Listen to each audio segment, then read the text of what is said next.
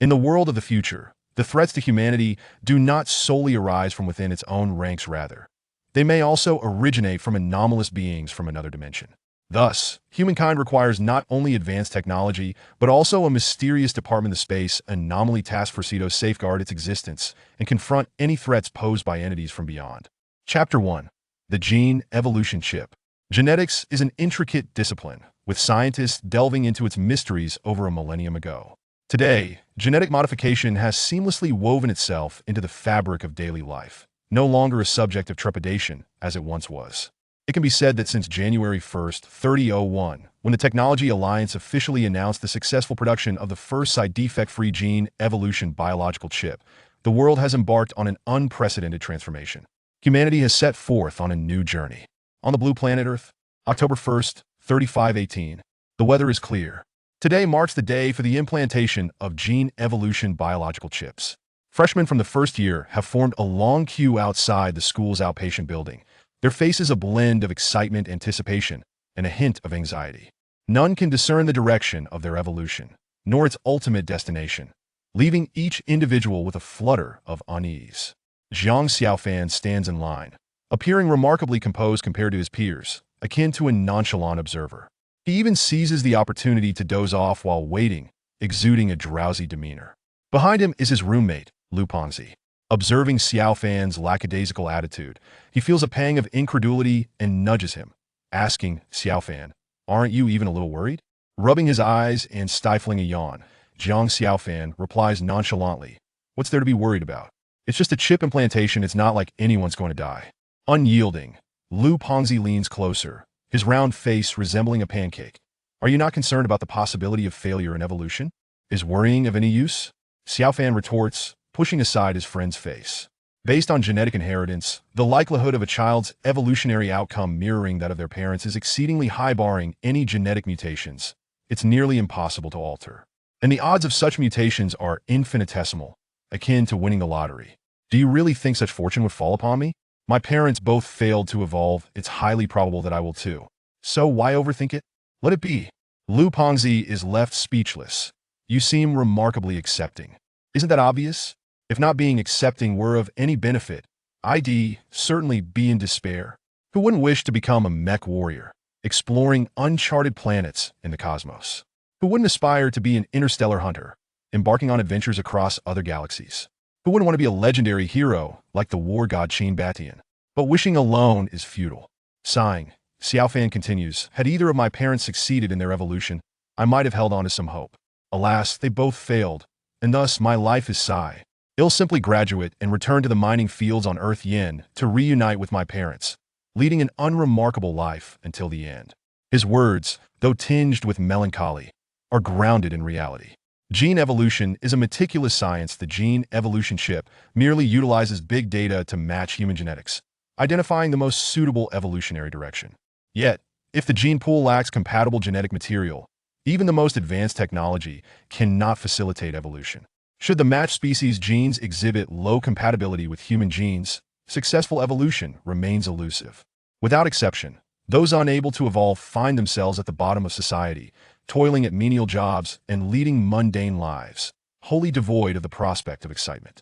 Thus, while Zhang Xiaofan feigns indifference, he harbors a flicker of discontent within. After all, which young individual does not yearn to rise above the ordinary? However, some aspirations are not destined to be realized. Everything is preordained. Engaged in banter with Lu Pengzi, they wait in line for about half an hour before it is finally Xiaofan's turn. The implantation process is straightforward. One merely stands within the surgical apparatus, and an intelligent robot automatically embeds the chip into the individual's body, completing the procedure in less than 10 seconds. Xiaofan feels a sensation akin to a mosquito bite on the nape of his neck, and soon the apparatus emits a green light, signaling the completion of the operation. "How do you feel?" Lu Pengzi inquires, leaning forward anxiously as Xiaofan exits the surgical device. Xiaofan shows him the nape of his neck. "Can you see the wound?" Lu Pengzi shakes his head. "Just a short red mark, akin to a light pinch." Xiaofan touches the site of the chip implantation. "I don't feel anything amiss, just a slight tingling sensation like having chili oil applied, but it doesn't impede my neck movement. Hurry up and go in, there are still so many waiting behind." "All right, I'll go in now. Wait for me, we'll head back together." Lu Pengzi hurriedly enters the surgical apparatus. The energy required for the gene chip to operate is minimal. The bioelectricity within the human body suffices. It is said that after the chip is implanted, it will begin scanning the body, and upon completion, will automatically send the scan results to its owner. Having never undergone implantation before, Xiaofan is unaware if his chip has begun functioning. He glances at the students awaiting their chip implantations, realizing he does not recognize anyone, and decides to pass the time counting. Before he reaches 10, Lu Pengzi, brimming with excitement, emerges from the surgical device and pulls Xiaofan towards the dormitory. Let's go. Back to the dorm. Time for a fierce battle. I'm about to hit level 50. Wow, that's fast. I'm still at level 35. Fierce Battle is a large-scale simulation game developed based on the current universe. Its professions mirror those in reality, allowing players to choose careers based on their evolutionary paths or their favorite heroes. It is immensely popular across both high and low social circles. Due to current laws prohibiting high school students from playing games, Xiaofan only began engaging this year after graduating high school and subsequently fell in love with the game, as it transports him to any galaxy to explore unknown civilizations. Of course, his affinity for the game is partly driven by a desire to experience a life within it that he cannot achieve in reality. However, just as he is immersed in the game, Lu Pengzi, lying in the adjacent gaming pod, suddenly sits up, his face etched with concern. Xiaofan, I think my scan results are coming in. Huh. Xiaofan bolts upright. What's happening? Wait, let me check. Lu Pengzi's body trembles with anxiety. It's hard to blame him for being nervous after all. This concerns the fate of their lives. Xiaofan watches with bated breath. In the next moment, Lu Pengzi, displaying agility, surpassing his physique, leaps from the gaming pod, elatedly pumping his fists and bouncing in place. Holy cow, I'm about to strike it rich. Xiaofan's eyes widen in disbelief. What species did you match with? What's the compatibility rate? Scaly armored beast. Compatibility rate is 83. Wow. Based on prior experiences with gene evolution, any compatibility exceeding 60 signifies a strong potential for successful evolution. An 83 compatibility rate essentially guarantees success, hence Lu Pengzi's exuberance. A flicker of envy flashes in Xiaofan's eyes before he recalls something. What species did your parents fuse with? If I remember correctly, it wasn't the scaly armored beast, right? The scaly armored beast resembles a species of pig, albeit twice the size of an ordinary pig, with a scaly exterior and immense strength, boasting formidable attack power. Lu Pengzi, still caught up in his excitement, stammers, my dad fused with the genes of the Earth Dragon Star's great black pig, while my mom fused with crocodile genes, though my mom's evolution failed. No wonder your matching gene is that of the scaly armored beast. You've essentially inherited the best traits from both parents. But your high compatibility with the scaly armored beast is truly fortunate. I recall that in recent years, our school has seen fewer than 50 students with compatibility exceeding 80. You're exceptionally lucky. Pengzi, if you hit it big, don't forget we were once dorm mates, urinated together, and battled in games as comrades. How could I forget? I can never forget you. Ha! Lu Pengzi laughs heartily, but after a moment, he realizes something. Zhang Xiaofan had implanted his chip earlier than him, yet he has not received his scan report. His laughter subsides as he asks, has yours not arrived yet? Xiaofan shakes his head. Don't worry, after implanting the chip, the report should come within 10 hours. By the way, what did your parents match with? What was their compatibility rate? Perhaps you've inherited their strengths and might have a chance of evolving successfully. Not a chance. My parents fused with the genes of the gold-eating worm, but neither surpassed a compatibility rate of 40. Even if I combined their strengths, my rate wouldn't exceed 50. With those numbers, how could I expect to evolve? Maybe in my dreams. Those figures are indeed dismally low, leaving little room for hope of success. Lu Pengzi thinks for a moment, but cannot conjure any comforting words. He pats Xiaofan on the shoulder. Don't be discouraged. Anything is possible. Xiaofan offers a faint smile. No need for comfort, I'm fine. I prepared myself mentally years ago. I can accept any outcome. You should hurry to the evolution department for your gene potion, otherwise, you might be waiting indefinitely. When you return, remember to tell me about your evolutionary potential. After students ascertain their gene evolution directions, the state provides a complementary gene potion for initial fusion, allowing them to gauge their evolutionary potential. Undoubtedly, the higher the potential, the better, as those with potential values exceeding 100 invariably become prominent figures. Despite his efforts to sound calm, Lu Pengzi detects a hint of concern in Xiaofan's tone. Unsure how to console him, he fidgets nervously, clears his throat twice, and says, all right, you keep playing, I'll head over now. With hurried footsteps, Lu Pengzi exits the dorm. Initially, Xiaofan intends to continue gaming, but after a while, he finds himself disinterested, feeling a sense of monotony.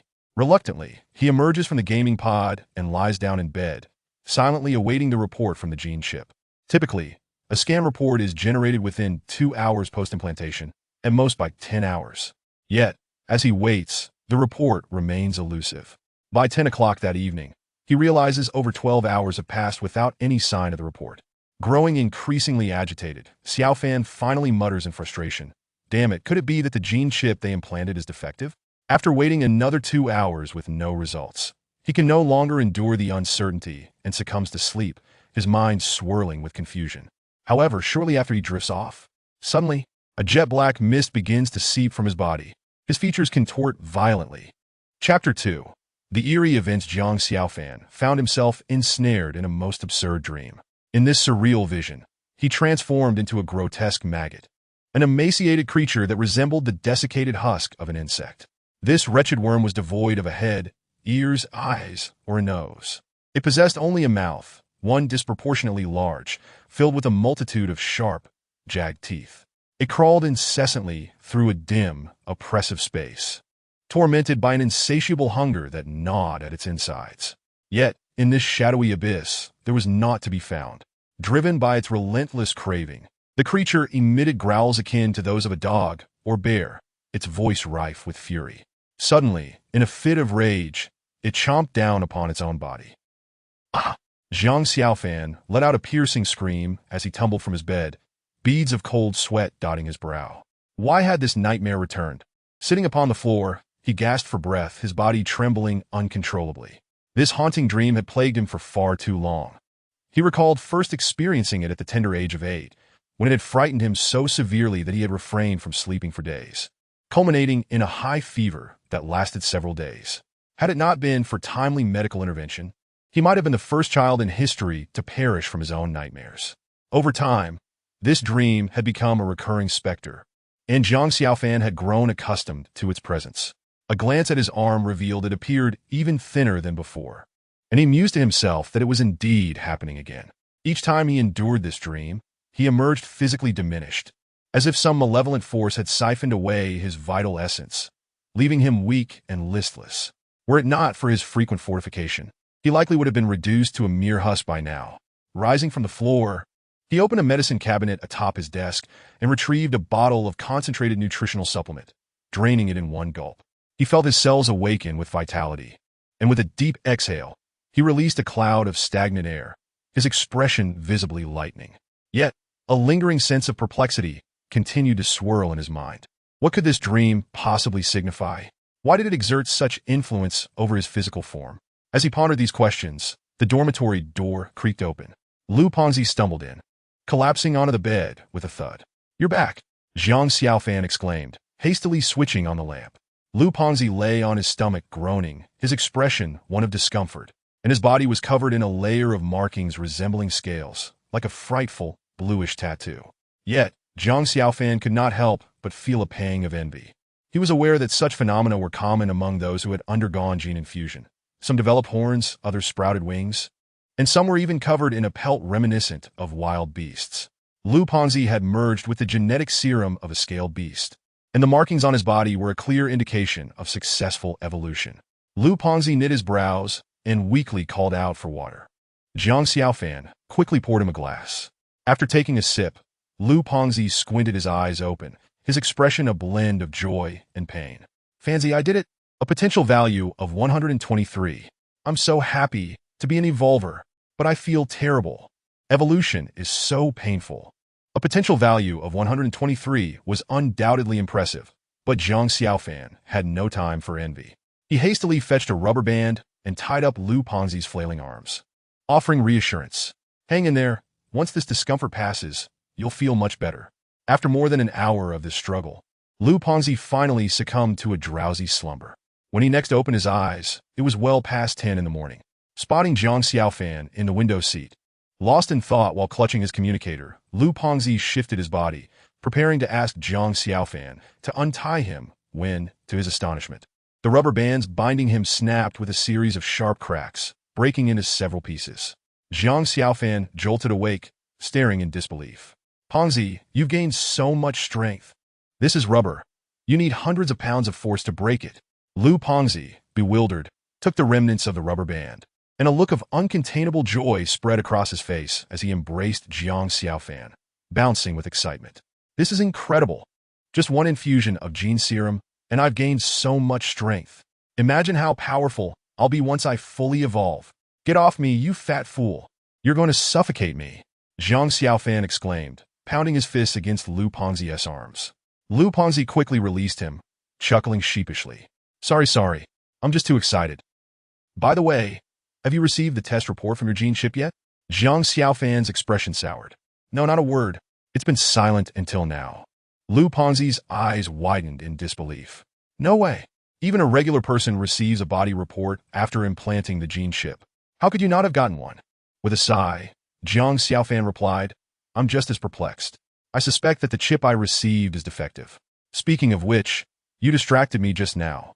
I almost forgot to ask. Did you see Tang Fingyi when you went to the evolution department yesterday? I sent her several messages, but she hasn't replied. Lu Pongzi laughed. So that's why you were staring at your communicator this morning, waiting for her message.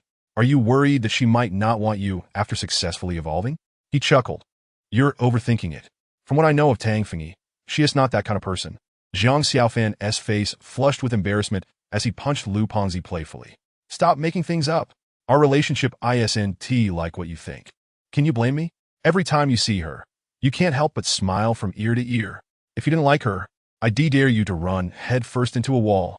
Lu Pongzi seized Jiang Xiaofan's wrist and pulled him toward the door. Where are we going? Jiang Xiaofan asked. To the evolution department. When I left yesterday, I ran into some classmates waiting for gene serum injections. They mentioned that Tang Fingyi met the evolution standards, but her fusion process wasn't smooth. There were severe rejection reactions, so she is probably still under observation in the evolution department. What? Why didn't you tell me sooner?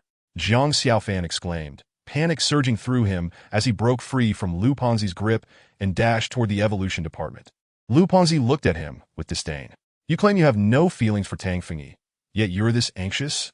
The evolution department was located within the outpatient building of the school, occupying 2 entire floors. Jiang Xiaofan inquired at the nurse's station about Tang Fingyi's room and hurried there. However, upon opening the door, he was met with an unwelcome sight. An individual he had no desire to see stood by Tang Fingyi's bedside, gazing at her as she lay in a deep slumber. What are you doing here? The young man, Lu Yi, glared at him, clearly displeased. Why don't you tell me? What brings you here? Jiang Xiaofan shot back, his eyes narrowing in anger. Lu Yi was a fellow freshman from Jizhou City, having attended the same high school as Jiang Xiaofan and Tang Fingyi. Because of Tang Fingyi's beauty, this scoundrel had relentlessly pursued her, infuriating Jiang Xiaofan to the point of engaging in numerous fights with him. I'm here to take care of a classmate. You should leave. You're not welcome here. Lu Yi stood, attempting to push Jiang Xiaofan out of the room. Jiang Xiaofan grasped his wrist tightly, fuming. Who the hell do you think you are? She doesn't need you to care for her. Get out. The two engaged in a fierce struggle. Both were of similar height and build, their strength comparable, and soon they were both panting heavily, faces flushed. Realizing this stalemate was futile, Lu Yi spoke with a tone of resignation. Jiang Xiaofan, you need to accept reality. Tang Fingyi doesn't belong to you. Jiang Xiaofan scoffed. I've known her since childhood. Our bond is not something a lecture like you can disrupt. I advise you to keep your distance from Fingyi, or you might end up hurting yourself. He sneered coldly. That was in the past. Allow me to inform you that I have successfully evolved. Although Tang Fingyi has not yet achieved successful evolution, I have already consulted the doctor, who stated that upon her next injection of the genetic serum, she has a 90% chance of evolving, which means she will soon become an evolved being. And you? If I am not mistaken, you have not met the standards for evolution, have you? Heh, you are merely an ordinary person incapable of evolution. How can you compete with me, for Tang Fingyi? You two are simply mismatched. She and I are a match made in heaven. At that moment, Jiang Xiaofan's heart sank. This scoundrel had managed to evolve as well. However, when it came to matters of the heart, he would not yield an inch. So what if you've evolved? Fingyi and I have grown up together. Our bond cannot be severed by evolution. I advise you to leave at once, or I will not hesitate to fight you. Ha! Et you get 19. It seems you still fail to comprehend the distinction between evolved beings and ordinary people. Very well, Today I shall demonstrate just how vast the chasm is between the two. You and she are not even in the same league. There is absolutely no possibility for you two. As soon as he finished speaking, a ball of flame appeared in his mouth and was hurled towards Jiang Xiaofan's chest at incredible speed. Jiang Xiaofan barely had time to react before the fireball struck him squarely in the chest. However, the next moment, Yi's expression froze. Jiang Xiaofan was equally bewildered.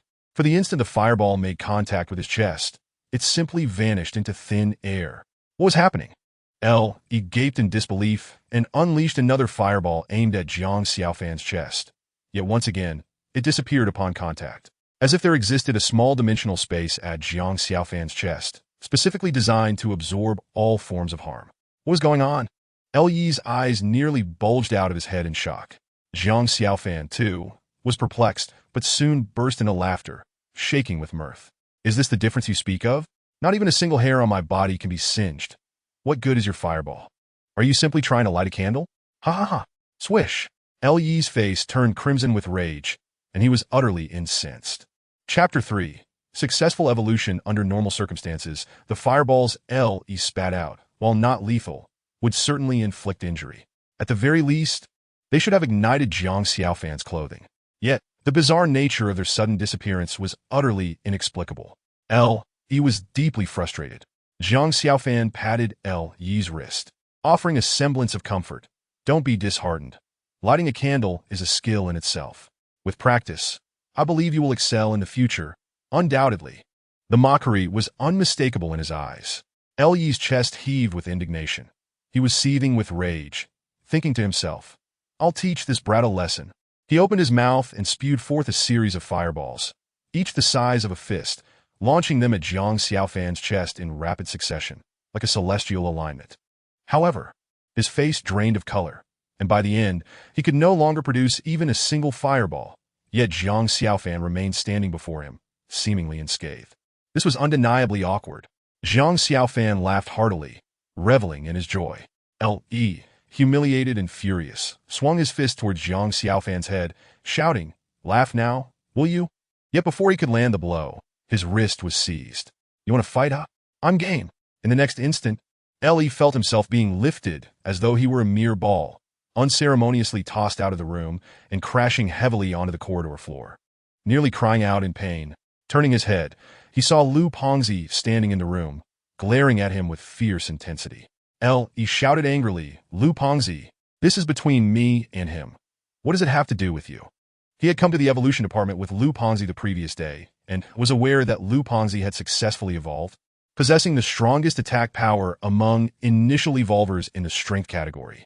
He was no match for him. Thus, although his anger boiled within him, he refrained from cursing, knowing that if it were Jiang Xiaofan, he would have no reservations in hurling insults. Fanzi is my brother. His affairs are my affairs. What? Do you have a problem with that?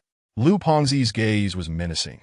As if Yi dared to utter a single word of dissent, he would be met with violence. Yi wished he could punch him into oblivion, but ultimately suppressed his fury, casting a resentful glare at Jiang Xiaofan. Jiang Xiaofan, just you wait. We'll see about this. I will make you pay. He stormed off in a huff. Jiang Xiaofan paid him no mind, his gaze settling entirely on Tang Fengyi, filled with warmth and affection. Tang Fengyi had attended school with him since kindergarten, continuing through elementary, middle, high school, and now university. They had never parted ways. Although neither had expressed their feelings overtly, they could see the deep affection reflected in each other's eyes. It was not familial love, but romantic love. Inevitably, Tang Fengyi was undeniably a beautiful girl, her allure stemming not from mere appearance, but from her grace. Lying motionless on the hospital bed, she illuminated the entire room with her presence. She resembled a water lily, possessing an ethereal purity that few could match. Even the most beautiful women would feel a pang of inadequacy in her presence, while even the most debased of men would find it hard to harbor any impure thoughts upon seeing her. She was like the sun in the sky, impossible to ignore. Even in a crowd, her otherworldly grace stood out, akin to a crane among chickens, truly one of a kind.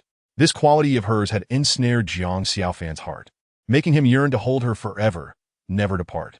Time slipped by, and eventually, Tang Fengyi slowly opened her eyes. Upon seeing Jiang Xiaofan by her bedside, she smiled gently, as radiant as a blooming flower. I knew you would come to watch over me. Her eyes sparkled with profound affection. Jiang Xiaofan grasped her hand, asking, "How are you feeling?" Tang Fengyi shook her head. "I'm fine. Has your test report come out yet?" Jiang Xiaofan nodded. "Yes, it has." The chip indicated a match with the Firebird gene, with a compatibility of 63. Tang Fengyi was taken aback. "Firebird? I recall that my uncle and aunt matched with the gold-eating bug gene. Why are you matched with the Firebird?" Lu Pengzi, standing nearby, was equally stunned, casting a suspicious glance at Jiang Xiaofan. Hadn't his scanning results not yet been released? Even if they had, it shouldn't have been the Firebird. Could it be that he feared disappointing Tang Fengyi and thus pretended to have successfully matched? While a deception might work for a moment, it couldn't last forever. He couldn't help but feel anxious for Jiang Xiaofan, continuously signaling him with his eyes. Yet, unbeknownst to him, Jiang Xiaofan's gene testing report had indeed been released. Just moments ago. Earlier, when Li continuously attacked him with fireballs, Jiang Xiaofan had felt something awakening within him, which had absorbed those fireballs.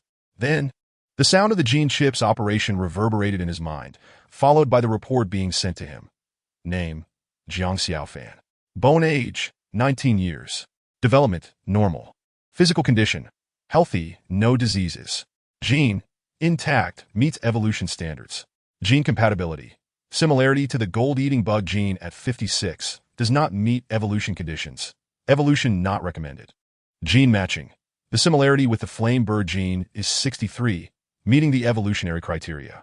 It is recommended to inject the flame bird gene serum. This sudden detection report startled Jiang Xiaofan, and had it not been for Li's intention to confront him, he would have taken the time to investigate his own results, wondering why they arrived so late and why they seemed vastly different from his genetic makeup. How would I know? Perhaps there has been a genetic mutation, Jiang Xiaofan shrugged, feigning ignorance.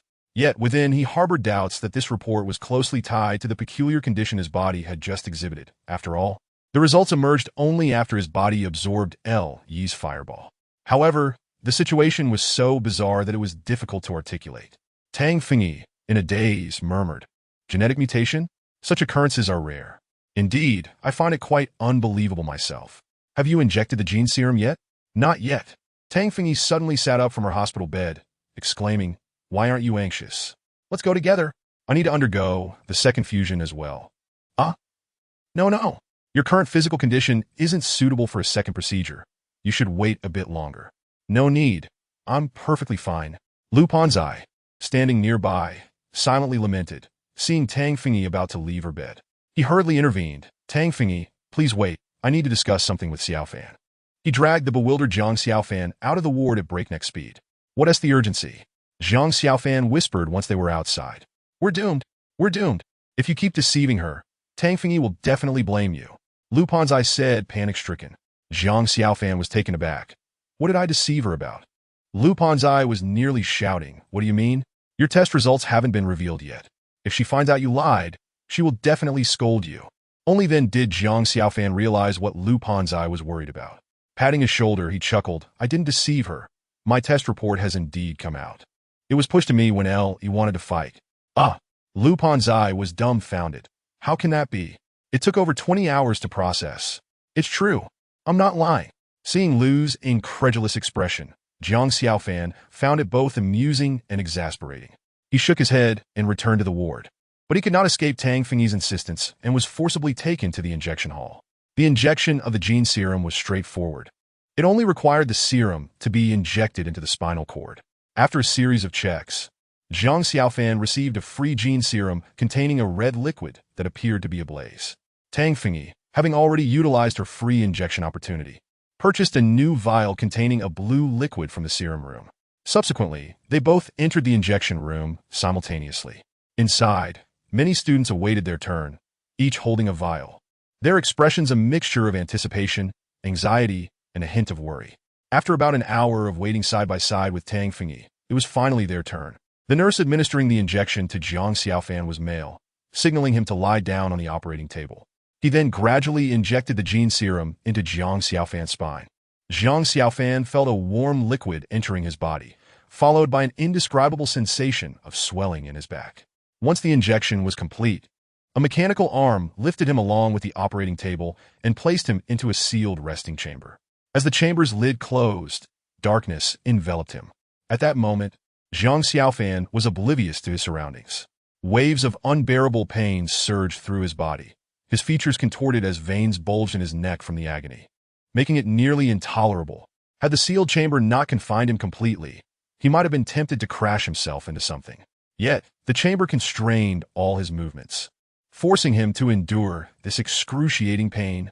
A series of suppressed roars, primal and beast-like, echoed within the sealed chamber.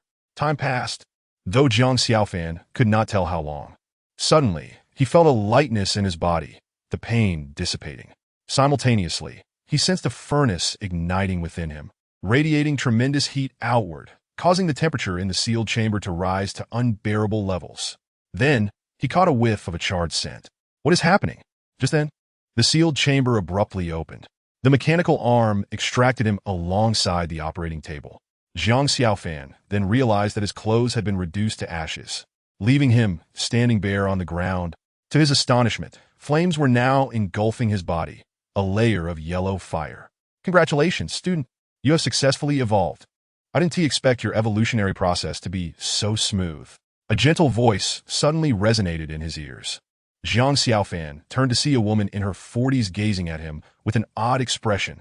Ah, don't look, don't look, Zhang Xiaofan yelped, nearly jumping up in shock, hastily covering himself in panic.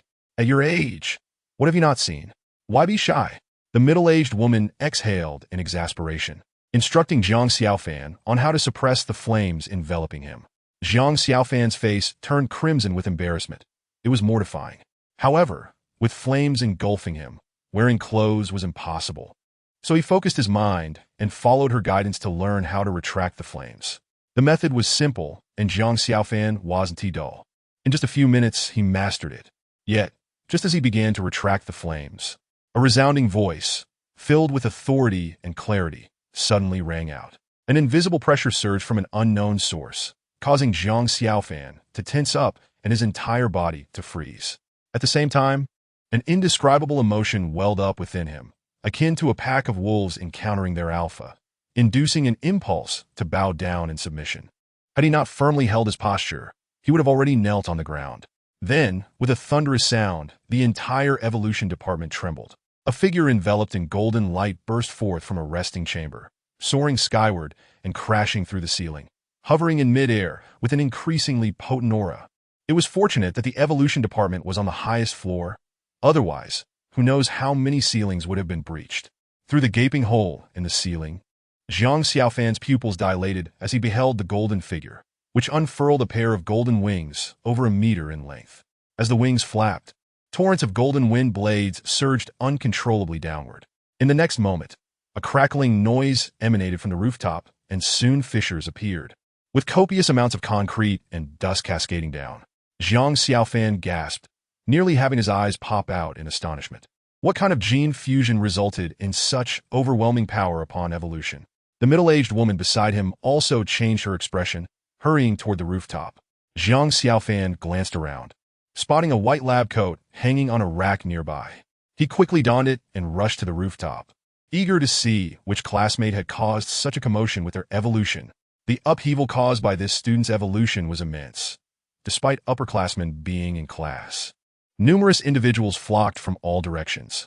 Teachers and school leaders hurried as well, nearly all arriving within 2 minutes, gathering on the rooftop of the outpatient building. The principal was the fastest, having flown over.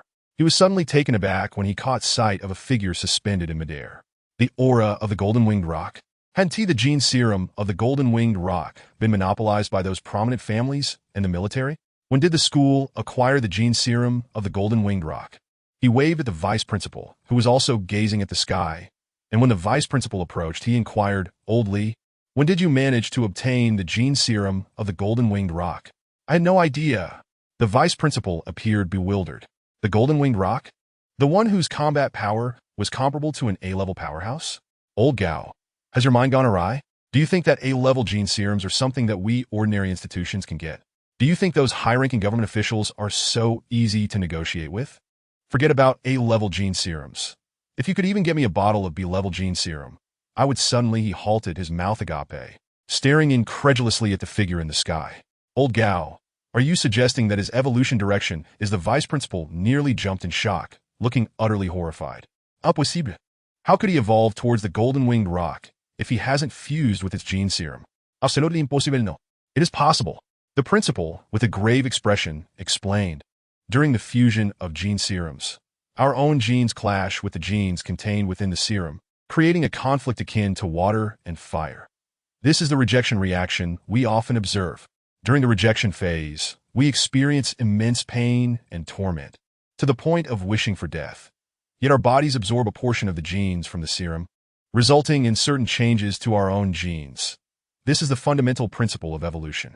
However, there exists a type of individual whose innate genes are extraordinarily powerful, even surpassing the genes they are attempting to fuse with. In the process of fusion, their rejection reaction far exceeds that of us ordinary people, and their bodies will not accept inferior genes, treating it as a battlefield until all foreign genes are eradicated. In this smoke-free battle, their own genes absorb the energy from the serum, awakening their genetic abilities and transforming them into evolvers. The principal gazed at the figure suspended in the air, his expression growing increasingly profound. Yet such individuals typically emerge from those prominent families. Only within those families can one find descendants with such exceptional genes. Who is he? Why has he come to our school? Or could it be he is a descendant of a fallen family? The figure in the air was enveloped in a golden light, rendering gender and features indistinguishable. The principal furrowed his brow, his eyes filled with uncertainty regarding the identity of this person. Just then, a powerful aura flickered. A figure, like a streak of light, shot rapidly towards the rooftop. It became vaguely clear that it was a man, his back adorned with a pair of wings, shimmering with a layer of crimson radiance. Each flap of his wings propelled him forward with tremendous force, accelerating his flight. In the next moment, he landed atop the building. He was slender, with gray-white hair, his face fair, appearing to be in his 30s. Yet the weariness in his eyes suggested that his actual age was far greater than his appearance. Upon landing, he looked with great concern at the figure enveloped in golden light, as if he shared a close bond with that person. "Oh, Uncle Tang, what brings you here?" Jiang Xiaofan exclaimed, his eyes wide with surprise as he ran towards the man. He was extremely familiar with this man, named Tang Tianyu, the father of Tang Fengyi, who worked at a neighborhood office in Jizhou City. He was quite low-key, and in Jiang Xiaofan's memory, Uncle Tang was a very amicable person, always exuding a warm and welcoming aura. Over the years, Jiang Xiaofan had visited his home for meals often, feeling as if he were meeting family. However, he had never seen Tang Fengyi's mother. As far back as he could remember, she had always been absent. "Xiaofan, you're here too. Why are you dressed as a Dr. O?" Tang Tianyu suddenly froze, pulling Jiang Xiaofan close, his gaze fixating on the fiery yellow bird emblem on Jiang Xiaofan's chest, which occasionally emitted a gentle warmth. "The fiery bird? You fused with the fiery bird's genes? And successfully evolved?" Uncle Tang touched the fiery bird emblem on Jiang Xiaofan's chest, his expression one of peculiarity. "If I recall correctly, both your father and mother's genes are matched to the golden devouring worm, right?" Jiang Xiaofan awkwardly scratched his head. "Yes, that's right. This is cross-species mutation." How truly astonishing. As a sea-level expert, Tang Tianyu certainly understood the concept of genetic mutations. Yet mutations generally occur within the same species. He had never heard of cross-species mutations before, and his eyes were filled with disbelief. "I can't make sense of it either, but that's not important. The fact that you've successfully evolved is a good thing. Uncle Tang, you still haven't explained why you're here?" Jiang Xiaofan pressed on. "Why do you think I'm here?" Tang Tianyu gestured towards the figure in the air with his chin. Initially, Jiang Xiaofan was baffled, but he quickly widened his mouth, stuttering, "Uncle Tang, are you saying she is Fengyi?" His eyes brimmed with incredulity. The golden figure in midair, undergoing evolution, turned out to be Tang Fengyi. It was utterly unbelievable. At that moment, a powerful aura surged from the distance once again. A figure enveloped in a cyan glow dashed across the ground, each step propelling him several meters forward, his speed surpassing that of Tang Tianyu's flight. With a thunderous crash, he stomped down, causing the ground to crumble beneath him. In the next instant, his body soared high, the 20-meter-tall outpatient building appearing insignificant to him, and he landed instantly on the rooftop. The overwhelming aura emanating from him caused the surrounding crowd to turn pale, their bodies retreating several meters before they could regain their composure, gazing at him in astonishment. It turned out to be an elderly man. He appeared to be in his 60s, with a small stature and long arms, resembling a gibbon. The principal's expression shifted dramatically, his gaze turning grave. Though he was now a sea-level expert, facing this elder still sent shivers down his spine, as though he were confronting a ferocious beast. Clearly, the elder's strength far surpassed his own. When did a B-level expert arrive in Ningjin City? Why was I not informed? Despite the principal being a well-connected individual, familiar with everyone in Ningjin City, he had never encountered this formidable expert before. Steadying himself, he approached the elder respectfully, cupping his hands in greeting. "Old sir, may I ask who you are?" The elder cast a sidelong glance at him, completely ignoring him, instead fixing his sharp gaze on Tang Tianyu, a cat-and-mouse expression on his face. "Tang Tianyu, we meet again." Tang Tianyu's expression changed dramatically. His eyes were filled with panic. Zhang Xiaofan had never seen him so flustered before. The elder sneered. "Did you think you were hiding well these years? Ridiculous. Before the Feng family, even if you fled to the ends of the earth, you would still be unable to escape their pursuit. If it weren't for the old master's pity for the young miss, fearing she would lose her mother and not wanting her to lose her father as well, I would have eliminated you long ago." After a moment of initial panic, Tang Tianyu finally regained his composure, his expression wary as he asked, "What do you want?" "What do I want?" The elder chuckled coldly, then turned his excited gaze towards the golden figure in the air. "Of course, I am here to welcome the young miss home, back to where she rightfully belongs." Chapter 5. The Evolution of the Flesh Worm Over My Dead Body. Tang Tianyu's eyes widened in disbelief. "She is my daughter. I will not permit anyone to take her away from me." His face flushed crimson, fury surging within him, as he glared fiercely at the elder, his eyes nearly turning red with rage, wishing nothing more than to strike the elder down with a single blow. Zhang Xiaofan had never before witnessed such a ferocious temper. Utterly bewildered, he pondered the situation. "Do you believe you can thwart me?" The old man scoffed disdainfully. "What you have merged with is merely the genes of the Fire Phoenix. At best, you possess sea-level strength. How could one like you impede me?" He fixed a frigid gaze upon Tang Tianyu, his eyes growing increasingly frosty. If the young miss had failed to awaken the Feng family bloodline, it would have been acceptable. I would have gladly seen her live an ordinary life. However, alas, you are fated never to relish familial joys. Since the young miss has awakened the Feng family bloodline, from this moment forth, she is no longer connected to you, but rather a scion of the Feng family. As the old man's words echoed, the gathered crowd finally grasped the reason for his presence. He intended to take Tang Fengyi back to the Feng family. But, the Feng family? Which Feng family? Is it formidable? Judging by his tone, it must be a prestigious clan, yet it seems there is no Feng family in Ningjin City. Could it be a family from another city? The surrounding students wore expressions of confusion, while the teachers and higher-ups of the school displayed a sudden change in countenance. The Feng family? Could it be the one from Old Capital City? It shouldn't be. Although the Feng family from Old Capital City possesses remarkable strength, their strongest member is merely B-level. A family that boasts the genes of the golden-winged rock must surely have A-level experts, at the very least a bronze family. The Feng family from Old Capital City is still lacking. Which Feng family could it be? At that moment, all the teachers and academy leaders turned their gaze toward the principal. After a moment of contemplation, the principal solemnly stated, "It is likely the Feng family from Qizhou." A collective gasp reverberated through the crowd. Almost everyone widened their eyes in disbelief. The Feng family from Qizhou is a renowned silver family within the Huaya Federation, founded 500 years ago by the illustrious blood-killing General Feng Wuxing. Over the past 5 centuries, the Qizhou Feng family has produced numerous A-level experts, some serving in the military, exploring the endless cosmos, others becoming interstellar hunters, specializing in the eradication of formidable beasts that pose great danger to humanity, and yet others venturing as interstellar adventurers, traversing perilous lands to procure invaluable research materials for the scientific community. It can be said that the Qizhou Feng family has made indelible contributions to the development of the Huaya Federation. Even now, the statue of the family patriarch, Feng Wuxing, still stands tall in the celebrity square of the capital, receiving homage from the people. While his legendary deeds are chronicled in history textbooks, stories that even 3-year-old children have heard of, such as how he valiantly battled fierce beasts on a desolate planet for 3 days and nights to protect a team of scientists. Such a family is not to be trifled with. Zhang Xiaofan, too, felt a chill run down his spine. realizing that this old man was indeed a member of the Qizhou Feng family, which explained his overwhelming presence. Simultaneously, he comprehended the gravity of the situation. Tang Fengyi had a blood connection to the Qizhou Feng family, and it was a close kinship. However, the audacity of this elder to claim Tang Fengyi for the Feng family was utterly unacceptable. If Fengyi were taken away, how could they ever see each other again?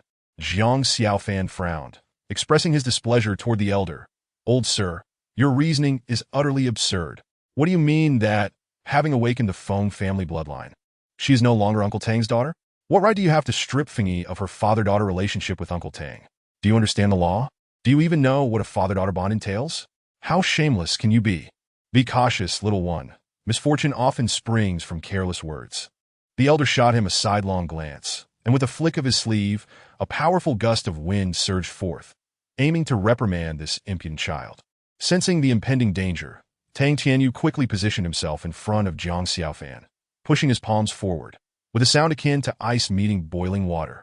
The gust was instantly dispelled, yet Tang Tianyu was jolted back 3 steps by an overwhelming force, nearly colliding with Jiang Xiaofan, his complexion turning a shade of deep crimson. The elder's face twisted into a sneer. Tang Tianyu, after all these years, your strength remains woefully inadequate. Tang Tianyu's expression darkened instantly. His gaze fixed on the elder, filled with a sense of gravity and an unmistakable hint of anxiety. This old scoundrel's strength had evidently increased, and he was likely not far from achieving A-level status. Jiang Xiaofan was equally alarmed. This was his first encounter with a brute who would draw weapons at the slightest provocation, nearly causing him to lose control of his bladder, his heart racing wildly. At that moment, Tang Fengyi, suspended in midair, suddenly let out a piercing cry, her voice tinged with distress. Subsequently, a cracking sound emanated from the golden wings behind her, as if they were on the verge of breaking. With great effort, the wings unfurled to the sides, growing increasingly elongated. As the wings expanded, her aura intensified, and the golden light enveloping her became ever more radiant. This sudden transformation drew the attention of all 3 towards Tang Fengyi. Jiang Xiaofan's gaze was fraught with tension. Tang Tianyu's reflected concern, while the elder's eyes gleamed with anticipation. 1 second, 2 seconds, 3 seconds, 10 seconds later, with a resounding crash, a brilliant golden light erupted from the sky, radiating outward like a tidal wave, momentarily blinding the onlookers, who found themselves enveloped in a world of pure gold. In the next instant, the golden light rapidly contracted, and when the crowd regained their sight, they beheld the true visage of Tang Fengyi, her complexion pale, devoid of color, her garments torn apart by the magnificent golden wings that now extended 3 meters in size. Each feather on those wings shimmered with a golden hue, radiating a dazzling glimmer as if crafted from golden glass. Yet at that moment, the wings remained still. Tang Fengyi lay unconscious, her eyes firmly shut, her body plummeting rapidly. Fengyi! Jiang Xiaofan called out in alarm, rushing toward her descent. Tang Tianyu was even swifter. With a whoosh, a pair of crimson wings sprouted from his back, propelling him skyward like an arrow released from a bow. However, the elder's speed surpassed his.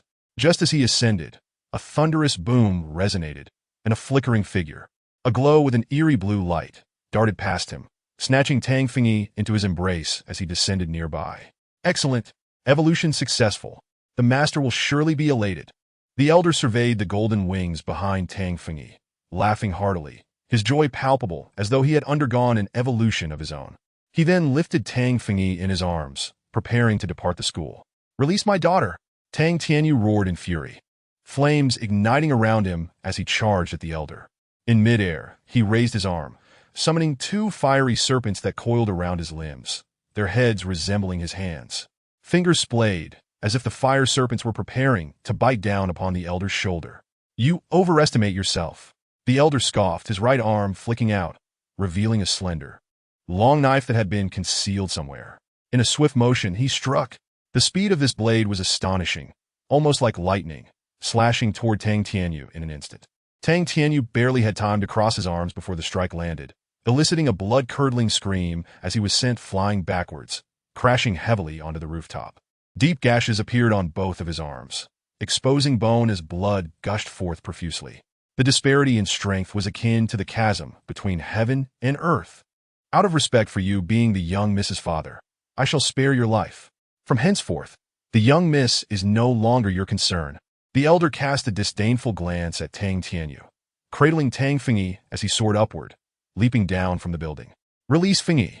Jiang Xiaofan cried out in desperation, disregarding the overwhelming power of the elder, charging forward in an attempt to intervene. Get lost! The elder flicked his sleeve, unleashing a blue energy orb that struck Jiang Xiaofan squarely in the chest. He barely had time to react before he felt as though he had been struck by a mountain, his chest cracking and breaking several bones in an instant. In the next moment, a spurt of fresh blood erupted from his mouth, resembling a leaf caught in the wind. He was swiftly propelled backward, crashing heavily onto the rooftop, sliding for several meters before finally coming to a halt. But soon he fell silent. Struck down by that casual blow, he suffered grave injuries and lost consciousness. Release my daughter. Tang Tianyu struggled to rise from the rooftop, intent on pursuing the elder, but upon seeing Jiang Xiaofan's mouth continually spilling blood, he hurriedly rushed to Jiang Xiaofan's side to assess his injuries. His expression changed drastically. Principal, quickly, take him to the hospital. Only then did the principal and others react, rushing over. The principal said, leave this to me. He understood Tang Tianyu's concern for his daughter and proactively took charge of the situation. Then I must trouble you. Tang Tianyu did not stand on ceremony. His heart consumed with thoughts of his daughter. He cast a deep glance at Jiang Xiaofan before resolutely chasing after the direction the elder had departed. Meanwhile, with the principal's assistance, Jiang Xiaofan was transported to the best hospital in Ningjing City at a pace that defied comprehension. His injuries were severe, 7 broken ribs, and numerous fragments of bone driven into his heart by the immense force of the azure energy orb that had struck his chest, leaving his heart riddled with holes and functioning at a fraction of its capacity. Were it not for the advancements in modern medical technology, he would have faced certain death. As the doctors anxiously worked to repair his heart, Jiang Xiaofan, in a daze, drifted into a dream he had often encountered before. In the dream, he once again found himself as the fleshy worm dwelling in a dim space. To his astonishment, he realized that at some point, the worm had ceased to be so emaciated. Previously gaunt as a desiccated corpse, it now appeared more robust, even emanating a subtle black luminescence. Even stranger, the previously desolate space was illuminated by a large azure orb floating in the air, radiating azure light that brightened the dim surroundings. Curiously, the fleshy worm was now clinging to the azure orb, voraciously devouring it without a hint of fatigue. After a considerable time, the azure orb was completely consumed, and the worm's body swelled several sizes, resembling a plump, rolling ball. It seemed to have overeaten, lying motionless on the ground, yet an astonishing aura emanated from its form. Time passed. Suddenly, its upper body began to tremble, accompanied by a series of cracking sounds, and soon after, a pair of chubby little legs gradually sprouted from the rotund mass. Chapter 6. The Second Fusion Gene. Jiang Xiaofan was taken aback. He had once thought that the creature resembling a fleshy worm in his dream was merely a worm, yet it had unexpectedly grown legs. Was the fleshy worm not a worm? As he pondered, the fleshy worm flipped over and swiftly crawled through the dim space, its short legs moving with remarkable speed. A surge of excitement and joy swelling within, as if reveling in its successful evolution. At that moment, its body, having transformed into a ball of flesh, reverted to its previous emaciated form, the black luminescence intensifying, no longer appearing endearing, but rather exuding an eerie quality. Just then, a flurry of urgent notifications echoed, as if from the heavens, distorting the dreamscape. As the dream faded away, Jiang Xiaofan slowly opened his eyes. He found Tang Tianyu sitting in a chair beside him, his arms bandaged, a complex expression on his face, as he seemed to contemplate some significant issue, his gaze grave. However, he did not see Tang Fengyi's figure, and unease washed over him. Uncle Tang, where is Fengyi? Tang Tianyi zon that way. You're awake? He hurriedly rose to examine Jiang Xiaofan's injuries, his expression peculiar. Your body is quite strange. Such severe injuries have healed remarkably fast. Jiang Xiaofan then recalled the grave injuries he had sustained before losing consciousness and glanced at his chest, wrapped in translucent bandages, only to find that the surgical incision had already scabbed over. How long have I been unconscious, Uncle Tang? He inquired. A day. Tang Tianyu pressed on Jiang Xiaofan's chest. Does it hurt? Jiang Xiaofan shook his head. A little pain, but mostly it feels itchy. That's the bones healing. And the heart? How does it feel? Tang Tianyu asked again. Jiang Xiaofan held his breath, sensed for a moment, and replied, it seems fine, just a slight pain. Tang Tianyu's expression grew even more peculiar. That can't be. Your injuries were so severe that even with the use of a cell regeneration serum, the healing speed is far too rapid. Could this be a benefit of genetic mutation? Jiang Xiaofan did not understand, but his thoughts were solely focused on Tang Fengyi, rendering him indifferent to the matter. He pressed, Uncle Tang, please answer me. Where is Fengyi? Did you catch up to her? Tang Tianyu sighed, slumping back into his chair. I didn't catch up. That old rascal was far too swift for me.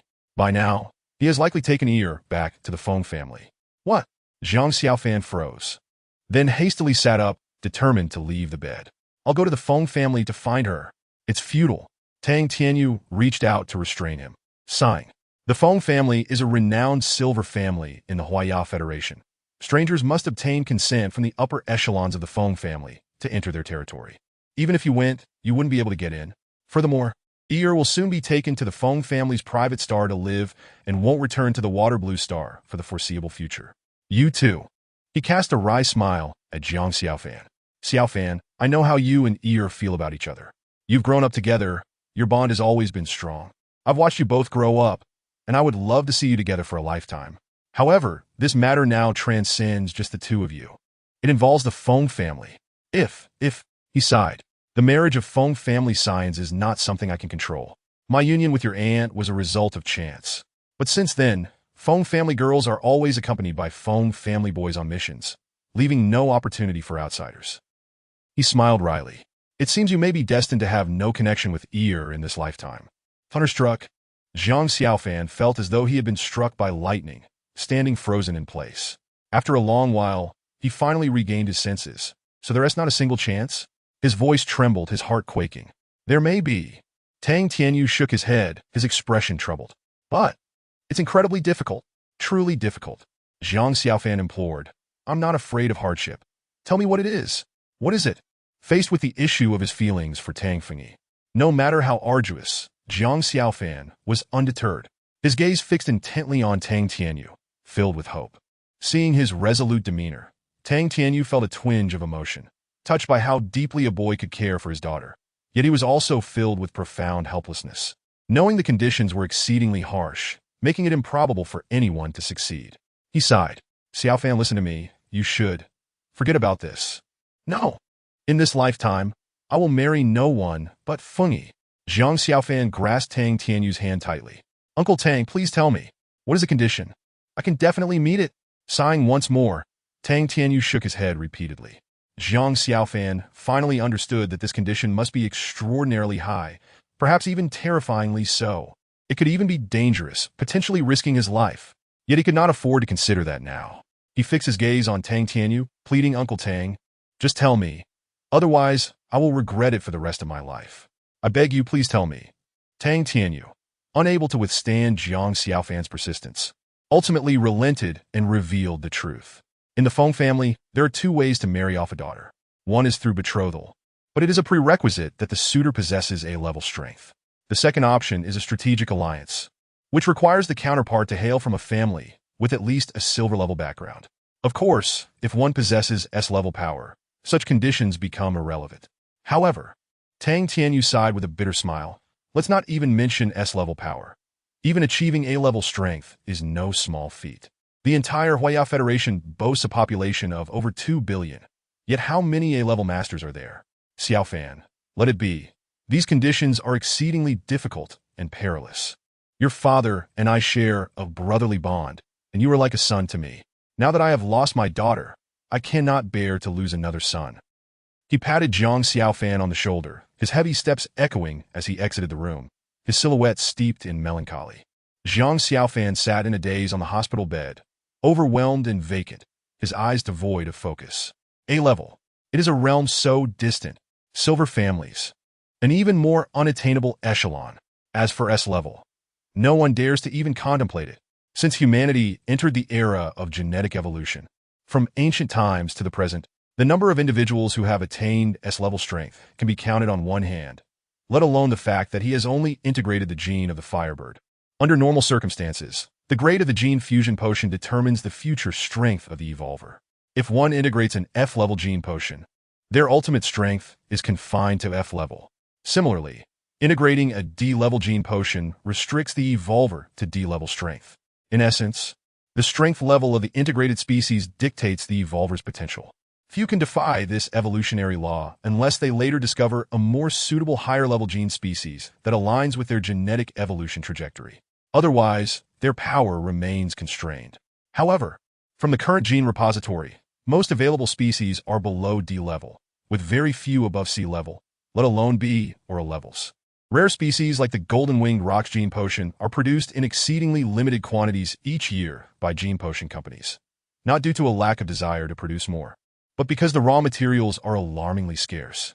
Extracting the gene of the golden-winged rock is akin to scaling the heavens. The gene Zhang Xiaofan integrated comes from the Firebird, a common fire attribute raptor from Featherstar, and even a mature Firebird boasts only D-level strength. Thus, no matter how many times Zhang Xiaofan integrates, his growth potential is inherently limited, capping at D level. Unless he finds a species that better aligns with his genetic makeup and possesses A-level strength, he will never attain A-level status. Yet, A-level species are not easily found, and even if discovered, he lacks the strength to acquire them. This means that the likelihood of him becoming an A-level powerhouse in this lifetime is virtually zero, not to mention S-level. This is undoubtedly a monumental task. Zhang Xiaofan remained seated for an extended period, even as a nurse approached to inspect his wounds, resembling a vegetable as he allowed himself to be tended to. It wasn't until the moon ascended above the treetops that he finally stirred. What's so daunting about A-level? Can a living person be suffocated by holding in their urine? Follow me, just wait. I will certainly come for you. Zhang Xiaofan clenched his fist tightly, an unyielding resolve igniting in his eyes. He had made up his mind. Regardless of the trials he would face, he would overcome every obstacle to become an A-level powerhouse. Striving to reunite with Tang Fengyi as soon as possible, at that moment he suddenly recalled something. Before his awakening, he seemed to have heard the notification sound from the gene chip, which must have pushed a message to him. Could it be that the chip provided him with a new health report? Although the gene chip primarily serves as an intelligent program guiding human evolution, it can also detect abnormalities in the body. Ordinary individuals who have not successfully evolved typically treat the gene chip as health monitoring software, frequently adjusting their diet or medication based on its reports. Zhang Xiaofan closed his eyes, concentrating intently as he reviewed the push notifications from the gene chip. He discovered that since he had lapsed into unconsciousness yesterday, the gene chip had sent at least 50 notifications. He began with the first one. Body anomaly detected. 7 fractures in the sternum. Surgery recommended for stabilization. Bone hyperplasia medication advised. Body anomaly detected. 23 ruptures in the heart. Immediate surgical repair recommended. Cellular proliferation medication advised. Body anomaly detected. Total blood loss exceeding 10%. Bone marrow activation medication suggested. Body anomaly detected. Suddenly, Zhang Xiaofan's body jolted. He was stunned. His eyes were filled with disbelief. He had glimpsed the final notification. It was the latest report pushed by the gene chip. Name, Zhang Xiaofan. Bone age, 19 years. Development, normal. Body, sternum fractured, heart function weakened. Gene, intact, meets evolution standards. Gene match, similarity to the golden eating bug gene at 56. Evolution conditions not met. Evolution not advised. Gene match, similarity to the Firebird gene at 63. One successful fusion of Firebird gene potion. Potential value 84. Further fusion not advised in the short term. Gene match. Similarity to the Gale Mantis gene at 67. Evolution conditions met. Gale Mantis gene potion recommended. Chapter 7. Hilarious parents, what is happening? Zhang Xiaofan was utterly bewildered. His report contained an additional match gene, and it was a cross-species gene. This was simply unbelievable. It is known that genetic evolution follows certain patterns. The gene chip provides evolutionary directions based on the inherent genes, generally selecting the most compatible species for guidance. If one integrates the gene of a fire attribute bird species for the first time, subsequent matches would invariably belong to fire attribute birds, forever confined within that category. This is the immutable law of evolution. Yet now, Zhang Xiaofan unexpectedly matched a brand new species, the Gale mantis, an insect of the predatory variety. Not only Zhang Xiaofan found it hard to believe, but even scientists specializing in genetic research would be incredulous. It was incomprehensible. Could it be related to the dream I had? Zhang Xiaofan couldn't help but recall the dream he had, where the meaty worm sprouted 2 legs, and only then did the gene chip push the new report. If there were no connection between the two, he could never believe it. What does this dream signify? What was that meaty worm? Zhang Xiaofan pondered, perplexed, ultimately resigning himself to confusion. But soon, he felt exhilarated. This was the Gale mantis. While it is a relatively common predatory insect, its prowess rivals that of B-level powerhouses. This means that if Zhang Xiaofan can successfully evolve in this direction, his future strength would at least reach B-level. Though B-level is still a distance from A-level, it is not insurmountable. If fortune smiles upon him, perhaps he might later match with even higher-level gene species. I need money. A sudden spark ignited in Zhang Xiaofan's eyes, his gaze ablaze with determination. The school does not possess B-level gene potions to evolve in the direction of the Gale mantis. He must resort to the black market to procure the gene potion. However, as a 19-year-old student, where would he find the funds? Thus, he turned to his parents. At this moment, he had no choice but to bother them. Clearing his throat, he dialed his father's number. Soon his father answered, and his figure was projected into the air via the communicator on Zhang Xiaofan's wrist. It appeared that his father was at work, as blue-uniformed personnel passed by in the background, accompanied by the roar of machinery. What's the matter, Xiaofan? His father waved his hand toward the distance. Quick, quick! Your mother! Come here! Our son is calling. In the next moment, a plump, middle-aged woman squeezed into the projection, her excitement palpable as she exclaimed, Son! Son! Mom misses you dearly. Mother, I miss you too. Zhang Xiaofan immediately smiled and waved at her. The mother and son engaged in light-hearted conversation. Observing them from the side, the father felt a pang of heartache, pushing the mother's round face aside, and said to Zhang Xiaofan, Xiaofan, why did you call? This is an interstellar call. Quite expensive. If it's not something urgent, couldn't you wait until Saturday when your mother and I return? The mother immediately grew displeased and shouted at him. My son just called me, and you want to hang up? If you're so concerned about money, why don't you just send it to the money? Saying this, she snatched the communicator away, moved aside, and cheerfully said to Zhang Xiaofan, Son, let us ignore him. Your father will always be like this, miserly to the core. How am I being miserly?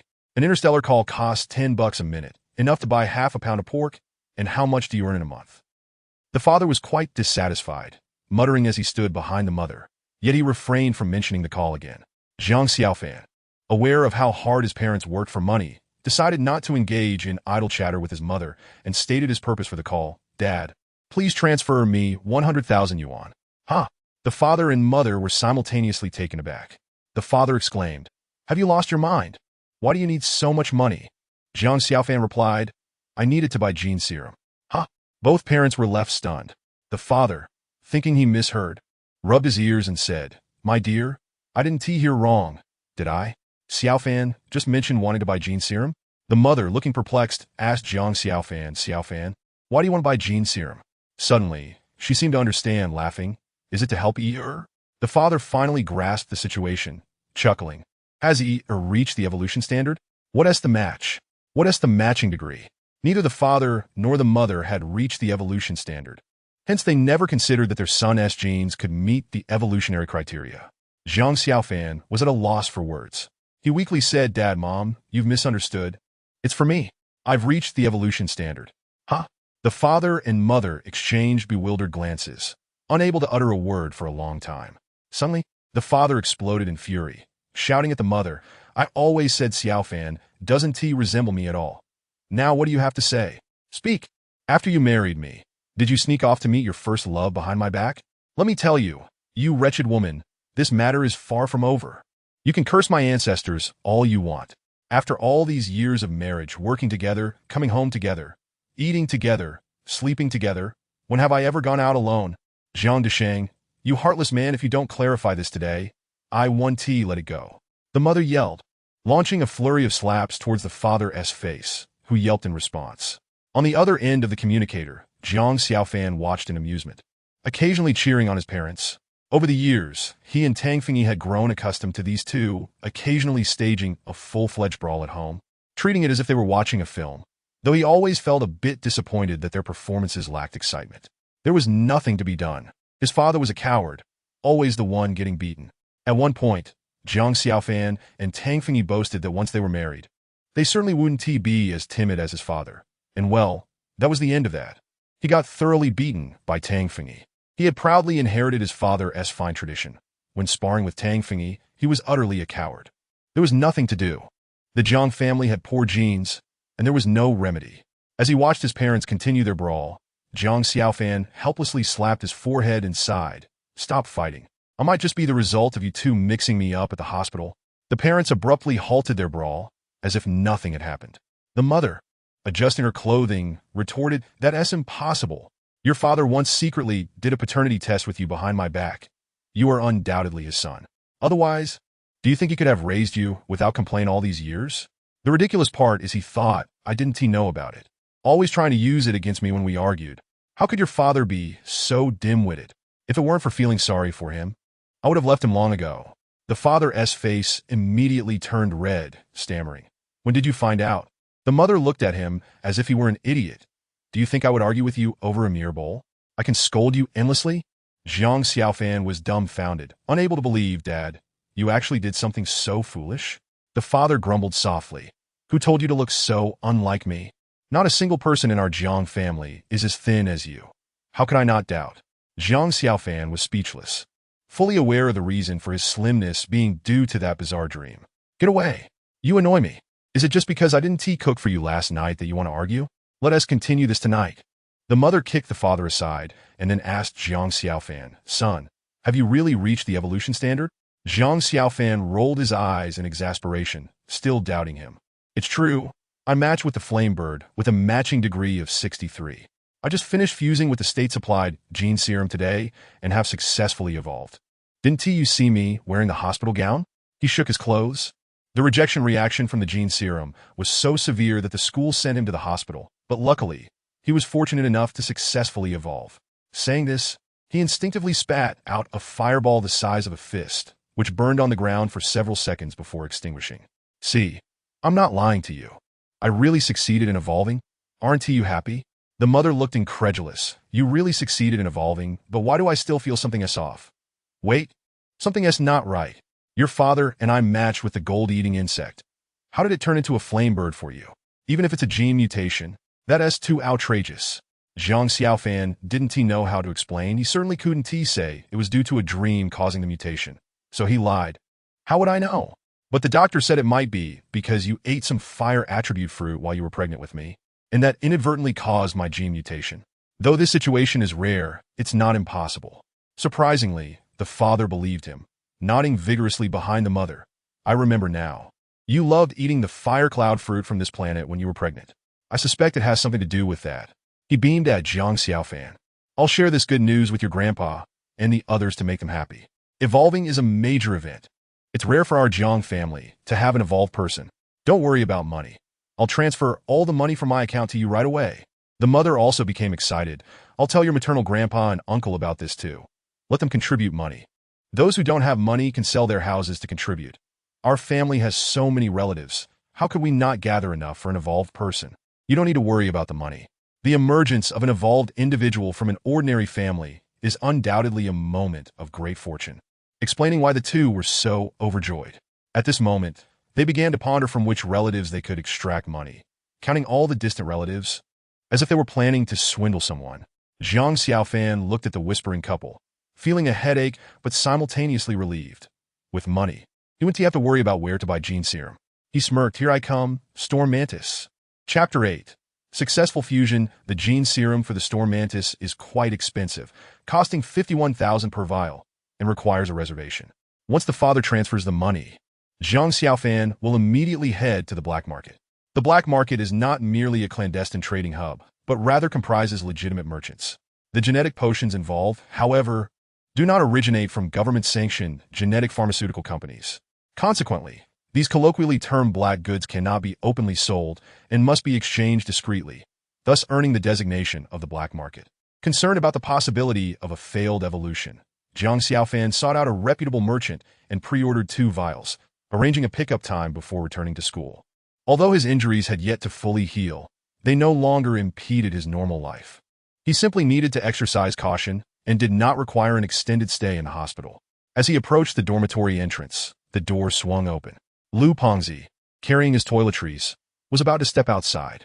"Where are you off to?" Jiang Xiaofan inquired. Lu Pengzi looked at him in surprise. "I was just preparing to visit you at the hospital." "When did you wake up?" "You were still unconscious when I returned this morning. It's only been a short while since then." "How did you come back?" He hastily reached out to support Jiang Xiaofan, only to have his hand brushed away. "I'm not that fragile. I'm not an old man needing your assistance," Jiang Xiaofan retorted. He entered the dormitory and found a comfortable position on his bed, exclaiming, "There is nothing quite like lying on the hard bed in the dormitory. The hospital's patient beds are far too soft and left my back aching." Lu Pengzi stared at him, bewildered. "Are you truly all right?" Jiang Xiaofan replied. "Do I look like I'm in distress?" Lu Pengzi examined him as one would a curious artifact, exclaiming, "It's remarkable how different you are after the genetic mutation. Such severe injuries have healed so swiftly. Impressive indeed." Jiang Xiaofan scoffed. "Impressive? Hardly.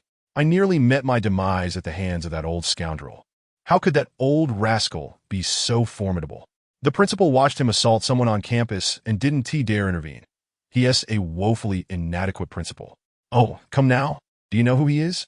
"He is a B-class expert, while our principal is barely a C-class. There is a vast gulf between them. Moreover, he hails from the Qiuzhou Feng family. Engaging him could provoke the Qiuzhou Feng family. Wouldn't that be courting disaster?" Lu Pengzi set down his toiletries and plopped down beside Jiang Xiaofan, saying, "I heard yesterday that members of prominent families like the Qiuzhou Feng family are often sent to private planets to live. Do you know where the Qiuzhou Feng family's private planet is?" Jiang Xiaofan shook his head. "How would I know? Uncle Tang didn't mention it, and I suspect he doesn't know either. Those private planets are quite discreet and generally remain unknown to outsiders." "What will you do about Tang Fengyi then?" Lu Pengzi asked, concern evident in his voice. "I'll figure it out. It's not like she won't return. Even if she can't come back for now, I can still search for her. There is no challenge too great for a determined heart. With effort, I will surely find her. However, at this stage, I must wait until my strength increases. It would be futile to venture out now. Once I'm more capable, I'll register as a hunter with the Hunter-S Guild and scour the stars, visiting each planet until I find her." Lu Pengzi smirked, thinking to himself that if it were that simple, those private planets would have been discovered long ago. However, he didn't want to discourage Jiang Xiaofan's fanciful aspirations and instead agreed, Yes.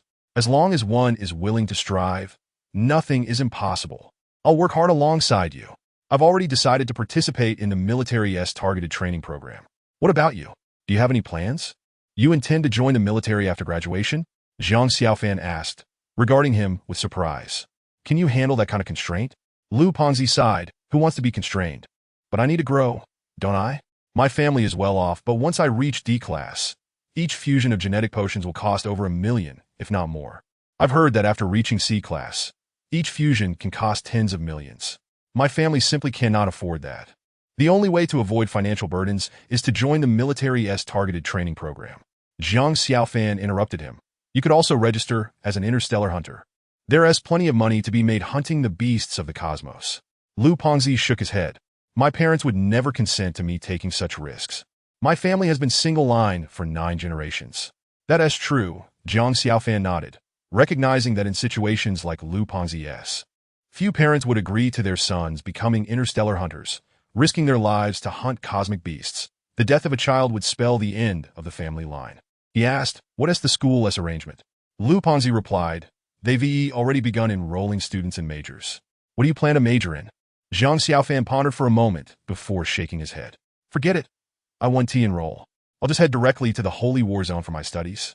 "Has the school announced when our freshman evolutionaries can attend classes in the Holy War Zone?" The school said they're currently adjusting the teacher schedules.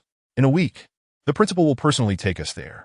The Holy War Zone is a designated learning area for evolutionaries at each school, where the instructors are seasoned veterans with decades of combat experience against cosmic beasts, having navigated a variety of complex environments. Evolutionaries can learn from them how to leverage their unique strengths in battle, operate mechs, and identify the weaknesses of various beasts. To put it plainly, The knowledge imparted in the Holy War Zone equips evolutionaries with practical skills for traversing the cosmos and embarking on adventures across various planets. Just as Zhang Xiaofan was comfortably awaiting class the next day, Tang Tianyu came to visit. However, his condition was grave, with bloodshot eyes. After glancing at Zhang Xiaofan's chest wound, he nodded. "You're recovering well. In 2 or 3 days, you should be nearly healed." Zhang Xiaofan invited him to sit down and poured him a glass of water, expressing concern. "Uncle Tang, you haven't slept in the past 2 days?" Tang Tianyu shook his head. "I can't sleep. Xiaofan, I came to say goodbye." Zhang Xiaofan anticipated his intent and asked, "Do you have any leads?" Tang Tianyu nodded. Feng Yi's mother mentioned to me before she passed that she was near the Great Bear star system, but she didn't provide specific coordinates. However, now that we have a general idea of the star region, it's much easier to proceed.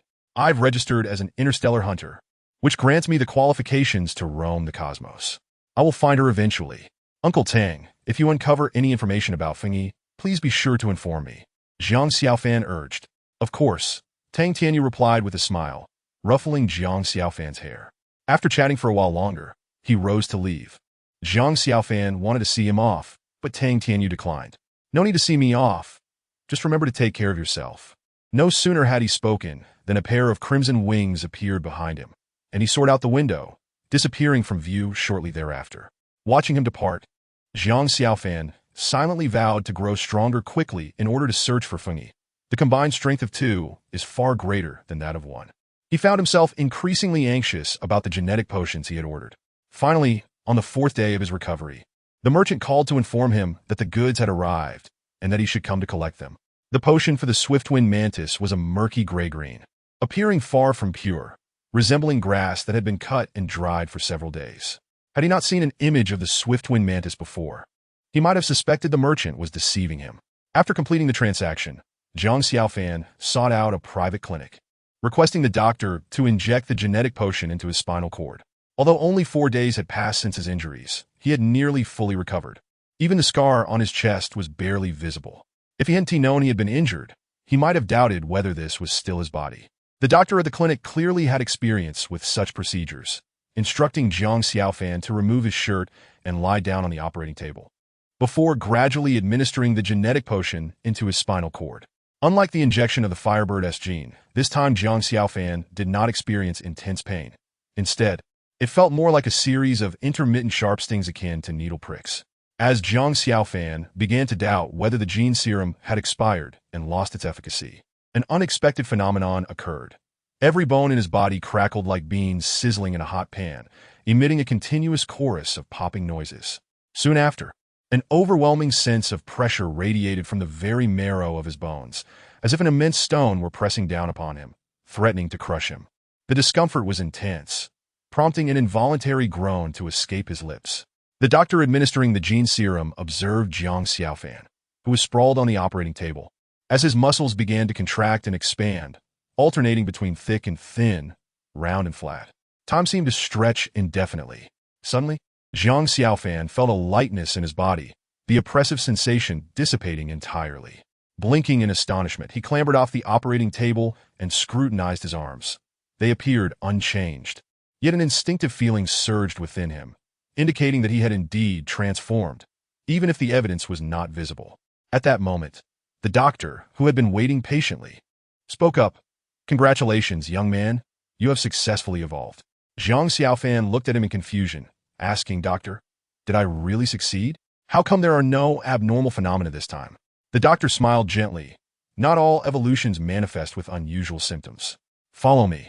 Though Zhang Xiaofan did not comprehend the doctor's intentions, he obediently followed him out of the operating room and into the CT scanning room. The doctor instructed him to stand behind the scanner, and Zhang Xiaofan complied. The doctor then proceeded to scan him from head to toe. Once the images were available, he beckoned Zhang Xiaofan over, saying, "Come take a look for yourself." Zhang Xiaofan received the images, and upon glancing at them, his eyes widened in disbelief. He discovered that his bones had transformed from round to flattened oval shapes, especially in his arms, which had become exceedingly flat, resembling 2 blunt, oval blades. "Doctor, why have my bones become flat?" Zhang Xiaofan inquired, astonished. The doctor chuckled. "You have merged with the gene serum of the swift mantis. Naturally, this is how it manifests. This bone structure is more conducive to explosive speed. Are you not aware that merging with the gene of the swift mantis significantly enhances an evolver's burst speed? I suggest you practice your swordsmanship diligently. You will discover that you are destined to become a prodigy with the blade. Hearing this, Zhang Xiaofan was reminded of the scene just a few days prior, when an elderly man had effortlessly struck down Uncle Tang, a C-class master, before he could even react. His eyes sparkled with excitement. A swordsmanship prodigy? That sounded promising. Chapter 9. Advanced class regaining his composure. Zhang Xiaofan bid farewell to the doctor and turned to leave. Noticing the hovering taxi before him, he opted not to hail it, choosing instead to run back. Eager to test the speed and explosive power of the swift mantis, he took off at once. Having successfully evolved, Zhang Xiaofan's speed now far exceeded his previous capabilities, and he ran like a tempest, sweeping up fallen leaves and debris in his wake. What would typically take half an hour, he accomplished in a mere 5 minutes, arriving at the school gates. Satisfied with himself, he failed to notice his surroundings. Just as he stepped through the entrance, a slender hand landed on his shoulder. Instinctively, his brain reacted, and his body followed suit. His right hand shot back, executing a shoulder throw that sent the owner of the small hand sprawling. "Ah!" came a startled exclamation, followed by a dull thud as the figure hit the ground. "What are you doing?" cried the fallen person in pain. Zhang Xiaofan was taken aback, quickly turning to look. The figure was none other than his classmate, Yu Li, a talented girl who had entered the academy at the age of 17. She seemed to come from a well-off family, had a pleasant demeanor, and though she had a tomboyish side, she got along splendidly with Zhang Xiaofan. Their relationship was quite amicable. Yu Li was originally very beautiful, with a slender figure and delicate waist, her long hair cascading freely behind her, revealing her fair skin below her graceful neck. Her elegantly arched eyebrows, framed eyes, now shimmering with pain.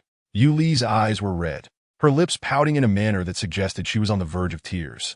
Zhang Xiaofan felt a wave of embarrassment wash over him, guilt prickling at his conscience.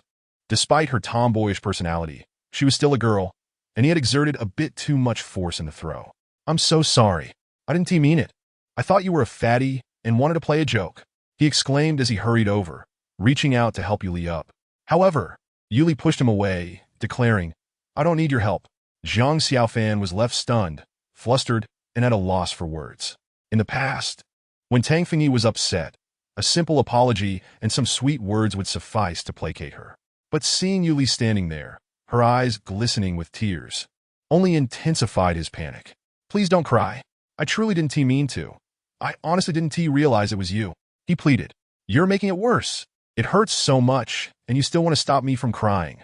Zhang Xiaofan was in a frenzy, beads of sweat forming on his forehead as he desperately added, "Just don't cry. If you stop, I promise to grant you any request." At his words, Yu Li's eyes brightened as she stood up. "You mean it?" Zhang Xiaofan nodded vigorously. "As long as you don't cry, I'll agree to anything." Yu Li blinked, her tears vanishing as she grinned. "All right. I want an ice cream, a supersized one." Fearing she might pull a prank, Zhang Xiaofan hurriedly replied, let us go, we'll buy it right now." Yu Li nodded in satisfaction, bouncing ahead. She was no longer on the verge of tears. In fact, her mood seemed even brighter than Zhang Xiaofan's. He blinked, realizing he might have been played. Not angered, he simply shook his head. Ultimately, Zhang Xiaofan bought Yu Li a massive ice cream. Watching her delight in it, his spirits lifted as well. Their relationship was solid, and buying an ice cream was hardly a monumental affair. Zhang Xiaofan trailed behind Yu Li like a devoted follower when suddenly, she paused mid-bite, her beautiful eyes narrowing in a playful manner. Alarmed, Zhang Xiaofan wondered if she was planning something. "Zhang Xiaofan, you seem different from before," Yu Li remarked. Zhang Xiaofan looked himself over, puzzled. "Not really. I feel the same as always." Yu Li's eyes sparkled mischievously as she suddenly asked, "Have you awakened?"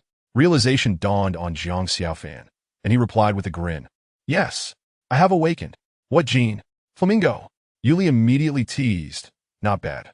"Huh? A useless person has turned things around." Zhang Xiaofan rolled his eyes. Suddenly, Yu Li curiously asked, "Since you have the flamingo gene, can you fly?" Zhang Xiaofan's lips twitched as he retorted, "You have the butterfly gene. Can you fly?" "No." "Well, there you have it. But I'm pretty, and that is what matters, right? Aren't butterflies beautiful?" Zhang Xiaofan was at a loss for words. It was the first time he'd heard someone claim that genes were solely for beauty. If others heard this, they would surely be infuriated. All right, you're the most beautiful. Shall we head to class now? Zhang Xiaofan said, resigned. Yes. Yuli nodded vigorously, but her gaze kept drifting over Zhang Xiaofan. After walking for a while, she suddenly said, Since you've awakened, you should be able to attend the advanced class. Zhang Xiaofan halted, turning towards the advanced class. You went a day earlier than me. What is the difference between the advanced and the regular classes?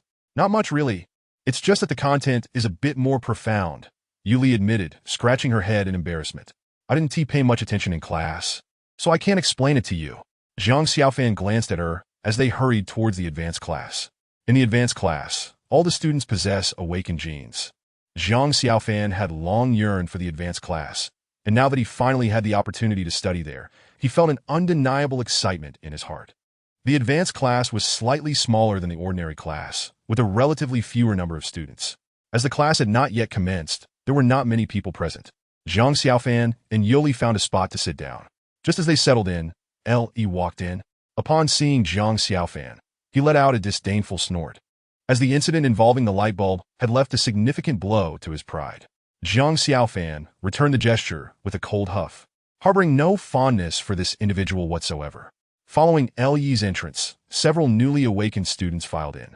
Before long, the desks in the classroom were filled with eager faces, all engaged in hushed conversations, inquiring about the genetic traits of their new classmates. Yoli, however, seemed indifferent to the commotion. Before long, the class settled into silence as Zhang Xiaofan and his fellow students turned their attention to the entrance. A female instructor, approximately in her 30s, stepped in. She wore black glasses and held a stack of prepared textbooks in her arms, her expression serious. Standing at the podium, she placed the textbooks aside, leaned on the desk with both hands, and began, Students, you have all just awakened and may not understand many things. Today, we will not discuss cultivation, but rather the most fundamental knowledge. I will give you 5 minutes to consider what you wish to inquire about next. As she spoke, she opened the textbook, waiting for the students' questions. In less than 5 minutes, Li raised his hand and asked, Instructor, what levels are there in cultivation? I've heard of A level and B level. At this, all eyes turned to the instructor, eager to learn. The instructor responded, Excellent question. Cultivation is indeed divided into levels. As you have just awakened, you are all at F level, which is merely the beginning. It is only upon reaching E level that one can be considered a true cultivator. Following E level is D level, where one is already regarded as a strong individual. However, most second-year students in our academy are at D level, so this stage is attainable for many. Above D level lies C level, which denotes a formidable practitioner. Only upon reaching C level can one earn a reputation. Beyond C level is B level, where one is capable of establishing a family. Attaining B level is rare, with perhaps only 1 in 100,000 achieving it. At the pinnacle is A level, a status befitting a powerful figure. Therefore, you must strive diligently to reach A level, for it will not only bring you personal glory, but also enhance the reputation of our academy. Upon hearing this, the students began to murmur among themselves. Are there any more questions? The crowd shook their heads. Having just awakened, they found themselves perplexed by many concepts, their inquiries merely revolving around basic knowledge from the outside world. Noting this, the instructor declared, If that is the case, I shall commence our discussion on cultivation. All students gazed at her with anticipation, including Zhang Xiaofan. The topics she covered were profoundly intricate, with most newly awakened students struggling to grasp them. Although Zhang Xiaofan excelled in the humanities, he could only comprehend a mere fraction of the material presented. 40 minutes passed in a flash, and as the class bell rang, every student wore an expression that conveyed their desire for more. The instructor collected the textbooks and smiled, saying, Students, having just become awakened, you will undoubtedly require your own weapons. Shortly, we will proceed to the armory where you may select your weapons, after which you can visit the library to find books suited to your needs. The students erupted with excitement. The instructor had mentioned that typically, awakened individuals possess their own weapons. For those with genes related to strength, such as the wild buffalo, axes were often required, while those with butterfly genes, like Yuli, favored instruments like flutes. Those embodying the firebird gene typically wielded brass knuckles. Of course, these choices were not fixed and depended on individual preferences. The group followed the instructor out of the classroom and into an armory, a separate room filled with an array of weapons. The instructor instructed, one at a time, each of you may select only one weapon. Should anyone be caught taking a second weapon, they will be expelled. The students nodded in agreement. The instructor stood at the entrance, calling out names. One by one, students entered, their faces alight with excitement as they emerged. Soon, it was Zhang Xiaofan and Yoli S. turn to enter together. Zhang Xiaofan was captivated by the diverse assortment of weapons lining the room. For a moment, he found himself at a loss for what to choose. Before long, Yoli approached him, holding a beautifully crafted flute, and teasingly remarked, "Are you stunned? Go make your selection." Zhang Xiaofan nodded and made his way toward the section for brass knuckles. However, as he passed by the knives area, he came to a halt. His attention was drawn to a particular knife, a foot wide and 4 feet long, its blade gleaming under the light. This knife had no pointed tip. The front appeared as if it had been brutally snapped in half. Without a moment's hesitation, Zhang Xiaofan seized the knife, his face lighting up with joy as he examined it. The hilt bore 2 characters. "Liang, you are a Firebird gene. You should choose brass knuckles." Yoli interjected. Zhang Xiaofan smiled and replied, "I have decided on this knife." Yoli regarded him thoughtfully, choosing not to press the matter further, and followed him outside. "Xiaofan, are you certain about this knife?" the instructor inquired as she noticed him emerging with the weapon. Her brow furrowed as she spoke sternly. "A Firebird should opt for weapons that control fire, such as brass knuckles. This knife will not allow you to unleash your full potential." Zhang Xiaofan chuckled. "Instructor, I feel a strong affinity for this knife. I shall choose it. Do not say I did not warn you." Some individuals mistakenly believe that awakening makes them chosen ones. Such prideful arrogance often leads to regret in the end. Yi's voice interjected, dripping with mockery as he cast a derisive glance at Zhang Xiaofan. Zhang Xiaofan met Yi's gaze, but chose silence. They remained unaware that Zhang Xiaofan possessed another gene, the Gale Mantis. A doctor had mentioned that the Gale Mantis gene was adept with a knife, which was precisely why Zhang Xiaofan had made this choice. The instructor ceased her admonitions. Students were free to choose their weapons, and they could only offer advice. Since Zhang Xiaofan had chosen the knife, any consequences would be his own responsibility. Those who have selected their weapons may proceed to the library. "I have other matters to attend to and will not accompany you," the instructor announced. The students nodded and grouped together as they made their way to the library. "Honestly, you really shouldn't have chosen the knife. You ought to have gone for a weapon that controls fire or brass knuckles," Yoli remarked. Zhang Xiaofan replied, "I am aware. Then why did you still choose the knife?" "It is of no concern. I have my own plans." Yoli fell silent as the two of them walked towards the library together. The library served as a repository for books and knowledge on controlling elemental powers within one's body. While the books may not be particularly advanced, they were of immense significance to the newly awakened students. Possessing a unique skill could greatly enhance one's abilities. The library consisted of 3 floors. The first focused on the fundamentals of genes, the second on books about controlling elemental powers, and the third contained less critical historical texts. An elderly man lounged in a recliner at the entrance of the library, basking in the sunlight. "No books may be removed or copied. They can only be read within the library," he stated languidly. Zhang Xiaofan and Yoli nodded and entered. Upon reaching the second floor, they found many others selecting books. Suddenly, a gasp echoed through the air. "Fireball technique, C-rank fire control technique." Zhang Xiaofan glanced over at Yoli. He was fortunate. He had just entered the library and already found the fire control technique, and it was a C-rank one at that. Everyone looked at him with great envy. He cast a proud glance at Zhang Xiaofan, but when he noticed that Zhang Xiaofan ignored him, he snorted and sat down, beginning to study the fire control technique in the book. Zhang Xiaofan separated from Yoli and commenced his search for a book that suited him. Fire control, celestial sound technique, lightning fist. Zhang Xiaofan shook his head. He discovered numerous books on elemental control, yet none were what he desired at this moment. What he truly needed was a sword technique. He chose the sword, knowing that only with an accompanying sword technique could he unleash his true potential. Zhang Xiaofan continued to search as time slowly passed. He failed to find a sword technique that satisfied him. Suddenly, Zhang Xiaofan paused, his gaze landing on a black book on the bottom shelf. He pulled it out, and the cover read, 36 Styles of the Quick Blade. Zhang Xiaofan's eyes brightened. The essence of the praying mantis style was speed and explosive power. The quick blade seemed tailor-made for him. Zhang Xiaofan sat down and opened 36 Styles of the Quick Blade. As he read the introduction, His heart surged with joy. The quick blade promised that each strike would be faster than the last.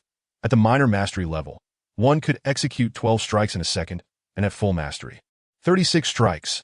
The introduction was brief, but when Zhang Xiaofan flipped to the last page, he was utterly astonished. The preceding pages contained methods and illustrations for practice.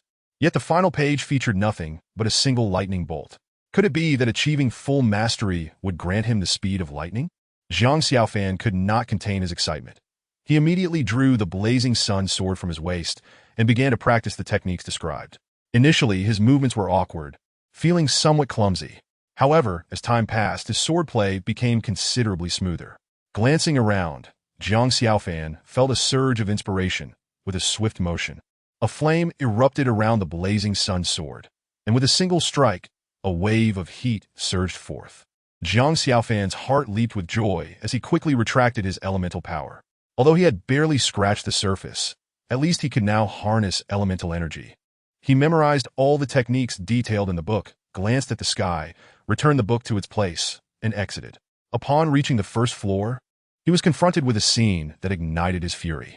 Lu Yi stood in front of Yoli, seemingly engaged in some conversation. Lu Yi, good dogs don't block the road, so get out of my way. At this point, Yoli abruptly halted, having spotted Zhang Xiaofan.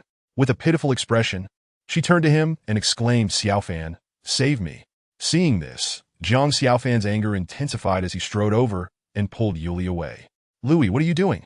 Upon noticing Yoli's tear-filled eyes, Zhang Xiaofan's fury escalated. Although Yoli had a penchant for swindling his money and was rather gluttonous, she had always treated him well, and they were friends. Lu Yi was a rival. They were inherently at odds. Zhang Xiaofan glared furiously at Lu Yi. Lu Yi was taken aback for a moment before turning his gaze toward Yuli, who stood behind Zhang Xiaofan, wearing a mocking expression directed at him. Lu Yi scoffed, unperturbed by Zhang Xiaofan. He had awakened before Zhang Xiaofan and had just practiced the fireball technique, which boosted his confidence. Following the incident with Tang Fengyi, Lu Yi had longed to deal with Zhang Xiaofan, but had not found the opportunity until now. "Zhang Xiaofan, this has nothing to do with you, so get lost. She is my friend. How can it not concern me?" Zhang Xiaofan retorted. "Lu Yi, I warn you, keep your distance from my friends. Why should I listen to you?" Lu Yi tilted his head, regarding Zhang Xiaofan with disdain. The commotion attracted the attention of many, with several students setting aside their books to observe.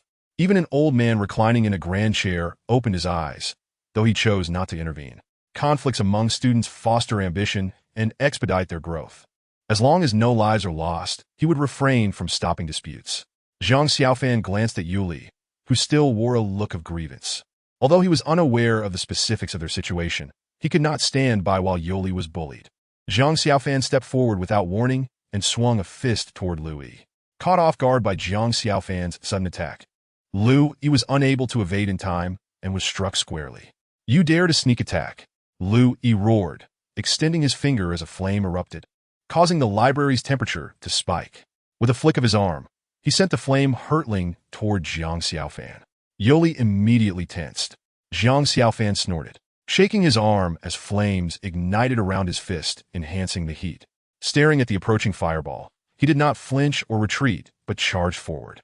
His fist swung out with incredible speed. The sound of rushing wind echoed as Lu Yi's fireball technique lost its potency.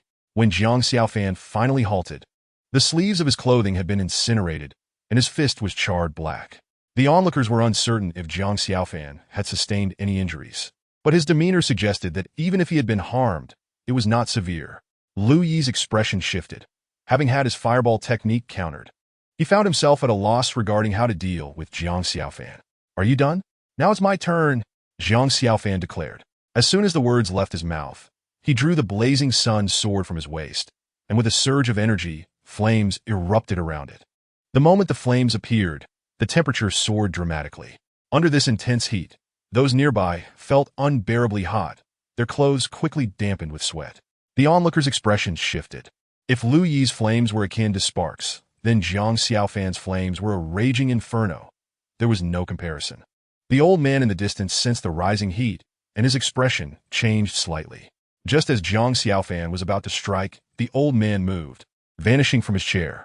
He reappeared beside Zhang Xiaofan, placing a hand on his wrist, causing the flames on the blazing sun sword to vanish instantly. The old man looked coldly at Jiang Xiaofan and said, "Do you wish to kill someone?" Startled, Jiang Xiaofan shuddered, regaining his composure. "I did not," he replied to the old man. The old man nodded and said, "For my sake, spare him." Hearing this, Lu Yi instantly became displeased, exclaiming loudly, "Old man, what do you mean by spare him?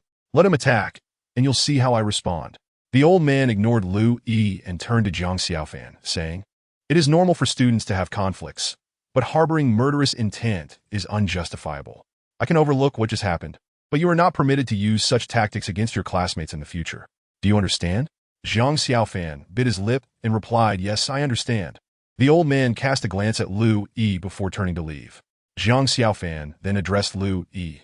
"Today, I will let you off for the old man's sake. But if this happens again, no one will be able to protect you." As he spoke, Jiang Xiaofan's eyes narrowed, and an indescribable aura emanated from him. Lu Yi had intended to retort defiantly, but upon sensing Jiang Xiaofan's imposing presence, he trembled slightly, swallowing the words that had risen to his lips. "Yoli, let's go." Yuri was taken aback by Jiang Xiaofan's recent demeanor. She had assumed he would merely assist her in dealing with her tormentor. Yet to her astonishment, Jiang Xiaofan harbored thoughts of murder. With a compliant nod, Yuri trailed behind him. After Jiang Xiaofan departed, a few students approached Lu Yi, chuckling as they remarked, "Well, how about that? Trying to show off only to end up with a slap in the face. TSK, Jiang Xiaofan is quite fierce. Contemplating murder. Could this be rage fueled by a desire to protect a damsel?" The words of the surrounding students caused Lu Yi's face to flush with embarrassment, and he retorted defensively, "What do you mean trying to show off and getting slapped? It was that old gentleman's interference. Otherwise, I would have taken him down." "Oh, come on, we all witnessed it." "I did not." "It's all right. Being afraid is perfectly natural. We won't mock you. I truly wasn't scared. If you don't believe me, that's your problem." Chapter 11. Wilderness Survival. As Jiang Xiaofan and Yuri strolled across the playground, Yuri bounced ahead, animatedly recounting how Lu Yi had been utterly terrified. Jiang Xiaofan remained silent, lost in contemplation of the events that had transpired. While he was not the type to shy away from even the smallest of creatures, he certainly did not wish to resort to thoughts of taking a life. Witnessing Yuri being bullied by Lu Yi had ignited a fierce rage within him, an urge to kill that was utterly foreign to his previous self. Jiang Xiaofan pondered the transformation he was undergoing. "Jiang Xiaofan, tomorrow is a holiday, and I plan to organize an outing with our classmates. Will you join us?" Noticing Jiang Xiaofan's lack of response, Yuri halted, peering at him with dissatisfaction, and exclaimed, "Jiang Xiaofan, are you even listening to me?" Jiang Xiaofan returned to reality. "Huh? What did you say?" Yuri scrutinized him up and down, teasing, lost in thoughts of beauty. "Were you?" Jiang Xiaofan rolled his eyes and replied, "What did you just say?" "I said tomorrow is a holiday, and I'm organizing a class outing. Are you coming or not?" After a moment's reflection, Jiang Xiaofan replied, "Never mind. I need to practice the knife techniques I just learned." "Hey, are you daring to refuse me? Do you think I'm asking for your permission? This is a notification. We gather at the school gate at 8 in the morning. If you don't show up..." As she spoke, Yuri waved her small fist in front of Jiang Xiaofan. He could only shake his head in exasperation. "Did you hear that?" "I heard." Yuri grinned triumphantly, humming a little tune as she departed. "Where are you off to?" "To gather a few girlfriends for tomorrow's outing." Jiang Xiaofan shook his head and quickly returned to his dormitory. Having just acquired the knife techniques, he intended to practice diligently. Though it might not be of the highest caliber, it would greatly benefit him at this stage. Moreover, these techniques served as a foundation for practicing other knife forms, making future training much easier. Upon entering his dormitory, Jiang Xiaofan was greeted by the sound of Lu Fatty's groans. He found Lu Fatty sprawled on his bed, wearing an expression of despair. This sight immediately amused Jiang Xiaofan, who playfully slapped Lu Fatty's back. "Hey, what is going on?" Lu Fatty wearily lifted his head and glanced at Jiang Xiaofan. "Don't disturb me. I'm meditating." "Huh? Who meditates with such agony? Come on, what did you do today? Why did you skip class?" Lu Fatty sighed. "I was trying to get into the mecha department, so I specifically went to the gym to work out." "How did that go?" Jiang Xiaofan sat beside him. "After this workout, I suddenly realized that everyone at the gym is a weirdo." "Why do you say that?" "Look, I only went for one day, and my body feels foreign to me, yet those guys at the gym are all so enthusiastic. If they're not weirdos, what are they?" "Well, that actually makes a lot of sense. I'm left speechless. Lu Fatty flipped over. You must have attended the advanced class today, right? How was it? Was the instructor's lecture tedious? Were there plenty of girls in the class? It was okay, I suppose. As for the girls, well, you'll find out when you see for yourself. I want to ask you further. You only have eyes for Tang Fingyi and ignore all the other girls. Zhang Xiaofan chuckled. By the way, tomorrow is a holiday, and Yuri is organizing an outing. Are you coming? Without hesitation, Lu Fatty replied, not going, not interested. I still need to work out. Zhang Xiaofan acknowledged him with an O, then returned to his bed. I heard Yuri say she's bringing along a few girlfriends. Lu Fatty's eyes lit up, and he quickly sat up, seriously stating, I think Yuri is quite a catch. All right then, since you're begging me, I'll accompany you. Oh, so you're skipping your workout? Zhang Xiaofan remarked with a smirk. Working out can wait. Spending time with my bro is what truly matters. So it's settled. What time do we meet tomorrow? And where are we going for the outing? You truly have no shame. Buying and selling human organs is illegal. Get lost. What time tomorrow? 8 at the school gate. As for where we're going, I'm not sure. Oh. Lu Fatty's eyes darted. Xiaofan. Can you do me a favor tomorrow? Zhang Xiaofan, sensing something, thought as long as it's not some heroic rescue, I'm fine with anything. No thanks. Zhang Xiaofan rolled his eyes and began practicing with his blazing sun knife. Lu Fatty remained silent, eagerly watching Zhang Xiaofan train. However, after a while, Lu Fatty lost interest. Zhang Xiaofan's training was exceedingly monotonous, merely swinging the knife without any techniques. It was hard to see the purpose behind such practice. Ignoring Lu Fatty, Zhang Xiaofan continued his drills. The next morning, Lu Fatty dragged Zhang Xiaofan out of bed and into the bathroom, attending to his washing needs. Zhang Xiaofan had practiced until the early hours of the morning, and just as he had settled down, Lu Fatty woke him. After washing up, Zhang Xiaofan glanced at his watch. It was only 7 o'clock. He sighed, dude, even if you want to impress some girls, waking up this early is unnecessary. Suddenly, Zhang Xiaofan exclaimed as if discovering a new world. What are you doing? Why are you dressed in a suit? Lu Fatty grinned. Isn't wearing a suit handsome? Zhang Xiaofan replied, exasperated. We're going on an outing, not to a gala. Are you not afraid of being ridiculed? As long as I look good. Lu Fatty, seeing Zhang Xiaofan finished, pulled him out of the dormitory towards the school gate. Upon arriving, both instantly regretted it, for the school gate was completely deserted. They were the first to arrive. A gentle breeze swept by, leaving them feeling somewhat desolate. That girl Yuri has no sense of time. Why are we here so early? Zhang Xiaofan exclaimed in frustration, feeling foolish for standing at the school gate so early in the morning. Lu Fatty chuckled. Arriving early signifies our seriousness regarding the outing. You may care about the outing, but I'm here standing as punishment. Quit complaining. They'll be here soon. Zhang Xiaofan fell silent, squatting down at the school gate to wait. An hour later, Zhang Xiaofan glared at Lu Fatty, whose nervousness was palpable under Zhang Xiaofan's gaze. Lu Fatty chuckled nervously. They'll be here shortly. After waiting another half hour, finally, a hovering car sped toward them. Lu Fatty's eyes brightened, striking what he thought was a cool pose. As the hovering car stopped before them and the door opened, Yuri stepped out, appraising Lu Fatty from head to toe, before bursting into laughter. Fatty, are you going on a blind date? Lu Ponzi awkwardly remarked. Isn't this supposed to be a fun outing? Naturally, one should dress a bit more formally. Oh, I see. Then come up and take a look at what they're all wearing. As she spoke, Yuli stepped aside. Zhang Xiaofan followed Lu Ponzi up, and, upon seeing the attire of the others, Lu Ponzi's lips twitched slightly. There were a total of 13 people in the vehicle, 7 of whom were girls and 6 boys. All of them were clad in loose-fitting sportswear, while only Lu Ponzi stood out in his suit, creating a rather conspicuous presence. Upon noticing Lu Ponzi and Zhang Xiaofan, the girls greeted them with cheerful smiles. After nodding in acknowledgement, Zhang Xiaofan found a seat for himself. Once the two were seated, Yuli approached with a smile and said, We've had our fill of picnicking. This time, we're going for a wilderness survival adventure. Wilderness survival? Everyone exchanged puzzled glances, unsure of Yuli's intentions. Yuli continued soon. We will head to Jinu Forest, where we will engage in wilderness survival for 2 days without any tools. What does that mean? A sense of foreboding crept into Lu Ponzi's mind. Yuli elaborated. You all need to discard the food you've brought. We will find our own sustenance. No way. Some people wailed while others appeared quite excited. Wilderness survival certainly sounded intriguing. Yuli cheerfully stated, Although wilderness survival carries certain risks, it will ultimately benefit us in the long run. So, no complaints. Prepare yourselves to showcase your skills and make everyone envious. Oh, and one more thing. All participants in this wilderness survival are single. Whether you can find a partner depends on these 2 days. Exciting, isn't it, lads? As her words hung in the air, many turned their gazes toward the girls sitting nearby, searching for their ideal partners, while some girls blushed furiously. After Yuli finished speaking, she sat beside Zhang Xiaofan and cheerfully said, "If you perform well, perhaps a beauty will fall for you." Zhang Xiaofan awkwardly smiled, choosing not to respond. Noticing Zhang Xiaofan's lack of enthusiasm, Yuli pouted and moved to sit elsewhere.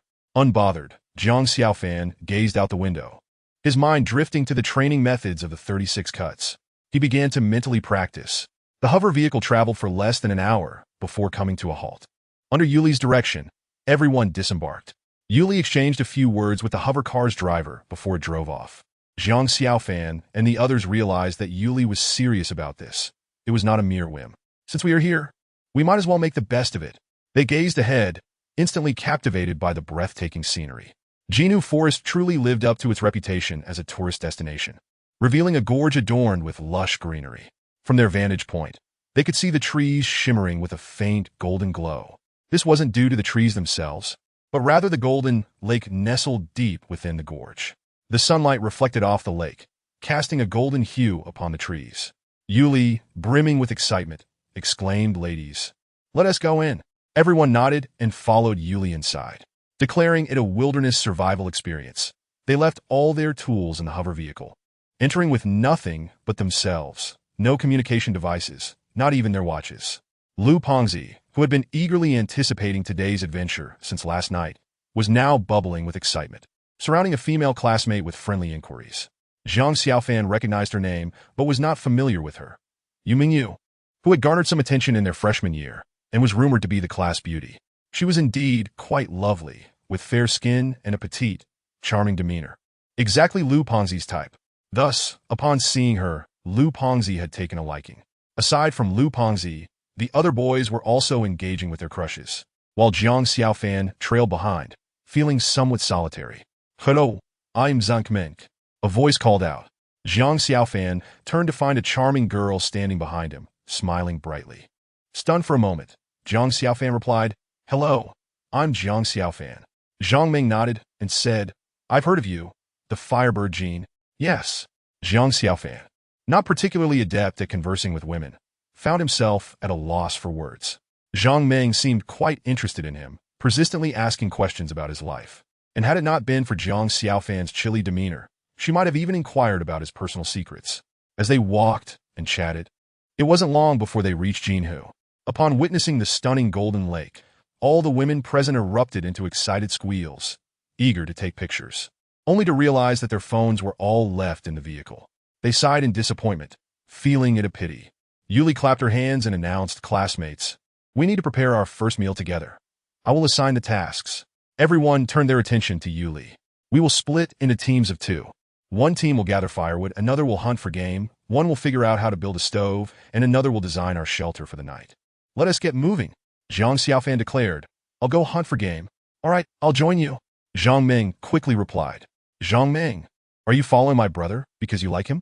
Lu Pengzi laughed heartily. Zhang Meng's face flushed crimson as she pulled Zhang Xiaofan away briskly.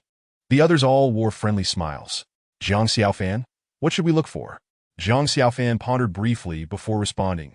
"You go search for edible vegetables, and I'll try to catch some wild rabbits and fish." "Okay." Zhang Meng stood still, her eyes fixed on Zhang Xiaofan without blinking, feeling somewhat uncomfortable under her gaze. Zhang Xiaofan asked, "What is wrong? Do you have something else to say?" "No." Zhang Meng sighed. "You are destined to be lonely for life." With that, she turned and walked away. If it were any other man in this situation, he would have tried to impress the beauty. But Zhang Xiaofan simply set off to find food.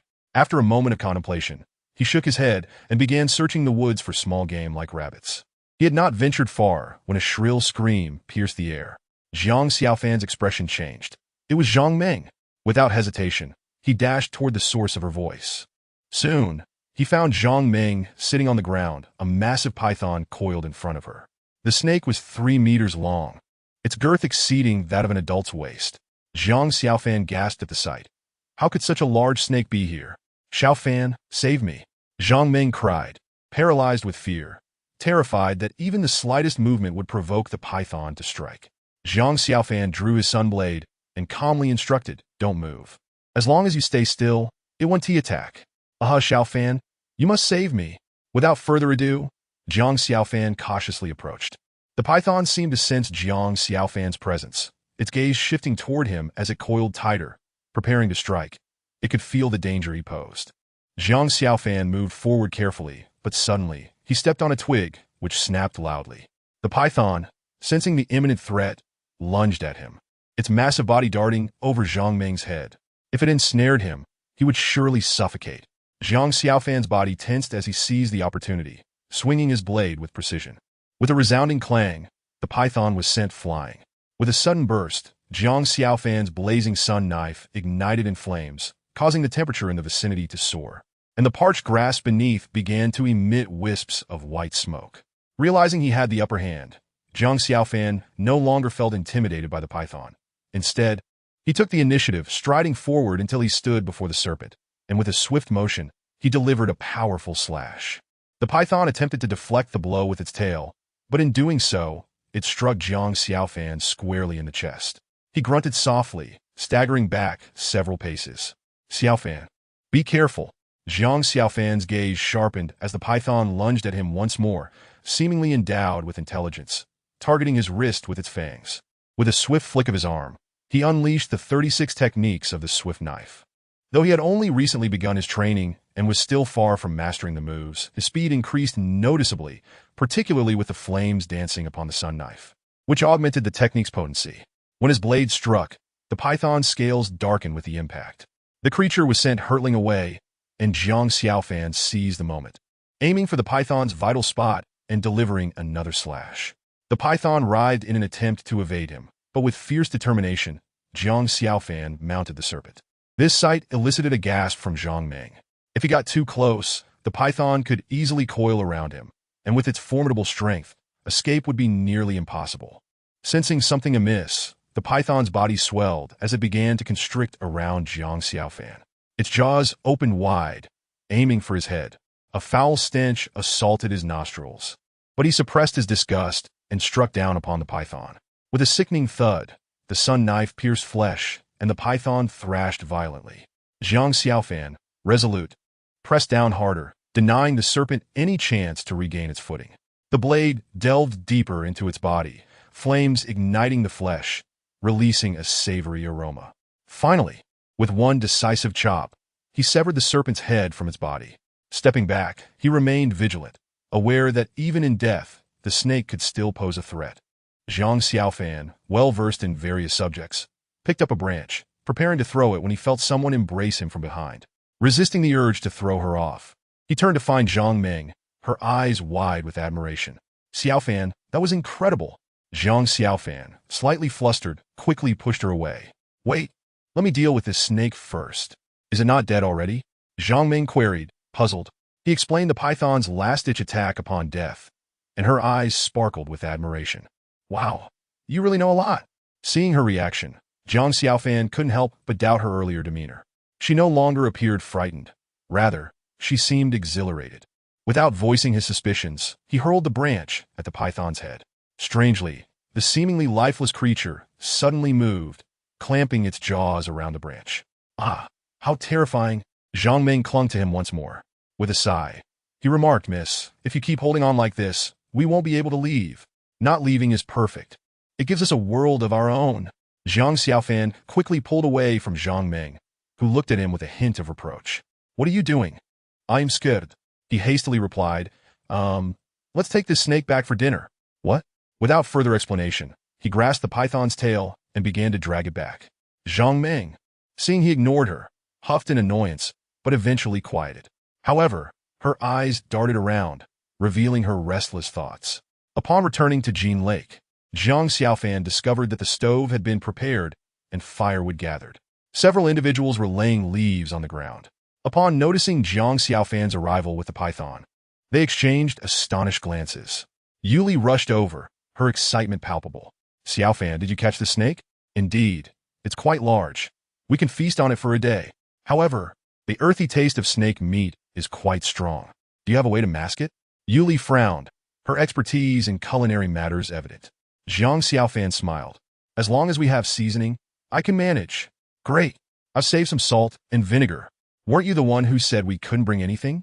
Yuli shot him a disbelieving look. Are you foolish? While we are surviving in the wilderness, there is no need to deprive ourselves of good food. Seasonings are essential. Zhang Xiaofan pursed his lips, conceding, fine, give me the ingredients, and I'll prepare the snake meat. But you all must assist. Sure, absolutely not. I refuse to eat snake meat. It's too disgusting. Exactly. Who would dare eat such a terrifying creature? I won't. Several women voiced their objections loudly.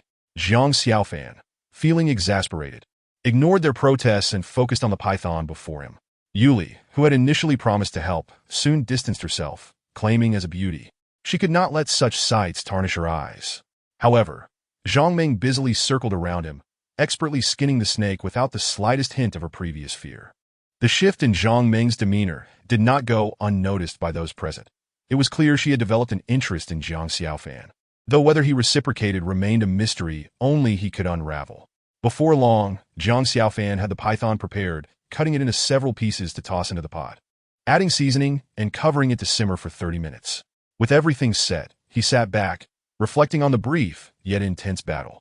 Despite being merely a confrontation with a snake, it marked his inaugural skirmish, a moment worth savoring.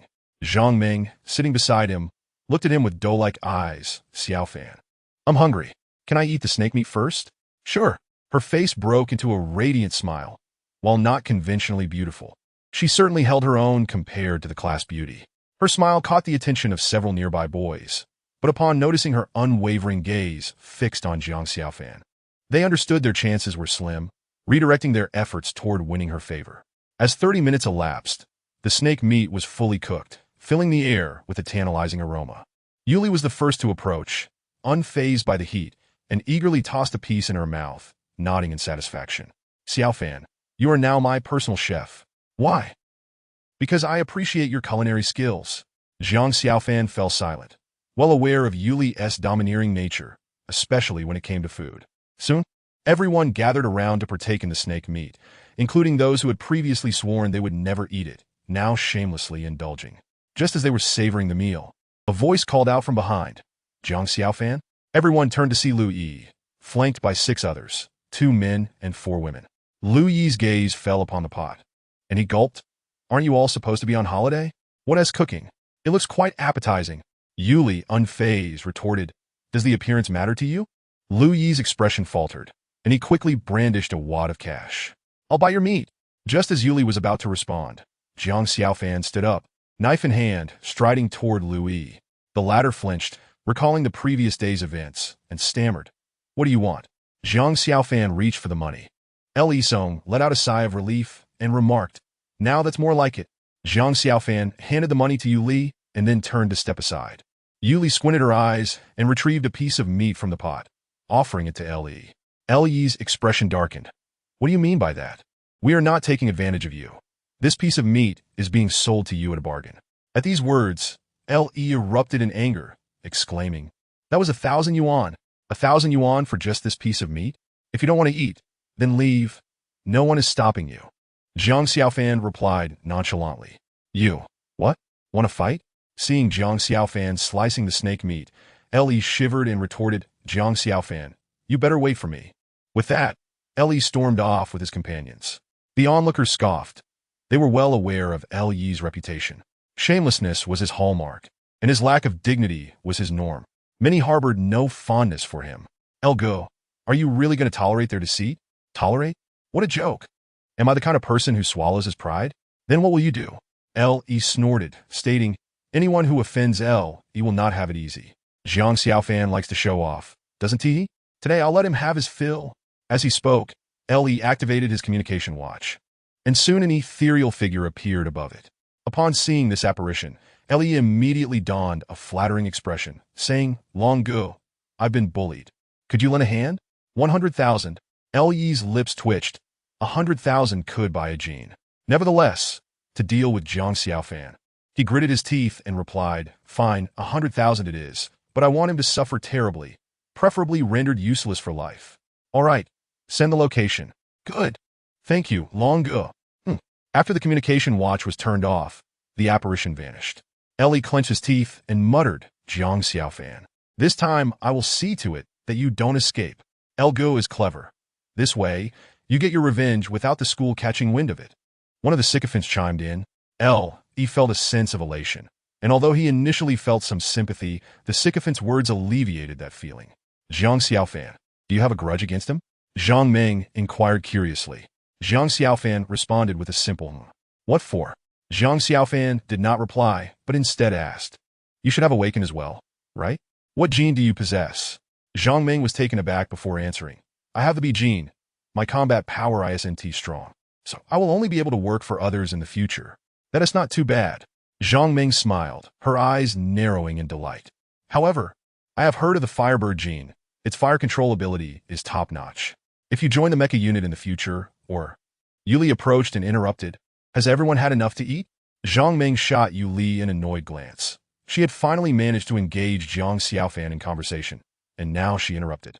Everyone turned their attention to Yuli. She continued, after we finish eating, let us play some games together, and then continue searching for dinner. Upon hearing the mention of games, everyone's eyes brightened. What are we playing? Lu Ponzi asked excitedly. Yuli surveyed the group. The boys looked thrilled, while the girls appeared a bit shy, seemingly contemplating some intimate games. Yuli glanced at Jiang Xiaofan, noting his disinterest, and decided to tease him. She was aware of Zhang Ming's attitude towards Jiang Xiaofan, and was also in the loop regarding Jiang Xiaofan's feelings for Tang Fengyi, his childhood friend. Now, Yuli cast a mischievous smile at Jiang Xiaofan. Jiang Xiaofan sensed trouble brewing. This girl was up to something again. Let's play the game you all enjoy. Truth or dare. As for the rules, you all know them quite well, right? Yes. Everyone became excited, except for Jiang Xiaofan. He furrowed his brow and said, You all play. I'm going to practice my swordsmanship. No way. You must participate. Yuli insisted loudly. Just as Jiang Xiaofan was about to protest, Zhang Ming eagerly chimed in, Xiaofan. You should join us. Let us play together. Jiang Xiaofan shook his head, finding the game of truth or dare far too childish. You all go ahead. I'll just watch.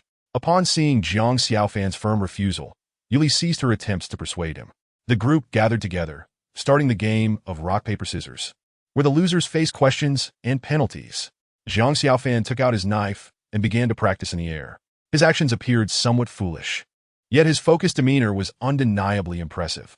At least, after playing 2 rounds, Zhang Ming opted out and sat beside Jiang Xiaofan, watching him wield the knife. With 2 fewer players, their game soon became dull. They settled down to share amusing anecdotes from their lives. Being young, they quickly grew familiar with one another. Jiang Xiaofan was not difficult to get along with. He simply preferred not to engage with outsiders. However, after spending some time together, he began to open up. They all enjoyed each other's company. By noon, they gathered some mushrooms for a meal, and by evening, they set out to hunt for wild game. The task of foraging for wild game fell once again to Jiang Xiaofan. Noticing him depart, Zhang Ming immediately followed. This time, no dangerous incidents occurred. Jiang Xiaofan returned with 2 wild rabbits, while Lu Pongzi and the newly acquainted Xie Dong caught 2 fish and a dozen frogs. Working together, they found it neither exhausting nor tedious. Instead, they felt a thrill. After dinner, they lay on the makeshift beds of leaves, chatting away. It was unclear who suggested telling ghost stories, but after a couple of tales, everyone became jumpy, feeling as though countless eyes were watching them from the shadows. As time passed, the sky darkened, the moon hung bright above, and stars dotted the night sky, creating a breathtaking sight. Zhang Ming seemed to genuinely like Jiang Xiaofan. Remaining close to him, unfortunately, Jiang Xiaofan harbored no romantic feelings for Zhang Ming. His demeanor towards her was neither warm nor cold, maintaining a distance that was not too far yet still palpable. Before long, the sounds of snoring filled the air, as several individuals drifted into slumber. Jiang Xiaofan, however, remained awake, resting his head on his hands while gazing at the night sky. Beyond the heavens lay a vibrant world, as well as the distance between him and Tang Fengyi. To bridge that gap, he had to exert effort, which was why he did not squander a moment in honing his swordsmanship. Suddenly, a wave of unease washed over Jiang Xiaofan. an inexplicable agitation that something significant was about to transpire. After lying there for a while, he sat up, his restlessness startling Zhang Meng awake. "Zhang Xiaofan, what's wrong?" she mumbled drowsily. Zhang Xiaofan shook his head. "It's nothing. You can go back to sleep." "Oh!" Zhang Xiaofan scanned the surroundings, and abruptly, his gaze sharpened as he shouted, "Everyone wake up!" The sudden outburst startled everyone awake. "What's going on? Why are you waking us up?" "So annoying. I just fell asleep." Ignoring their complaints, Zhang Xiaofan grasped his blazing sun knife, his expression alert as he faced the front. Before them stood 4 pairs of green eyes. Zhang Xiaofan switched on his flashlight, revealing 2 creatures resembling wolves. While they appeared wolf-like, they were not entirely so. They bore resemblance to wolves but had 2 tails and were significantly larger, almost surpassing lions and tigers in size. The group quickly recognized the scene before them, their sleepiness vanishing as they all sat up. "What are those things?" Lu Panzi asked nervously. Several girls huddled behind the boys, while Zhang Meng tightly grasped Zhang Xiaofan's arm. "A wolf." The beasts emitted howls reminiscent of wolves. Taking a deep breath, Zhang Xiaofan stated, "I've seen these in books. They're double-tailed wolves, known to be social predators. These 2 are merely scouts, not particularly powerful. This is troublesome. We actually encountered double-tailed wolves." Zhang Xiaofan rose to his feet and proclaimed, "We must make haste." Their recent howls were calls for reinforcements. If their companions arrive, our escape will become exceedingly difficult. "Xiaofan, your prowess in humanities is commendable. What should we do in this predicament?" Yuli asked, her anxiety palpable in the face of the twin-tailed wolves. Zhang Xiaofan replied gravely, "We have 2 options. The first is to flee, but our speed must surpass theirs to shake them off. Otherwise, if the pack descends upon us, we may meet our demise here. And the second? While the pack is yet to arrive, we can eliminate these 2 wolves and then escape. The scent of their blood should attract other creatures, diverting the twin-tailed wolves and significantly enhancing our chances of survival." "You are quite knowledgeable," Zhang Meng exclaimed in astonishment. Zhang Xiaofan disregarded her admiration and continued solemnly, "We can attempt the second option. Fatty and I will strike simultaneously. You all should seize the opportunity to act, ideally resolving this within a minute." "Understood." Zhang Xiaofan gazed at the visibly anxious Lu Fatty and remarked, "Did you not express a desire to join the mecha squad? Consider these twin-tailed wolves as a test." Lu Fatty nodded vigorously and positioned himself beside Zhang Xiaofan. The twin-tailed wolves paced restlessly, seemingly sensing the danger emanating from the evolved humans before them. Zhang Xiaofan's pupils constricted, and he bellowed now. As his voice fell, he charged toward the twin-tailed wolves, the sun blade in his hand igniting in a brilliant flame, illuminating the night sky. Instead of retreating, the wolves lunged forward. Zhang Xiaofan swung his blade, the flames carving an arc through the air. The wolves were swift, his strike missed. "Ah!" Lu Fatty let out a pained cry as Zhang Xiaofan turned to see one of the wolves clamped onto his calf. Gritting his teeth against the excruciating pain, Lu Fatty retaliated with punches to the wolf's head. "Fatty, be cautious. They carry wolf venom," Zhang Xiaofan warned, but Lu Fatty paid him no heed, engaging the wolf in combat. At that moment, Zhang Xiaofan sensed an impending danger. Yuli cried out from behind, "Watch out." He turned just in time to see the wolf's claws looming larger in his vision. Anxiety gripped him. It was his first encounter with a ferocious beast, and he felt a twinge of panic. He arched his back, resembling a drawn bow. The twin-tailed wolf leaped over him.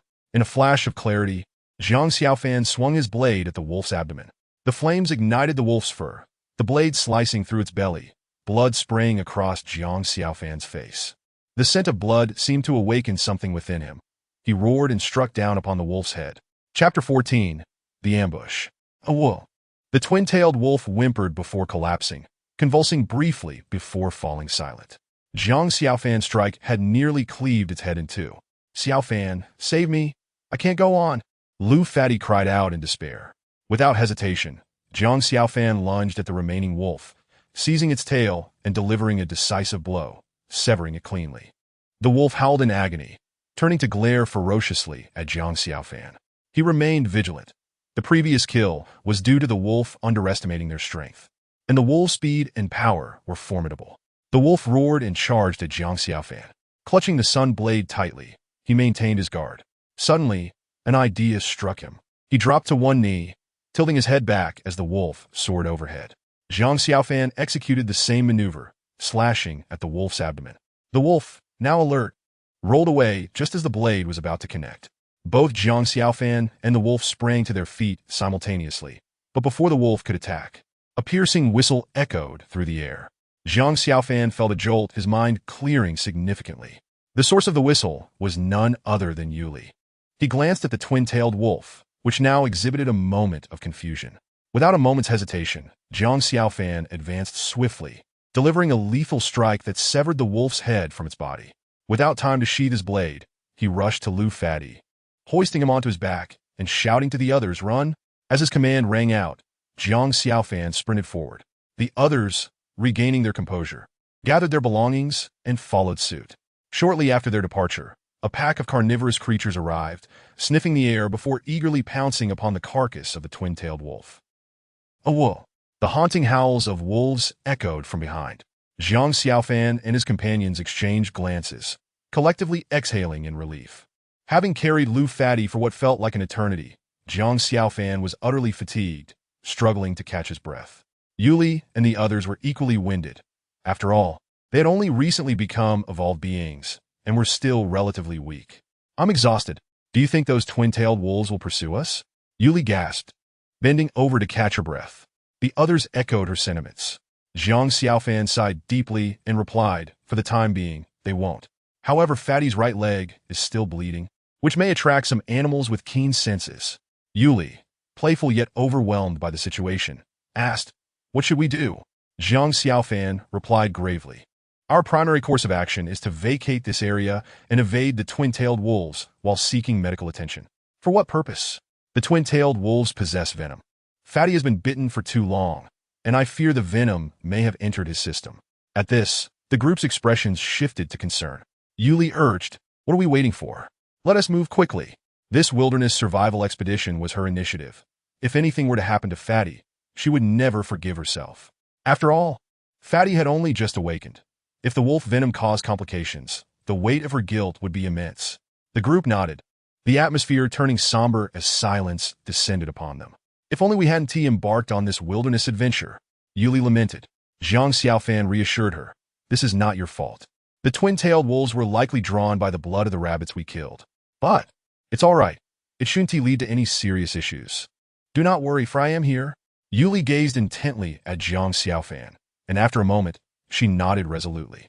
Zhang Xiaofan turned to Lu Fadi and inquired, "How are you feeling?" "My leg is numb, breathing is difficult, and I feel lightheaded," Lu Fadi replied weakly. Zhang Xiaofan's expression darkened. These were signs of wolf venom. Fortunately, the venom's potency was not overwhelming, allowing them to reach the hospital. He advised Lu Fadi, from this moment onward, relax and avoid exertion to prevent the venom from reaching your heart. "All right, I'll leave my hefty weight in your hands. You claim to be a mere 180 pounds? You're easily over 200. Lu Fadi managed a weak smile. Zhang Xiaofan worried that Lu Fadi might doze off, so he engaged him in conversation throughout their journey. The others watched Zhang Xiaofan and Lu Fadi fall into silence. When faced with danger, their first instinct was panic, a stark contrast to Zhang Xiaofan's calm demeanor and strategic thinking in the face of peril. As he navigated the crisis, Zhang Xiaofan exuded a reliability that exceeded their expectations, making him all the more captivating in their eyes. Zhang Meng promptly approached Zhang Xiaofan, assisting him in supporting Lu Panzai's legs. Zhang Xiaofan cast a surprised glance at Zhang Meng. She softly remarked, "Let me help lighten your burden." Zhang Xiaofan nodded, his impression of Zhang Meng shifting. She seemed to be more than just a lovesick girl. The crowd silently trailed behind Zhang Xiaofan, utilizing the moonlight to hasten their escape. In less than half an hour, they emerged from the Jinu forest and reached the roadway. Zhang Xiaofan turned to Yuli and inquired, "Did you leave behind an emergency communication watch?" Yuli shook her head, her gaze downcast. A look of guilt etched across her face. Zhang Xiaofan took a deep breath. Refraining from approaching Yuli, she hadn't anticipated such events unfolding today. "I only hope we encounter a vehicle soon." The group remained silent, trailing behind Zhang Xiaofan. "Xiaofan, I feel so drowsy." Zhang Xiaofan felt a pang of anxiety. Lu Panzai could not afford to fall asleep, for if he did, there was a chance he might never awaken again. Jiang Xiaofan smiled and said, "Drowsy? You are a great hero right now. If you doze off, the girl you've been trying to impress will surely look down on you." Yu seemed to grasp Jiang Xiaofan's intent, stepping forward to address Lu Panzai. "I'm giving you a chance to shine. If you impress me, I shall share my phone number with you, granting you the opportunity to pursue me." Lu Panzai's eyes lit up, hastily asking, "What do you want me to do?" "Share your glorious history, be it embarrassing or magnificent. Just speak, and if any tale moves me, I will grant you the chance to court me." Lu Panzai pondered earnestly. Witnessing this, Jiang Xiaofan exhaled in relief, casting a grateful glance at Yu Mingyu. With Yu Mingyu diverting Lu Panzai's attention, he would not be clamoring to sleep for the time being. Jiang Xiaofan continued to carry Lu Panzai, while the others devised various methods to keep him awake. United in their purpose, the group's efforts proved remarkably effective. Just then, headlights appeared ahead. Jiang Xiaofan and his companions felt a surge of hope and quickly positioned themselves in the center of the road, waving their arms frantically. The lights drew nearer, 4 floating cars designed for 4 passengers. As the vehicles halted before them, Jiang Xiaofan was about to speak when a group of individuals disembarked, each wielding weapons. Jiang Xiaofan's heart sank. Had they encountered robbers? 17 individuals approached, led by a man in his 30s with dyed red hair and menacing tattoos. Unmistakably a nefarious character. He stepped forward, brandishing a phone and gesturing toward Jiang Xiaofan, quietly stating, "Hey, are you Jiang Xiaofan?" Unfamiliar with their intentions, Jiang Xiaofan refrained from acknowledging him and instead asked warily, "Who are you? Your friend is injured?" "Yes, but who are you?" The leader grinned maliciously, declaring, "Jiang Xiaofan. Someone has offered 100,000 for your incapacitation." Jiang Xiaofan felt a chill run down his spine as Yu Li and the others rushed forward, several men brandishing their weapons. "What are you waiting for? Attack him. 100,000 is within reach." The man cackled, swinging his machete toward Jiang Xiaofan without warning. Jiang Xiaofan felt a jolt of adrenaline, swiftly retreating several steps. He handed Lu Panzai to Yu Mingyu and shouted, "Who are you really?" asked the King of Hell. As soon as he finished speaking, everyone lunged at Jiang Xiaofan. Drawing the sun blade, he focused his energy, and flames enveloped the weapon. As the man swung his blade, Jiang Xiaofan retaliated with a swift strike. The sound of metal clashing echoed as the man's weapon shattered in two. Jiang Xiaofan was taken aback, realizing that the fire surrounding his blade granted him the ability to cut through metal as if it were mere butter. Confidence surged through him as he roared and charged at the man. He hastily employed the 36 techniques of the quick blade, though he had not mastered it. The effectiveness in this chaotic battle was astounding. The man found himself completely overpowered by Jiang Xiaofan, while his companions were held at bay by the others. The fight escalated, with everyone fervently attacking one another. Yu Mingyu remained by Lu Panzai's side, safeguarding him, while Zhang Ming incessantly shouted and attacked the man facing Jiang Xiaofan. With Zhang Ming's interference, Jiang Xiaofan struggled to unleash his full potential. Growing increasingly anxious, he shouted, "Zhang Ming, go assist others. I can handle him myself. I'm not worried. I can manage him alone." "All right." Zhang Ming trusted Jiang Xiaofan and promptly shifted her focus. Jiang Xiaofan breathed a sigh of relief, launching himself into the air with a powerful leap of over 3 meters, gripping the handle of his blade and bellowing as he brought it down with all his might. The man's expression shifted to one of alarm as he hastily drew another blade to defend himself. The impact sent him flying, his weapon cleaved in two. Jiang Xiaofan pounced, pinning the man beneath his knee, the sun blade poised at his head as he coldly commanded, "Order your men to cease." The man's eyes darted. "Fine, you first let me go. You command your men to stop." The man nodded, ready to shout, but Jiang Xiaofan's fist collided with his head. Unaccustomed to such treachery, Jiang Xiaofan was caught off guard and sent sprawling. Fortunately, as he fell, he grasped the communication watch on the man's wrist. Tossing it to Yu Li, he shouted, "Yu Li, call the police." Yu Li caught the watch and quickly dialed the emergency number. The man's face contorted with rage as he bellowed, "Stop her! Kill her!" As everyone lunged at Yu Li, Jiang Xiaofan and the others seized the opportunity to intervene. "You're asking for death." Chapter 15. An opportunity. The man roared, charging at Jiang Xiaofan unarmed. He had proven no match for Jiang Xiaofan, even with a weapon. And now he was even less of a threat.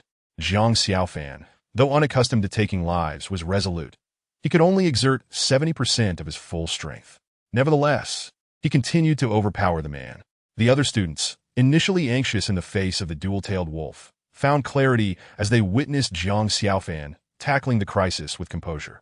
They realized that panic would not resolve their troubles. Only calmness could defuse the peril. United in purpose, they forgot their fear, driven by a singular thought: to defeat their adversaries and ensure they were all apprehended for the police's arrival. The shouts of the group echoed around them. In under 15 minutes, the wail of police sirens pierced the air. "Brother Long, the police are here. We must leave." The man, battered and bruised by Jiang Xiaofan, had long desired to flee, but hesitated out of pride. Now that someone had spoken up, he had no reason to disagree. He attempted to escape, but Jiang Xiaofan would not allow it. He quickly subdued the man, waiting for the police to arrive. The others shared Jiang Xiaofan's sentiment, growing increasingly animated as they unleashed their full strength. With a series of blaring sirens, several police cars hovered nearby, and officers brandishing firearms stood at a distance. The lead officer shouted, "Individuals in front, immediately drop your weapons, raise your hands, and kneel on the ground." Jiang Xiaofan and his companions felt a wave of relief as they hastily complied, relinquishing their weapons and kneeling. Brother Long and his group, unwilling to surrender, attempted to flee. But as they moved, a laser beam shot from an officer's gun, striking the ground and creating a dark crater. The gang members froze, hastily discarding their weapons and kneeling as ordered. The police surged forward, swiftly cuffing Jiang Xiaofan and his companions. Jiang Xiaofan exclaimed loudly, "Comrade police, we are merely students. One of our classmates has been bitten by a double-tailed wolf and has been poisoned. I implore you to take him to the hospital immediately. If we delay any longer, he may perish." A man hurried over, crouching before Jiang Xiaofan, and gravely inquired, "What did you just say? You are students?" "Yes. I have a student ID in my pocket for you to verify. Moreover, my classmate cannot wait. He must be taken to the hospital at once." Jiang Xiaofan shouted fervently. A nearby officer began to search Jiang Xiaofan's pocket, and indeed found a student ID. "Captain, he speaks the truth." The man promptly assisted Jiang Xiaofan to his feet, asking, "Where is your classmate?" Jiang Xiaofan pointed to Lu Pengzi, exclaiming, "It's him. Hurry, take him to the hospital, quickly." Several officers rushed over and carried Lu Pengzi to the police vehicle. "You all must accompany us for a while. As long as Lu Pengzi is unharmed, it is not a grave matter." Jiang Xiaofan sighed with relief and entered the police car. After several battles, the elemental energy within Jiang Xiaofan had been completely depleted, and fatigue washed over him. He leaned back in his seat and fell asleep. The man beside him glanced at Jiang Xiaofan before calling the school using the information on his student ID. When Jiang Xiaofan awoke again, he found himself in the police station, with no recollection of how he had arrived there. Before him sat the previous officer, who appeared to be a captain. Upon noticing Jiang Xiaofan's awakening, he smiled and asked, "How are you feeling, student?" Jiang Xiaofan moved his shoulders, feeling discomfort throughout his body. With a wry smile, he replied, "I feel unwell." "Well, please recount how you encountered them." Jiang Xiaofan recounted their wilderness survival experience in detail. The officer nodded thoughtfully. "By the way, the tattooed man mentioned before attacking that someone had paid 10,000 yuan for them to come and harm me, intending to cripple me." The officer furrowed his brow. "How atrocious." "Indeed, I have no idea whom I have offended. I'm just a student. I'm aware of that. I just verified it. Your instructor will be here shortly to pick you up." "Thank you, officer." The officer remarked, "Although you were acting in self-defense, I must advise you to refrain from venturing into such places in the future. You were fortunate this time, encountering only a group of ruffians. Had you faced true criminals, you would have been in great danger."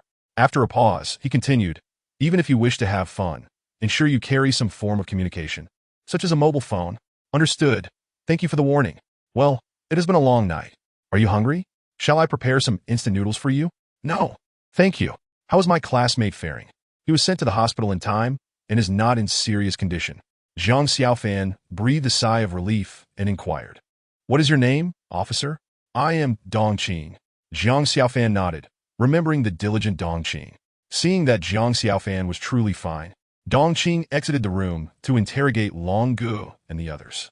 After a brief wait, the door swung open, and a woman entered. It was their instructor, Meng Yun. Meng Yun cast a cold glare at Jiang Xiaofan, commanding, "Step outside." Jiang Xiaofan lowered his head as he stepped out.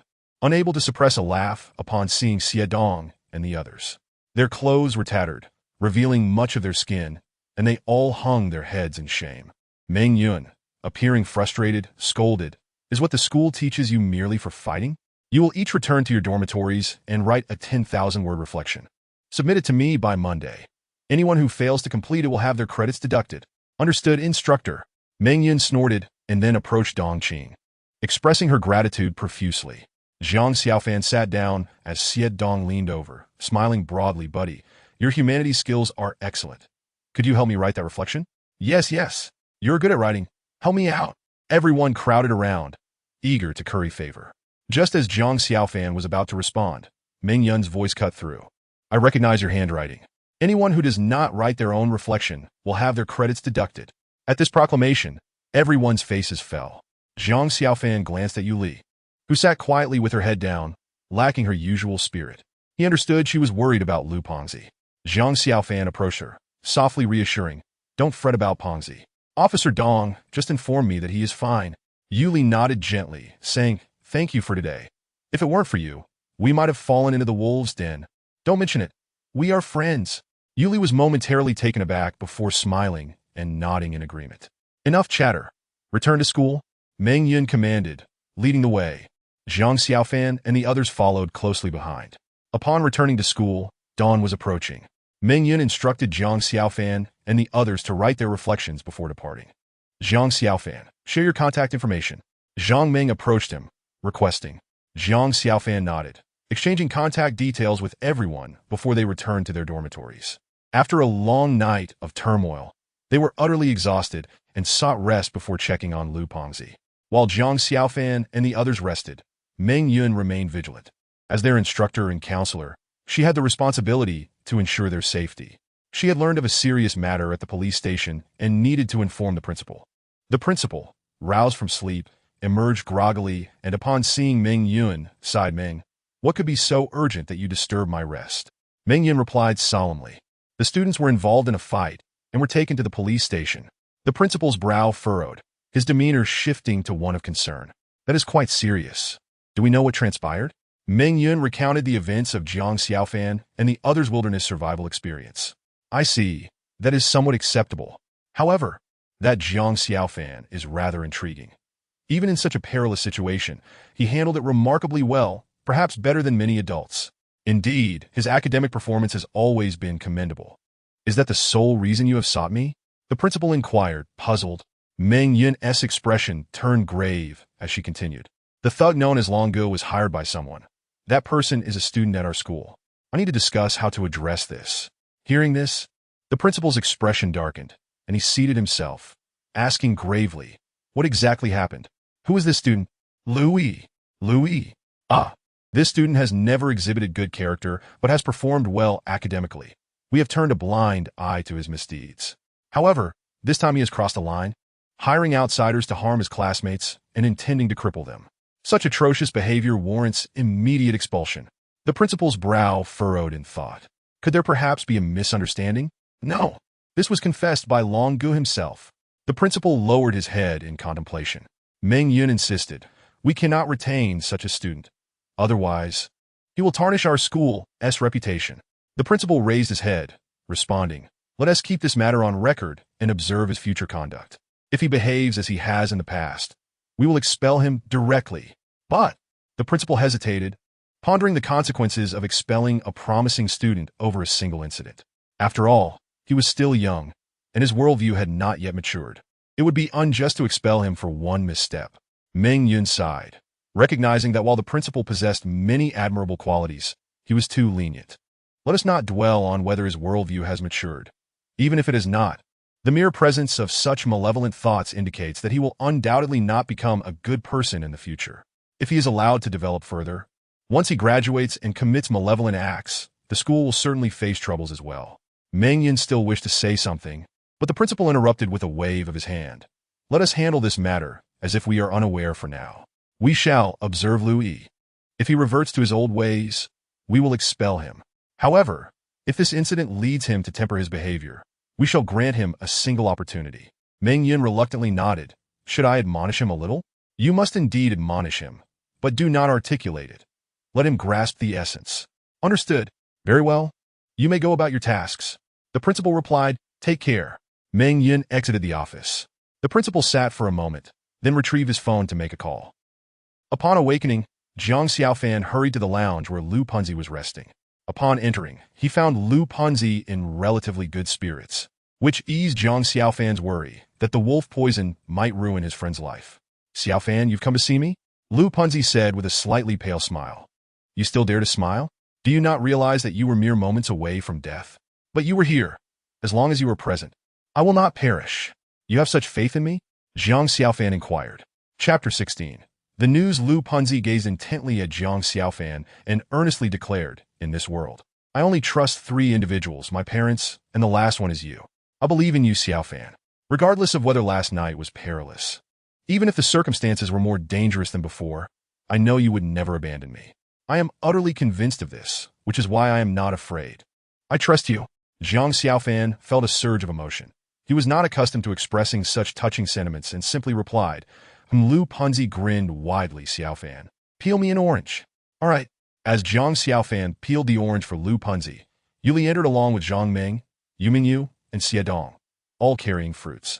Upon seeing Jiang Xiaofan, Yuli teased, indeed, true friends visit first thing after waking up. Jiang Xiaofan pretended not to hear and tossed the orange toward Lu Punzi. Zhang Meng approached and asked, do you have time tonight? I have 2 movie tickets. Shall we go watch a film? Just as Jiang Xiaofan was about to respond, Lu Punzi interjected loudly, hey. You came to see me, not Xiaofan. Can you please focus on me? Jiang Xiaofan apologized to Zhang Meng. I'm sorry, but I still need to practice my swordplay, so I can't accompany you to the movies. I promise to take you another time. Disappointment flickered across Zhang Meng's face. But Jiang Xiaofan feigned ignorance. While he harbored friendly feelings for her, they remained strictly platonic, as his heart belonged solely to Tang Fengyi. Hey, are you all even listening to me? Lu Punzi shouted. Yu Mingyu shot him an exasperated glance and replied, just by looking at you, it's obvious you are fine. If that's the case, why should we focus our attention on you? Beautiful lady, you didn't treat me like this yesterday. Yesterday was yesterday. Today is a different story. Lu Punzi rolled over and sat up with a serious expression. Beauty, you said yesterday you would give me a chance to pursue you. Was that true? Yu Mingyu chuckled lightly. Yesterday, seeing you in danger, I said that to keep you awake. You didn't take it seriously, did you? Before Lu Punzi could respond, Yuli interrupted, all right. That's enough. If you truly have the heart, find a way to enter the mecha division. As long as you can get in, I'll play matchmaker for you. Lu Punzi's eyes lit up as he eagerly asked Yu Mingyu, is that true? If I enter the mecha division, you'll give me the opportunity to pursue you? Yu Mingyu smiled. If you truly get in, I will consider it. Then let's go watch a movie today. Are you sure you're up for it? Yu Mingyu asked skeptically. Lu Punzi patted his chest. You should know what my genes are. A mere wolf poison is hardly enough to keep Lu Punzi down for long. Fine. If you can stand, I'll accompany you to the movies. You're on. Lu Punzi exclaimed, flipping himself up onto his feet. Jiang Xiaofan and the others were left dumbfounded, marveling at the undeniable power of love. Since you're fine now, we should be on our way, Yuli announced. Lu Punzi nodded eagerly, gazing longingly at Yu Mingyu. After a moment of hesitation, Yu Mingyu relented. All right, I'll accompany you to the movies today, as a way to repay you for protecting us. Lu Punzi was overjoyed and quickly agreed. Xiaofan, come outside for a moment, Yuli called. Jiang Xiaofan nodded and told Lu Punzi, enjoy the movie. I'll be back in the dorm shortly. Remember, don't skip class tomorrow. I got it. Jiang Xiaofan acknowledged, glancing at the disappointed Zhang Meng before following Yuli outside. Once outside, Yuli spoke. Xiaofan, the group last night was hired by Lu Yi, so it was indeed him. Jiang Xiaofan's expression darkened. Yuli's face also grew serious. I always thought Lu Yi was merely cunning and unscrupulous. I never anticipated he could be so malicious. Xiaofan, I have a task for you. Find an opportunity to teach him a lesson. Jiang Xiaofan nodded. Rest assured, I will make him pay. Yuli nodded in satisfaction but suddenly seemed to have an idea. Teasingly smirking, Xiaofan, Zhang Meng is quite attractive with a good figure, and she likes you so much. If all else fails, why not just give in to her? Jiang Xiaofan was left speechless. I'm heading back to the dorm now. Hey, don't be so dull. Yuli called after him. Jiang Xiaofan waved her off, hailed a floating taxi, and returned to his dormitory. As he left, Yuli muttered to herself, I wonder what makes Tang Fengyi so special that he cannot forget her, ignoring such a beautiful girl right in front of him. What a pity. With a shake of her head, she returned. Upon returning to his dormitory, Jiang Xiaofan lay on his bed, devoid of the motivation to practice swordplay. Yu Li's words reminded him of Tang Fengyi. He pulled out his phone and scrolled through their chat history. Their exchanges were devoid of flowery words, merely simple conversations about daily life. Yet for some reason, they filled Jiang Xiaofan with warmth, intensifying his longing for Tang Fengyi. He stood up, moved to the window, gazing at the horizon as he murmured, "I will find you, without fail." Resolute, Jiang Xiaofan set out for the library, intending to review the quick blade 36 styles and practice his swordplay there. With the school on break, the library was nearly deserted, save for an elderly gentleman at the entrance. As Jiang Xiaofan approached, the old man merely glanced at him before closing his eyes to bask in the sun. After locating the quick blade 36 styles, Jiang Xiaofan immersed himself in practice. Time slipped away unnoticed until evening fell. The library is closing. He took a deep breath, rubbed his sore shoulders, and stood up to leave. Jiang Xiaofan thanked the elderly man before returning to his dormitory. Lu Punzi had yet to come back, leaving Jiang Xiaofan alone. He practiced his swordplay for a while longer before lying down to sleep. In the following days, Jiang Xiaofan settled into a routine of attending classes, eating, and practicing swordplay during the day while spending his evenings gazing out of the window. Typically, he would visit the library to study the quick blade 36 styles. Through the relentless efforts of Jiang Xiaofan, he has finally mastered the 36 styles of the swift blade with remarkable proficiency, displaying a level of skill that is no longer as inexperienced as it once was. In fact, he has become quite adept. However, Jiang Xiaofan still has yet to reach a certain threshold, as he is unable to strike 3 blows within a single second. Despite this limitation, he has made significant progress, now capable of delivering 2 strikes in that time frame. With continued dedication, he believes he can soon achieve the coveted 3 strikes per second. Once he breaks through this barrier, his strength will undergo a qualitative transformation. As for Lu Pengzi, he continues to skip classes, returning each evening utterly exhausted, sometimes even bearing visible injuries. When Jiang Xiaofan inquires about his activities, Lu Pengzi vaguely claims he is working on enhancing his skills, but he remains tight-lipped about the specifics. Seeing Lu Pengzi's reticence, Jiang Xiaofan chooses not to press further. Yet, one woman has left a profound impression on Jiang Xiaofan, Zhang Ming. Ever since he rejected her advances, she has not relented in her pursuit. Each morning, she brings him a lovingly prepared breakfast. At noon, she invites him to lunch, and in the evening, she suggests they watch a movie together. Without exception, Jiang Xiaofan has turned down every offer. He initially thought Zhang Ming would eventually give up, but to his surprise, she has only grown more tenacious. In a matter of days, nearly the entire school is aware of Zhang Ming's pursuit of him. Jiang Xiaofan can only respond with resignation, unable to articulate his thoughts. Aside from Lu Pengzi's truancy, Jiang Xiaofan also hasn't seen LVE in quite some time. He had intended to confront him, but has yet to find an opportunity. One day, as Jiang Xiaofan heads to class as usual, he devises a plausible excuse to help Lu Pengzi skip. Jiang Xiaofan. Upon turning, he sees Zhang Ming approaching briskly, a box adorned with a heart motif in her hands. "You haven't had breakfast, have you?" "Here." Jiang Xiaofan purses his lips and replies, "Zhang Ming, you are a good girl. To be honest, I do not wish to delay you." Her expression dims momentarily before she forces a smile. "I understand. We are friends, after all. But is it unreasonable for a friend to bring you breakfast? But, if you refuse, I shall go to the tuning room and proclaim my love for you through the loudspeaker." With a sense of futility, Jiang Xiaofan accepts the offering. "I actually have someone I like." Zhang Ming interrupts him, her face alight with excitement. "Do you know? Something significant is about to happen today." "Significant? What is it?" Jiang Xiaofan asks, curiosity piqued. Zhang Ming exclaims, "The mecha unit is recruiting today. Many students are preparing to sign up." Jiang Xiaofan raises an eyebrow and hurriedly pulls out his phone. "What are you doing?" "I'm calling Pengzi. He has worked so hard for this opportunity to join the mecha unit." Zhang Ming appears taken aback. "Aren't you planning to participate?" Jiang Xiaofan hesitates briefly before responding. "Not at the moment." "Why not?" She presses. "Because I want to be a hunter." "What? That's too dangerous." "No way." Zhang Ming exclaims animatedly. Jiang Xiaofan continues. "Since we're on the topic, I'll be frank with you. I have someone I like, and my desire to become a hunter is for her. Therefore, Please do not waste your time on me. Is it Tang Fingyi? Zhang Xiaofan is taken aback, then nods slightly. Zhang Ming's voice becomes soft. I am aware of Tang Fingyi's existence and the circumstances between you two, but I must ask, have you married her? Not yet. Why? As long as you are not married, I still have a chance. With a sigh, Zhang Xiaofan reflects on her persistence, feeling exasperated. He does not wish to be so harsh, so he merely sighs again as he walks toward the classroom. Zhang Ming bites her lip, her gaze resolute, and she follows after him.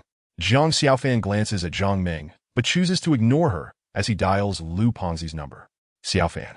What's up? I'm working out. Stop working out. Come to school immediately. The mecha unit is recruiting. This is your chance. Oh, what? The mecha unit is recruiting at school? When? Today. Hurry. Okay. I got it. I'll be right there. Good. Zhang Xiaofan hangs up the phone. Xiaofan, I have 2 movie tickets. Sorry. I need to practice my sword techniques. I can't accompany you. Zhang Ming gazes at him with disappointment. Are you giving me no chance at all? I truly need to enhance my skills. I understand, and I could agree to accompany you to the movies today, but only on the condition that you promise not to pester me again afterward. Chapter 17. The test. Zhang Xiaofan gazes at Zhang Ming, who shows no signs of retreat. Her beautiful eyes are filled with affection as she looks at him. After a moment of hesitation, he finally concedes, all right, I will accompany you to the movies tonight. A smile blossoms on Zhang Ming's face. Zhang Xiaofan turns and heads toward the classroom, with Zhang Ming hurriedly following behind. The classroom is filled with students, each wearing an expression of excitement, seemingly already aware of the mecha unit's recruitment. Gaining entry into the mecha unit is akin to ascending to the pinnacle of success, and none wish to miss this opportunity. Zhang Xiaofan remains uninterested. As he enters the classroom, he takes his seat. Zhang Ming sits behind him, resting her chin upon her delicate hands, gazing adoringly at Zhang Xiaofan's back, pondering why she is so enamored with him. Before long, Zhang Xiaofan, previously bored, suddenly sits up straight, his eyes narrowing as he focuses on the entrance. LVE, who has not been seen for some time, appears. The moment he spots Zhang Xiaofan's gaze, he awkwardly diverts his eyes and finds an empty seat. Yuli leans closer, whispering to Zhang Xiaofan. That scoundrel LVE has shown up. You must teach him a lesson today. Zhang Xiaofan nods vigorously. It is imperative that he deals with LVE, giving him a lesson he won't soon forget. As the students discuss the mecha unit, Meng Yun enters, carrying teaching materials. Upon her arrival, the classroom falls silent, all eyes fixated on her. Meng Yun glances at LVE and begins. I assume everyone is aware of the mecha unit's recruitment today? Sorry, I'm late. Lu Pengzi's breathless voice comes from the doorway. Meng Yun frowns slightly upon seeing him, teasing, I haven't seen you in a while. You've lost quite a bit of weight. Lu Pengzi looks embarrassed, awkwardly replying, Instructor, I apologize for being late. Meng Yun nods and advises him to find a seat. Lu Pengzi quickly sits beside Zhang Xiaofan. Xiaofan, is it true that the mecha unit is recruiting? Absolutely. The instructor is discussing it right now. Lu Pengzi's eyes light up with excitement as he looks at Meng Yun. Meng Yun continues, we all know what the mecha unit represents, so I need not elaborate further. Yes. The students nod in agreement. Well aware of the mecha unit's reputation, it is safe to say that 80% of the classroom is eager to join, even if it means working in logistics. Given that, I won't discuss the benefits of joining the mecha unit any further. Instead, let's go over the recruitment criteria. The students lean in with anticipation. Meng Yun looks at LVE and states, the first requirement for recruitment into the mecha unit is that applicants must possess a righteous mindset, free from any nefarious intentions. LVE's expression shifts as he lowers his head. The second point pertains to individual capabilities and genetic traits. If your genetic makeup meets the standards set by the mech battalion, even if your personal abilities are rather modest, you may still be admitted. Conversely, if your abilities meet or exceed the minimum requirements of the mech battalion, acceptance will also be granted. Upon hearing these words, a flurry of discussions erupted among the crowd. Meng Yun clapped her hands to silence the chatter, announcing that to assess your individual prowess, psychological resilience, and genetic quality, the school would collaborate with the mech battalion to administer 2 tests. Teacher, what kind of tests? One student inquired, and all eyes turned to Meng Yun, eager to learn more. The first test will evaluate your psychological endurance. After class, I will escort you to undertake the first challenge. This is the registration period. Anyone wishing to join the mech battalion should come forward. Everyone displayed eager anticipation, except for Jiang Xiaofan, who seemed disinterested. Given the events of the past few days, Mingyun held a favorable impression of Jiang Xiaofan. Noticing his lack of enthusiasm, she curiously asked Jiang Xiaofan, "Do you not intend to join the mech battalion?" Jiang Xiaofan replied, "No, I do not plan to join the mech battalion. Is it because you feel your abilities are too weak?" However, upon meeting Ming Yun's piercing gaze, he quickly averted his eyes. "Is that so?" Ming Yun inquired. Jiang Xiaofan shook his head and stated, "It is not that. I aspire to be a hunter, not a mech warrior." This declaration elicited raucous laughter from LVE, who scoffed, "With your abilities, you think you could be a hunter? Do you believe you are something special?" Others also struggled to suppress their amusement. The criteria for becoming a hunter are far more stringent than those for becoming a mech warrior. And the profession of a hunter is fraught with peril. Most individuals would opt to enter the mech battalion, seeking to become mech warriors, rather than aspiring to be hunters. LVE, if you do not wish to attend class, kindly leave at once. Meng Yun admonished, her brows knitted in displeasure. She harbored no fondness for LVE. His expression darkened as he shot a resentful glance at Meng Yun, who, noticing this, felt her disfavor for him intensify. Resolute, she decided that should LVE engage in any further misconduct, she would advocate for his expulsion from the academy for his malicious demeanor. Taking a deep breath, Meng Yun addressed Jiang Xiaofan. "Even if you do not wish to join the mech battalion, I still recommend that you participate in this test." "Why?" Jiang Xiaofan instinctively asked. Meng Yun furrowed her brow before replying. "If you perform well, the school or the mech battalion may reward you with a genetic enhancement serum." At this, Jiang Xiaofan's eyes brightened. The serum was precisely what he lacked. He promptly declared, "I will participate." A smile graced Meng Yun's face as she responded, "Excellent. I will register you. If you perform admirably, you will certainly receive the genetic serum." "Yes, yes."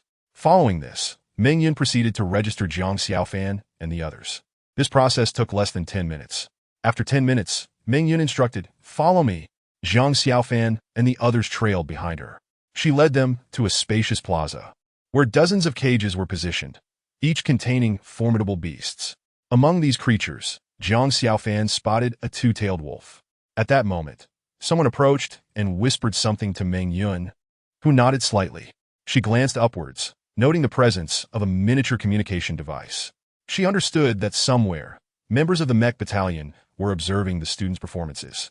This was an opportunity for the students, and as their mentor, she felt a sense of pride for Jiang Xiaofan and the others.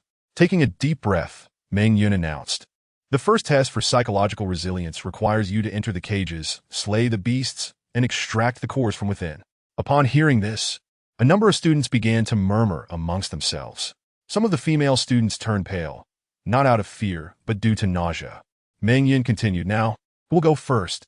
"I will," LVE declared hastily. Meng Yun nodded lightly, instructing him to prepare to enter the cage. "Yes." As she opened the cage, LVE stepped in without hesitation. The beasts provided by the school were of the lowest tier. They appeared intimidating, yet were not particularly strong, easily manageable by the students. The true challenge lay in overcoming their psychological barriers. If they could confront the beasts without fear, slaying them would be a simple task. However, succumbing to fear would complicate matters, leading to disqualification. LVE, with his ruthless disposition and considerable courage, faced the beasts with no trepidation. He swiftly dispatched the creature, then seized a nearby knife to eviscerate it. Intestines, blood, and excrement spilled forth, creating a foul stench. "Ugh!" Yuli retched uncontrollably. Jiang Xiaofan gently patted Yuli's back, remarking, "Yuli, your psychological resilience seems rather lacking." Yuli, grimacing in pain, waved her hand dismissively, saying, "I am not afraid of the beasts. I simply cannot endure the stench, along with the excrement, blood, and intestines. Ugh." As she spoke, Yuli succumbed to another bout of vomiting, with Yuli's reaction setting a precedent. Several other girls soon followed suit. Before long, LVE emerged, brimming with excitement and holding an emerald-like stone that emitted a faint glow. Meng Yun took the stone from him, instructing, "Go wait over there. You will participate in the second test shortly." "Yes." Next, several students began to enter the cages. There were those who were timid and others who were bold. The only consistent challenge was the task of eviscerating the beasts to extract their cores. Zhang Xiaofan found the experience quite nauseating but maintained a calm demeanor as he completed the task. As for the female students, each took nearly half an hour to finish. Yuli, despite her considerable strength, having subdued the beast with a mere flute, took an hour to extract the core, having to summon significant resolve to do so. Once all had completed the task, Meng Yun instructed, "Everyone, proceed to the cafeteria for a meal. It is mandatory." At this pronouncement, several of the girls nearly fainted. Having just endured such a nauseating ordeal, they found it difficult to muster the appetite to eat. Nevertheless, driven by the prospect of joining the mech battalion, they gritted their teeth and made their way to the cafeteria. Upon seeing dishes of blood sausages and other unappealing foods, they were once again overcome with nausea. Meanwhile, in a conference room, a group of individuals dressed in military uniforms observed the proceedings on a large crystal screen displaying Zhang Xiaofan and the others. Each person busily took notes, grading the students' performances. In the psychological resilience portion of the test, only a few managed to score 70 points, barely passing, while most hovered around 20 to 30 points, failing to meet the standard. "This batch of students displays rather poor psychological resilience," one remarked. "It is to be expected. They are sheltered flowers, having never witnessed such brutality. However, that plump fellow and the one named Zhang Xiaofan, along with LVE, show some potential." Another noted, "Their psychological resilience appears commendable. Let us reserve judgment until after they complete the second test of individual capabilities." The group agreed, continuing to observe. In the cafeteria, someone approached Meng Yun and whispered a few words in her ear. Meng Yun's brow furrowed, and she asked sternly, "Are all the instructors in position?" "Yes. There will be no risk to the students' lives." Meng Yun nodded, replying, "Ensure that everyone remains vigilant. The upcoming test will not be easily completed. We must guarantee the students' safety. Rest assured, the mech battalion personnel will protect the children." "That is reassuring." Meng Yun approached Zhang Xiaofan and his companions, addressing them, "Dear classmates, in half an hour, we shall commence the second trial, the test of individual strength." Chapter 18. Praise. The group paused their meal, lifting their gazes to Meng Yun. He continued, "The forthcoming trial will place you in the school's combat simulation arena, where ferocious beasts are contained. Each of you must not only slay 30 of these creatures, but also survive for 2 days and 2 nights within. Rest assured, should any of you find yourselves unable to endure, simply call out, and assistance will be dispatched to escort you out." Upon hearing this, several individuals displayed expressions of excitement. Although extracting crystal cores was unpleasant, it lacked the essence of a true challenge. This was where the real trial lay. Moreover, in a practical scenario, everyone yearned to partake personally. Louis narrowed his eyes, a malicious glint flashing within. His gaze shifted towards Zhang Xiaofan, thinking this time, "Let us see how I can bring about your downfall. Classmates, gather at the school playground in half an hour. Those who wish to abstain may return to their dormitories." Meng Yun announced before turning away to prepare for the combat simulation. Once Meng Yun had departed, the students erupted with enthusiasm, eager to seek out their allies. Yuli, Lu Pengzi, Yu Mingyu, and Zhang Meng approached Zhang Xiaofan. Lu Pengzi remarked, "Xiaofan, from here on, we shall be relying on you." "You are correct. I suspect we will enter one by one, and once inside, it may be challenging to regroup," Zhang Xiaofan replied. "Xiaofan, you must protect me," Zhang Meng insisted. "If we manage to come together, I will do my utmost to safeguard you," Zhang Xiaofan assured. "Excellent." The group reached a consensus, 5 of them setting out together. Upon arriving at the playground, Zhang Xiaofan noticed that not a single person had withdrawn. Everyone was determined to participate in the second trial. Even if they were unable to meet the passing criteria, they sought to make an impression, hoping to acquire gene serums if fortune favored them. After lingering in the playground for a while, Meng Yun approached Zhang Xiaofan and the others, stating, "The gates have now opened. You may enter the arena one by one." "Understood." Zhang Xiaofan stepped forth, becoming the first to enter the combat simulation arena, the very domain where the ferocious beasts were confined. As he crossed the threshold, a blinding white light enveloped him, prompting Zhang Xiaofan to instinctively shut his eyes. Once his sight adjusted, he opened his eyes, only to be met with a startling sight. A beast, resembling a bull, but significantly larger, and entirely covered in white fur, charged towards him. Most alarming of all, this creature bore 3 horns that glimmered faintly. Zhang Xiaofan recognized it from his studies. It was a white bull, classified as a rather weak beast, even inferior to the double-tailed wolf. As the beast lunged at him, a fierce gust of wind swept by, stinging Jiang Xiaofan's face. Momentarily flustered, he quickly regained his composure, unsheathing the blazing sun blade from his waist. Channeling his elemental power, he ignited the blade, and with a swift motion he struck. The blade moved with remarkable speed and ferocity, leaving behind an afterimage. The strike collided with the bull's horn, and flames engulfed it, cleaving through the hardened horn effortlessly. The white bull let out a pained bellow, rearing its front limbs and kicking towards Jiang Xiaofan. Though adept in theory, Jiang Xiaofan had never fought a white bull before and was unaware of its tactics. The kick landed squarely on his chest, delivering a force akin to being struck by a speeding vehicle, leaving him breathless and staggering backward. Before he could regain his footing, the white bull charged once again. Taking a deep breath, Jiang Xiaofan steeled himself. As the beast approached, he swung his arm rapidly, creating another afterimage in the air.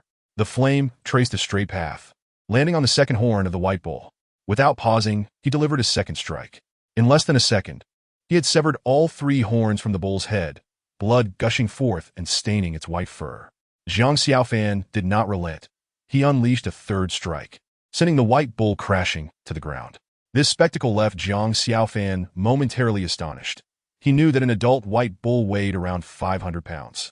Though he had exerted his full strength, to send such weight flying required at least 600 pounds of force. The bull lay sprawled on the ground, its 3 horns severed, significantly diminishing its combat capability. Regaining his focus, Jiang Xiaofan promptly leaped onto the white bull, delivering a punch to its head. The bull let out a wail and slid away. "D!"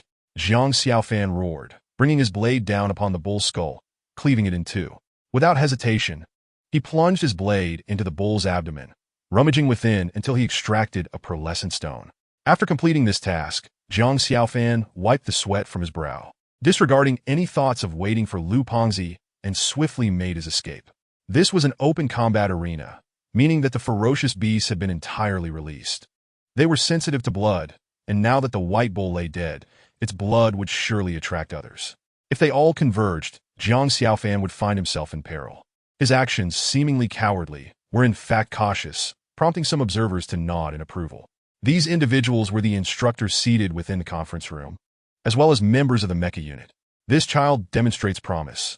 He understands that blood will attract other beasts. After slaying the beast, he chose to flee instead of waiting for his teammates to arrive. His composure is commendable.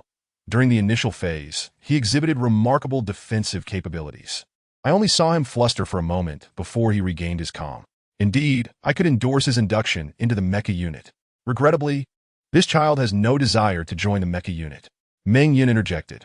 The group fell silent, puzzled as they regarded Meng Yun. He relayed Jiang Xiaofan's sentiments, prompting a collective sigh of disappointment. What a shame to lose such a promising talent. Let us observe. He handled the details adeptly, yet the next 2 days will prove most arduous, with neither water nor food available. Indeed, let us see how he fares. Unbeknownst to Jiang Xiaofan, many held him in high regard. Even if he had been aware, he would not have felt particularly elated. At most, it would satisfy his vanity. After all, he had no intention of joining the mecha unit. As Jiang Xiaofan dashed through the combat arena, evading ferocious beasts, he pondered ways to reunite with Lu Pengzi and the others. His lack of trust in Lu Pengzi was not the issue. Rather, he worried about unforeseen circumstances. The sudden appearance of the white bull had triggered his realizations. This unexpected encounter was likely a test in itself. Having spent an hour within the arena, Jiang Xiaofan had encountered 3 relatively weak beasts: the red-haired wild boar, the white bull, and the double-tailed wolf. None of the formidable beasts had emerged thus far. The strongest among them was the double-tailed wolf, which, while a pack hunter, appeared in groups of no more than 5 here. Now that Jiang Xiaofan had mastered the blade to a degree, he could unleash 3 strikes within a second, enabling him to engage all 5 double-tailed wolves simultaneously. He had become quite familiar with the beasts within the arena and no longer felt the same trepidation. His current objective was to gather crystal cores and deliver them to Lu Pengzi. Ideally, he would locate Lu Pengzi to assist him in completing the task with greater ease. With a newfound sense of ease, Jiang Xiaofan pressed on, while Lu Pengzi faced his own challenges. He is a genetically enhanced beast known as Lin Jiaxiu, endowed with immense strength. However, his agility pales in comparison to that of Jiang Xiaofan. When confronted by the clumsy ferocity of the white bull, He could assert his power without hesitation, but facing the swift, dual-tailed wolf posed a significant challenge. Having already slain 2 white bulls, he now found himself encircled by 3 dual-tailed wolves. He roared in fury, his body emanating a brilliant yellow light. With a single punch, he dispatched 1 dual-tailed wolf. But this act heightened the wariness of the remaining 3, which began to engage him in a deadly dance of speed. Although Lu Panzai possessed formidable strength, he struggled to unleash it effectively. Rather, it would be more accurate to say he could not land a blow on the dual-tailed wolves. Breathing heavily, he suddenly appeared to have an epiphany. He lunged at a dual-tailed wolf, which nimbly evaded his grasp. With a cunning glint in his eye, he feigned a vulnerability. The dual-tailed wolf, baited by his ruse, pounced towards him. Lu Panzai let out a mighty roar, seizing the wolf in his embrace, tilting his head back before crashing it against the wolf's skull. The force of the impact left the dual-tailed wolf dazed. Lu Panzai's fist struck the wolf's head, rendering it a bloody pulp, lifeless beyond recovery. Just as he exhaled a sigh of relief, 2 gusts of wind rushed from behind him. Turning in alarm, he was met with the sight of 2 dual-tailed wolves, their claws glinting ominously as they lunged for his head. Lu Panzai, clumsy and momentarily blank, forgot to evade. Watching from the sidelines, Jiang Xiaofan sighed. While Lu Panzai's strength was indeed impressive, his greatest flaw lay in his impulsive temperament. He struggled to maintain composure. Had he been in Lu Panzai's position, Jiang Xiaofan would have instinctively reached out, even allowing the dual-tailed wolf to bite his arm, only to muster all his strength to dispatch it. Yet, Lu Panzai clearly did not anticipate this turn of events. Jiang Xiaofan could not bear to witness Lu Panzai's potential injury. He sprang into action, soaring above the dual-tailed wolves, his right arm extended, summoning the blazing sun blade that ignited mid-air before cleaving down upon the wolf's head, splitting it open.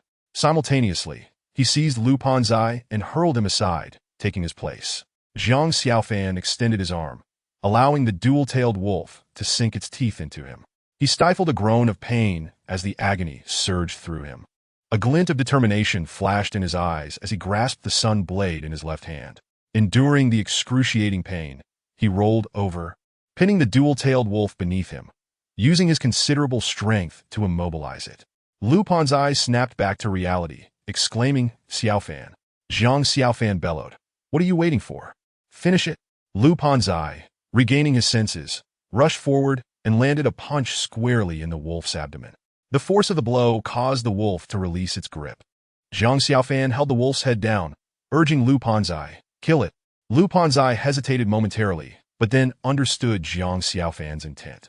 Grateful, he wasted no time and delivered a decisive blow to the wolf's skull, resulting in its immediate demise. With a sigh of relief, Jiang Xiaofan tossed the 10 crystal cores he had collected to Lu Panzai. Chapter 19. Shamelessness. Lu Panzai paused, contemplating, before saying, "Xiaofan, I understand you do not wish to join the Mecha Division, but if you perform well, you too will earn genetic agents. You should keep these crystal cores." Jiang Xiaofan smiled, replying, "Joining the Mecha Division is your dream. One genetic agent pales in comparison to that aspiration. Therefore, you should retain these crystal cores." Lu Panzai inquired, "And what about you?" Jiang Xiaofan responded, "I have come here not only for the genetic agents but also to challenge myself." Lu Panzai took a deep breath, gazing intently at Jiang Xiaofan, committing his kindness to memory before pocketing the crystal cores. "Let us go. I'll help you slay beasts and gather more crystal cores." "No need." Jiang Xiaofan looked at Lu Panzai, puzzled. Lu Panzai clarified, "You can help me achieve a good ranking, but I also need to hone my skills. This is an opportunity one don't want to squander." Jiang Xiaofan remained silent. "How about we have a friendly competition, Xiaofan? What do you propose we compete in? Let us see who can slay more beasts. If you win, I will cover your breakfast, lunch, and dinner for the next month. If I win, you will do the same." Jiang Xiaofan grinned, recognizing Lu Panzai's intentions. "All right, I accept the challenge. I won T lose to you. Neither will I. Let us part ways now. We'll meet again in 2 days. Deal?" Lu Panzai turned and left without hesitation. As Lu Panzai vanished from Jiang Xiaofan's sight, Jiang Xiaofan also turned to depart. He understood Lu Panzai's true intent, to encourage him to take the upcoming test seriously, not merely for the sake of meals, but to ensure Jiang Xiaofan could obtain genetic agents. Jiang Xiaofan smiled as he left, grateful for Lu Panzai's goodwill. After Jiang Xiaofan's departure, A figure emerged, none other than L.E. His eyes narrowed slightly, glinting with malevolence. You enjoy playing the hero, do you? Very well. Today, I shall indulge that whim. L.E. turned and strode away in another direction. This boy, Jiang Xiaofan, is he? Indeed. Provide me with all his information. I wish to examine it. Meng Yun hesitated before responding. He does not intend to join the Mecha Division. The man paused, then sighed. What a shame, such a promising talent. Yet he does not wish to enlist. As he pondered, a realization struck him, and he exclaimed in surprise, wait, what could be his motive for avoiding the Mecha Division? Could it be a desire to become a petty thug? Though I am unaware of his reasons for rejecting the Mecha Division, I am certain he will never stoop to becoming a mere thug. I trust in his character. Meng Yun asserted resolutely. Hurry, bring me his records. I need to see. Of course. The man murmured, little fellow, I find you immensely intriguing. Should you remain steadfast in your refusal to join the Mecha Division, you would indeed be squandering my curiosity. He instructed those nearby to establish a connection, locking onto this boy's movements. I want to observe his performance over the next 2 days. Understood? No one was surprised by his command. If Jiang Xiaofan were merely a mediocre soldier, it would be unremarkable. However, given that he was an inexperienced student, a delicate flower sheltered from the storm, it was remarkable for him to exhibit such composure and meticulousness in his actions. After all, during the first ambush test, a significant number of participants chose to forfeit. Thus, even if Jiang Xiaofan was not an elite, his conduct displayed the potential of one. In the military, talent is important, but it is secondary to psychological resilience. Only with a robust mindset can one grow into a formidable force. After all, the military is not lacking in genetic agents. Even those without exceptional talents can be cultivated. However, young individuals with superior psychological fortitude are exceedingly rare. This is why they held Jiang Xiaofan in such high regard. Most significantly, Jiang Xiaofan possessed not only strong psychological resilience, but also formidable personal strength. Decisive, calm, and exceptionally gifted, he was truly a rare gem. Unbeknownst to Jiang Xiaofan, others were holding him in such high esteem. While he was preoccupied with hunting beasts, he was simultaneously searching for Yu Li and Zhang Meng. Just as Jiang Xiaofan dispatched a white bull, a figure rushed towards him, panic etched across their face. Upon closer inspection, Jiang Xiaofan couldn't help but smile. It was L.E. L.E.'s attire was tattered beyond recognition, blood smeared across his face, embodying utter disarray. As Louis caught sight of Jiang Xiaofan, his eyes lit up, and he shouted, Jiang Xiaofan, help! Initially, Jiang Xiaofan had no intention of responding to Lu Yi, but the latter's urgent plea made him reconsider his decision to walk away. If you save me, I will reveal the whereabouts of Yu Li and Zhang Meng. Lu Yi exclaimed, where are they? He rushed to Jiang Xiaofan's side and insisted, if you help me deal with them, I will tell you. Jiang Xiaofan looked up and saw a horde of ferocious beasts charging towards them. 7 white bulls, 4 red-haired wild boars, and 12 two-tailed wolves. Alarmed, Jiang Xiaofan gasped and exclaimed, where did you gather so many ferocious beasts? Forget about that. Let us work together to eliminate them, and I will take you to find Yu Li and Zhang Meng. Jiang Xiaofan shot a skeptical glance at Lu Yi, suspecting he had deliberately led the beasts to him. However, seeing the urgency etched on Lu Yi's face, he dismissed the thought. Even if Lu Yi intended to harm him, he would not be foolish enough to gamble with his own life. With a surge of determination, Jiang Xiaofan summoned the flames of the sun blade once more. Just as he was about to spring into action, a drop of liquid fell to the ground. Furrowing his brow, he realized the blade was ultimately inadequate. Unable to withstand the intensity of his flames, he needed a swift resolution. Let us strike together. Use your fireball technique. All right, let us do it. Without hesitation, Jiang Xiaofan charged forward. He unleashed a flurry of strikes, executing the 36 swift blade techniques with remarkable speed. In their first encounter, he decapitated a two-tailed wolf in one swift motion. Blood sprayed forth, its scent igniting the fury of the white bulls and other beasts, which roared and charged at Jiang Xiaofan with bloodshot eyes. Lu Yi, take action!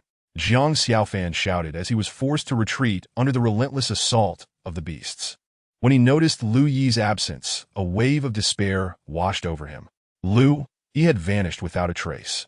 Jiang Xiaofan cursed under his breath, realizing he had been too naive, falling into Lu Yi's trap. Taking a deep breath, He found himself completely surrounded by the ferocious beasts, with no option for escape. The only course of action was to eliminate the threats before him. Jiang Xiaofan silently cursed Lu Yi for his treachery, vowing to teach him a lesson once he escaped this predicament. Meanwhile, in the conference room, everyone watched Jiang Xiaofan, who was encircled by the beasts, their expressions grave. Meng Yun's face darkened. She recognized Lu Yi's malicious nature, capable of plotting such a scheme against Jiang Xiaofan. She resolved to demand his expulsion from the school as soon as this trial concluded. Such a person had no place in an academic environment, as their deceitful ways could endanger students and tarnish the school's reputation. Unaware of Meng Yun's thoughts, Jiang Xiaofan fought on, battered and bruised. Fortunately, his recent training in the 36 swift blade techniques had prepared him for this moment. Otherwise, he would have had to concede defeat. Bent over and gasping for breath, he faced 3 two-tailed wolves, a white bull, and 2 red-haired wild boars. Surrounding him were the lifeless bodies of ferocious beasts, and the stench of blood pervaded the air, nauseating him. Taking a deep breath to suppress his fatigue, Jiang Xiaofan charged forward once more. After prolonged combat, he realized that his sun blade was beginning to melt under the strain. He had no choice but to exert himself fully. If the blade melted away completely, he would find himself in grave danger. The battle reignited, with the two-tailed wolves proving to be the most troublesome due to their incredible speed, while the white bulls and red-haired wild boars were significantly weaker. Through their prolonged engagement, Jiang Xiaofan discovered their weaknesses. The two-tailed wolves, despite their speed, had fragile defenses. With Jiang Xiaofan's strength, he could slay one with a single strike. In contrast, the white bulls and red-haired wild boars were slow, but possessed formidable defenses, requiring more than 3 strikes to bring down. This meant he could eliminate 1 ferocious beast per second, provided he seized the right opportunity. Grasping the horn of a white bull, Jiang Xiaofan summoned all his strength and yanked it down. The bull bellowed in pain, rearing its front legs to stomp on him. Swiftly, Jiang Xiaofan leapt onto the beast's back and aimed a strike at its neck. His combat experience had vastly improved over time, and with a single slash, the white bull cried out in agony, though not quite succumbing to death as it had before. Increasing his speed, Jiang Xiaofan unleashed 4 strikes in rapid succession, and even the thick-skinned bull could not withstand the final blow, severing its head from its body. As the creature collapsed, the two-tailed wolves lunged at him. Jiang Xiaofan licked his lips, the blood of the ferocious beasts invigorating him, as if awakening something deep within. A fierce aura surged from him, and with a glint of bloodlust in his eyes, he charged forward without flinching, claiming the life of 1 two-tailed wolf in a single strike. In a flurry, all the two-tailed wolves fell lifeless at his feet. Now, only 1 red-haired wild boar remained. Exhausted yet resolute, Jiang Xiaofan stood and roared before charging at it. He unleashed the full 36 techniques, and the wild boar emitted a final, unwilling whimper before collapsing. Jiang Xiaofan wasted no time. The overpowering stench of blood would surely attract other beasts. Gritting his teeth, he began to extract the crystal cores from the fallen beasts when a flame suddenly surged towards him from the distance. Startled, he dodged just in time. Looking up, he saw Lu Yi, his expression sinister, having unleashed the very flame that had nearly struck him. Jiang Xiaofan's face darkened as he coolly demanded, "What do you think you're doing?" Lu Yi's countenance was grim. He had never anticipated that Jiang Xiaofan could single-handedly slay so many ferocious beasts. Nevertheless, he was determined to prevent Jiang Xiaofan from claiming the crystal cores, as they were his rightful spoils. With a glint of malice in his eyes, Lu Yi declared, "Jiang Xiaofan, those crystal cores are mine." Jiang Xiaofan's heart sank as he gritted his teeth and retorted, "Lu Yi, do you intend to seize them by force?" Lu Yi scoffed. "What do you mean by seize? The crystal cores belong to those with the strength to claim them." "Those with strength to claim them?" Jiang Xiaofan was infuriated, incredulous at Lu Yi's shamelessness. Had this man spent his life relying on such a lack of integrity? Rising to his feet, he summoned the flames of the sun blade once more and challenged, "Come, let me see your abilities." Lu Yi's expression darkened as he surveyed the fallen beasts and then glanced at Jiang Xiaofan, his emotions shifting like the wind. Jiang Xiaofan's prowess had shaken him, and the overpowering scent of blood would undoubtedly attract more ferocious beasts. They were in peril if the standoff continued. Yet this was an opportunity he could not squander. Steeling himself, Lu Yi extended his hand, conjuring a flame in his palm before swallowing it. Zhang Xiaofan's expression shifted as he realized Lu Yi was preparing to attack. Zhang Xiaofan, you will die, Lu Yi bellowed, unleashing a torrent of flames from his mouth. The moment the fire erupted, the temperature surged, twisting and condensing in the air before hurtling towards Zhang Xiaofan. Weary and uncertain if he could evade the flames as he had before, Zhang Xiaofan hastily dodged. The flames struck the ground, igniting the dry grass and sending plumes of smoke spiraling into the air. Lu Yi did not relent, continuing to spew fireballs from his mouth. Zhang Xiaofan continued to evade, while Lu Yi's movements were swift. However, the Mantis of the Tempest was renowned for its speed. Even if Zhang Xiaofan were to be utterly drained of strength and fatigued, it would still be quite challenging for Lu Yi, with his genetic advantages, to land an attack on him. As Zhang Xiaofan deftly dodged, fireballs rained down upon the desiccated grass, thickening the white smoke that billowed forth. Distant howls of wolves echoed ominously, accompanied by the thunderous sounds of the rampaging white bull. Lu Yi could be considered a formidable figure. Yet when it came to psychological fortitude, he lagged far behind Zhang Xiaofan. Listening to those haunting sounds, his expression shifted slightly, revealing his growing anxiety. In his haste, his accuracy diminished significantly. Zhang Xiaofan was excessively fatigued. Had it been earlier, he would have confidently dispatched Lu Yi in a single strike, but now he could only dodge. The white smoke intensified around them. At that moment, a furious and melodious voice rang out. Stop! Both Lu Yi and Zhang Xiaofan turned to see Zhang Meng approaching. She produced a flute, placing it to her lips from which a melodic sound emanated, followed by a wave of sound that shot towards Lu Yi. His expression altered as he hurriedly attempted to evade. Zhang Meng stowed her flute and lunged at Lu Yi, her delicate fists aimed at his head. You scoundrel! Get away from me! Lu Yi barked, unwilling to squander such a prime opportunity. With a powerful punch, their fists collided without contest. Zhang Meng gasped, stumbling backward as blood marred her knuckles. Just as Lu Yi prepared to unleash a fireball, he noticed Zhang Xiaofan's tense posture and realized that his fireball technique would not reach him. He charged directly at Zhang Xiaofan. Gritting his teeth, Zhang Xiaofan stood his ground to resist. Their fists met with a dull thud, and Zhang Xiaofan grunted, retreating 2 steps. He had expended too much energy, and compared to Lu Yi in his prime, he was at a disadvantage. Seeing Zhang Xiaofan pushed back invigorated Lu Yi, who surged forward once more. Stop right there! Zhang Meng clung to Lu Yi's legs, attempting to impede his movements. Lu Yi's gaze turned icy as he swung a fist towards the small of her back. She screamed in agony, blood spilling from her lips. Lu Yi, you are courting death. Zhang Xiaofan's eyes widened in horror. Despite his lack of fondness for Zhang Meng, he regarded her as a friend. Now, she had thrown herself in harm's way to protect him. Zhang Meng's face was pale as she gritted her teeth, declaring, I will not let you harm Zhang Xiaofan. You are seeking death. Just as Lu Yi was about to bring his fist down upon her, Zhang Xiaofan lunged forward, his head colliding with Lu Yi's chest. A sickening crunch echoed as Lu Yi's chest caved in. Zhang Xiaofan felt a wave of dizziness wash over him. Yet the conviction to protect Zhang Meng urged him to rise. Lu Yi's face turned ashen, a trickle of blood appearing at the corner of his mouth. His expression contorted with rage as he prepared to charge at Zhang Xiaofan once more. Lu Yi, you have gone too far. A commanding shout reverberated through the air as Yuli sprinted toward them. She leaped into the air, her fist aimed at Lu Yi. Lu Yi's expression shifted slightly. If Zhang Xiaofan was already a challenge, now facing 2 women, he recognized his lack of odds. Hearing the howls of wolves drawing closer and the thunderous footsteps of the white bull, he inhaled deeply and declared, Zhang Xiaofan, consider yourself fortunate this time. I refuse to believe you can hide behind women for the rest of your life. With those words, Lu Yi turned and fled. Stop! Yuli started to pursue, but Zhang Xiaofan restrained her. Xiaofan, what are you doing? He is so arrogant. He won't let this go. Zhang Xiaofan shook his head, his tone grave. Let him be for now.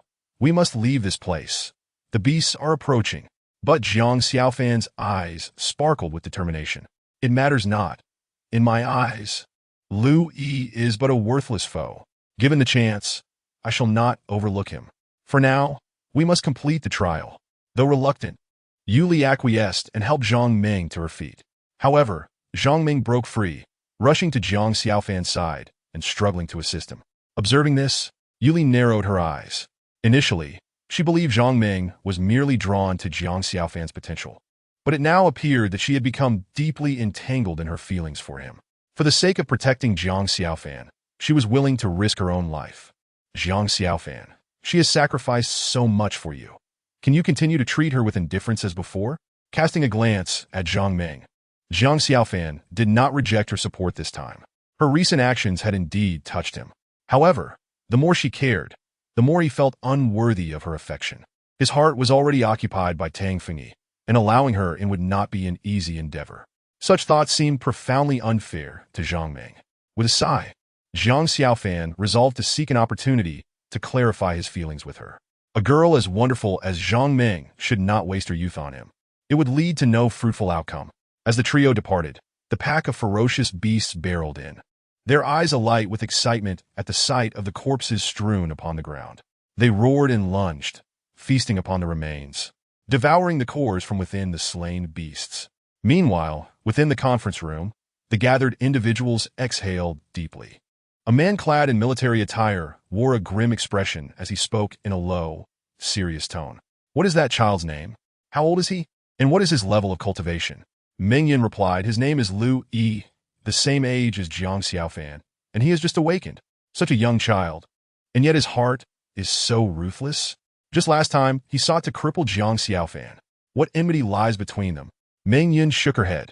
As the mentor to Jiang Xiaofan and his companions, she was not privy to their personal affairs. The man continued, for this trial, even if Jiang Xiaofan fails to meet the minimum requirements, my mech division will privately provide him with a D-grade genetic serum as a gift. A flicker of delight crossed Meng Yun's eyes. As Jiang Xiaofan's mentor, his rising achievements would reflect positively upon her. However, upon seeing Lu Yi, she could not suppress a disdainful scoff, her dislike for him intensifying. She resolved that once the trial concluded, regardless of the principal's stance, she would insist on expelling Lu Yi. If the principal refused, she would resign. She did not wish to bear the burden of having such a malicious student under her tutelage. As Jiang Xiaofan and his companions concealed themselves, Yu Li and Zhang Ming safeguarded him to recuperate his strength. Time passed, and soon it was the second day. If they could endure through one more day and night, the trial would conclude. Jiang Xiaofan sighed deeply, feeling his fatigue lessen significantly as his strength was restored. He opened his eyes to find Zhang Ming gazing at him with concern. Jiang Xiaofan felt a surge of guilt. She was a good girl, and he could not afford to impede her future. Xiaofan, how are you feeling? If you're all right, we need to hunt the beasts. The three of us together barely possess 20 cores. Yuli spoke. Jiang Xiaofan replied softly, I am fine now. Let us join forces to hunt the beasts. Once we complete the task, we shall find a place to rest. All right. The three of them worked in concert, their efficiency skyrocketing.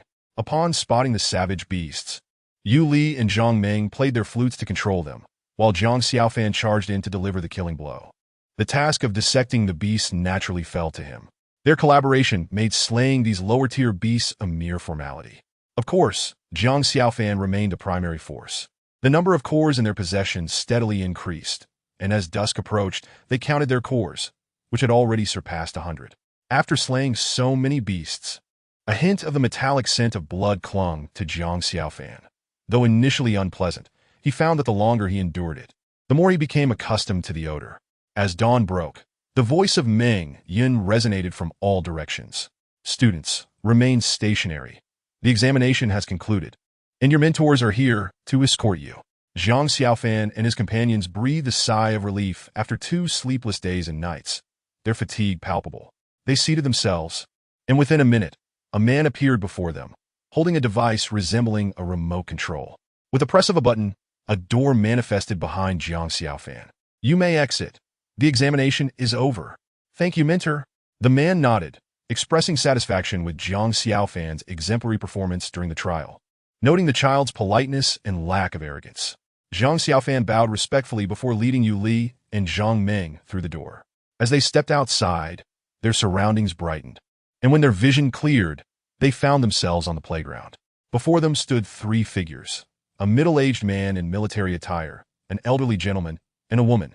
Indeed, the dean, Meng Yun, and the captain of the mech unit. Suddenly, Jiang Xiaofan felt a gaze upon him. He turned to find Lu Yi staring ominously. an icy glare that could freeze an elephant in its tracks. Jiang Xiaofan scoffed internally. Following Lu Yi's emergence, Lu Pengzi also made his appearance, looking the most disheveled, yet undeniably the most exhilarated. Jiang Xiaofan knew him too well. Lu must have gathered a substantial number of crystal cores, as evidenced by his elated demeanor. Once all the students emerged, they lined up, excitement etched on their faces as they awaited the words of the three figures. Chapter 21. Genetic serums. The three figures remained silent, engrossed in their notebooks. As impatience grew among the crowd, a group approached Jiang Xiaofan and his companions. "Present your crystal cores." Jiang Xiaofan and the others complied, handing over their cores for counting before the group returned to the dean and Meng Yun. After some scribbling in their notebooks and exchanging glances, Meng Yun frowned but refrained from further comment. After a moment, the captain of the mech unit looked up. Addressing the eager crowd, "Students, you have all performed exceptionally well in these two tasks, exceeding our expectations. However, do not let pride cloud your judgment. These challenges are merely the most elementary. What lies ahead will be 1,000-fold more perilous and repulsive. Do not carry the mindset you held during the trials. Otherwise, you will surely regret it. Remember my words." "Yes." The students responded in unison. The captain continued, "I shall announce the top three from the first task. First place goes to Lu Yi, whose mental fortitude was commendable. He faced the grotesque intestines and excrement without flinching. This is quite impressive." At this proclamation, Lu Yi proudly lifted his head. Second place, Jiang Xiaofan. Your psychological resilience is notable, yet you hesitated slightly when first confronted by the intestines and excrement, placing you behind Lu Yi. Jiang Xiaofan nodded slightly, acknowledging the truth of the statement. He had nearly retched while extracting the crystal cores. It was indeed revolting. Third place, Lu Junxiong. To be candid, your mental fortitude leaves much to be desired, but your performance in the practical exercises was commendable, demonstrating great spirit and tenacity.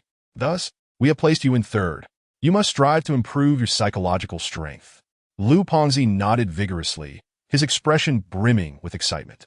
The captain closed the notebook and remarked, "As for the remaining students, do not despair. You can enhance your mental fortitude through practice. Strive harder moving forward." "Yes." Meng Yun stepped forward, stating, "I shall now announce the top three from the practical exercises. First place, Lu Junxiong, whose performance was stellar, particularly in gathering 78 crystal cores, an astonishing achievement." Lu Pengzi was overwhelmed with joy, nearly bursting with exuberance had it not been for Meng Yun and the dean's presence. Second place, Lu Yi, with 69 cores, significantly trailing behind the first. Continue to work hard.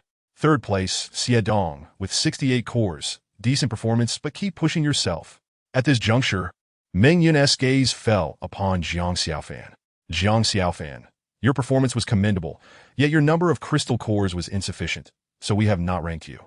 Jiang Xiaofan shrugged, indicating his indifference. Though he had not achieved a notable ranking, he had gained invaluable practical experience. This assessment was, in its own right, a form of growth. Everyone else may disperse and await further news. "Jiang Xiaofan, please step forward," Meng Yun instructed. Jiang Xiaofan paused momentarily before quietly approaching. The others gradually departed.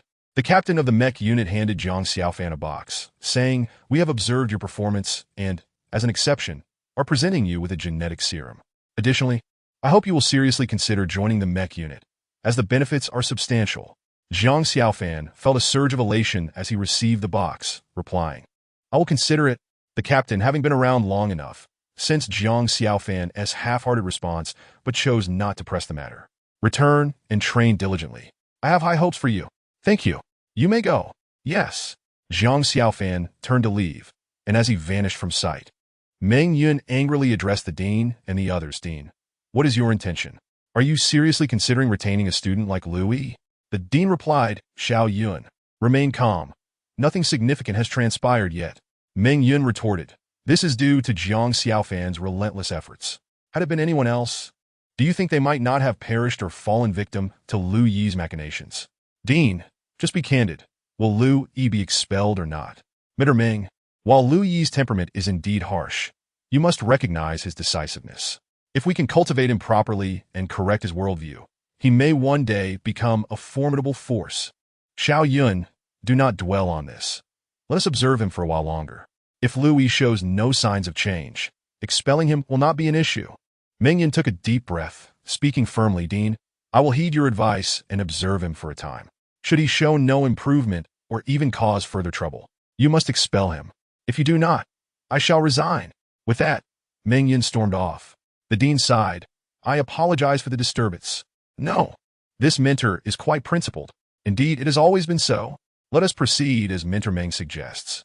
If the student shows no signs of improvement, we shall expel him. I will consider it. We shall return now. Once we receive news, we will come to find you. By the way, that Lu Junxiong you noticed, he is a Lin Jia beast, exceptionally suited for operating large-caliber machine guns and energy cannons. The captain nodded. We will deliberate on whether to recruit him. I await your favorable news. All right. The captain and the dean exchanged respectful bows before departing. Xiaofan, wait for me. Zhang Ming called out, rushing to catch up, slightly breathless. Zhang Xiaofan regarded her quizzically. Though you did not secure a ranking, we all witnessed your strength. Do not lose heart. Zhang Xiaofan smiled. While he had not achieved a virtual ranking, the practical genetic serum he received was far more valuable than any accolade. Zhang Xiaofan refrained from disclosing the matter regarding the gene serum. Observing that Zhang Xiaofan truly seemed unperturbed by the incident, Zhang Ming let out a sigh of relief. Producing 2 movie tickets and cheerfully exclaiming, Xiaofan, as you promised, we are going to watch a film. Zhang Xiaofan nodded gently and replied, I will return home briefly, and I shall call you in the evening so we can go out. All right, it's settled. Zhang Ming exclaimed, her spirits lifting. Great. See you tonight, she added. With a skip in her step, Zhang Ming departed, clearly in high spirits. Zhang Xiaofan shook his head as he returned to his dormitory. To his surprise, Lu Pengzi was absent. He had often mentioned enhancing his abilities, though Zhang Xiaofan was unaware of the specifics. Locking the door behind him, Zhang Xiaofan retrieved the gene serum. The serum was of a relatively low grade, merely classified as D-level. Suppressing the excitement bubbling within him, he prepared to inject the serum into his body. As the gene serum entered his system, there was initially no response, but within moments, his face flushed crimson and a wisp of flame escaped his lips. His body trembled uncontrollably, accompanied by the sound reminiscent of frying beans echoing within him. He sensed an astonishing power swirling through his limbs and bones, clearly feeling a rapid enhancement of his strength. Suddenly, his eyes widened as an excruciating pain surged through him, akin to bones being crushed. Gripping the ground with his hands, flames flickered from his palms, and the temperature in the room escalated dramatically. This ordeal lasted only a brief 5 minutes, after which the intense pain and overwhelming heat gradually subsided. Zhang Xiaofan collapsed onto the floor, drenched in sweat, his clothing thoroughly soaked. A glimmer of joy sparkled in his eyes, for he could feel his strength had indeed augmented. Taking a deep breath, he stood up. Just as he intended to take a shower, he lost control of his newfound power, inadvertently creating a dent in the floor. Hastily, he picked up the fitness equipment Lu Pengzi had purchased and began to train, simultaneously acclimating to his enhanced abilities. By evening, Zhang Xiaofan had finally familiarized himself with his newfound strength. Exhaling deeply, he glanced at his watch and noted that it was already 7 o'clock. After a moment's hesitation, he dialed Zhang Ming's number. Upon receiving Zhang Xiaofan's call, Zhang Ming was evidently thrilled. Xiaofan, have you finished your business? I'm all set. Yes, in half an hour. Let us meet at the school gate. All right. Zhang Xiaofan entered the bathroom, took a quick shower, and then stepped outside. Arriving at the school gate, he spotted Zhang Ming standing there, radiantly poised. She had clearly placed great importance on their movie outing, having meticulously applied her makeup and donned a lovely dress, exuding grace. Naturally beautiful, she appeared almost goddess-like after her transformation. Upon noticing Zhang Xiaofan's arrival, Zhang Ming eagerly approached him and naturally linked her arm with his. Zhang Xiaofan furrowed his brow, but did not refuse. Shall we? Yes. Together, they hailed a floating taxi and made their way to the nearest cinema. Zhang Xiaofan had little interest in the movie itself, willing to watch anything. However, Zhang Ming had been eagerly anticipating this day for quite some time and had deliberately chosen a war film that she thought he might enjoy. After purchasing popcorn and drinks, they entered the cinema, preparing for the film. It seemed that today was a particularly popular day for couples, as many were already snuggled together, whispering sweet nothings before the film commenced. Zhang Ming, blushing, rested her head on Zhang Xiaofan's shoulder. He stiffened and said, "Let us head back after the movie. What else would you like to do? You don't want to return to school?" Zhang Ming responded, her large eyes sparkling playfully. Jiang Xiaofan felt a shiver run down his spine and quickly turned his gaze to the large screen ahead. Zhang Ming chuckled softly and said, "Yuli mentioned your situation with Tang Fengyi. To be honest, I envy her. Even though she isn't with you, your heart remains with her." Jiang Xiaofan awkwardly chuckled in response. Zhang Ming then declared, "Xiaofan, I like you. Will you be with me?" Looking around, Jiang Xiaofan felt it was time to confront her honestly. He pulled Zhang Ming aside and said earnestly, "Zhang Ming, you are a wonderful girl, and I am aware of your feelings for me. However, you know about my relationship with Fengyi, which makes any possibility between us impossible. We can be friends, close friends, but as for being a couple, it seems that fate has dealt us a different hand. I do not wish to mislead you, nor do I want to cause you any confusion. Therefore, let us maintain some distance. Outings like today should not happen again to avoid entanglement." Chapter 22. The martial arts competition. Upon hearing his words, Zhang Ming's eyes reddened, and she tearfully exclaimed, "But I have already fallen for you, and I do not wish to escape. Xiaofan, with Tang Fengyi absent, can you not fulfill this small wish of mine? Even if you later meet her, you could still let me go." Zhang Ming continued, "You have been so cold towards me lately. I feel like I am on the brink of collapse. Do you know how ecstatic I was when I learned we were going to the movies together? I nearly jumped for joy. I spent the entire afternoon getting ready for tonight's date. I do not seek to prove my beauty or flaunt my figure. I merely wish for you to look at me earnestly, even if just for a moment, and that would suffice." Zhang Ming's voice was loud enough that, although it could not drown out the cinema's sound system, those around them could hear. Many turned to glance at her, astonished by her beauty and envying Jiang Xiaofan for being pursued by such an exquisite girl. Jiang Xiaofan, feeling the weight of their stares, silently lamented, unable to meet Zhang Ming's tear-filled eyes. "Xiaofan, please give me a chance. We are still young. Let us not leave regrets behind." Jiang Xiaofan sighed and replied, "Please, do not act recklessly. I am not being reckless. Everything I just said is from the heart. My heart belongs solely to Tang Fengyi. Just be with me for now. Once you see Tang Fengyi, I promise I will disappear from your life. Stop this. Must you trample on the last remnants of my dignity?" Zhang Ming said, her voice filled with anguish. Zhang Ming broke down in tears. "Please do not cry. I am leaving. You can watch the movie alone." Zhang Ming grabbed her bag and dashed out. Jiang Xiaofan hurried after her, but Zhang Ming seemed genuinely heartbroken and ignored him, continuing to walk ahead. Jiang Xiaofan sighed, uncertain of what to say. He chose not to leave, but to follow closely behind her. Zhang Ming was so beautiful, and in the evening chaos, he dared not leave her alone. Should anything unfortunate occur, he would never forgive himself. As Zhang Ming walked ahead, crying, Jiang Xiaofan trailed behind her. Suddenly, he realized they had taken a wrong turn. This was not the path back to school. Just as he attempted to catch up, he noticed a group of youths with vibrantly dyed hair staggering towards them, clearly intoxicated. Jiang Xiaofan's heart sank, sensing trouble. Just as he was about to pursue Zhang Ming, it was too late. The group of ruffians spotted Zhang Ming and approached with grins. "Hey there, beautiful. Did you just break up with your boyfriend? Get lost." Zhang Ming retorted coldly. "Do not be so irritable. Though you may have lost your boyfriend, there are plenty of fish in the sea. Just look at my friends here. While we may not be as dashing as the romantic heroes or as handsome as the legendary Panin, we are still quite charming in our own right. You could choose one of us as your new boyfriend. Or if it pleases you, we could all share that role." Ha ha ha! The laughter of the rowdy boys echoed around them. Zhang Ming trembled with anger, ready to strike back with her bag, when she felt a rush of wind beside her. To her astonishment, the very ruffian who had just tormented her was sent flying backward, hurtling over 10 meters away. The one who had intervened was Jiang Xiaofan, who stood before Zhang Ming, casting a cold gaze upon the ruffians. As the thugs regained their composure, they shuddered collectively, drawing out small knives and threateningly declaring, "Kid, are you looking for trouble?" A strange fire ignited within Jiang Xiaofan, akin to the feeling one has when a cherished toy is snatched away. Seeing Jiang Xiaofan remain silent, merely observing them with a frosty stare, the thugs, though apprehensive, were emboldened by their numbers, dismissing him as just a single, youthful figure akin to a student. One of them sneered, "Kid, if you want to play the hero, you ought to assess your own." Before he could finish his taunt, Jiang Xiaofan's fist collided with his face. Blood sprayed from the thug's mouth, accompanied by a few teeth, as his body flew away like a cannonball. The remaining thugs, witnessing this scene, brandished their knives, and charged at Jiang Xiaofan. "Be careful," Zhang Ming cried out. Jiang Xiaofan remained unfazed, coolly grasping their blades. With a mere thought, flames erupted, causing their knives to melt in an instant. This sight sent shockwaves through the ruffians, who stumbled back in horror, stammering, "Why you Ajin awakened?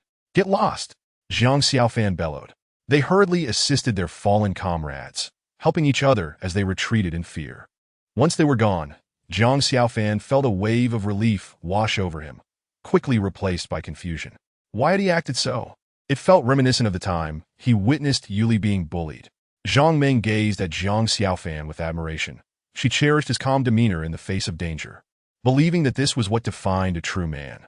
In contrast, those like Liu Yi, who only resorted to cunning schemes, were utterly unmanly in her eyes. "Xiaofan, are you all right?" Zhang Ming approached him, her cheeks stained with tears, yet her gentle demeanor was undeniably captivating. Jiang Xiaofan was momentarily entranced, acknowledging her beauty, especially after she had applied makeup, elevating her to goddess-like status. Her cheeks flushed, she timidly asked, "Do I look good? Let's head back to school." Jiang Xiaofan was about to compliment her, but snapped back to reality, realizing how deeply Zhang Ming was entangled in her feelings. If he offered her hope, it would only draw her in further. Thus, he resolved to maintain a distance from her, believing that time was the best remedy for fading memories. Zhang Ming's expression dimmed, but she nodded silently, following Jiang Xiaofan back to school in a heavy silence. Upon their return, just as Zhang Ming was about to speak, Jiang Xiaofan interjected, "Let's go to the dormitory and get some rest." Zhang Ming took a deep breath and asked, "Could you walk me back to my dorm?" After a moment's consideration, Jiang Xiaofan nodded. They strolled along the school's path, surrounded by couples whispering sweet nothings beneath the trees. Eventually, they arrived at the dormitory building. "Go on up," Jiang Xiaofan instructed. "All right." Zhang Ming turned toward the corridor, but just as she was about to enter, she suddenly lunged at Jiang Xiaofan, pressing her lips against his. Jiang Xiaofan's eyes widened in surprise, and before he could push her away, she had already dashed back into the corridor. "I won't give up." Zhang Ming's resolute voice echoed in Jiang Xiaofan's ears. He touched his lips, letting out a bitter smile as he turned away toward the dormitory. Zhang Ming's persistence stirred something within him. However, it did not mean he could reciprocate her feelings, as his heart still harbored the image of Tang Fengyi. Upon entering the empty dormitory, Jiang Xiaofan muttered, "That fat guy is getting bolder. Not only is he skipping classes, but he dares to sneak out of the dorm." The encounter with Zhang Ming left him restless, and he took out his sun blade, observing its melting edges. Shaking his head, he realized this blade could not withstand his flames. He would need to find a better one. Jiang Xiaofan practiced his swordsmanship in the dormitory, losing track of time until he found himself training until 2 in the morning.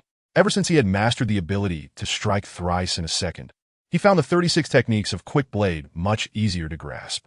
Feeling fatigued, he decided to stop, lying down and drifting into slumber. The next day, as usual, Jiang Xiaofan rose early, first going for a morning run before practicing again. After breakfast, he made his way to class. Upon arrival, he discovered a heart-shaped breakfast awaiting him on his desk, encircled by roses. His classmates gazed at him with envy. Jiang Xiaofan shook his head, realizing that his honesty had not dissuaded Zhang Ming. Instead, it had only fueled her determination.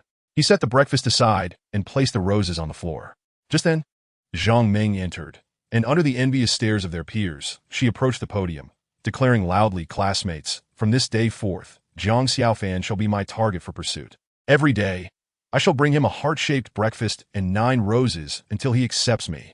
Classmates, you must hold me accountable if I fail to uphold my promise. Remind me."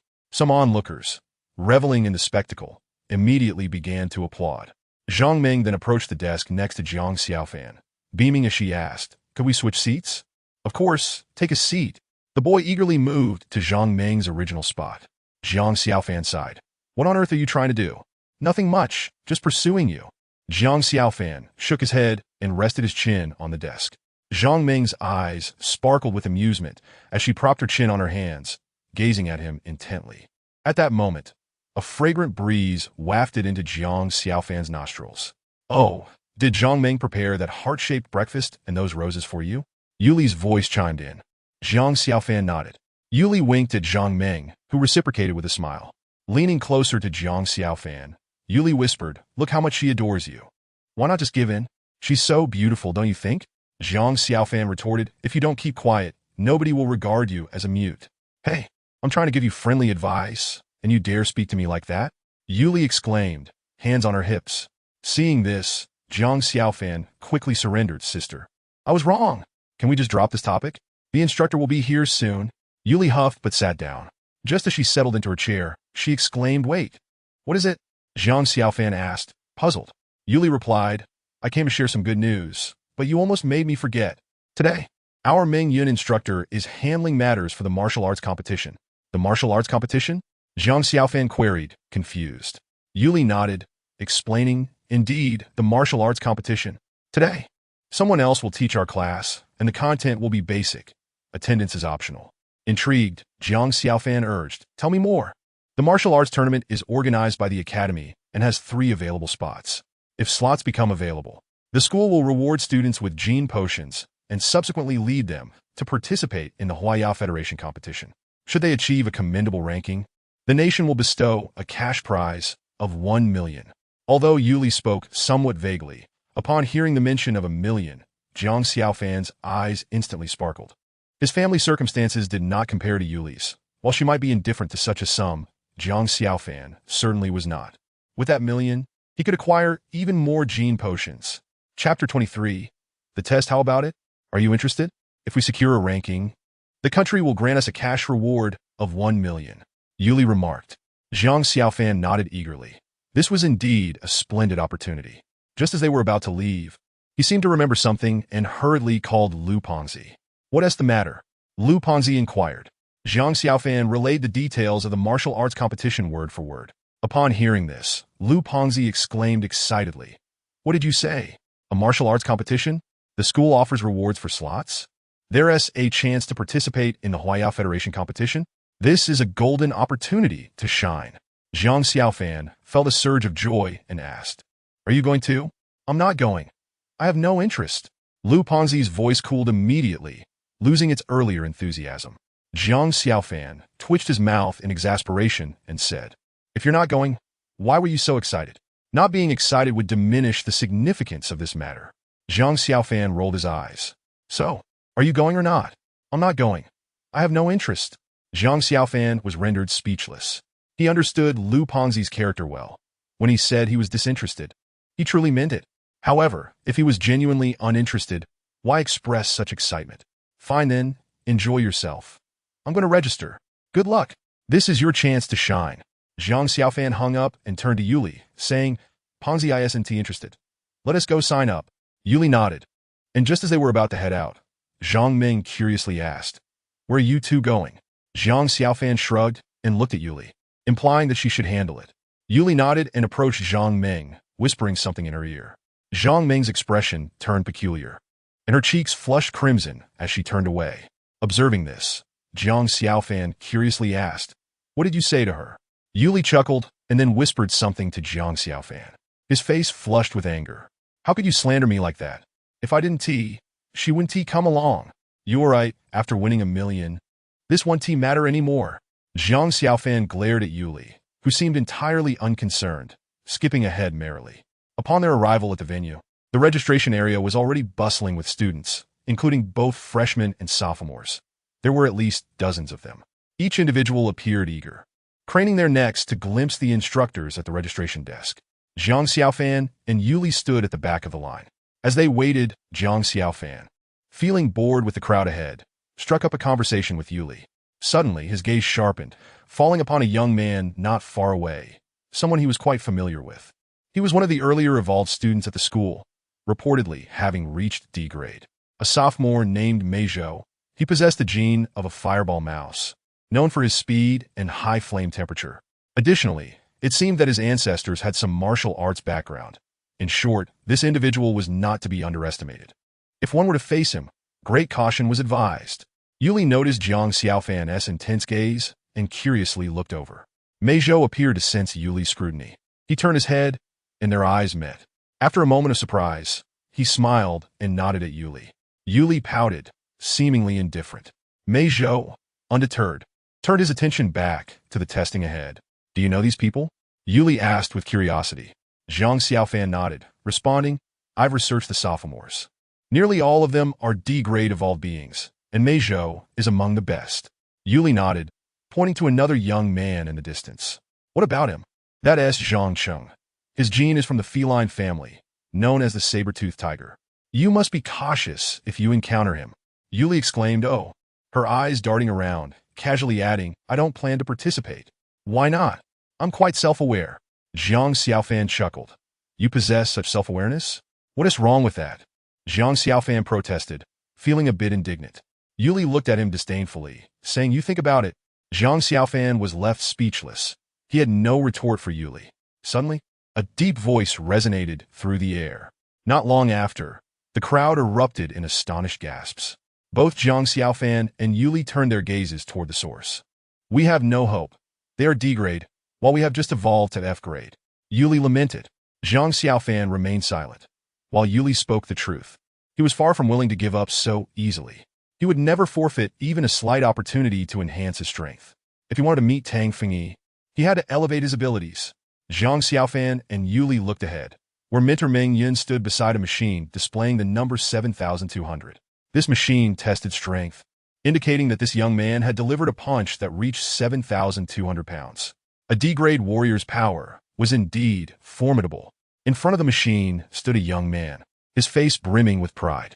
Well done, Hua Feng, keep it up. Mentor Ming nodded in approval, offering a significant compliment. Hua Feng grinned with satisfaction, tilting his head as he stepped aside to await the results. Next, various students showcased their abilities. Some demonstrated incredible speed, while others exhibited immense strength, and a few even conjured flames. However, apart from his praise for Hua Feng, Ming Yun merely nodded at the other students without elaborating further. At this moment, Mei Zhou approached. What type of test will you be doing? Ming Yun inquired. Speed, strength, and attack. The mentor looked surprised and replied, Then let us take them one at a time. Mei Zhou nodded and positioned himself before a testing machine. Opening his mouth, a fireball shot forth, and as it appeared, the temperature surged. The fireball struck the machine, which then displayed the astonishing figure of 2,300. Excellent. Mei Zhou proceeded to the attack machine, followed by the speed machine. The results were impressive. An attack power of 2,300, strength of 7,800, and a speed of 2.5 seconds. The crowd stared in disbelief. His power, speed, and attack had all far exceeded the qualifying line. Meng Yun was momentarily taken aback before saying, Mei Zhou, you are remarkable. Your future achievements are immeasurable. Perhaps you will reach the level of the principal. Mei Zhou simply smiled faintly, remaining unruffled by the mentor's words. His mindset was vastly different from Hua Feng's earlier arrogance. Observing Mei Zhou's results, Zhang Xiaofan took a deep breath, feeling the pressure mount significantly. With several sophomores already showcasing their abilities, he grew uncertain of his own chances. Meng Yun glanced at Mei Zhou and called out next, Lui. As his voice echoed, everyone's gaze shifted toward Lui.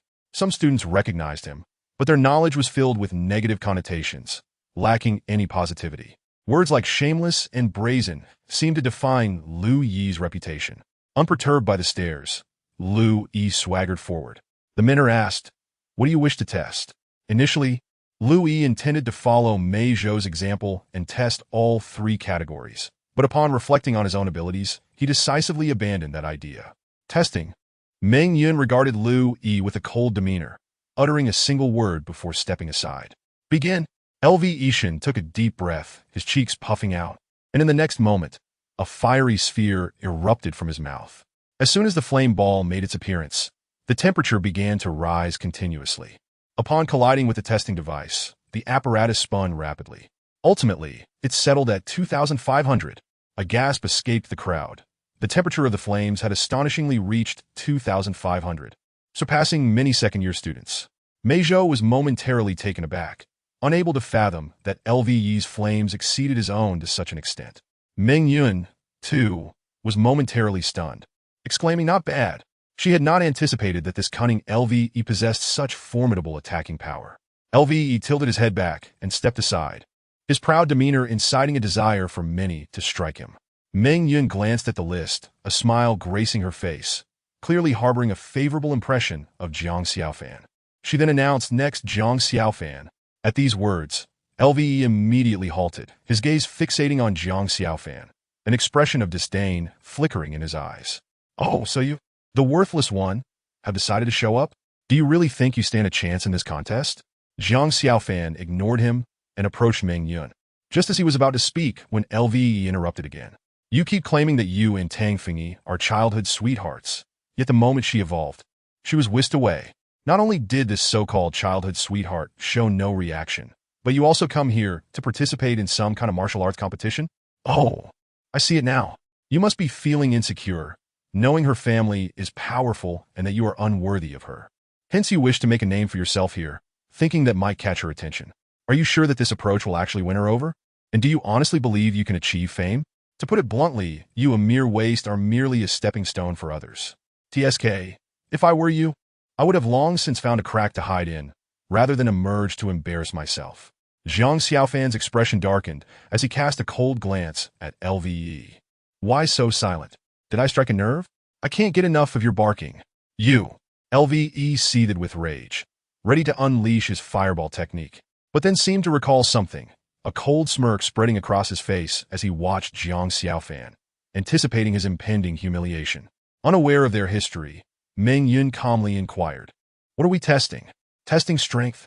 Meng Yun stepped aside. Jiang Xiaofan positioned himself before the testing machine, preparing to channel the power of the blazing phoenix. The crowd fell silent. LVE looked at Jiang Xiaofan with mocking eyes, eager to witness his folly. Jiang Xiaofan focused his mind, raising his right hand, and a flicker of flame suddenly ignited from his palm. As the flame flared to life, the temperature around him soared at an astonishing rate. Although Jiang Xiaofan's power did not directly impact the testing device, it began to spin rapidly nonetheless.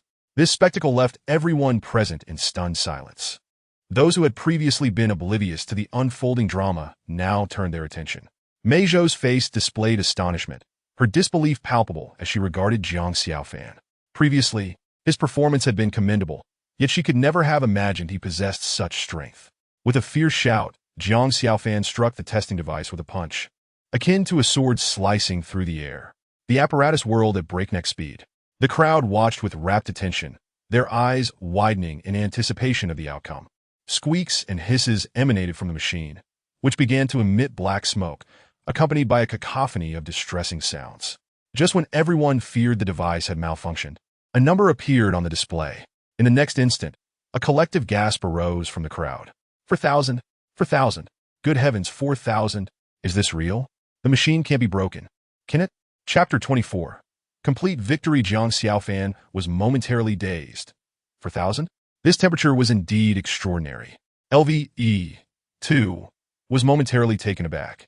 But he quickly regained composure and bellowed, "Instructor, this testing device is faulty. It must be broken." As Meng Yun snapped back to reality, she cast a deep gaze at Jiang Xiaofan. Approaching the testing device, she examined it carefully and stated, "The machine is functioning properly. This is indeed his attacking power." Impossible! LVE shouted vehemently. "The fireball technique is my strongest attack, yet I only managed to achieve a power of 2,500. How could a worthless person like him possess a strength of 4,000?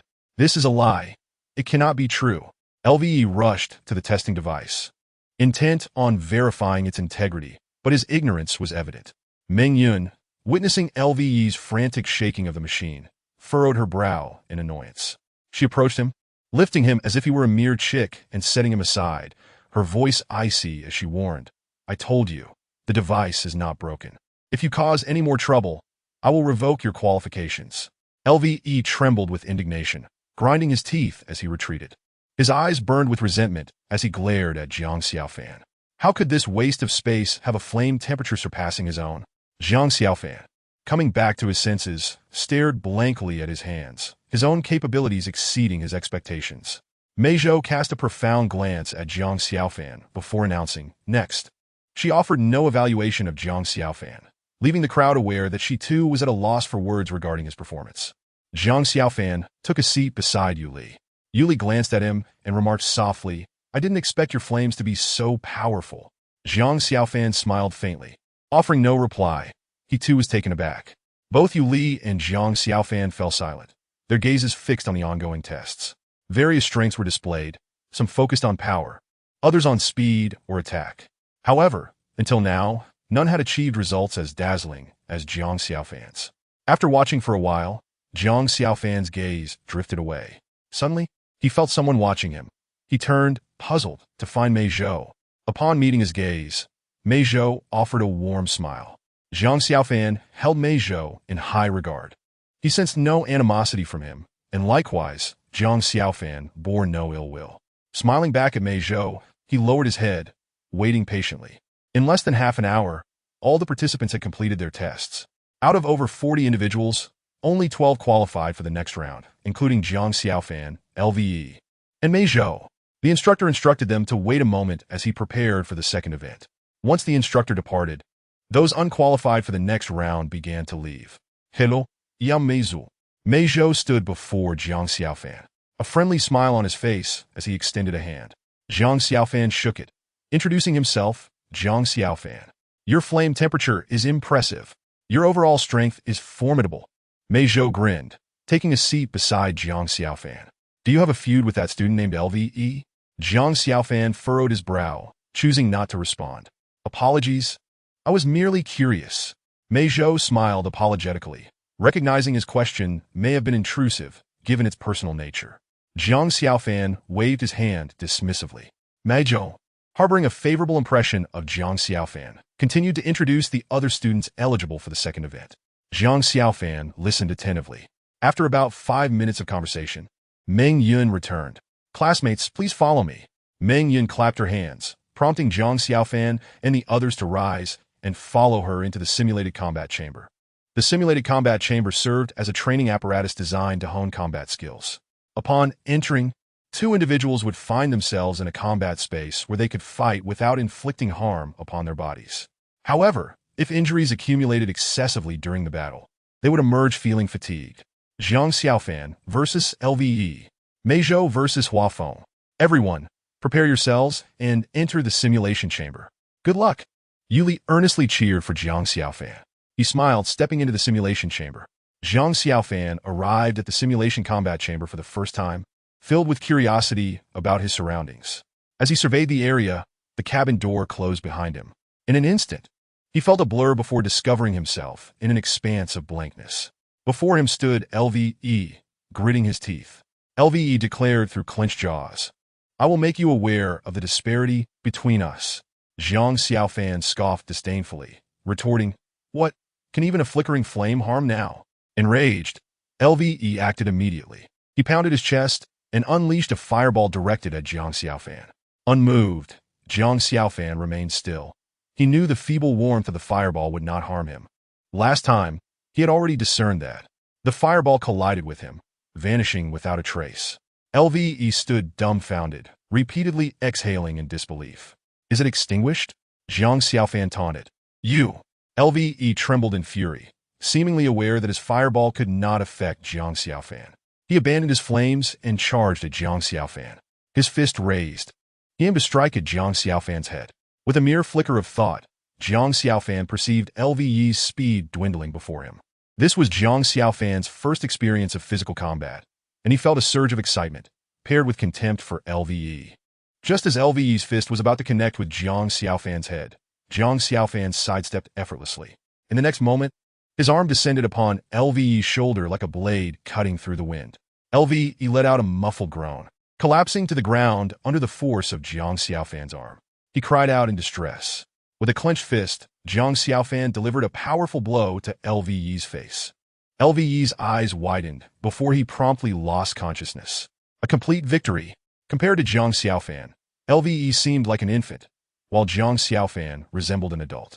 The chasm between them was insurmountable. As Jiang Xiaofan looked at LVE's face, preparing to strike again, his vision blurred, and he found himself back in the simulation combat chamber. The door opened, revealing Meng Yun and others gazing at him in astonishment. Jiang Xiaofan felt a sense of pride mixed with disappointment. He had intended to teach LVE a lesson, but before he could do so, LVE had already fallen. Exiting the simulation chamber, he was about to greet Yu Li when he noticed LVE emerging with a pale face, clearly unsettled by his recent defeat. Jiang Xiaofan chuckled lightly, standing aside to await the instructor's announcement. Jiang Xiaofan victory.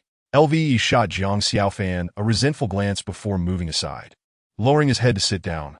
Please wait a moment. Once they emerge, we shall announce the results. Understood. Jiang Xiaofan took a seat beside Yu Li.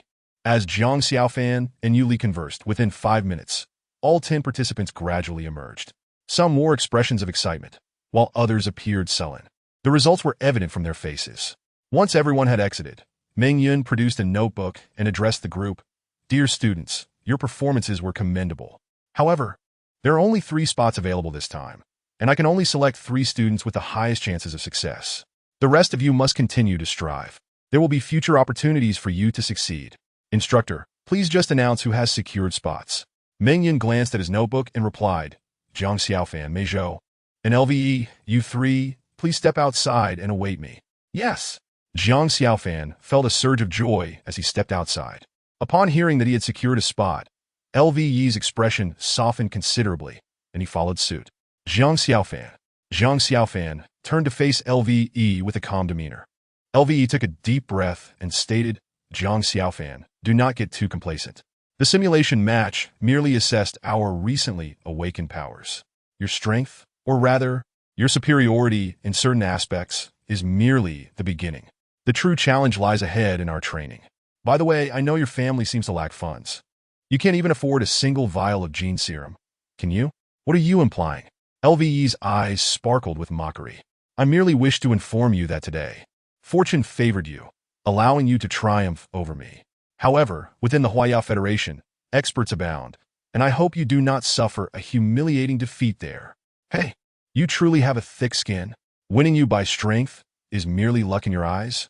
Have you become so arrogant that you cannot even acknowledge your defeats? Yu Li, having listened long enough, finally erupted in anger, leaving LVE speechless.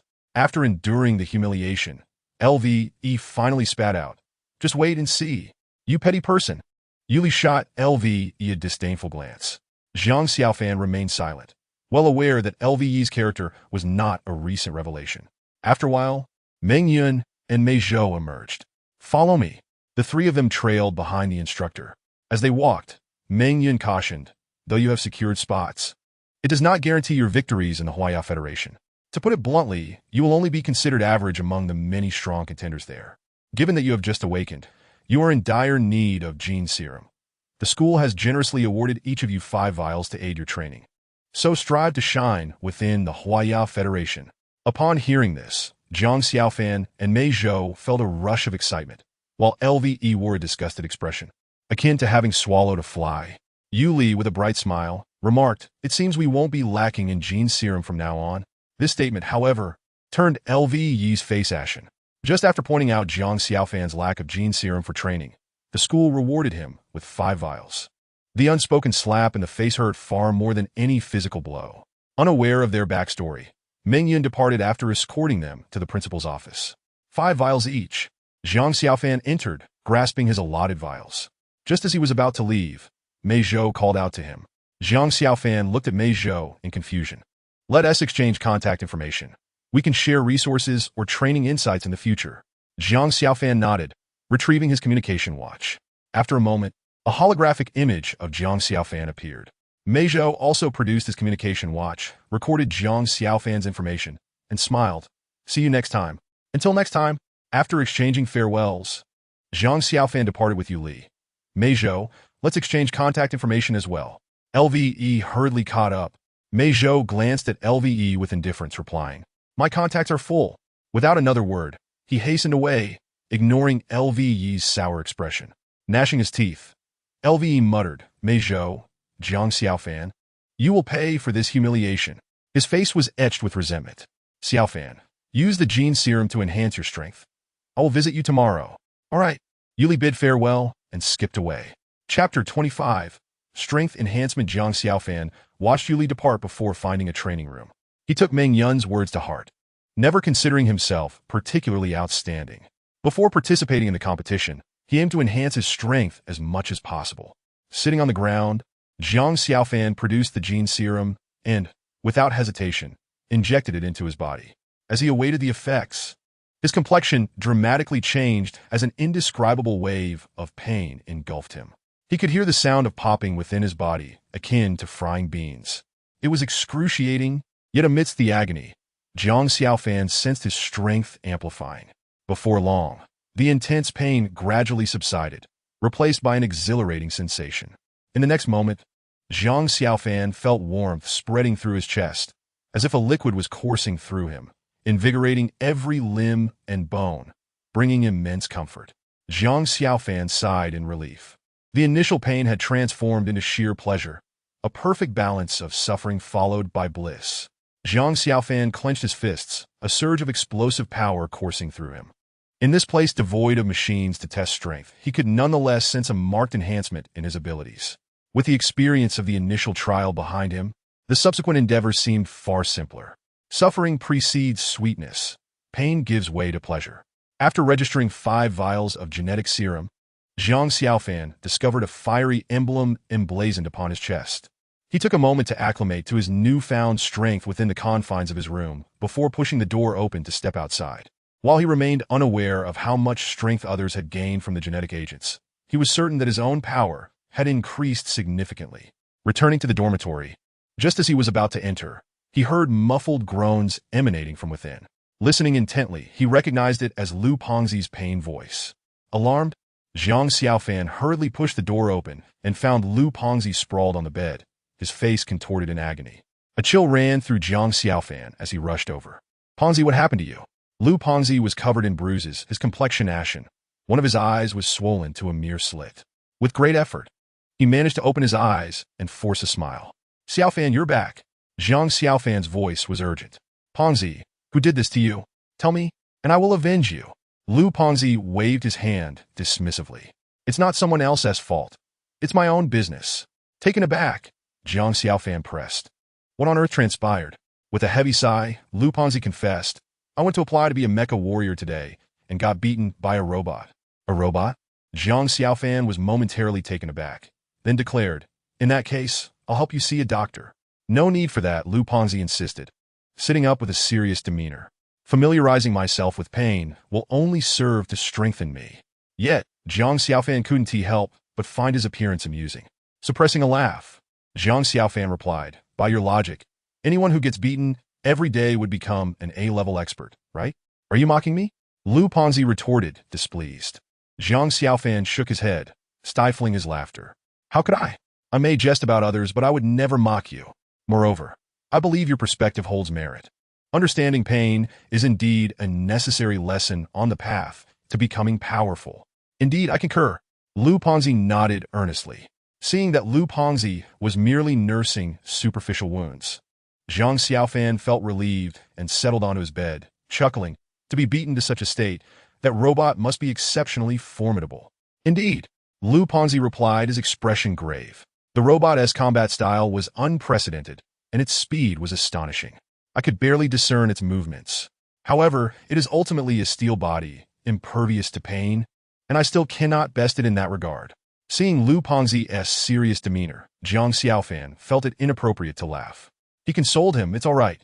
You are still a freshman, with ample room for growth.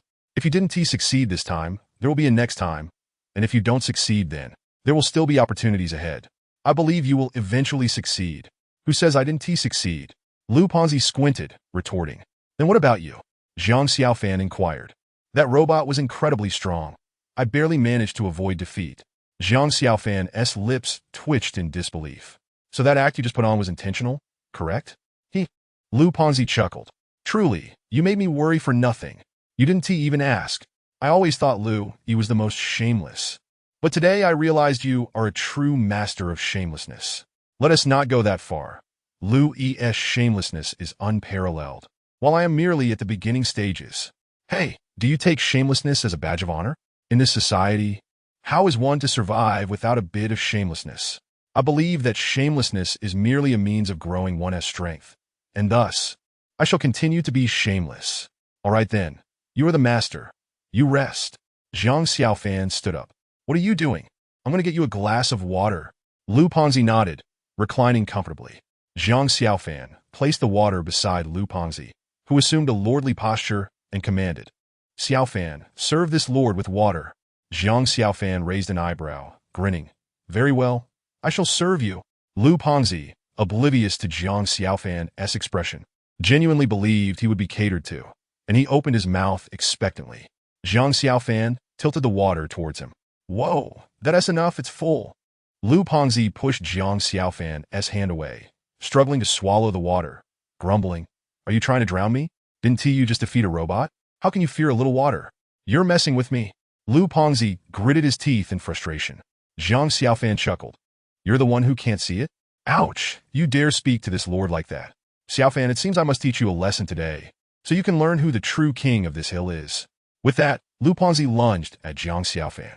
Lu Ponzi didn't use his genetic powers, merely relying on the strength of an ordinary person, clearly just playing around with Jiang Xiaofan. Do you dare touch me? Just watch as I teach you a lesson today. Jiang Xiaofan huffed in challenge, immediately retaliating. The two engaged in playful tussling. After a while, they ceased, collapsing onto the bed, their clothes slightly askew from the rough housing, both panting heavily in their undershirts. By the way, you mentioned applying to be a mecha warrior. Does that mean you've already joined the mecha unit? Jiang Xiaofan suddenly recalled, astonished. Lu Ponzi nodded, smiling. After the last trial, someone approached me, claiming my genes were well suited for operating large weapons. However, I didn't wish to operate any weapons. I wanted to become a mecha warrior, so I participated in the assessment. After many days of relentless effort, I finally succeeded. Congratulations! Jiang Xiaofan sincerely offered his congratulations. Lu Ponzi's entry into the mecha unit meant he would no longer need to worry about his future prospects. Lu Ponzi grinned. From now on, I've got your back. Anyone who dares bully, you will have to get through me first. Great, you'll protect me from now on. Jiang Xiaofan chuckled. Lu Ponzi joined in the laughter. Today was indeed a day worth celebrating. Jiang Xiaofan had just injected 5 vials of genetic serum, significantly enhancing his physique, nearly reaching the threshold of advancement. As Jiang Xiaofan reveled in his joy, fortune smiled upon him once more. Lu Ponzi had officially become a mecha warrior. Henceforth, when encountering Lu Ponzi, he would need to address him as officer. Just as they planned to celebrate that evening, a loud noise erupted from the door. Both Jiang Xiaofan and Lu Ponzi were startled, turning to look. The door was kicked open. Yuli stood there, ice cream in hand, her eyes wide with astonishment as she beheld the two. You two, are you engaged in some sort of affair? Yuli appeared as though she had discovered a new continent, her excitement palpable as she gazed at Jiang Xiaofan and Lu Ponzi. Both Jiang Xiaofan and Lu Ponzi exclaimed in unison, shielding their chests with their hands and diving under the covers, their expressions filled with terror. This is a boys' dormitory. How did you get in here?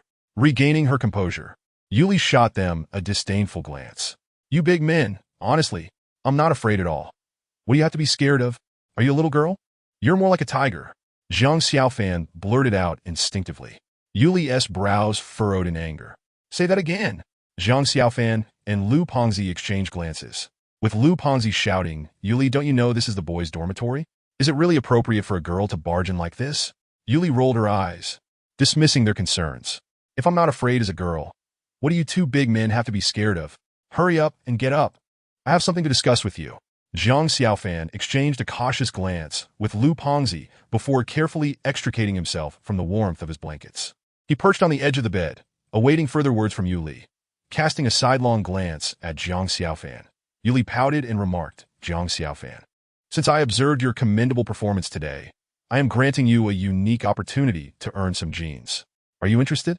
Jiang Xiaofan was momentarily taken aback, gazing at Yuli in confusion. Yuli took a bite of her ice cream, seated herself before Jiang Xiaofan, and with palpable excitement declared, Do you know there's a gene casino behind our school's hill? Jiang Xiaofan and Lu Ponzi exchanged another glance, both voicing their perplexity. Gene casino? Yuli nodded enthusiastically and explained, Gene casino is where genes are wagered as stakes. If one engages in combat and emerges victorious, not only do they retain their genes, but they also acquire the genes of their opponent. Alternatively, one can provoke challengers. The higher their ranking, the greater the potential gene reward. I noticed your impressive strength earlier, Jiang Xiaofan. If you participate, even if we don't win, we certainly won't lose. What do you say? Are you interested? Jiang Xiaofan furrowed his brow and inquired, What exactly is the situation there? Could you elaborate? Yuli glanced at Jiang Xiaofan and clarified, essentially, the Gene Casino is a fusion of underground fighting and gambling. where the stakes are not money but genes. The more genes you wager, the greater the returns. Naturally, the stronger you are, the higher your chances of obtaining genes. However, but what? But the fights are not simulated. They are real. Unless one party is defeated, there are no other means to secure victory. Zhang Xiaofan's eyes lit up with interest. Since the last trial, he had realized that true strength could only be forged through genuine, visceral combat. He had long sought such an opportunity, which had eluded him until now. Just as he was feeling troubled, Yuli presented him with this fortuitous news. It was as if he had been dozing off only to have a pillow offered to him. This brawl is perilous without supervision from instructors. If you are apprehensive, I won't pressure you. I can find someone else, Yuli said with a sly glimmer in her eyes. Chapter 26. The Gene Casino. She was intentionally provoking Zhang Xiaofan. Zhang Xiaofan understood Yuli's cunning. He paid her no mind. His interest in the underground Gene Casino was genuine, not merely a result of her taunts. He was eager to assess his own strength, and this venue seemed the perfect stage for such a verification. Additionally, the more he fought, the more he could enhance his abilities. Why not seize this opportunity? Zhang Xiaofan was unwilling to settle for mere theoretical prowess. He desired authentic power. A true champion, though uncertain of how he compared to Tang Fengyi, would employ every means at his disposal to bridge that gap. The Gene Casino represented both a venue for self-verification and a source for gene elixirs. Although venturing to the Gene Casino bore risks, without risk, how could one elevate their capabilities? Flowers nurtured in a greenhouse, though exquisite, wither when confronted with storms. Just as the hefty fellow had remarked, pain fosters growth. For Zhang Xiaofan, pain would also be a pathway to growth. Any formidable warrior must first learn to endure blows before they can strike back. Zhang Xiaofan turned to Lu Pengzi and asked, "Are you going?" "I'm not going." Lu Pengzi shook his head. "It's a splendid opportunity to acquire genes." Zhang Xiaofan protested. "Setting aside whether you can actually obtain them, I have no need for them. I have already become a mech warrior, and the mech unit will provide me with genes in the future. Therefore, I shall refrain from participating." Seeing the rationale in Lu Pengzi's words, Zhang Xiaofan nodded lightly and ceased to press the matter. He was already enduring a grueling training regimen with the mech unit. Engaging in illicit fights would be too taxing on his body. "If I win a surplus of genes, I shall share some with you," Zhang Xiaofan offered. "All right." Lu Pengzi nodded, his agreement a mere gesture to placate Zhang Xiaofan, aware that he himself would not require genes in the near future, unlike Zhang Xiaofan, whose family was not affluent and who found acquiring genes challenging. As Zhang Xiaofan had stated, this was a chance worth seizing. Yuli inquired excitedly, "Have you agreed?" "Yes." "You both rest for now. I will come find you in the evening, and we will head to the Gene Casino under the cover of darkness." "All right." Just as Yuli was about to depart, Zhang Xiaofan suddenly recalled something and hurriedly said, "Yuli, since this is a casino, we will certainly need stakes. I've already used up all my genes." Yuli chuckled, producing several bottles of D-grade gene elixirs, and with a smile said, "With me around, you need not worry about that. All you need to do is focus on preparing yourself for the battle tonight." Relieved, Zhang Xiaofan responded, "Let us communicate via phone tonight." "Okay." Yuli exited the room, and Zhang Xiaofan settled back onto his bed. Lu Pengzi cast a glance at Zhang Xiaofan, appearing hesitant to speak. "What's the matter?" "Xiaofan, participating in such a casino a few times is sufficient. Do not consider it a viable means to acquire gene elixirs. That would be unrealistic. Setting aside whether the casino operates fairly, if the school discovers your involvement, expulsion would be the consequence." Zhang Xiaofan fell silent for a moment before responding, "I understand." Lu Pengzi nodded, knowing that Zhang Xiaofan had a clear mind and that his role was merely to offer reminders. The rest was up to Zhang Xiaofan. With a deep breath, Zhang Xiaofan silently resolved that if he indeed triumphed, he would engage only a few more times before ceasing. Gene elixirs were crucial, and so was maintaining his standing within the school. As Zhang Xiaofan lay on his bed, he began to attune himself to his own strength. He discerned two distinct powers within him, one searingly intense and the other somewhat enigmatic, which Zhang Xiaofan could not quite articulate. Yet, he could feel the immense potential of this power, which stemmed from the Gale Mantis. As time passed, the clock approached 7 in the evening when Yuli called to inform Zhang Xiaofan to meet her in the small grove at school. After hanging up, Zhang Xiaofan swiftly leaped out of the window. Upon arriving at their designated meeting spot, he indeed found Yuli. Yuli had changed into a fresh outfit. donning snug jeans and a simple t-shirt, exuding a youthful vibrancy that showcased her figure exquisitely. Her physique was remarkable, as the old adage goes. She was a perfect clothes hanger. Any garment donned by her would yield a distinctive allure. Zhang Xiaofan glanced at her before averting his gaze, stating, "Let us proceed." Yuli nodded and led the way. It appeared that she had been familiar with the Jin Casino for quite some time, expertly guiding Zhang Xiaofan out of the school. After navigating through twists and turns, Yuli brought him to the Jin Casino. This establishment was not a legitimate venture. Otherwise, it would not be situated behind the school. On the surface, it resembled a restaurant, with the actual Jin Casino concealed beneath. Yuli approached a waitress. "Excuse me, what can we order?" "We wish to acquire Jin elixirs." The waitress scrutinized Yuli and Zhang Xiaofan before suddenly chuckling softly. "Fellow students, are you aware of the rules here?" "Of course. Otherwise, we wouldn't be here." The waitress, sensing that Zhang Xiaofan was about to participate, couldn't help but express a hint of disdain. "The fights here can be deadly." "Are you certain you're not afraid?" Zhang Xiaofan replied nonchalantly. "As I just mentioned, if we were unaware of this place, we wouldn't have come." "Very well, follow me." "I hope you want to end up in tears." Yuli's eyes flashed with indignation. Who did she think she was looking down upon? She is certainly not one to be trifled with. Just as she was about to erupt in anger, Zhang Xiaofan tugged at her. Yuli shot an indignant glance at Zhang Xiaofan. In a low voice, Zhang Xiaofan remarked, "This is someone else's territory. Let us not create a commotion. Exercise caution and avoid provoking trouble." With a huff, Yuli fell silent. Zhang Xiaofan's assertion held merit. This was not a school environment, but a realm where underground fighting and gambling intertwined, a place where lives could genuinely be lost. Seeing Yuli's compliance, Zhang Xiaofan exhaled in relief. However, beneath his calm exterior, a chill lingered in his eyes. The feeling of being underestimated was far from pleasant.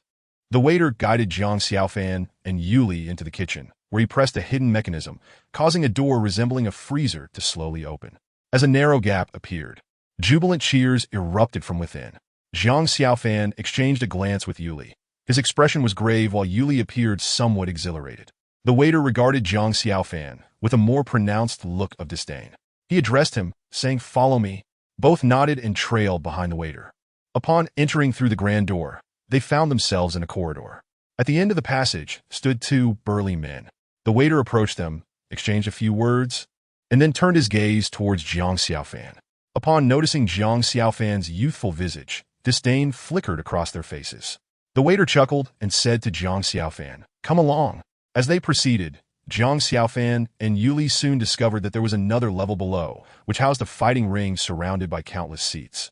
A mix of men and women eagerly watched the action below. Witnessing this scene, Zhang Xiaofan felt a jolt of apprehension in the eyes of this audience. They were not individuals or evolved beings, but mere livestock. Taking a deep breath to steady his emotions, he looked down at the ring, where two fighters were engaged in a brutal brawl, their blows landing with visceral realism. Concern washed over Zhang Xiaofan. Rest assured, the mentors from school are far too occupied. They would never come here to watch a fight. Most of the spectators are ordinary people who cannot awaken, seeking entertainment through the struggles of others. This statement unsettled Zhang Xiaofan, yet he had to concede its truth. The dream of ordinary people was to awaken and evolve. Unable to achieve this transformation themselves, they resorted to spending money to satiate their yearning for awakening and evolution. However, Yuli misinterpreted Zhang Xiaofan's worries. While he was indeed concerned about the mentors being present, his greater anxiety lay with the forthcoming events. The waiter brought them to a bar, where he informed Zhang Xiaofan, "Let me explain the rules."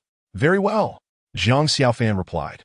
The waiter slapped a red button on the table, and a crystal screen descended from above, displaying a list of names, each followed by designations such as D, C, etc.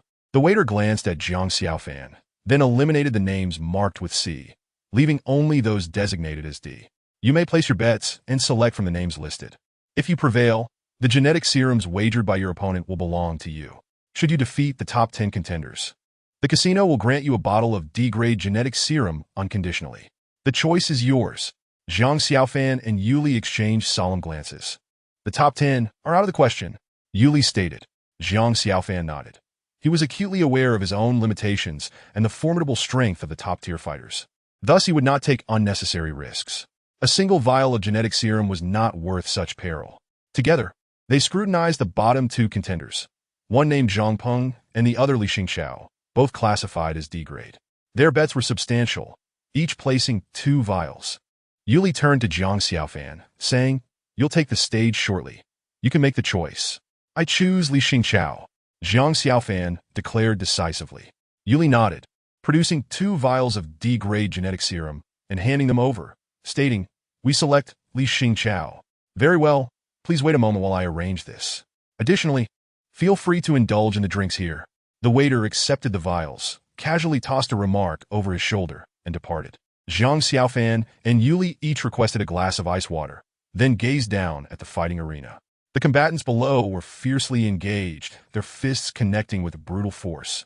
Blood spraying in all directions as they treated each other as adversaries, momentarily forsaking their humanity, radiating primal instincts. Their strength was formidable, yet an unseen force seemed to restrain their power, preventing it from spilling over and harming the audience. Within less than a minute, both men were drenched in blood. This sight sent a chill through Jiang Xiaofan's heart. Meanwhile, the onlookers appeared utterly unfazed, their excitement palpable. Jiang Xiaofan grasped the reason for this venue's popularity. Watching fights here was far more visceral than any war film. It was a profound visual shock. They were fighting for their lives. Noticing Jiang Xiaofan's unwavering gaze fixed on the arena, Yuli softly inquired, "Are you afraid?" Jiang Xiaofan shook his head, replying, "Not at all." Yuli responded with an "oh," casting her gaze at the ring, leaving her belief ambiguous. Chapter 27. A single punch, the 2 fighters in the arena had descended into madness, howling and roaring, casting aside all thoughts of their lives. Their singular focus was to defeat one another and claim the genetic serum of their opponent. Blood splattered everywhere, obscuring their faces. At that moment, both combatants leapt into the air, their fists poised to strike. Bang! Bang! 2 dull thuds reverberated as both men were sent sprawling backward, crashing against the barrier before coming to a halt. They lay on the ground, blood gushing from their wounds, unable to rise. The audience erupted in exhilaration, roaring and throwing their bottles onto the stage, attempting to rouse the fallen fighters. Before long, one young man struggled to his feet, leaning heavily on his knees, gasping for breath. At that moment, the referee approached, inspecting the fallen fighter before raising the microphone and announcing loudly, "The victor of this round is Zhang Chao from Jinzhou." As the words echoed, several young men in white coats rushed onto the stage, lifting the incapacitated fighter away. The victor, standing tall, wore a beaming smile, exuding excitement. A sultry woman approached, presenting him with a box. Upon opening it, 2 vials of genetic serum were revealed. The crowd gazed on enviously. Each vial was worth a small fortune. As the victor was assisted off the stage, the referee, microphone in hand, animated the atmosphere with banter. Suddenly, he paused dramatically, a mysterious glint in his eye, announcing, "The next fighter to take the stage will surpass your wildest expectations." The crowd buzzed with curiosity. "Do tell, who is it? We're eager to place our bets." "Indeed, hurry up and reveal." The referee chuckled heartily before declaring, "Next up is Li Xingqiao." Disappointment flickered across some faces. The referee laughed again, waving his arm as a large crystal screen descended from above, displaying 2 images, one of Li Xingqiao and the other of Jiang Xiaofan. The audience fell silent, staring at Jiang Xiaofan's youthful face, disbelief washing over them. Soon, a cacophony of murmurs erupted. "Is this a joke? You're bringing such a young child onto the stage? Surely there's been a mistake. Are you toying with us? Refund, refund." The referee, unfazed, proclaimed loudly, "You are not mistaken. The individuals stepping into the ring next are indeed these 2.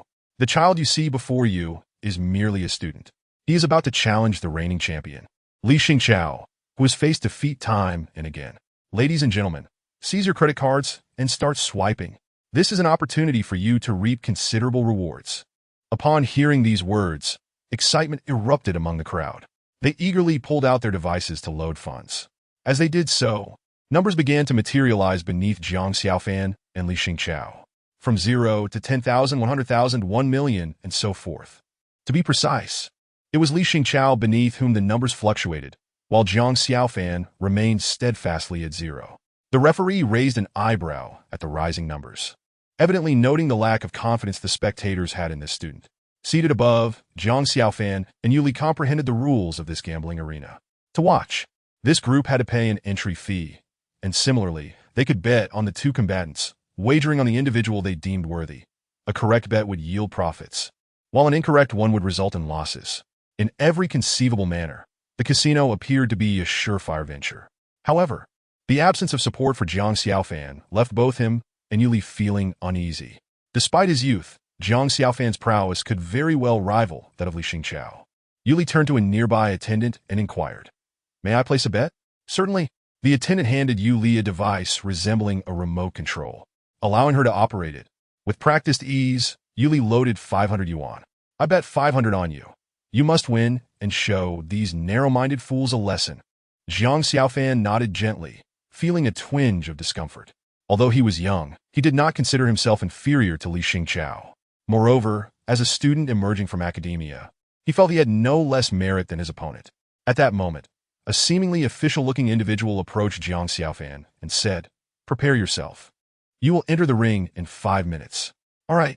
Zhang Xiaofan nodded slightly. "You can do it." Yuli cheered him on. Following the attendant, Zhang Xiaofan traversed a dark corridor, arriving at an electronic door. The attendant placed their handprint on the door, which then opened, revealing the arena before Zhang Xiaofan. "Step inside." Zhang Xiaofan entered, and the electronic door automatically closed behind him. As he arrived at the ring, the crowd erupted in cheers. "Kid, I bet on your loss. Please don't let me down." "Youngster, even though I wagered on your defeat, don't lose too miserably.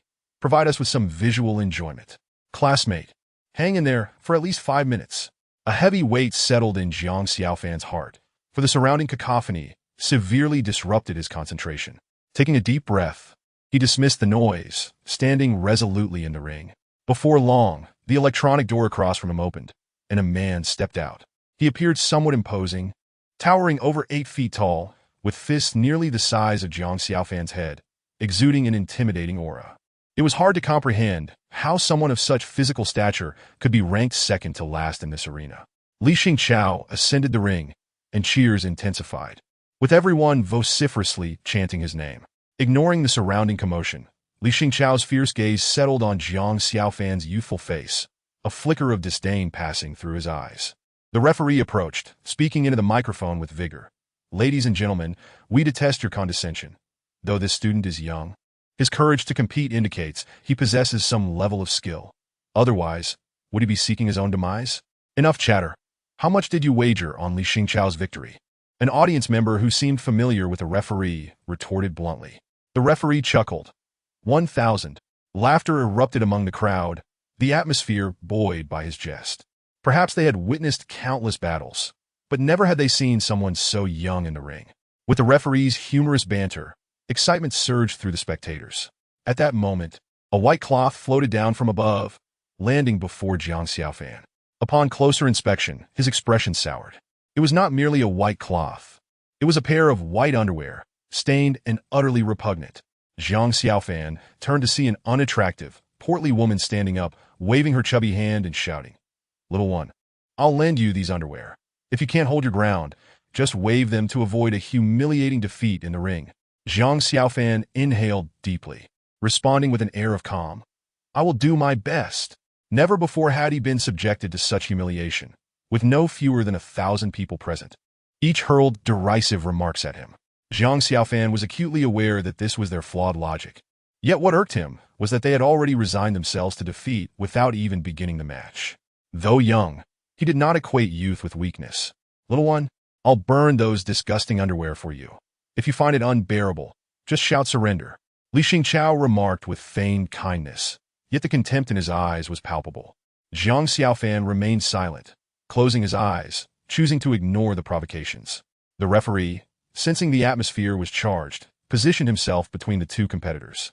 The audience settled down, anticipating the impending battle.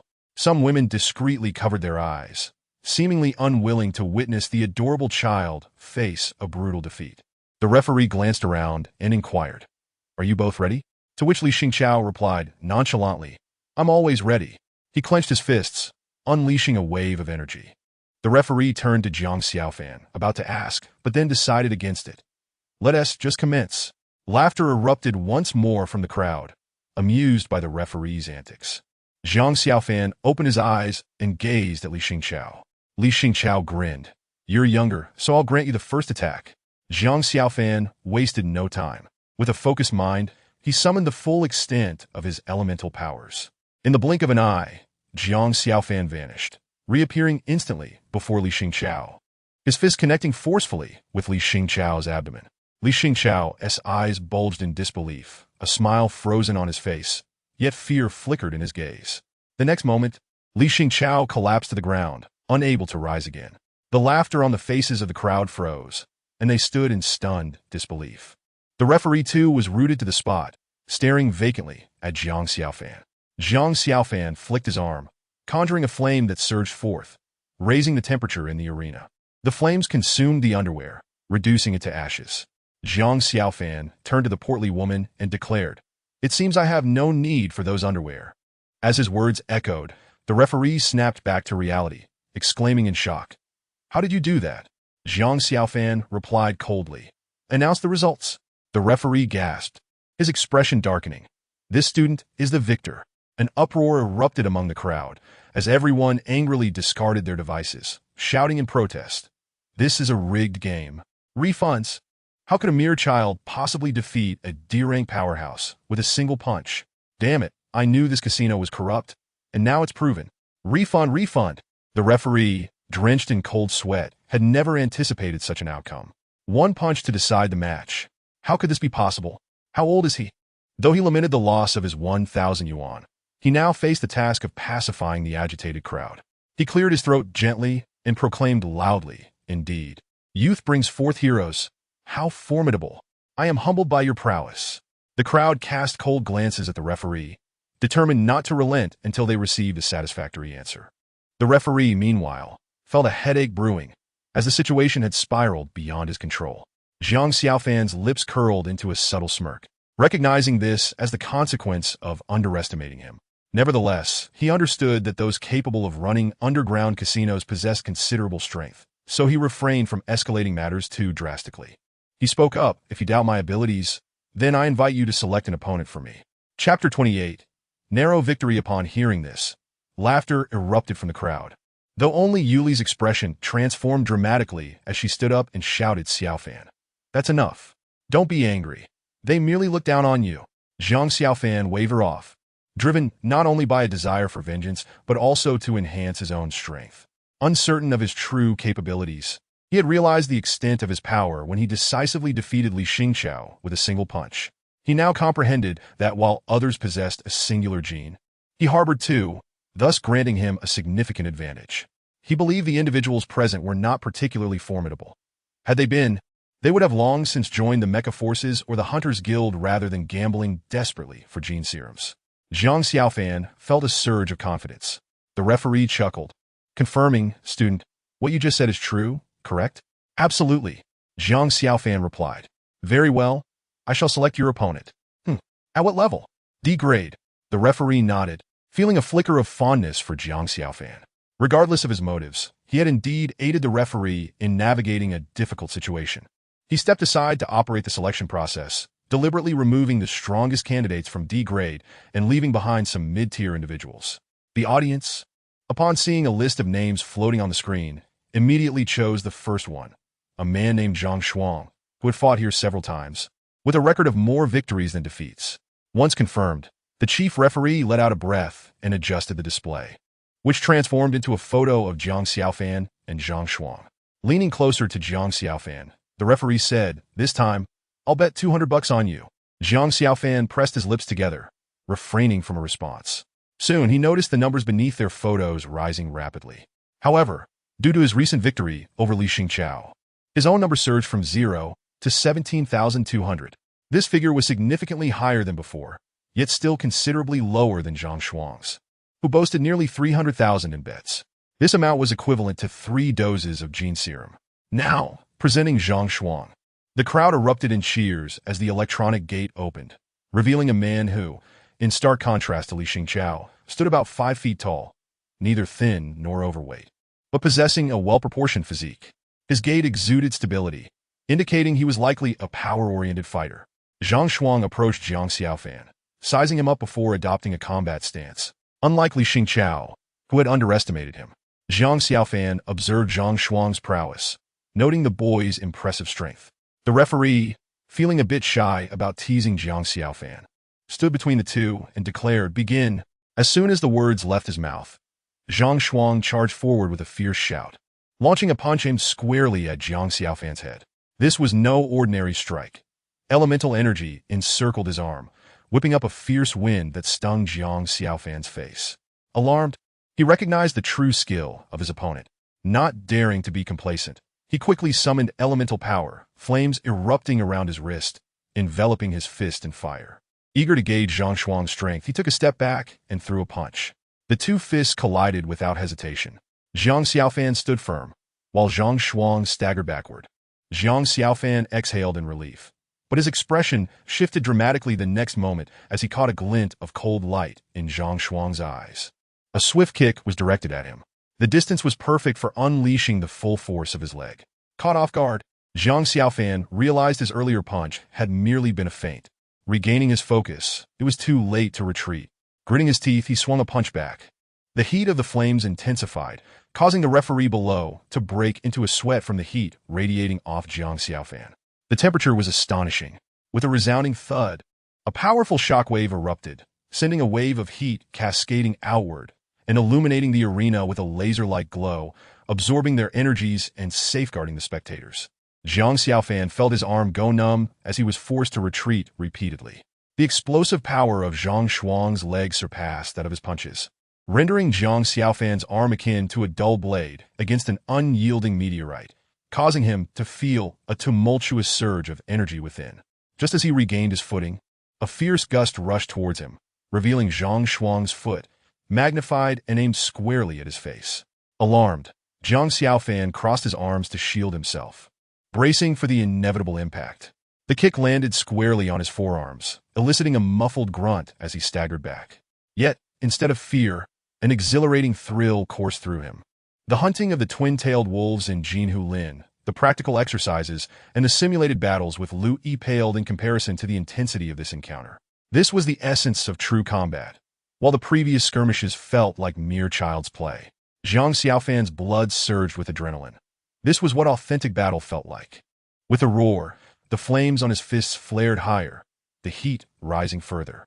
Zhang Shuang, having the upper hand, wasted no time in pressing his advantage, charging in once again with his legs, which were even more agile than his hands. He treated his legs like fists, using his arms merely to support his body as he flipped upside down, head down, feet up.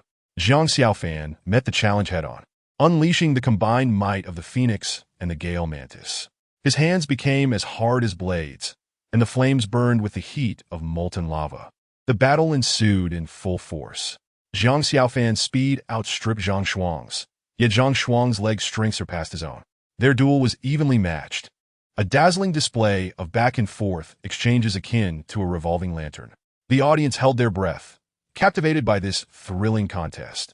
Though lacking the brutality of flesh meeting flesh, it stimulated their retinas and sent adrenaline soaring, making them yearn to become part of the fray.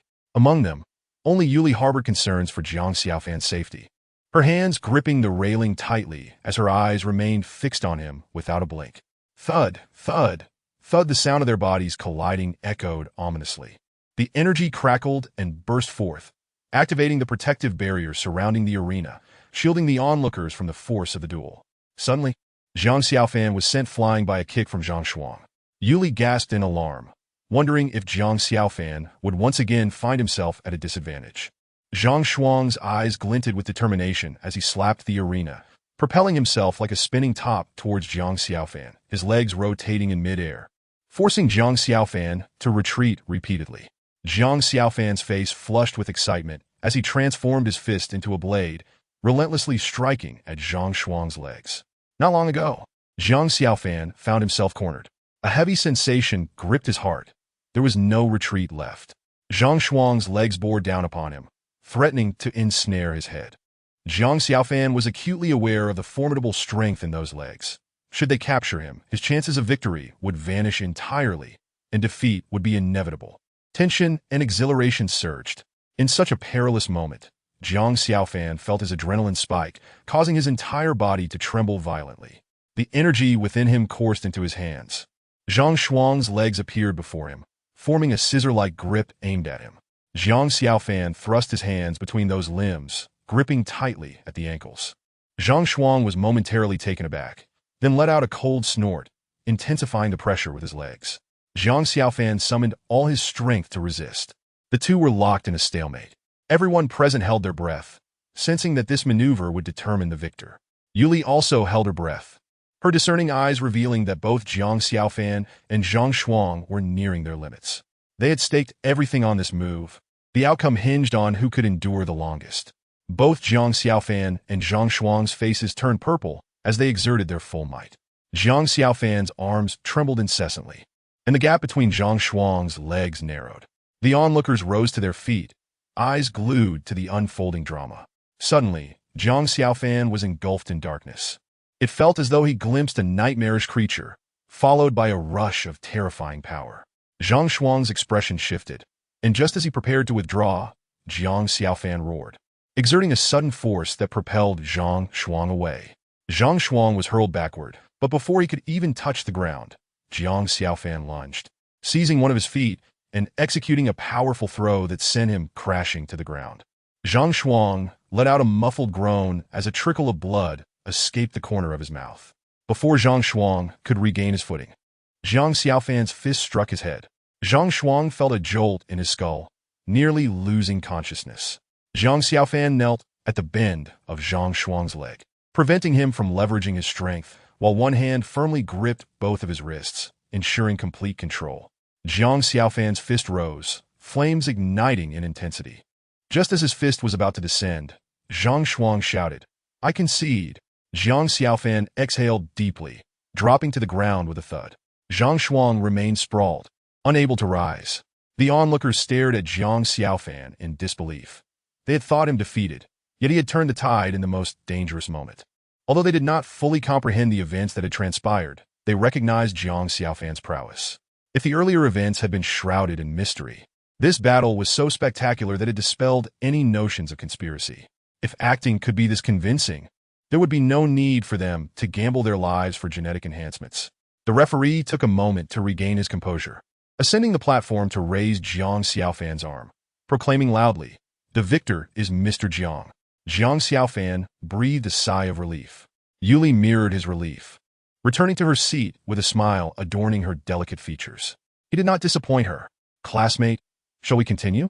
Jiang Xiaofan glanced at Zhang Shuang before replying, "No. It's too late. I must return to school. May I inquire which school you attend?" Jiang Xiaofan remained silent, locking eyes with the referee without uttering a word. The referee, looking somewhat embarrassed, finally said, "If you prefer not to disclose it, that is acceptable." Chapter 29. Gifted. Jiang Xiaofan nodded. "May I take my leave?" "Of course. Here is the identity card for competitors at our casino. With this card, you can register at any time in the future, and we will prioritize your placement in matches." The referee produced an exquisitely crafted purple card from his pocket. One side bore a prominent lettered, while the other displayed a bloodied skull. Observing Jiang Xiaofan's indifference, the referee continued, "Surely you have felt the bustling nature of our casino's business. There are many competitors, and not everyone can be immediately placed in matches. Accepting this card will significantly enhance your time efficiency." Jiang Xiaofan furrowed his brow, still declining the purple card. He worried that if this card were noticed by someone with ill intent, it would reveal his participation in the underground casino and lead to his expulsion from school, a consequence too grave to bear. The referee sighed, ceasing his insistence and retracting the purple card. Jiang Xiaofan descended from the platform, joining Yuli as they approached the attendant to collect a total of 8 D-grade genetic serums. 2 of these were Yuli's wager, another 2 were earned from defeating Li Xingqiao, and the remaining 4 belonged solely to Zhang Shuang. It seemed Zhang Shuang had great confidence in his abilities. Had he emerged victorious, he would have secured 4 serums, amassing a total of 8. However, with his defeat, both he and Li Xingqiao's serums now belonged exclusively to Jiang Xiaofan. After returning 2 serums to Yuli, Jiang Xiaofan stowed away the remaining 6. Observing the attendant's awkward, yet envious expression, both felt a sense of vindication. After all, The attendant had shown them unmistakable disdain when they first arrived. On the way back to school, Yuli bounced ahead of Jiang Xiaofan, frequently glancing back with a sweet smile, excitedly recounting the events of Jiang Xiaofan's impressive display on the platform. Caught up in her enthusiasm, she even began to dance. Jiang Xiaofan shook his head with a smile. His friend, though an undeniable beauty, possessed a boyish demeanor. Yet he found no fault in this. On the contrary, he admired Yuli's carefree and sincere nature. Reflecting on Lu Yi and his friend Yuli, Jiang Xiaofan couldn't help but marvel at how their personalities were polar opposites. Suddenly, he felt a sharp pain in his shoulder. Turning to find Yuli had playfully slapped him, her big eyes wide and her little mouth pouting in discontent. "Hey, why are you so quiet? I've said so much, and you haven't responded at all. Isn't that a bit rude?" Jiang Xiaofan quickly forced a smile. "My apologies. I was lost in thought." "Lost in thought? Were you thinking about our classmate Ming Ming?" Yuli teased. "What a lovely sentiment. You two seem destined for each other, with one longing and the other caring. I'll have to tell Ming Ming that you were so deep in thought about her on your way back to school. She will surely be thrilled." Jiang Xiaofan felt a headache coming on, quickly interjecting, "My dear sister, please don't tease me. You know my true feelings. I only love one girl in this lifetime. And that is..." Remembering how Tang Fengyi was forcibly taken away by the elder of the Qi family, he felt a pang of sorrow, unsure when they would meet again, leaving him at a loss for words. Yuli said, "All right, I won't tease you anymore." She sensed Jiang Xiaofan's sadness and sought to change the subject. "Today was a tremendous success for you. I never imagined your strength was so formidable. Not only did you defeat the D-grade powerhouse Li Xingqiao with a single blow, but you also triumphed over Zhang Shuang, who is significantly stronger. This is simply astonishing. To think you are merely an E-grade powerhouse. How did you accomplish this?" Jiang Xiaofan struck a pose he believed to be quite impressive, stating, "Because I am handsome." Yuli rolled her eyes. "Pfft, what an insincere answer." Jiang Xiaofan had a vague sense that the awakening of two genetic strains within him was peculiar, yet he couldn't pinpoint why. At that moment, he found it impossible to explain it to Yuli, so he shamelessly declared, "All right, let me give you a sincere answer." Stopping in his tracks, he looked at Yuli with an earnest expression, saying, "Because I am extraordinarily gifted." "Ugh!" Yuli feigned gagging, laughing and scolding, "I've seen shamelessness, but never to this extent." At this point, Jiang Xiaofan could only persist with his audacity, expressing gratitude for the compliments, pledging to continue his efforts. Yuli, exasperated, retorted, "When did you become as insufferable as Le? Regardless, you must treat me to a lavish meal to soothe my wounded spirit." All right. Let us go to the 88th floor of the Nebula Tower." "Excellent." The two exchanged banter as they made their way back to school. After parting on campus, Jiang Xiaofan returned to the dormitory, which felt desolate without Lu Pengzi's presence. He had grown accustomed to this absence and paid it no mind. Having just engaged in a fierce battle at the genetic casino, he was dirty and his clothes bore multiple tears. Just as he was about to head to the bathroom for a wash, the dormitory door swung open with a clatter. Turning his head, he saw Lu Pengzi had returned. Lu Pengzi looked as disheveled as ever, with bruises adorning his face. Yet this time, Jiang Xiaofan detected a triumphant grin and an air of confidence radiating from him. This aura. Having just sparred with two D-class combatants, Jiang Xiaofan was acutely aware of the D-class presence. Had the chubby one advanced to D-class so swiftly? No wonder he wore such a smug expression. Jiang Xiaofan was momentarily taken aback, but quickly regained his composure. His encounters with the formidable foes at the genetic casino had taught him that D-class fighters, unless they were at the pinnacle of their tier, posed little threat. Currently, Lu Pengzi had only just ascended to the D-class realm, his strength considerably weaker than that of Li Xingqiao, one of the bottom-ranked D-class fighters at the casino. Thus he posed no danger to Jiang Xiaofan. However, he felt genuine happiness for his friend's rapid advancement. Upon entering, Lu Pengzi boisterously declared, "What's wrong? Are you stunned? Your brother is now a D-class master. From now on, I got your back. If anyone bullies you, just invoke my name." Jiang Xiaofan replied with a grin. "Congratulations on your successful promotion. Our school now boasts another D-class powerhouse. Ming Yin will surely be thrilled to hear this." Lu Pengzi nodded enthusiastically. "Of course. Wait, why do you not seem more shocked?" Jiang Xiaofan was at a loss for words. Lu Pengzi's arrogance was astounding. Why should he be surprised? While D-class fighters were impressive, it hardly warranted such exaggeration. Lu Pengzi, merely seeking to flaunt a bit, was disappointed when he felt he hadn't phased Jiang Xiaofan. He plopped down on his bed, saying, I won't stoop to your level. Fetch me a glass of water. I'm parched. Jiang Xiaofan poured a glass of water for Lu Pengzi, chuckling. In no time, you've gone from bro to lord. Your audacity remains ever thick-skinned. He continued, by the way, how did you manage to ascend to D class? Did you perhaps receive the genetic serum from the Mecha Core? Clever, Lu Pengzi replied, taking a sip of water, his pride palpable. I just injected the genetic serum from the Mecha Core and successfully leveled up. I'm now officially registered with the Mecha Core. I might even become a real mecha warrior before graduation. Impressive, Jiang Xiaofan commended, realizing Lu Pengzi's potential was indeed remarkable. Becoming a prospective member of the Mecha Core in his freshman year was no small feat. Lu Pengzi's satisfaction grew with Jiang Xiaofan's reaction. Observing Jiang Xiaofan's appearance, Lu Pengzi remarked, You've just come from a brawl, haven't you? Interested in sparring with me? Jiang Xiaofan responded, Sure, but it'll be more interesting with a wager. And feel free to go all out. I can handle it. Lu Pengzi, intrigued, asked, What is the wager? Jiang Xiaofan pondered for a moment before declaring, The loser treats the winner to a grand feast on the 88th floor of the Nebula Tower. The 88th floor of the Nebula Tower. You certainly know how to choose your venues. I've heard even the cheapest dish there costs thousands, a luxury most people only dream of. Lu Pengzi felt a twinge of apprehension, but quickly reassured himself. Now a D-class fighter, he had nothing to fear. All right, it's settled. Lu Pengzi, eager to avoid any change of heart from Jiang Xiaofan, dragged him out of the dormitory.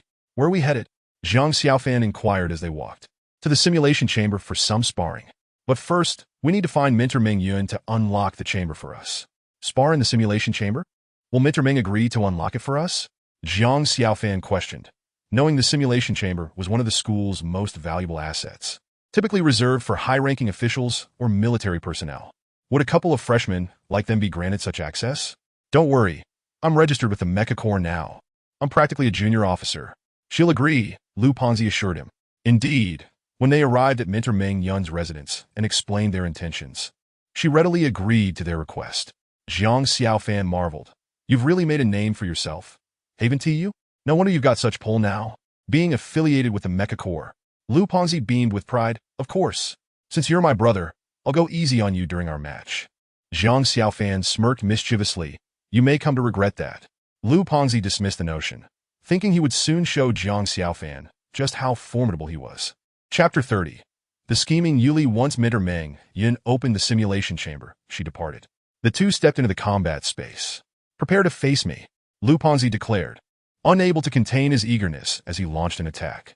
Knowing Jiang Xiaofan's strength lay in his speed, he aimed to strike before Jiang Xiaofan could react, hoping to incapacitate him swiftly. Raising his fist like a hammer, Lu Pengzi aimed a powerful blow at Jiang Xiaofan. While Lu Pengzi believed his speed to be impressive, to Jiang Xiaofan, it appeared to unfold in slow motion. With a slight lean to the left, Jiang Xiaofan effortlessly evaded Lu Pengzi's strike. Not bad. You're quite fast, Lu Pengzi said, grinning. Let us see you dodge this. Confident in his strength, Lu Pengzi increased his speed, determined to subdue Jiang Xiaofan with his next punch. Yet, once again, Jiang Xiaofan deftly sidestepped the blow just as it was about to land. Lu Pengzi felt a pang of regret. He believed that with a fraction more speed, he could hit Jiang Xiaofan. He was convinced that if he connected even once, he could significantly weaken Jiang Xiaofan's combat ability. Taking a deep breath, he focused intently on Jiang Xiaofan and unleashed another punch. The air crackled with a sharp hiss as he struck with tremendous speed. Yet he still fell, just short of making contact with Jiang Xiaofan. Growing frustrated, Lu Pengzi bellowed and unleashed a flurry of attacks, each time narrowly missing Jiang Xiaofan. After 5 minutes of relentless assault, Lu Pengzi ceased his attacks, realizing Jiang Xiaofan was deliberately toying with him. It was obvious that Jiang Xiaofan could easily evade his strikes, but chose to feign vulnerability instead, which he found infuriating. In truth, Lu Pengzi had misjudged Jiang Xiaofan. He was intentionally utilizing Lu Pengzi's fierce attacks to experience the psychological shifts that arise in life-and-death situations. The more one encounters the threat of death, the calmer they become. Jiang Xiaofan was honing his mental fortitude. However, Lu Pengzi remained oblivious to this, and his mounting frustration led him to shout, "No more dodging. If you could take one of my punches without falling, I'll concede." Are you serious? Zhang Xiaofan asked. Lu Ponzi felt a surge of excitement. Clearly, Zhang Xiaofan was underestimating him, for a full-force strike from Lu Ponzi was no trivial matter. Absolutely serious. All right, then I shall take your punch. Zhang Xiaofan halted his movement, secretly channeling the power of the two genes within him into his right arm. Bang! Lu Ponzi's muscles began to swell, his upper garments bursting apart, revealing a layer of blue-scaled tattoos that manifested across his body. A grunt reminiscent of a pig's squeal escaped his nostrils. The ultimate combat form of the scale armor beast gene. Lu Ponzi had only grasped this after advancing to D-grade. He unleashed a punch that soared forth like a cannonball, hurtling towards Zhang Xiaofan with tremendous force. Zhang Xiaofan too struck with all his might, and their fists collided. Boom! Zhang Xiaofan felt a slight numbness in his right arm, his body remaining steadfast, while Lu Ponzi was forced to retreat 5 or 6 steps before plopping down onto the ground. After a moment of staring at Zhang Xiaofan, Lu Ponzi sighed. I concede. Losing to Zhang Xiaofan in the realm of strength, in which he prided himself, left him utterly disheartened. Zhang Xiaofan approached and helped Lu Ponzi to his feet, offering words of consolation. You possess the scale armor beast gene, excelling in manipulating heavy mech weaponry. Engaging in one-on-one combat is inherently unfair for you. What you truly need is protection, allowing you to obliterate swathes of enemies with a single shot. Lu Ponzi understood this reasoning. He quickly regained his spirits, accepting defeat gracefully. Let's indulge ourselves at the Nebula Tower today, brother. The two exited the simulation chamber and hailed a hovering taxi outside the school, en route to the Nebula Tower. During the ride, Lu Ponzi couldn't help but exclaim, You are an absolute monster. An E-grade gene managing to defeat a D-grade powerhouse is simply astounding. This sentiment struck a familiar chord with Zhang Xiaofan, recalling how Yuli had expressed similar astonishment not long ago. Zhang Xiaofan retorted with a chuckle, Haha, I am exceptionally gifted. Thus, even at half a level lower, you are no match for me. Lu Ponzi, who typically prided himself on his shamelessness, mused, I never anticipated that there could be someone more shameless than I. Zhang Xiaofan was left speechless. Lu Ponzi's thick skin was truly remarkable. Before long, the taxi arrived at the Nebula Tower. The two ascended to the 88th floor, home to a renowned retro-style restaurant in Ningjin City, elegantly adorned and exuding an air of classical charm. Despite the pangs of expenditure, Lu Ponzi ordered 3 dishes, which were promptly served by beautiful waitstaff. In this age of advanced technology, having real chefs prepare meals is a hallmark of high-end dining, while lower-tier establishments rely on robots for their fare. The dishes here were crafted by the finest chefs in the Huaya Federation, boasting exquisite flavors. Zhang Xiaofan took a bite and couldn't help but exclaim in delight. No wonder Yuli insisted on coming here for me to treat. As Lu Ponzi savored the meal, he engaged Zhang Xiaofan in conversation. When the topic turned to Zhang Xiaofan's agility, he couldn't help but remark on how unsurprising it was that Zhang Xiaofan chose a blade as his weapon in the armory. Lu Ponzi asserted that Zhang Xiaofan was indeed well-suited to wielding a knife. Zhang Xiaofan nodded in agreement. After purchasing the Windstorm Mantis gene serum on the black market, the doctor who administered the injection had also noted his suitability for knife combat. However, the battle knife he had initially chosen in the armory had been melted by the flames of the Firebird and was no longer fit for use. Zhang Xiaofan urgently needed to find a new weapon, preferably a blade. He understood Lu Ponzi's suggestion, yet the current trend favored powerful, easy-to-handle firearms, leading to a decline in the cold weapon manufacturing industry. Thus, finding a suitable knife was proving exceedingly difficult. As Zhang Xiaofan dined, he idly browsed the news displayed on the table, which served as an interactive screen for gaming and reading updates, a feature provided by the restaurant to entertain guests during their meals. Suddenly, a headline caught his eye, a cold weapon exhibition in Liaozhou. Zhang Xiaofan fell into contemplation, pondering the possibility of encountering a fitting battle knife there. Perhaps it would be worth a chance. Lu Ponzi, having noticed the same news, exclaimed with wide eyes, Let's go to Liaozhou. Bring me along, and you can cover the expenses. Clearly, while he feigned nonchalance, he was still brooding over the cost of the meal. Zhang Xiaofan, having seen through Lu Ponzi's intentions, responded graciously, All right, we shall enjoy the local culture of Liaozhou together. Lu Ponzi regarded Zhang Xiaofan with satisfaction, his expression reflecting that of a buddy who knew how to play along. Observing Zhang Xiaofan devouring his meal with abandon, Lu Ponzi took a deep breath and, undeterred, began to eat voraciously as well. After all, this was money on the table, and he couldn't let Jiang Xiaofan consume it all. Soon, they polished off every last dish on the table. In the end, Lu Ponzi even licked each plate clean, prompting Jiang Xiaofan to roll his eyes in mock embarrassment, pretending not to know him. How utterly shameful! Lu Ponzi's behavior drew curious glances from nearby diners, but he remained unfazed, proclaiming, "It's all money. We mustn't let it go to waste." After their hearty meal, Lu Ponzi, suppressing the pain of the bill, settled the account. They exited the Nebula Tower, and Jiang Xiaofan summoned a hovering taxi for their return to the school dormitory. After a round of washing up, Jiang Xiaofan prepared to rest. Lu Ponzi plopped down onto his bed, pulling him up. "What do you mean sleep? Get up now. I've packed everything. We're heading to Liaozhou right away." "Right now? Isn't that a bit hasty? It's already past 11 at night. Let us set off in the morning."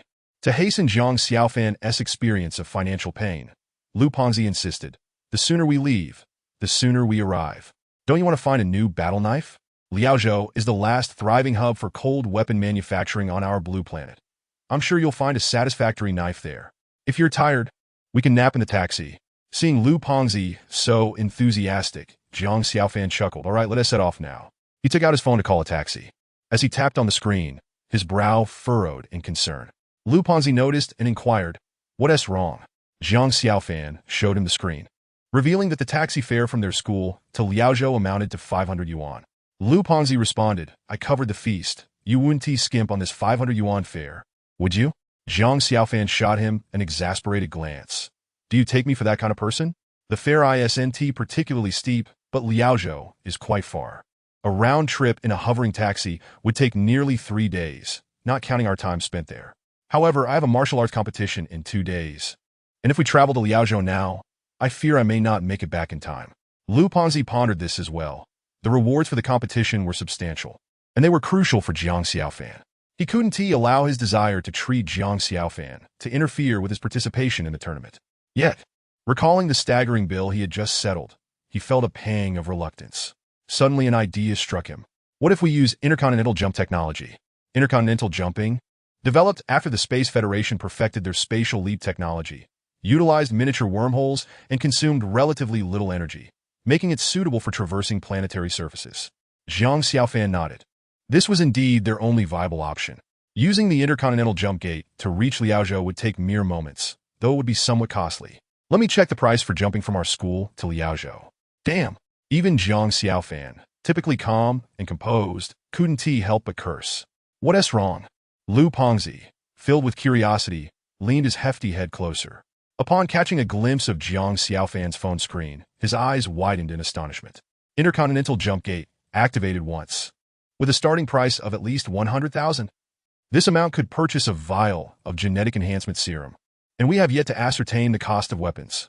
It appeared that this was indeed the exclusive mode of travel for the wealthy elite. "Perhaps we should wait until your martial arts competition concludes before hailing a taxi to Liaozhou," Lu Ponzi suggested.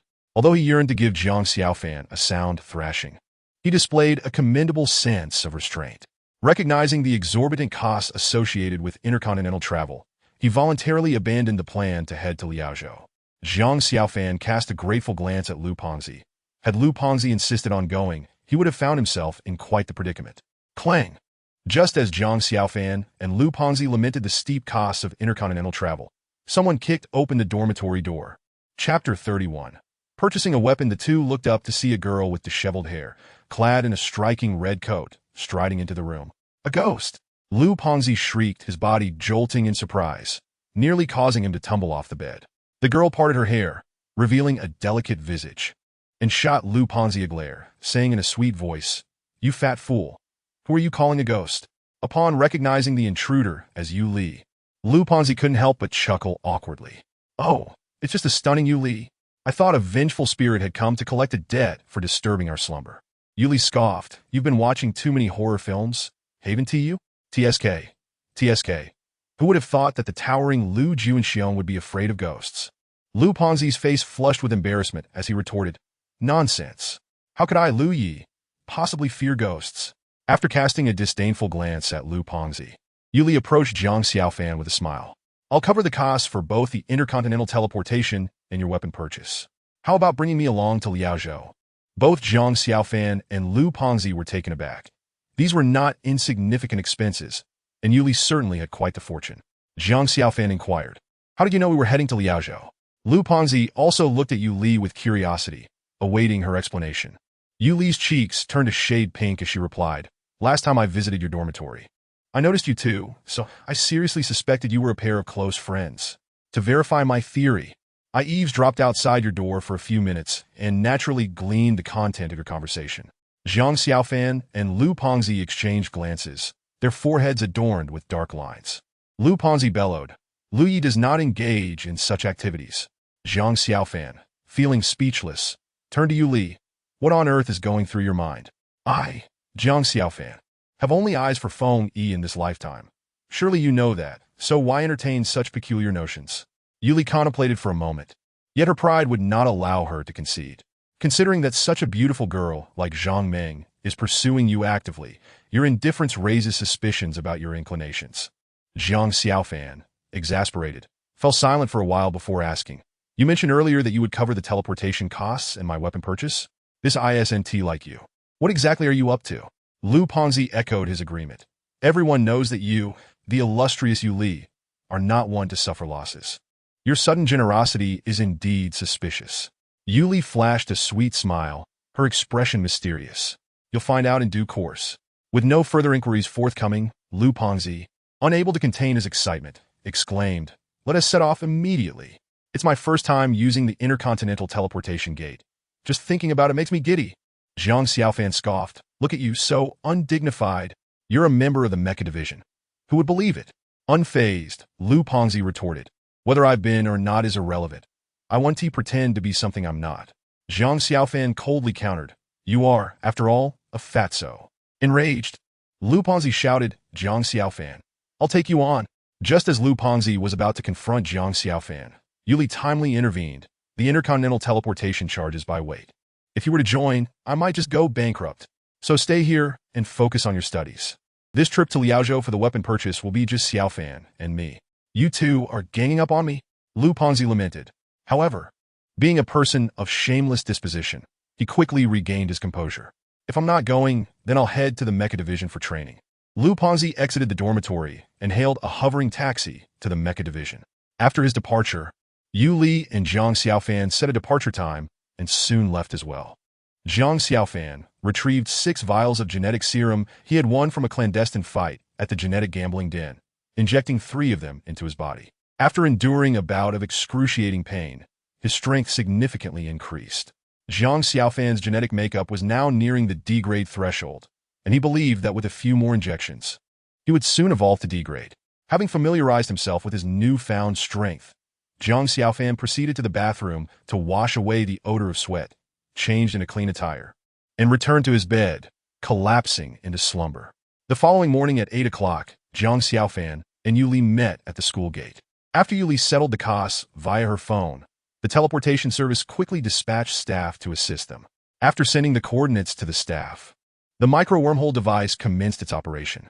Moments later, a 3-meter diameter gray mist appeared before Yuli and Zhang Xiaofan. The two stepped into the gray mist, and in the blink of an eye, they arrived in Liaozhou. As Zhang Xiaofan emerged from the intercontinental teleportation gate, his eyes brightened. Liaozhou, vast and populous, bore a stark contrast to other states within the Huaya Federation. Here, the ambience lacked the essence of a high-tech era, with traditional pavilions and towers adorning every corner. The lifestyle and customs of the people resembled those of a primitive society, where weapons were even hand-forged. Yet, it was precisely these characteristics that rendered the residents of Liaozhou renowned for their wealth within the Huaya Federation. As the sole thriving hub for cold weapon manufacturing on the planet Blue Earth, it attracted many enthusiasts eager to explore and purchase weapons. Walking side by side down the bustling streets of Liaozhou, Zhang Xiaofan and Yuli admired the local customs and traditions. Among the throngs of pedestrians, many were couples. In the midst of the crowd, Zhang Xiaofan and Yuli appeared no different from a couple themselves, as Yuli's beauty drew the attention of many. They paused before a 3-story building, a weapon shop specializing in blades. From the first floor to the third, weapon racks displayed an array of various styles of battle knives. Upon entering the store, Zhang Xiaofan's eyes became animated, scanning the rows of weaponry. An attendant approached, enthusiastically detailing the attributes of the weapons on display. Zhang Xiaofan expressed his desire for a knife capable of withstanding high temperatures. The attendant led him to a corner on the second floor and recommended a red battle knife. This knife, while similar in appearance and size to his previous one, was significantly heavier, weighing 5 to 6 times more. As Zhang Xiaofan grasped the red battle knife, he swung it casually, producing a sharp whooshing sound through the air. Despite its increased weight, the red battle knife's speed of draw was notably enhanced. If Zhang Xiaofan were to wield this red battle knife in combat, his offensive capabilities would escalate dramatically. Almost instantly, Zhang Xiaofan found himself enamored with the red battle knife. He attempted to envelop it in a flame produced by a fiery bird, and the knife emitted a faint crimson glow, intensifying the flames surrounding it. As he augmented the flames further, the red glow of the knife intensified, and the flames roared to life. "Sir, please cease. If you wish to test the knife's power, we have a designated testing area," the attendant implored, his voice tinged with alarm. The crimson war blade emanated an aura of terrifying heat, warping the very air around it. As the scorching waves of energy compelled Yuli and the sales clerk to retreat repeatedly. Yuli squinted her eyes into crescent shapes, appearing even more delighted than Zhang Xiaofan, exclaiming, "What is the name of this knife? We shall purchase it." Upon glancing at the price, Zhang Xiaofan's heart skipped a beat. 139,998 yuan. Too exorbitant. We should choose another blade. Though reluctant, he could not bear to exploit his good friend's finances. Yuli waved her delicate hand dismissively, declaring, "No need to change. This blade is the one." Noticing Zhang Xiaofan's hesitation, she pouted and said sweetly, "What? Are you still unhappy?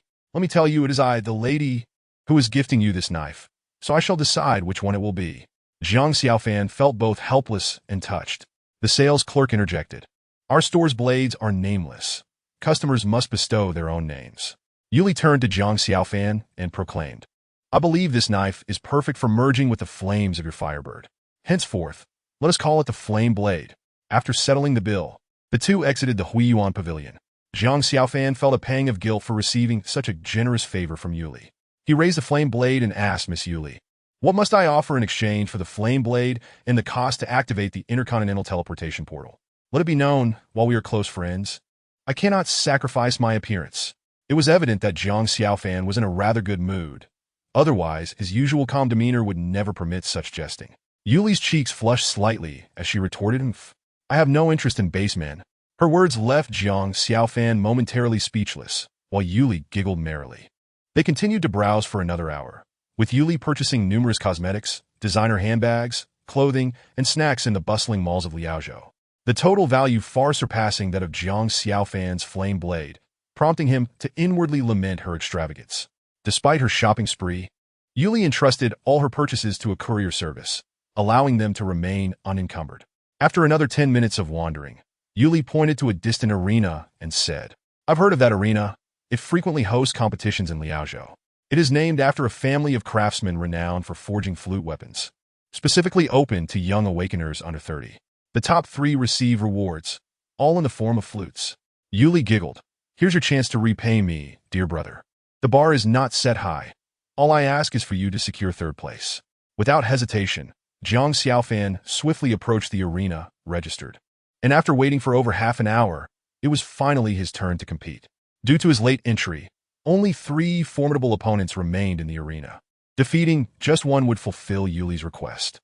Of course, those who had managed to endure until the end among hundreds of strong contenders were exceptionally powerful.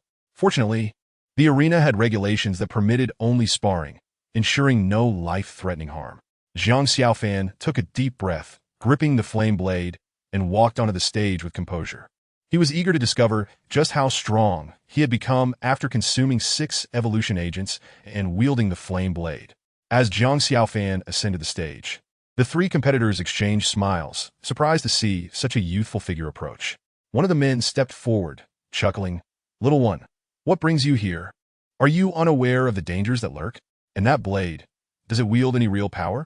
The onlookers below erupted into laughter at the sight of such a young child wanting to compete, questioning whether he feared injury. Indeed, just look at the size difference. They murmured among themselves. Zhang Xiaofan, sensing the ridicule, smiled and retorted, "Why must you speak such nonsense? Is it because those with larger frames tend to chatter more?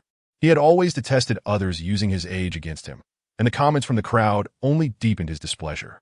Enraged by Jiang Xiaofan's words, the man shouted, "You insolent child! I shall teach you a lesson on behalf of your parents today. You need to understand the importance of self-awareness." Before he could finish, the man unleashed a powerful punch toward Jiang Xiaofan. The force behind it astonishing and the speed terrifying, breaking through the air barrier with a resounding boom. My heavens! The power and velocity are astonishing. Surely, he must possess at least E-level strength. The crowd gasped in anticipation of Jiang Xiaofan's imminent defeat. Yet, Yuli maintained her smile, exuding unwavering confidence in him. She understood Jiang Xiaofan's true abilities. Despite being E-level, his strength and speed could easily surpass that of a typical D-level, let alone the E-level attacker before him. As the punch neared, Jiang Xiaofan's expression shifted slightly. To him, the man's rapid assault appeared almost in slow motion. Too slow. He murmured softly. Just as the attack was about to land, he lightly propelled himself upward, landing a foot on the man's shoulder. What seemed like a gentle step bore the weight of a mountain. Before the man could react, the immense pressure forced him to his knees without any pause. The crowd erupted in astonishment. How could this be possible? No one anticipated such a turn of events. The man struggled to rise and retaliate, but his body seemed to defy him, immobilized by an overwhelming force. Save your strength. It's futile, Jiang Xiaofan smiled. Without waiting for the man to make his next move, he swiftly retreated and delivered a powerful kick to the man's chest. With a splatter of blood, the man was propelled backward and off the stage. Throughout the entire ordeal, Jiang Xiaofan had not even drawn the flame blade. According to the rules, falling from the platform meant defeat. Incredible! An E-level awakener was defeated in a single move? This is absurd. The onlookers murmured in disbelief. Jiang Xiaofan scanned the crowd. Addressing the fallen man, "I suggest you attend to your injuries promptly. If you feel unwell, you are welcome to return. Of course, the consequences will be yours to bear." Infuriated by Jiang Xiaofan's taunting tone, the man attempted to rise and charge back onto the stage, but as he moved, a sharp pain coursed through him, rendering him powerless. "You, with such a fierce temperament at such a young age. Imagine what you'll be like when you grow up. It seems we must teach you a lesson." The remaining two competitors seemed to reach a consensus, temporarily setting aside their rivalry to join forces against Jiang Xiaofan. "This is cheating. Cheating!" Yuli shouted from the sidelines, hopping in agitation. "You must disqualify them." However, the referee informed her that as long as the competitors on stage did not voice any objections, it could not be considered a violation. Upon hearing this, Yuli stomped her feet in frustration. The fellow Jiang Xiaofan. Could he truly be oblivious to the prowess of those two individuals? No matter how conceited he may feel about his own abilities, it is improbable that he could take on two opponents simultaneously. Despite Yuli's incessant reminders from the sidelines, Jiang Xiaofan remained deaf to her warnings, allowing the duo on stage to draw ever closer. My young brother, I apologize in advance," remarked the more robust of the two men, a smile playing on his lips. "You have only yourself to blame for exhibiting such terrifying strength earlier. Indeed, otherwise, the two of us would not be collaborating. We owe it all to you." Yet upon hearing their words, Jiang Xiaofan merely smiled faintly and replied, "It matters not. After all, facing several is all the same to me." "You are truly brazen," the other man retorted, visibly incensed by Jiang Xiaofan's apparent disregard for their threat. "Since you seek your own demise, do not hold us accountable." With that, he surged forward with alarming speed, his intent to teach Jiang Xiaofan a lesson all too clear. At this moment, Jiang Xiaofan's usual grin vanished, replaced by a grim expression as he declared, "The ones who should be cautious are you." As his words fell, Jiang Xiaofan summoned the forces of nature, enveloping his hands in flames. Not only that, but he raised a fiery blade, eager to test its might. "Come at me," he shouted. In the face of their assault, Jiang Xiaofan stepped back twice, then swung his blade. A torrent of flames erupted from the fiery sword, the energy contained within astonishing even Jiang Xiaofan himself for a fleeting moment. The ensuing sound of shattering bones echoed through the air. "Ah, my hand!" The two men, who had been so arrogant just moments before, now clutched their arms in agony, howling in pain. Though they fought against the flames with all their might, they were sent hurtling backward upon contact. The disparity in strength was simply too vast. "This is utterly terrifying. Is this even human?" The spectators below gasped in astonishment. Yet once the referee announced the results, the first prize ultimately found its way into Jiang Xiaofan's hands. Here, take it, the flute you desired. After receiving the prize, Jiang Xiaofan handed it directly to Yuli, as he had no interest whatsoever in musical instruments. Yuli accepted the flute, cherishing it as if it were a treasure. Indeed, it is a fine flute. The materials alone are exceedingly rare. The melodies produced from this flute will surely be enchanting. With that, Yuli began to jump about in excitement. Observing her antics, Jiang Xiaofan, though accustomed to her exuberance, could only shake his head in resignation. "Let us depart," he said. "Please wait." Just as Jiang Xiaofan prepared to lead Yuli away, a voice called out from behind them. Turning around, he saw a man approaching, accompanied by several others. "May I ask what the matter is?" Jiang Xiaofan inquired, scrutinizing the newcomers. The man, bearing a scar on his left cheek, smiled upon hearing the question. "Nothing particularly significant. I am Malong, the vice leader of the Tiger Brigade. I observed your remarkable skill earlier and wondered if you might be interested in joining our ranks." Jiang Xiaofan shook his head in response. "Apologies, but I am not interested." With that, he tugged Yuli to leave. "Stop!" shouted one of the men behind Malong, his voice raised. "Our vice leader has invited you, and you dare to refuse? What? Just because you asked me to join, I must comply?" Jiang Xiaofan raised an eyebrow. "Am I to heed your every word?" Enraged by Jiang Xiaofan's retort, the man prepared to strike, only to be halted by Malong. With a slight smile, Malong said, "Ah, my young brother, my subordinate lacks understanding. Since you are unwilling to join, I shall not force you.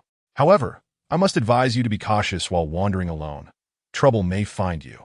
Jiang Xiaofan understood Malong's implication, but chose to disregard it, turning to leave with Yuli. "Brother Ma, are we just letting them go?" one of the men inquired. "Rest assured, they should pray not to fall into my hands." Malong's tone was laced with a chilling undertone. After the two departed, Yuli began to complain of hunger, prompting Jiang Xiaofan to reluctantly seek out a restaurant. "In a moment, let us find a pawn shop," Yuli suddenly suggested during their meal. "A pawn shop? What do you intend to do?" Jiang Xiaofan asked, but Yuli merely smiled mysteriously, offering no further explanation. "The food is here." At that moment, the owner brought their dishes to the table. "I heard you two are looking for a pawn shop?" "Yes, indeed," Yuli exclaimed with delight. "Do you know where one is?" "Of course. In this vicinity, there is no place I, Fat San, am unaware of." The owner's demeanor was quite proud. "The Yong'an pawn shop in Liaozhou is not far from here. Exit the door, turn left, walk straight for 2 kilometers, then take another left, and you will arrive." However, before the owner could finish, Yuli had already pulled Jiang Xiaofan out of the restaurant. "Why the rush?" Jiang Xiaofan asked, exasperated. Yet Yuli paid him no heed. After a short while, they found themselves at the pawn shop described by the owner. The sign of Yong'an Pawn Shop, with its grand characters, exuded an ancient charm. "What brings you to the pawn shop?" Jiang Xiaofan inquired, puzzled. Yet Yuli simply smiled mysteriously and dragged him inside. Chapter 33. A grudge across 10,000 miles. Upon entering the pawn shop, the decor, a blend of classical furniture and modern technology, felt oddly harmonious. As the largest pawn shop in Liaozhou, the place was bustling with customers. "Boss, how much do you think this flute is worth?" "Take a good look." Without hesitation, Yuli produced the recently acquired flute and tossed it to the owner. Jiang Xiaofan, witnessing her audacity, was momentarily stunned, then sighed, unsure of how to respond. The pawnshop owner examined the flute carefully before offering a price. 1 million. Cough, cough, cough. Before the words had fully left the owner's lips, Jiang Xiaofan erupted into a fit of violent coughs. "Are you certain you are mistaken? This flute is worth 1 million? He asked incredulously. "Indeed, the craftsmanship is exquisite, and the materials used are quite rare and refined. Thus, the figure of 1 million is not exaggerated," the owner affirmed. After a brief discussion, Yuli walked away from the pawn shop with a substantial sum of money, her spirits soaring. "Had I known you were so keen on making money, I would not have participated on your behalf," Jiang Xiaofan remarked. "I thought you genuinely cherished that item, risking my life to procure it for you." Yuli replied with a smile. "Indeed, I have always admired this flute, but I was primarily attracted to its inherent value." Jiang Xiaofan shook his head in resignation. 1 million is a considerable fortune for us. For someone our age, that amount could purchase numerous items. A single intercontinental jump costs 100,000, Round trip for two would be 400,000, and buying the fiery blade set us back over 100,000. And now we won 1 million. Zhang Xiaofan calculated with mock seriousness. So, you accounted for all our expenses. Yet you still ended up with over 400,000 in profit. It seems you are the real winner. Yuli shrugged nonchalantly. Well, it is all legally obtained, and it won't cause any trouble. Money is something that is always welcome. So, are you not feeling a bit envious of me now? Don't worry. When we return, I shall treat you to some delicious food. Upon seeing Yuli's face radiating with excitement, Zhang Xiaofan cast her a sidelong glance. Now, as he looked at Yuli's expression, two words came to mind: shrewd merchant. Well, now that you've acquired some weapons, shall we head back? Yuli suggested after leaving the pawn shop. However, Zhang Xiaofan shook his head, saying, it's not every day we have the chance to venture out like this. Let us explore a bit longer. Under normal circumstances, unless special occasions arose, Zhang Xiaofan and his companions remained in Xingzhou, rarely venturing outside. Moreover, with the exorbitant costs associated with intercontinental travel, it would be a shame to squander the opportunity. After a moment's hesitation upon hearing Zhang Xiaofan's words, Yuli nodded in agreement. You do have a point. In that case, I shall accompany you on this little excursion. With that, she strutted ahead of Zhang Xiaofan. Seeing this, he could only follow with a sense of resignation, hastily catching up to her. It must be said that as the sole thriving center for cold weapon manufacturing on Earth Blue, the architectural style of the place was markedly different from that of other cities. Towering lofts exuded a classical charm amidst the bustling streets filled with people, creating a scene of considerable prosperity. Walking along the cobbled streets, a refreshing sensation unexpectedly arose within him. As the two wandered, they observed the various shops lining the streets. Zhang Xiaofan, what's wrong? What are you looking at? Yuli inquired curiously as Zhang Xiaofan suddenly halted before a peculiar shop, following the direction of his gaze. Hatred. The shop's name was quite unconventional, lacking any indication of the nature of its business, and there were no signs outside to clarify its purpose. At first glance, it appeared unimpressive, and Yuli remarked, given its appearance, how could anyone possibly be drawn here? Yet, Zhang Xiaofan seemed immensely intrigued. Judging by the shop's dilapidated decor, it must have been established for many years. The fact that it hasn't closed down in all this time suggests it possesses some uniqueness. Why don't we take a look inside? Before he could finish speaking, Zhang Xiaofan stepped swiftly into the shop. Yuli, feeling a twinge of annoyance at being left behind, stomped her foot but eventually followed him inside. However, upon entering, they were utterly astonished by the interior. The room was devoid of any furnishings, even lacking basic furniture. An elderly man sat in a rocking chair, eyes closed, swaying gently as if in utter contentment. Even upon hearing their entrance, he did not open his eyes. Good day, sir, Zhang Xiaofan greeted as he approached. Yet, the appearance of the old man left him utterly taken aback.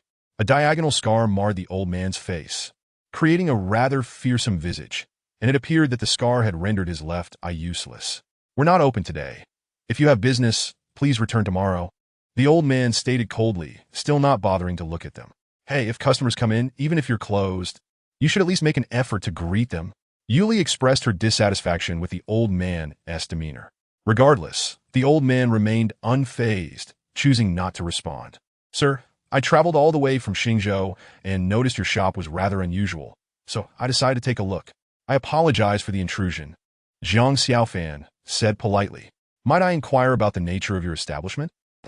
The old man seemed intrigued by Zhang Xiaofan's inquiry and slowly opened his eyes to regard him. As Zhang Xiaofan had surmised, the left eye remained shut. You mentioned you are from Xingzhou? Yes, we hail from Xingzhou, Zhang Xiaofan confirmed. With this affirmative response, the old man's interest appeared to peak further, and he sat up. It's rare to see someone from Xingzhou.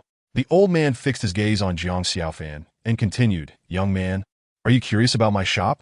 He elaborated, I run this establishment purely for amusement.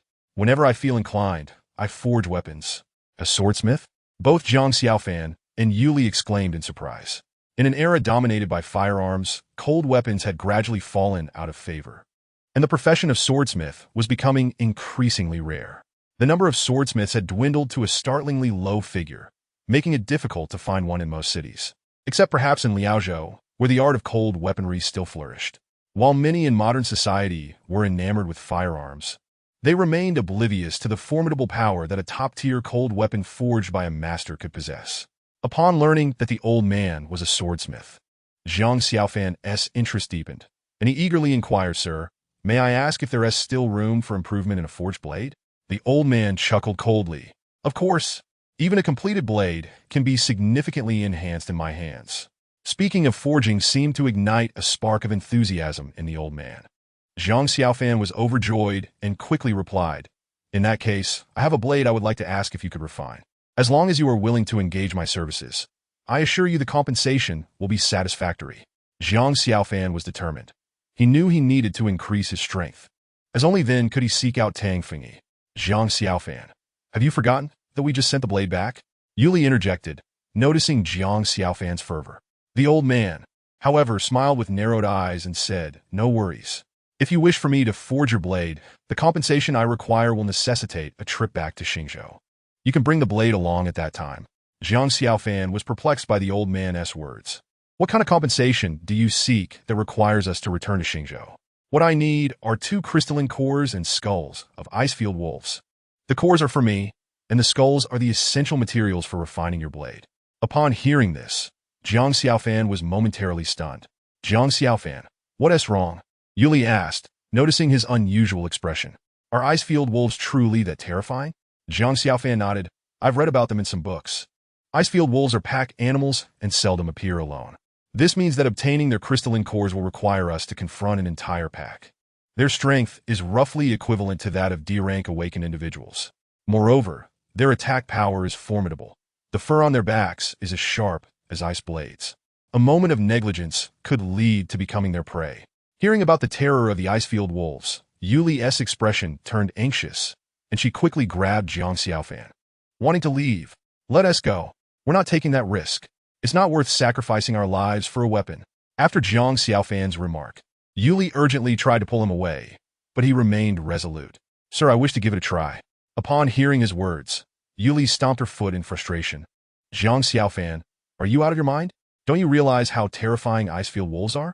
If you encounter any danger, how will you ever find Tang Fengyi? You'll regret it too late." Yet, after hearing Yuli's concerns, Zhang Xiaofan looked at her with determination and said, "I understand you mean well, but I need to enhance my strength. Even the slightest opportunity is worth pursuing. Otherwise, I will never be able to seek out Fengyi." "Madman! You truly are a madman."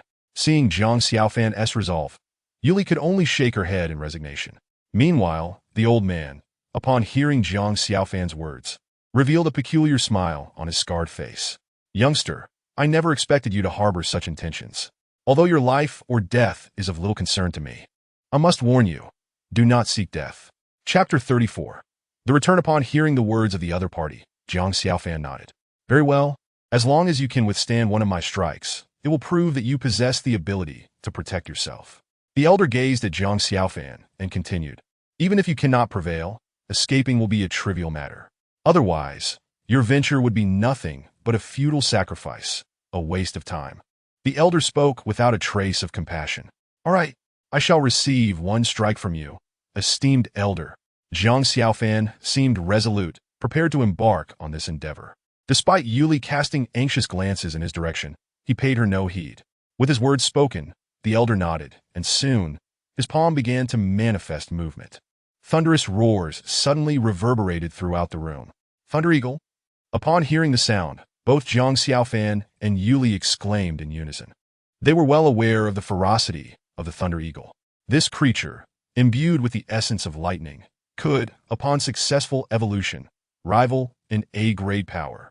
Renowned for its ruthless and ferocious attack strength, the Thunder Eagle was a formidable foe. Zhang Xiaofan narrowed his eyes, focusing all his attention on the elder. Observing every motion he made, throughout, the elder remained seated, never rising from his chair. To Zhang Xiaofan, it seemed the elder believed there was no need to stand when facing him. Yet, at this moment, he could think of nothing else but the elder's actions. As blue-violet light gradually shimmered upon his palm, accompanied by the continuous emergence of lightning, Zhang Xiaofan, Yuli's expression turned anxious at the sight.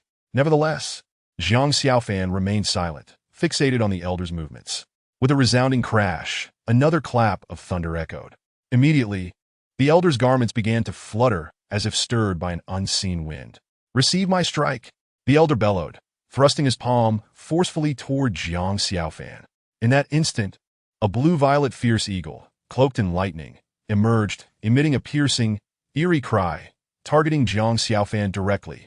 His expression grave, Jiang Xiaofan reacted swiftly upon seeing the thunder eagle, retreating abruptly while enveloping his fists in flames. "Come on," Jiang Xiaofan shouted, and with a powerful punch, he struck toward the thunder eagle. Crack! Thunderous roars erupted at the moment of impact, as fire and lightning clashed violently. Waves of heat began to radiate outward from the epicenter of the collision. Suddenly, Jiang Xiaofan spat out a mouthful of blood, his body propelled backward. "Jiang Xiaofan." Yuli's expression tightened, and she hurried over to check on him. "Are you all right?" Jiang Xiaofan pressed his hand to his chest, slowly bracing himself, his expression solemn as he regarded the elder. As he moved, Jiang Xiaofan felt a surge of energy within him, and he coughed up another mouthful of blood. Yuli, seeing this, quickly rushed to help him stabilize his breath. "Hey, what is wrong with you? You ask us for help, and yet strike so heavily." Yuli glared at the elder indignantly. "Are you speaking of me?" The elder's demeanor shifted, and a formidable aura of killing intent erupted from him, startling Yuli, who had been fuming just moments ago. "Esteemed elder, please calm down," Jiang Xiaofan interjected, struggling to rise. "My friend meant no offense. She was merely anxious upon seeing my injury." The elder narrowed his eyes, yet his expression soon softened again. Very well, very well. At my age, there is no need to quarrel with the younger generation." Upon hearing this, Jiang Xiaofan sighed in relief and said, "I am in awe of your strength, esteemed elder. However, there is something that perplexes me." After a moment's hesitation, he continued, "Given your formidable prowess, it would seem that dealing with the Icefield Wolf should be a trivial matter. Why then do you require our assistance?" At Jiang Xiaofan's inquiry, the elder's expression darkened with anger. "Do you think I have been sitting here for no reason? My legs have long since been rendered useless." Before he finished speaking, the elder abruptly threw off the blanket covering him, revealing legs that hung limply. This, Jiang Xiaofan finally understood why the elder had not risen from the start. His legs were beyond repair. The elder quickly covered himself again. "Esteemed elder, you. Enough. There is no need to dwell on past grievances." The elder resumed his previous demeanor, waving his hand dismissively. "And thus, I require your assistance. But esteemed elder, I have yet to withstand your strike." "Ah!" The elder suddenly laughed. "Young one, do you truly believe my technique could be so easily countered?" Jiang Xiaofan was taken aback. "The fact that you can still stand proves your strength has met my requirements." The elder continued, "Are you familiar with a place called Blackwind Valley?" "Blackwind Valley?" Jiang Xiaofan pondered briefly before responding. "You refer to the Black Wind Valley in the northeastern part of Xingzhou?" "Exactly," the elder exclaimed with delight. "And since you are aware, everything can now be discussed. The Icefield Wolf resides within Black Wind Valley. All you need to do is find the time to retrieve what I require. At that time, I shall also assist you in forging your weapon." Hearing this, Jiang Xiaofan felt a surge of excitement and assured the elder, "Rest assured, I will certainly bring back what you need." "Very well." The elder nodded, then produced a porcelain vial from his robe and tossed it to Jiang Xiaofan. "Take this. It may save your life in times of peril. Though your survival is of little consequence to me, it would be best if you could return with the crystal core. Now, you may leave. I must rest. I have not moved my limbs in quite some time, and I am feeling rather fatigued." With that, the elder lay back down without waiting for Jiang Xiaofan to speak again. After a moment's hesitation, Jiang Xiaofan offered a slight bow to the elder before departing with Yuli. "Hey, why are you making a deal with that old man?" Once outside, Yuli seemed filled with dissatisfaction. "He appears so fierce and lacks manners. Moreover, that place you mentioned must be particularly dangerous." In response to Yuli's complaints, Jiang Xiaofan smiled. "We both have our needs. He requires my assistance in finding materials, while I need his help in forging weapons. As for the danger, I am not concerned at this moment. As long as it is not a certain death, I shall seize every opportunity. For it is only in this way that I may retrieve Fengyi." As he spoke, Yuli caught a glimpse of an unwavering determination in Jiang Xiaofan's eyes, stirring a complex emotion within her heart. "You rascal!" After silently cursing, the two noticed the day was growing late, so they refrained from lingering longer, directly utilizing intercontinental jump to return to Xingzhou. Upon entering the school, Jiang Xiaofan felt an inexplicable sense of comfort. Indeed, there is no place like home, Yuli exclaimed. How about we grab a bite to eat together? Jiang Xiaofan shook his head. Perhaps next time. I would like to return to my dormitory first. At his words, a fleeting look of disappointment crossed Yuli's face, only to vanish almost immediately. After exchanging a few simple pleasantries, the two returned to their respective dormitories. Fatty, I'm back. Before even stepping into the dormitory, Jiang Xiaofan called out loudly in the hallway. Have you been lying here all day, sulking from not experiencing the intercontinental jump?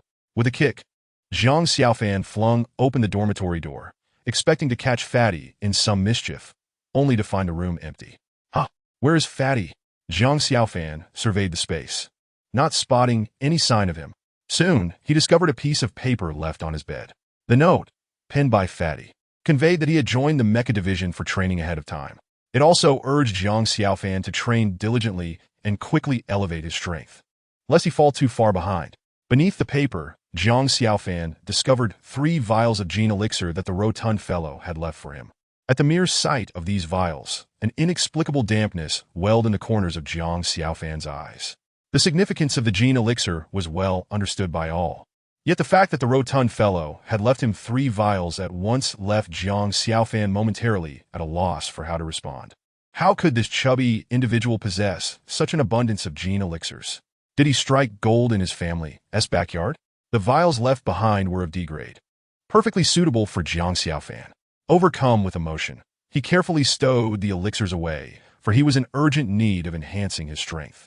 The gene elixirs were undeniably indispensable to him. Indeed, the departure of that rotund fellow had left an unexpected void. As he made his way to the cafeteria, Jiang Xiaofan pondered. Typically, the two would frequent the same places together, engaging in various activities side by side. Now, dining alone in the cafeteria felt rather disconcerting to him. Jiang Xiaofan. Just then, a familiar yet irksome voice pierced through the air. Without turning around, Jiang Xiaofan knew it was Li. Why are you alone today? Where's that chubby fellow? Li approached Jiang Xiaofan, a smile gracing his face. As you head to Jianzhou for the competition, I wonder if you are adequately prepared? His tone dripped with mockery. Don't embarrass the school. Yet upon hearing this, Jiang Xiaofan merely scoffed. How I fare seems to bear no relation to you. Instead of deriding others, perhaps you ought to focus on your own affairs. Jiang Xiaofan chuckled. Wouldn't you agree, defeated opponent? Upon hearing the words defeated opponent, Li's temper nearly flared. He shot Jiang Xiaofan a glare, retorting, You're just being stubborn. Don't think that a fluke victory over me makes you exceptional. Soon, you will be facing countless experts in Jianzhou. Don't be surprised if you're left unrecognizable. However, as these words escaped his lips, Jiang Xiaofan's expression turned icy in an instant. Do you believe, if you utter one more word, I shall make you unrecognizable as well? Jiang Xiaofan's frigid tone caused Li to recoil involuntarily, taking 2 steps back. Just wait. I shall see how you put on your act then. I have my methods. Yet as he spoke, Jiang Xiaofan had already distanced himself. Chapter 35. The Jianzhou Competition. Alas. Do you know that our school is sending students to Jianzhou for the martial arts competition? Of course, I have heard. This is a significant event. I understand that this year it includes Meizhou, Li, and that fellow, what is his name? Jiang Xiaofan. Yes, him. Just the 3 of them. I've heard of Meizhou and Li, but what about Jiang Xiaofan? Is he truly formidable? I heard he only possesses E-grade strength. It's puzzling why he was selected. As Jiang Xiaofan dined, he overheard the discussion surrounding him, but chose to ignore them, simply shaking his head.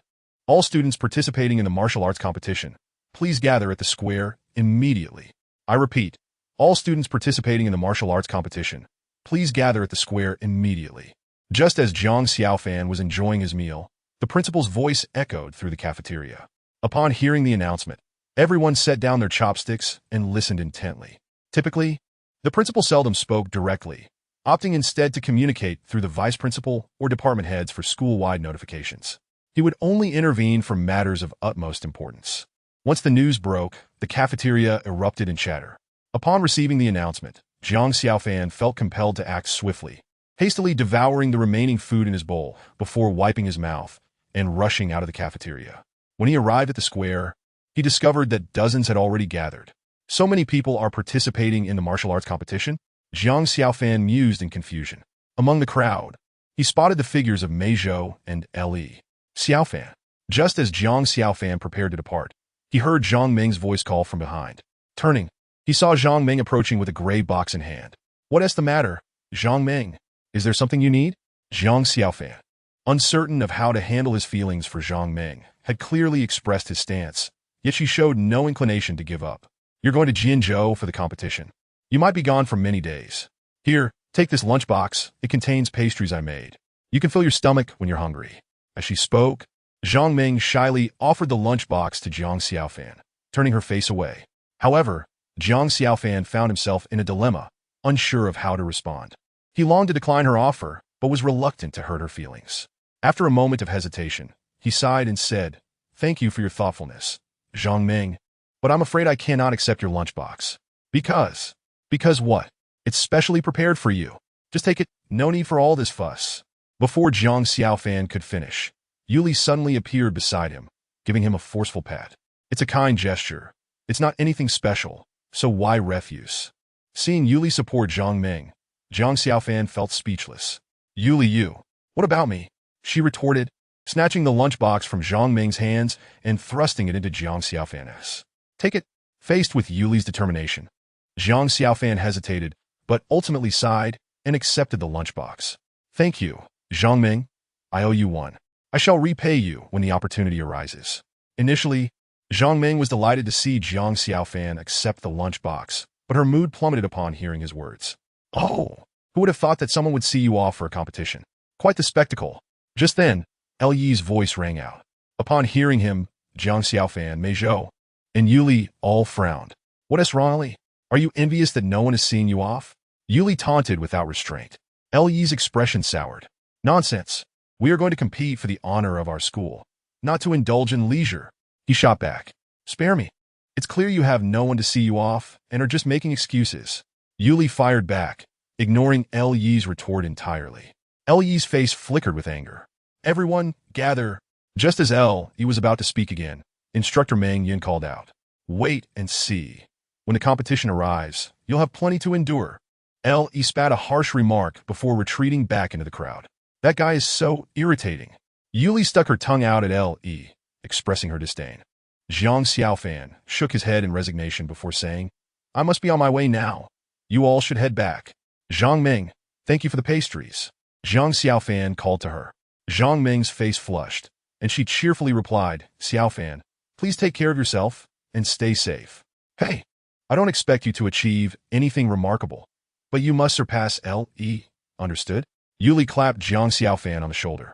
"Otherwise, when you return, you'll be in for it." Jiang Xiaofan nodded and hurried back to the assembly.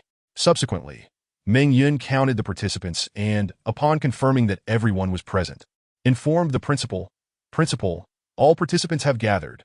The principal nodded and scanned the group before clearing his throat. "First, I congratulate all of you for being able to represent the school in this martial arts competition. This year, our school will send 30 participants to the competition. These 30 individuals will be divided into 3 groups according to age." Upon hearing the principal's announcement, everyone exchanged glances. Jiang Xiaofan and his companions found themselves assigned to Group C, which comprised those aged under 20. "This martial arts competition is crucial for the honor of our school, so I hope all of you will take it seriously." The principal continued, stating that all students had undergone rigorous testing and emerged as the best among their peers. Therefore, they must have faith in their own abilities. It is likely that the students have come to understand that as long as they achieve notable results in the martial arts competition, they will be rewarded accordingly. This time, the prize for each group champion is an astounding 1 million. The crowd erupted into a frenzy upon hearing the principal announce the reward. $1 million prize is undoubtedly a fortune for everyone capable of purchasing numerous gene potions, which signifies a further enhancement of their abilities. Even Jiang Xiaofan couldn't help but feel a surge of excitement upon hearing about the $1 million reward. For him, the primary task was to elevate his strength, and the gene potions had become the key to achieving that goal. At this moment, everyone was eager and ready to showcase their talents. This was merely the reward offered by the competition committee. Observing the students' fighting spirit being ignited, the principal nodded with a smile and continued, stating that in addition, the school would offer extra rewards. Regardless of their rankings, Any student who demonstrates exceptional prowess in the competition will be rewarded with additional gene potions based on their performance. The atmosphere was completely ignited this time, and everyone could no longer contain their excitement, eager to showcase their skills. All right, now let's proceed to the entrance together, Meng Yun said from the side. Subsequently, the principal and Meng Yun led the multitude of students to the entrance of the intercontinental jump. Wow, I didn't expect this to be an intercontinental jump. Indeed, this is my first experience with it. Upon learning that they would be traveling to Jinju via intercontinental jump, everyone appeared quite exhilarated. Due to the costs associated, very few people typically choose intercontinental jumps for travel. Students, please be quiet. Next, please enter in order according to your groups. Following Meng Yun's guidance, although everyone was extremely excited, they entered in an orderly fashion without incident. Soon, Zhang Xiaofan and the others stepped into the gray mist, and in the next moment, they arrived in Jinju. Is this Jinju? The group stood at the entrance, observing their unfamiliar surroundings, feeling a mix of excitement and nervousness. Under Meng Yun's introduction, they learned that they were currently in Jinhua City, Jinju. As the former capital of Huaya, Jinhua City evidently possessed a distinct style compared to other cities. The buildings were primarily constructed with bright materials, and the streets were similarly designed. The heights of the structures were astonishing, with many reaching terrifying elevations of several hundred meters. For those visiting for the first time, it was only natural to perceive Jinhua City as remarkably advanced. Even though Jinhua City was no longer the capital of Huaya due to historical reasons, its level of development and economic conditions were unmatched by ordinary cities. Hovering vehicles traversed the city, and the density of traffic was quite formidable. Is this Jinhua City? It seems so prosperous. The crowd began to murmur among themselves. After providing a brief introduction, Meng Yun led them to their hotel. Since the competition was set to begin the following day, the primary task for everyone on the first day was to rest and recharge. The hotel booked by the school far exceeded their expectations in terms of luxury. Wow, this is incredibly high-end. The entire hotel was fully automated. From the moment they entered, all services and facilities were self-operating.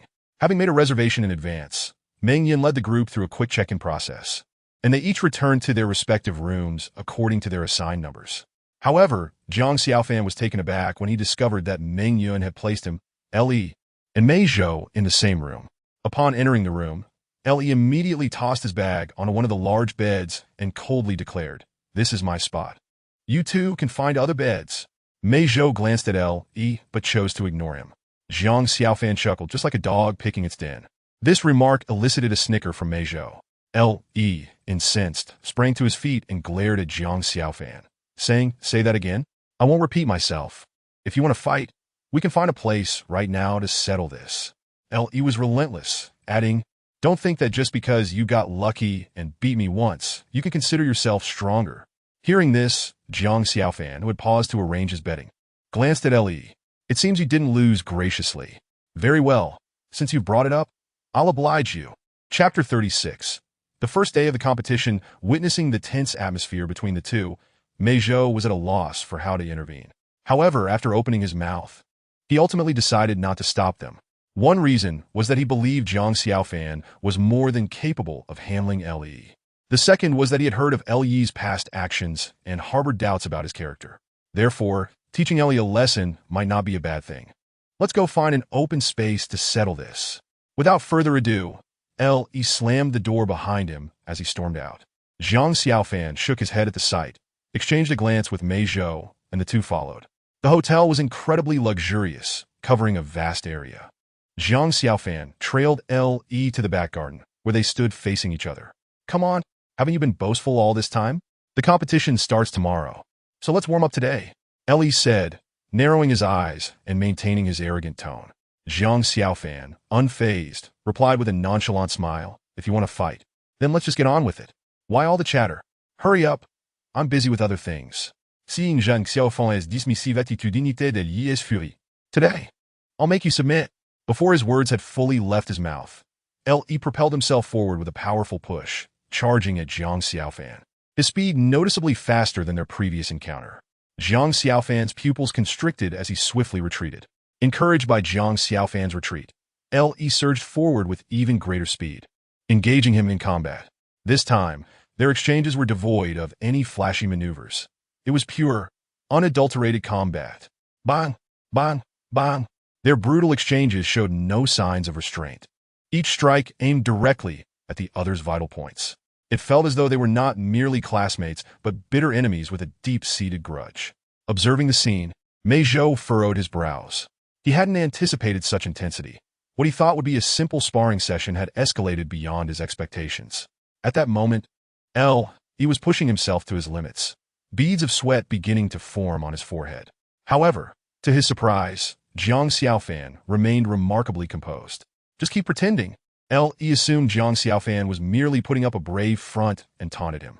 Yet, Jiang Xiaofan's lips curled into a slight smile. Suddenly he retreated, and before He could react, Jiang Xiaofan launched a powerful punch aimed at his face. The speed of Jiang Xiaofan's attack was so rapid that He found himself unable to evade it in time. In a moment of panic, He raised his arms to shield his face, desperate to mitigate the impact of Jiang Xiaofan's strike. For someone as vain as He, sustaining any facial injury was unacceptable. Bang! With a dull thud, He instantly felt intense pain radiate through his arms, followed by a tremendous force that sent his body flying backward. He crashed to the ground, skidding several meters before finally coming to a halt. One strike, and it was over. No superfluous moments. Even Mei Zhou, witnessing Jiang Xiaofan's decisive action from the sidelines, felt an overwhelming sense of disbelief. At that moment, an inexplicable round of applause erupted around them. Jiang Xiaofan turned around to discover that a crowd had gathered without him noticing. Principal, it seems Jiang Xiaofan's strength has surpassed our expectations, Meng Yin remarked to Gao Yin, who was observing the duel from a short distance. Indeed, Gao Yin nodded. Jiang Xiaofan's recent surge in power has taken me by surprise. This contest might very well produce a dark horse. Are you suggesting? Meng Yin paused, taken aback. We'll see, Gao Yin concluded with a smile, then made his way into the crowd, prompting Meng Yin to hastily follow. How could this be? Li, suppressing intense pain, slowly rose to find dozens of onlookers surrounding him, feeling utterly humiliated. You must have used some underhanded trick that I failed to notice. Li glared at Jiang Xiaofan. Otherwise, your power could not have increased so rapidly. In a desperate attempt to salvage some dignity, Li began fabricating excuses. You simply can't handle defeat. Indeed, we all witnessed a fair competition. Why claim foul play just because you lost? Need it be said? Clearly, he can't accept losing. In an instant, the crowd turned their attention to Li. He felt his pride obliterated, wishing for a crack in the ground to swallow him whole. I refuse to believe your strength is so formidable. In a fit of rage, Li conjured a fireball and hurled it at Jiang Xiaofan, clearly panicking and forgetting how Jiang Xiaofan had absorbed his fireball before. Jiang Xiaofan's lips curled into a slight smirk. The moment the fireball made contact with him, it was instantly absorbed, leaving him unscathed. A sudden sensation of fullness struck him, causing him to involuntarily burp. My apologies, that was unintentional, Jiang Xiaofan said. Noticing a yesashin fuss. This prompted a wave of laughter from the surrounding crowd. I'll have your head. Faced with the mockery, he lost all semblance of reason and charged at Jiang Xiaofan again. Are you seeking death? Jiang Xiaofan's expression darkened, and two flames ignited on his fists. If Li dared to approach him once more, his fists would mercilessly strike Li down. To Jiang Xiaofan, it felt as though Li still needed to learn a lesson. Just as Jiang Xiaofan was about to land a blow, a figure suddenly intervened between them. Mentor Meng Yun? They both exclaimed simultaneously. Yet Li, losing control, protested, Mentor, don't stop me. This is a duel between us. Hearing this, Meng Yun shot him a disdainful glance. Not intervene? Are you suggesting it should lead to a fatality? Without missing a beat, Meng Yun turned his attention to Jiang Xiaofan, sternly asking, Jiang Xiaofan, why would you strike so ruthlessly at a fellow student? Do you intend to kill him? Mentor Meng Yun, it was Li who proposed this contest. If you have doubts, Mei Zhou can attest to it, Jiang Xiaofan replied. Meng Yun raised an eyebrow at Jiang Xiaofan's words. He was well aware of Li's character and had previously approached Gao Yin multiple times about expelling him. Even if Li initiated this challenge, you must not resort to such severity. After a brief pause, Meng Yun continued. You both represent the school in this competition. School honor must take precedence over personal grudges. Jiang Xiaofan discerned that Meng Yun was providing him an opportunity and wisely chose not to press further, opting for silence. However, Li remained obstinate. Mentor, I refuse to back down. I will continue. Ignoring Li's defiance, Meng Yun waved to the crowd, instructing, all right, everyone disperse. Return to your rooms now. Gather your strength for tomorrow, and we will assemble here at dawn.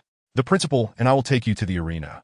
Upon hearing this, the crowd murmured among themselves before quickly dispersing. Zhang Xiaofan cast a glance at Li, who was fixated on him, showing no signs of wanting to leave. Nevertheless, Zhang Xiaofan ignored him and returned to his room with Mei Zhou.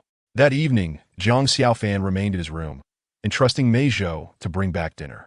Li did not return until nightfall, having been absent for some time. Upon entering, he saw Zhang Xiaofan and Mei Zhou laughing and talking, which deepened his scowl. With a huff, he lay on his bed, turning his back and remaining silent. Li, there is something I wish to discuss with you. Mei Zhou suddenly approached after a short while. Li, hearing her voice, sat up. What is it? What I want to say is, despite your conflicts with Zhang Xiaofan, those are personal grievances, Mei Zhou said seriously. Now that we represent the school in this competition, we should not dwell on personal matters. Li shot a glance at Zhang Xiaofan before retorting, my affairs are none of your concern. Rest assured, even if I have a feud with him, I know where to draw the line, and it will not affect the school's performance. Besides, I intend to show certain individuals my true strength. With that, he lay back down. Mei Zhou, taken aback, could only sigh and return to her bed. The night passed quietly. Early the next morning, everyone arrived promptly at the assembly point. After Meng Yun organized the team, Gao Yan delivered an inspiring speech to motivate everyone. Fueled by Gao Yan's enthusiasm, the group buzzed with excitement, eager to showcase their talents on the arena. Soon, several large hovering buses arrived, prompting Gao Yan to conclude his speech. Well, no need for more words. I wish you all the best in the upcoming competition, he declared. Board the bus. At the command, everyone climbed aboard. The bus sped through the air, and Zhang Xiaofan noticed the sky was crowded with vehicles heading in the same direction. Could these people all be going to watch the competition? One person suddenly remarked. It seems so. It looks like there will be a massive audience for this match. Another replied. We must perform well. Absolutely. We cannot let the school down. Meng Yun, seated at the front, nodded appreciatively. However, Zhang Xiaofan's expression grew serious. An inexplicable sense of unease settling within him. Zhang Xiaofan, what troubles you? Mei Zhou inquired, noticing his demeanor. It's nothing, he replied, shaking his head. Given the bus's rapid pace, it wasn't long before they spotted a massive circular arena in the distance. This arena is enormous. The crowd gasped in awe. Zhang Xiaofan looked down, realizing the size of the arena far exceeded his expectations. By his estimation, its diameter was at least 30 meters. Furthermore, upon landing, the sheer number of spectators left everyone astounded. So many people have come to watch the competition. They murmured, if we don't perform well, it will be quite embarrassing. What surprised them, however, was that despite the vast crowd, each person had been assigned a seat, with an estimated number of positions reaching into the tens of thousands. Truly, this was a testament to the former capital of Huaya, its economic prowess unmatched by ordinary cities. Meng Yun, witnessing this, couldn't help but marvel. He then led the group to the exclusive passageway for Xingzhou School. To everyone's astonishment, we have a dedicated passage. Upon entering the passage, the crowd exclaimed in surprise. Yet, before they could revel in their excitement, a wave of murmurs erupted around them. Aren't those the participants from Xingzhou? Why have they returned to compete this year? Indeed, they must have forgotten how they lost last year. I was present the entire time. None of them made it to the elimination rounds. The surrounding chatter, initially a source of exhilaration, caused the students from Xingzhou to lower their heads in dismay. At the forefront of the line, Gao Yin and Meng Yun wore particularly grim expressions.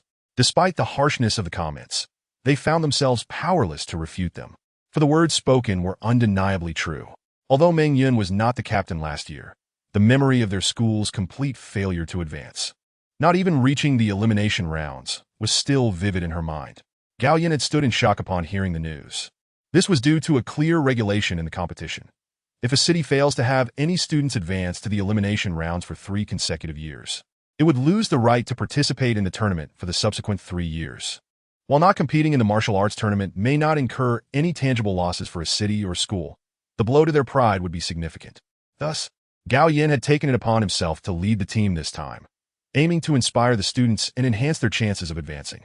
As they walked, the group quickened their pace, eager to traverse the passage swiftly. Once they found their seats, a collective sigh of relief escaped them. Zhang Xiaofan, if I recall correctly, this marks the third year, does it not? Meizhou whispered as they settled in. Zhang Xiaofan nodded. If no one advances to the elimination rounds this time, it is likely that our eligibility to compete for the next 3 years will be revoked. Upon receiving this affirmation, Meizhou was momentarily stunned, then nodded solemnly, gazing intently at the stage. Perhaps certain individuals should focus on their own performance. I hope they do not hold the school back by failing to qualify for the elimination rounds. Lu Yi remarked with a tone of mockery. Zhang Xiaofan chose to remain silent, ignoring him entirely. Noticing this, Lu Yi scoffed. Just savor your arrogance for now. When you are toppled on stage, let us see how you muster the courage to face the audience.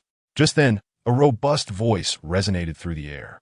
First, let us extend a warm welcome to all our esteemed guests who have traveled from afar to partake in this martial arts tournament hosted by Lord Jinyu.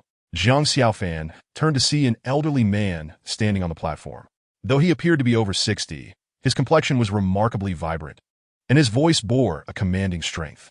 The elder surveyed the audience before continuing. The annual martial arts tournament provides a platform for emerging talents to showcase their abilities. It also serves to encourage institutions across various states to enhance their talent cultivation efforts. We have thus established a corresponding system of rewards and penalties. Upon hearing this, the students from Xingzhou could not help but lower their heads, for their greatest fears were being realized. We shall offer rewards to each group of finalists, and this year's champion shall receive a prize of 1 million. The announcement was met with thunderous applause. While this sum might be insignificant to affluent families, it represented a substantial windfall for ordinary households. However, we also have a corresponding penalty system. Cities that fail to have any participants advance to the elimination rounds for 3 consecutive years will lose their eligibility to compete in the tournament for the next 3 years. Currently, Xingzhou and Mengzhou have not had any participants advance for 2 consecutive years. Thus, if they repeat their prior performance, I regret to inform you that their participation rights will be revoked for the next 3 years. As these words left the elder's mouth, the audience erupted into a chorus of whispers. Xingzhou and Mengzhou? How unfortunate. They have not had anyone advance to the elimination rounds for 2 years. What is there to feel sorry for? Failing to advance indicates a lack of capability, and with 3 consecutive years of failure, they will undoubtedly lose their rights to compete. Otherwise, what purpose would their presence serve? Hearing the mocking remarks around her, Meng Yun's expression became increasingly grim. Meanwhile, Gao Yin remained focused on the elder on stage, his expression revealing little change. According to the competition rules, participants have been divided into 3 groups based on age, and they will compete within their respective categories for their championship. I hereby declare the martial arts tournament officially commenced. A resounding wave of applause erupted from the audience. Witnessing such enthusiasm, the elder nodded in satisfaction before stepping down from the platform. Moments later, a comparatively younger individual ascended the stage, holding what appeared to be a list of competitors. We will now begin with the 20 to 25 age group. The first match will feature Wan Tong from Jinzhou against Zhao Wenjun from Xingzhou. Heavens! I can't believe Wan Tong is the first to compete. Someone exclaimed from the crowd. Is Wan Tong particularly renowned? Are you unaware? Wan Tong is an esteemed D-grade competitor. Moreover, he possesses the genes of the 3-striped tiger. The 3-striped tiger? That ferocious beast is infamous for its brutal strength. It seems Xingzhou's participants are in for a tough battle. As the audience speculated, a burly figure leaped onto the stage, muscles rippling beneath his dark skin, his fierce expression casting an imposing aura. Shortly after, a young man from the Xingzhou crowd stood up. Principal, I will take the stage. Zhao Wenjun seemed acutely aware that he was in for a formidable challenge, bowing respectfully to Gao Yin as he made his way to the stage. The 3-striped tiger is known for its brute force. Do not engage it head-on. Remember that, Gao Yin cautioned. Zhao Wenjun nodded in acknowledgement and ascended to the platform. Xingzhou, Zhao Wenjun. Upon taking his position, he bowed to his opponent. The burly man responded with a fist salute. Jinzhou, Wan Tong. After their brief introductions, the referee stepped back, clearing the space for the match, and declared, both participants are to hold back their attacks. Do not inflict fatal injuries. or you will face immediate disqualification. I announce that the match officially begins. As the signal was given, the audience erupted into a frenzy. The long-awaited martial arts tournament had finally commenced. Zhang Xiaofan, what are your thoughts? Meizhou suddenly inquired in a hushed tone. Zhang Xiaofan's gaze remained fixed on the stage as he solemnly shook his head, challenging. Upon hearing Zhang Xiaofan's response, Meizhou turned his attention to the platform. Just then, with a resounding crash, the two competitors collided almost instantaneously after the referee's declaration. The sound of their clash reverberated through the arena, as they engaged in a fierce battle using their raw strength rather than any genetic enhancements. Wantong's power was formidable, even though Zhao Wenjun's defense was exceptional, allowing him to predict and evade each of Wantong's attacks. He still found himself being pushed back relentlessly. Overwhelming force, Zhang Xiaofan murmured, recognizing that while Wantong's genetic tier might not be particularly high, his raw power elevated him to a terrifying level. As Zhao Wenjun felt himself nearing the edge of the platform, he swiftly maneuvered to evade Wantong's advance, slipping behind him. An opening, Zhao Wenjun thought, elated at the sight of Wantong's exposed back. As Zhao Wenjun's palm suddenly transformed into a form as solid as a boulder.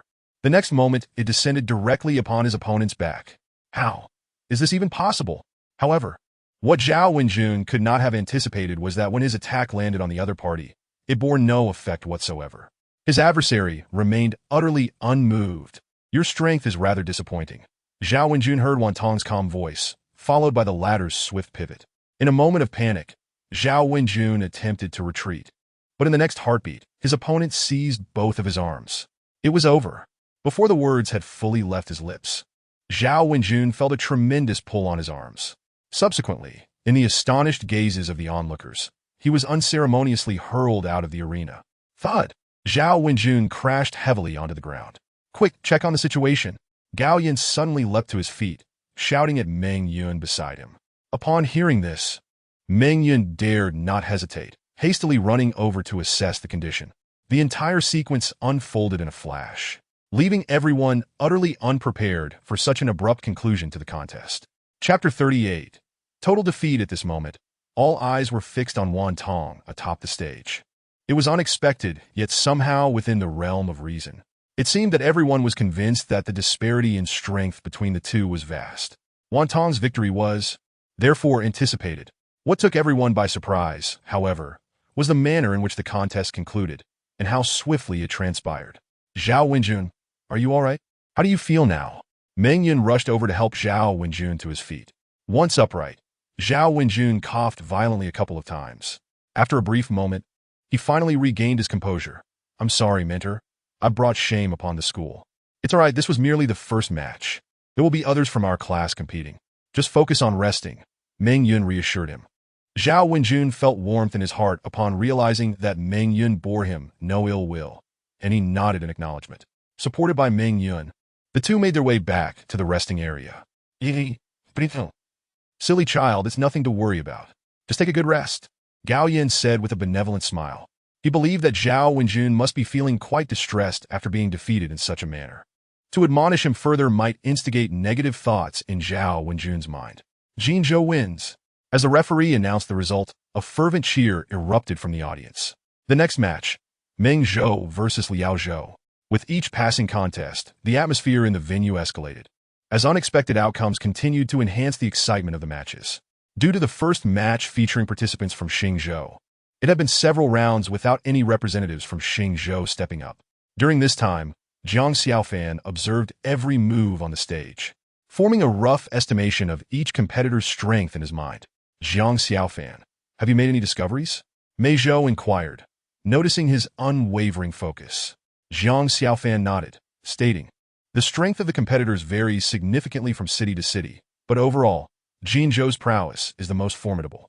After so many matches, those representing Jinzhou have consistently emerged victorious.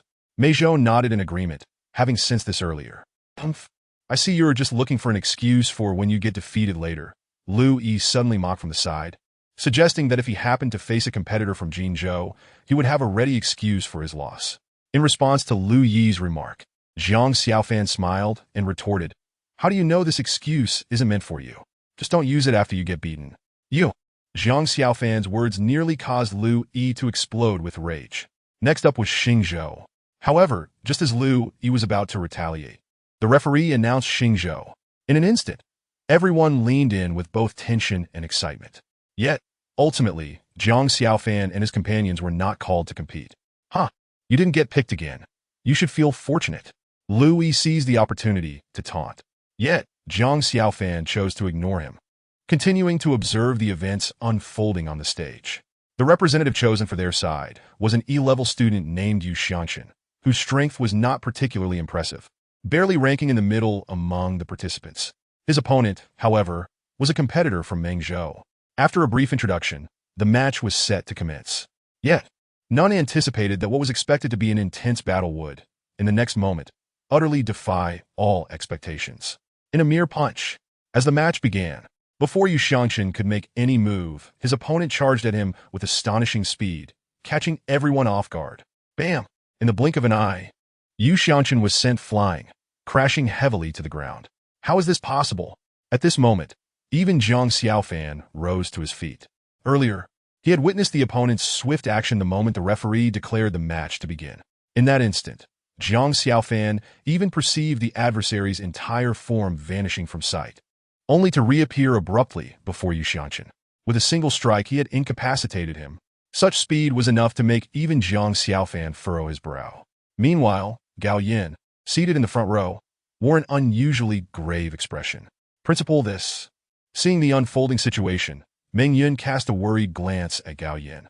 I didn't expect there would be contestants with such strength. Even Gao Yin was taken aback. If he cannot rise within 10 seconds, the opponent will be declared the winner, the referee announced as he observed Yu Xianqin lying motionless after his fall. 10, 9, 8, 2, 1. Due to the Xing Zhou contestant being unconscious, the Meng Zhou contestant wins. As the referee's words echoed, a fresh wave of raucous cheers erupted from the audience. No one had anticipated that, in the blink of an eye, the match would conclude so decisively. Following this, Yu Xianqin was promptly taken away by medical personnel for treatment. Principal, what should we do? We've already lost 2 matches in a row. Meng Yun's face was filled with concern. However, Gao Yin remained undeterred, offering comfort to Meng Yun. There are still many matches ahead. Do not be overly pessimistic. Perhaps there will be a turnaround in the upcoming contests? Upon hearing this, Meng Yun could only sigh and turn his attention back to the stage. Yet, the results of the subsequent matches left everyone on Zhang Xiaofan's side utterly astonished. Among the 15 participants, the ultimate outcome was a complete sweep of defeats.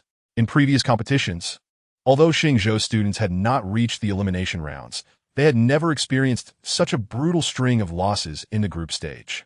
The group stage determines the teams that advance to elimination based on points. In simpler terms, if the scores are too low, it is even possible for all members of a group to be eliminated outright.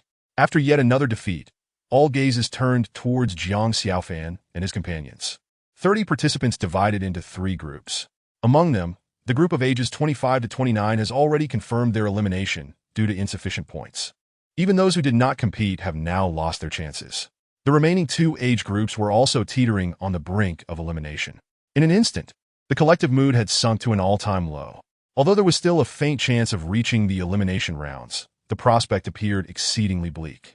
Is it truly this dire for Xing Zhou? Indeed, one group has already been eliminated. The remaining 2 groups are left with so few members, it's truly grim.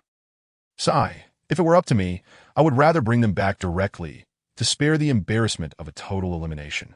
Hearing the discussions around him, Meng Yun furrowed his brow, at a loss for what to do. Principal, do you see our current situation? Gao Yin shook his head, a circumstance he had not anticipated. Initially, he believed that after losing 2 matches, a turning point would manifest. However, instead of witnessing a turnaround, they encountered the unfortunate elimination of 2 groups. Is this not the final match of the day? After pondering for a brief moment, Gao Yin inquired. No, this is indeed the final match. The remaining contests will resume tomorrow. Upon receiving confirmation, Gao Yin nodded and remarked, let us take our leave for now. We shall address the rest tomorrow. Just as Gao Yin finished speaking, the referee's voice rang out. Today's competition has concluded, and the remaining matches will continue tomorrow. I wish everyone the best of luck for tomorrow. As the referee's words fell, thunderous applause erupted from the audience. Yet the atmosphere among the Xingzhou contingent remained somber and lifeless. Subsequently, Meng Yun led everyone back to the hotel, intending to offer some words of comfort, but was halted by Gao Yin. After everyone dispersed, Jiang Xiaofan and his companions returned to their room. Due to their disappointing performance, the three were engulfed in a sense of dejection. Even Lu Yi had fallen silent, refraining from troubling Jiang Xiaofan further. Meanwhile, Jiang Xiaofan sat on the bed, lost in thought. "Jiang Xiaofan, are you there?" A knock resonated from outside the door. It was Meng Yun's voice. Mei Zhou was taken aback, unsure of the purpose behind Meng Yun's visit at this hour. However, upon opening the door, she discovered Gao Yin was also present. "Principal Mentor, what brings you here?" Mei Zhou inquired with confusion. "Is it convenient to enter?" Meng Yun glanced into the room. Of course. Upon hearing this, Mei Zhou hurriedly welcomed them inside. Jiang Xiaofan and Lu Yi quickly rose to greet Gao Yin. "Please have a seat." Noticing their demeanor, Gao Yin waved his hand, his tone noticeably different, tinged with concern. "The purpose of my visit is primarily to discuss the upcoming competition." "Principal, is there an issue?" Mei Zhou asked, perplexed. Gao Yin sighed, remarking, "You have all witnessed our school's current predicament. On the first day, we faced total defeat, failing to secure a single victory. Moreover, one group has already been confirmed as eliminated. Our city has not advanced to the knockout stage for 2 consecutive years. Should we fail to qualify this time, we will lose our eligibility to compete for the next 3 years. Such a scenario will undoubtedly undermine Xingzhou's influence among other cities. What I wish to convey is that among the remaining groups, the prowess of the 3 of you has been conveyed to me by Meng Yun, and you are regarded as among the elite in the remaining competitors.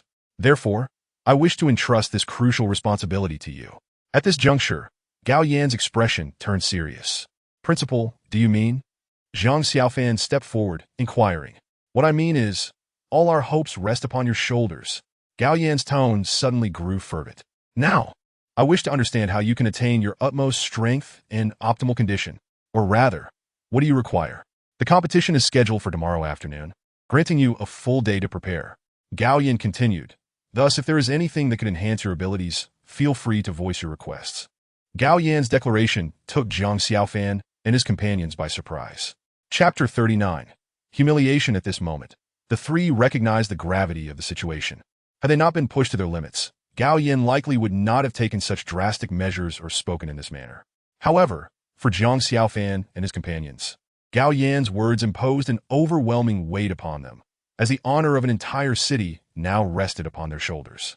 "I understand this may seem somewhat unjust to you, but given the current circumstances, we have no other recourse." Gao Yan seemed to sense their predicament and sighed. "Principal, may I inquire how long it would take to make a round trip back to the school?" After a brief silence, Jiang Xiaofan suddenly posed the question. Gao Yan was momentarily taken aback. If traveling by vehicle, the round trip would take at least 2 days, but if utilizing intercontinental jumps, it would be quite swift. A blink of an eye for a round trip. "What is it, Xiaofan? What do you wish to convey?" "Principal, might I ask if weapons are permitted during the competition?" Jiang Xiaofan inquired. Gao Yan nodded in response. "That is permissible. Although the organizing committee explicitly prohibits the use of concealed weapons, there are no restrictions on standard weaponry." Upon hearing Gao Yan's response, Jiang Xiaofan's expression brightened. "If that is the case, that would be splendid. Principal, if possible, I would like to request an intercontinental jump back to the school to retrieve my weapon. If I can acquire my weapon, I believe my strength will be further enhanced." "Weapons?" Gao Yan appeared somewhat perplexed. "With the addition of weapons, how much could your strength increase?" Jiang Xiaofan fixed his gaze upon Gao Yan and replied, "By 30%. Lu Yi, overhearing Jiang Xiaofan's statement, interjected skeptically. "Jiang Xiaofan, this is a critical moment. Your words must have a basis in reality. No exaggerations allowed. 30%? I doubt even 10% would be a stretch." In response, Jiang Xiaofan merely shook his head, dismissing Lu Yi's comments. After a moment of silence, Gao Yan, having heard Jiang Xiaofan's assertion, remarked, "If that is the case, it is worth attempting. Meng Yun, you will utilize an intercontinental jump first thing tomorrow to return to the school and assist Jiang Xiaofan in retrieving his weapon. Even if the odds are merely 1 in 10, we must make the effort.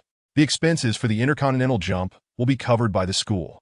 Meng Yun was taken aback by Gao Yan's unyielding demeanor, quickly responding, "Understood, Principal. I will gather my things and prepare to depart. The others, too, were moved by Gao Yan's fervor, with Mei Zhou stepping forward to assure him, "Principal, rest assured, even if it comes down to just us, we will not concede until the final moment.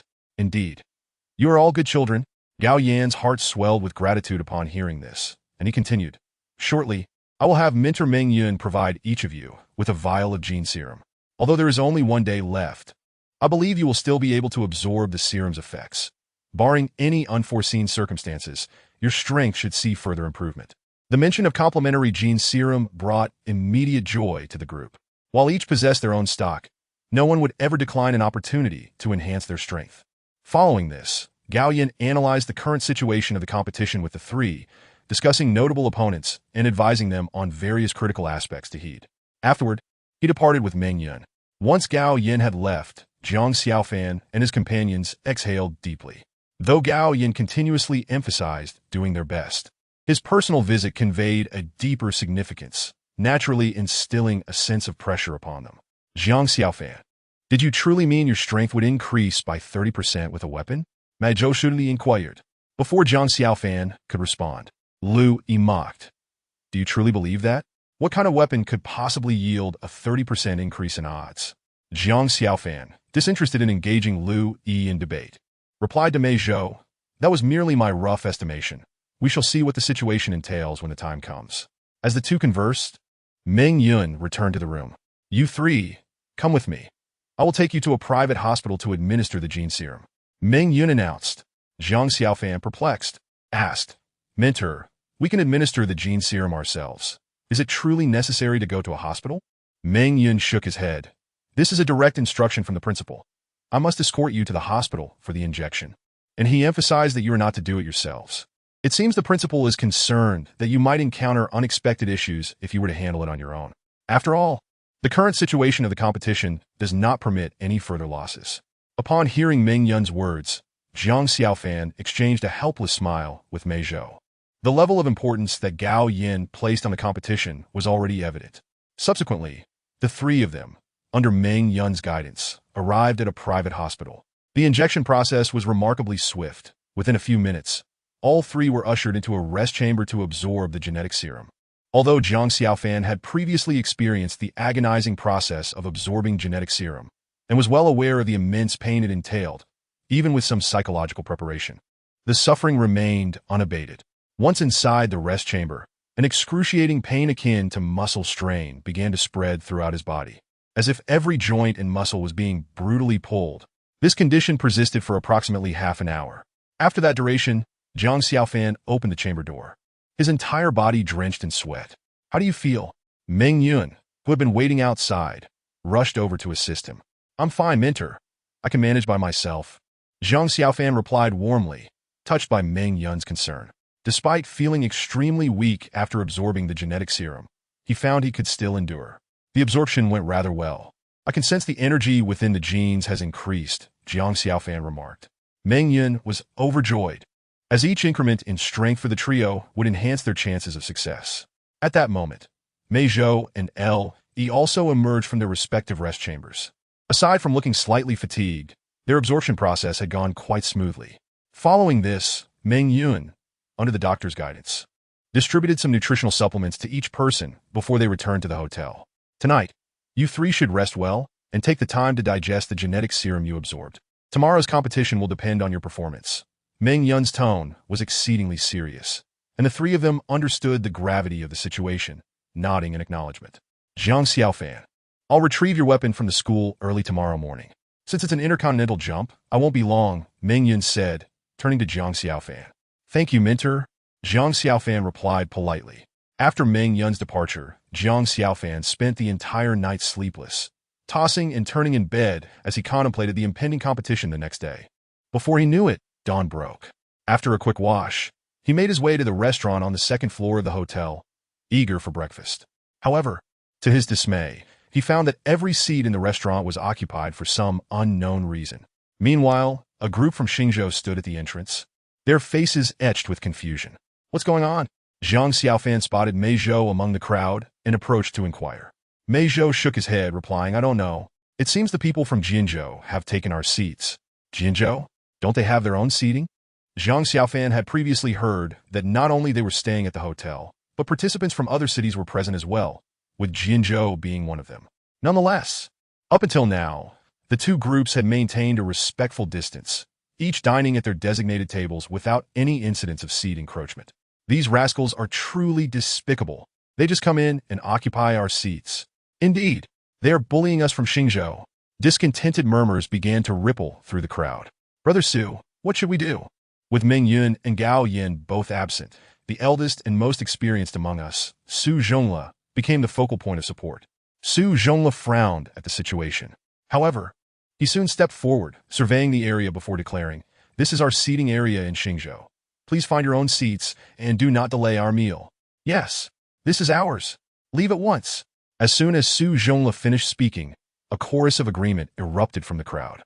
At that moment, the Jinzhou group turned to look, but after a brief moment, they resumed their meal, completely disregarding Su Zhongla's words. Su Zhongla's face flushed with embarrassment. Humiliated, he immediately sought out someone to discuss the matter. But before he could identify a leader, the entire restaurant suddenly stood up in unison, their level of coordination suggesting prior arrangement. Su Zhongla was taken aback and demanded, "Who is your leader? I wish to speak with him." His tone was decidedly forceful. However, the Jinzhou crowd merely exchanged glances before bursting into laughter. Is this what people from Xingzhou are like? Thinking they can meet our mentor? Exactly. With people like them, what right do they have to see our mentor? They should hurry back home. The taunts that followed were particularly jarring. Where is your mentor? Just as the people from Xingzhou were filled with anger, yet unsure of how to respond, Zhang Xiaofan's voice suddenly rang out. He then stepped beside Su Zhongla. Another one? We've told you countless times, you don't have the qualifications to see our mentor. The Jinzhou crowd completely ignored Zhang Xiaofan. Fine. Then you will immediately vacate your seats for us. Zhang Xiaofan's tone had grown increasingly cold, yet there was no response. Last chance, will you yield or not? Still, silence prevailed. Observing the situation, Zhang Xiaofan remained unfazed. A slight smile graced his lips as he approached the Jinzhou crowd. With a swift motion, he delivered a kick that shattered the table before them. Chapter 40, The Final Day. Silence. An intense, profound silence. No one had anticipated that Zhang Xiaofan would dare to kick over their table. What the hell? Are you looking for death? The Jinzhou crowd was initially taken aback, but as they regained their senses, they erupted in fury, charging at Zhang Xiaofan. The people from Xingzhou, having bottled up their frustrations, immediately joined the fray. Just as it seemed a brawl was about to break out in the restaurant, a deep voice thundered from behind. "Everyone, stop this at once." Hearing the voice, the crowd halted. Upon recognizing Gao Yin, the Xingzhou group quickly parted to create a path. "What is happening?" Gao Yin surveyed the scene before asking. "Principal, they have taken our seats." Upon hearing this, Gao Yin raised an eyebrow and turned to the opposing group, asking, "Is what my student said true?" Although the Jinzhou crowd looked down on Xingzhou, they dared not speak against Gao Yin. Despite his kind demeanor, he exuded an aura of dominance that was beyond their reach. "Principal Gao, isn't it rather excessive to bully my students like this?" At this moment, another deep voice resonated. "Lai Yuan's Hong?" Gao Yin's expression shifted to one of gravity upon seeing the speaker. Though they were not well acquainted, he sensed that the other's strength surpassed his own. Zhang Xiaofan watched intently, feeling a weight of pressure emanating from the other party. "What is this, Principal Gao? You, of all people, should not engage in such matters," the other man said with a smile. Gao Yin, however, retorted with a smile, "There's no choice. Our seats were taken by your students, so I had to come and check. I can't just let my students go hungry, can I?" "Oh?" Lai Yuanzhong expressed a hint of curiosity before turning to a nearby man and asking, "Xingguang, is what he said true?" The man named Xingguang immediately bowed, saying, "Principal, we were unaware that this was Xingzhou's seating area and sat down to eat without asking. Moreover, we believe that the people from Xingzhou had already left." Xingguang's words ignited a tempest of fury among the people of Xingzhou, resulting in a cacophony of unrest. Had it not been for Gao Yin's intervention, a physical altercation would likely have ensued. At that moment, Zhang Xiaofan's gaze was fixated on Xingguang. Despite the latter's perpetual smile and demeanor of a virtuous gentleman, an inexplicable sense of danger and chill emanated from him, unsettling Zhang Xiaofan. "Old rascal, your student is quite remarkable," Gao Yin remarked. Maintaining his smile, while the sarcasm in his tone was unmistakable. Huh? Lai Yuanzhong chuckled. What can we do? Xinguang's strength far surpasses that of ordinary individuals, so he may speak without much thought. At your age, must you stoop to the level of the youth? Moreover, it's only natural for the young to be somewhat arrogant. Lai Yuanzhong's words clenched the fists of everyone from Xingzhou who yearned to engage in a brawl. Indeed, well said, Gao Yin replied with a slight smile, continuing, in the moment of their arrogance, they may feel exhilarated, but soon enough, someone will impart to them certain truths. Let us hope you do not come to regret such a lesson. Students, let us venture out for a fine meal, rather than crowding here. Before he finished speaking, Gao Yin turned to address the crowd. A wave of excited exclamations erupted among them. Subsequently, the people of Xingzhou, filled with enthusiasm, departed the restaurant under Gao Yin's guidance, seeking a distinctive dining establishment to indulge in a sumptuous feast. Meanwhile, Lai Yuanzhong and his companions remained in the restaurant. Principal, these individuals are truly excessive, aren't they? Xinguang inquired, his expression revealing a reluctance to allow the people of Xingzhou to depart. Rest assured, by this afternoon, they shall find themselves without the face to remain here. When the time comes to confront their group, do not hold back. Teach them a lesson so they understand that our Jinju is not to be trifled with. Upon hearing Lai Yuanzhong's words, Xinguang nodded, a sinister smile creeping upon his lips. After their hearty meal, the people of Xingzhou were escorted back to the hotel by Gao Yin. The earlier events had served as a wake-up call for Gao Yin, heightening his concern for the safety of his students. After returning everyone to the hotel, he reiterated his instructions. Soon, the afternoon arrived, and the group gathered as Gao Yin summoned them, awaiting the departure time. Yet, Gao Yin's expression bore a hint of gravity. According to his estimations, Meng Yun, who had returned to the school to retrieve Jiang Xiaofan's weapon, should have long since rejoined them. Despite the considerable distance between Xingzhou and their current location, intercontinental leaps transpired in mere moments. However, as half a day passed, there was still no sign of Meng Yun. Principal, what of Mentor Meng Yun? Jiang Xiaofan, feeling anxious, sought out Gao Yin. Hearing this, Gao Yin could only offer comfort. Do not worry, I've just been in contact with Mentor Meng Yun. There were some delays due to unforeseen circumstances, but everything is resolved now, and she should be back shortly. Jiang Xiaofan opened his mouth to respond, but ultimately fell silent. As the departure time approached, however, Meng Yun's absence remained evident, compelling Gao Yin to lead the group toward the competition venue. Given that a champion would be crowned today, the audience at the venue was noticeably larger than the previous day. Yet, due to yesterday's defeats, only a handful of participants remained from Xingzhou. After a brief summary of the previous day, the competition recommenced. The first match featured Xingzhou's Mei Zhou against Liao Zhou's Liao Fan. Upon hearing his name called, Mei Zhou instinctively tensed, but quickly regained his composure. Go for it, Mei Zhou, Jiang Xiaofan encouraged. Mei Zhou nodded and strode confidently onto the stage, exuding an air of determination. Is there still someone from Xingzhou competing? I don't know, it should be the under-20 category. The other categories have largely been eliminated. How tragic. It seems that, barring any surprises, Xingzhou will lose its qualification for the next 3 years. Mei Zhou heard these murmurs, adding to the weight of pressure he felt. Regardless, he resolved to give his all to help the school progress to the elimination rounds. Mei Zhou, you can do it! A voice from the crowd suddenly rallied in support. This cheer ignited a wave of encouragement among the people of Xingzhou, causing them to rise in unison for Mei Zhou. Exhaling deeply, Mei Zhou locked his gaze onto his opponent. Come on! As the referee announced the start of the match, Liao Fan sprang into action with remarkable speed. Mei Zhou's pupils constricted, yet a peculiar smile adorned his lips. Is that fellow out of his mind? With such speed, he still has the presence of mind to smile? Who knows? It's possible. As the crowd speculated, Liao Fan suddenly appeared before Mei Zhou and launched a powerful punch. Boom! Boom! To Liao Fan's astonishment, Mei Zhou anticipated his movements. Impossible! Liao Fan, refusing to believe, shouted fiercely, increasing the speed of his attacks. If that is all you've got, you've lost. Mei Zhou countered while parrying Liao Fan's strikes with a smile. Suddenly, Liao Fan's hands ignited in flames. Seizing the moment, he thrust a fiery punch toward Mei Zhou's chest. Boom! The flames-enveloped fist struck Liao Fan's torso, sending him flying backward. After merely exchanging a few blows, Mei Zhou had nearly secured victory. Soon, the crowd witnessed Liao Fan crash heavily to the ground. Well done, Mei Zhou. So impressive. The people of Xingzhou erupted in loud cheers, their spirits lifted from the previous defeats.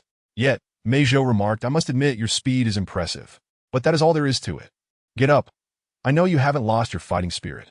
At that moment, to everyone's astonishment, Liao Fan stood up once more, breathing heavily and swaying slightly, wiping the blood from his mouth.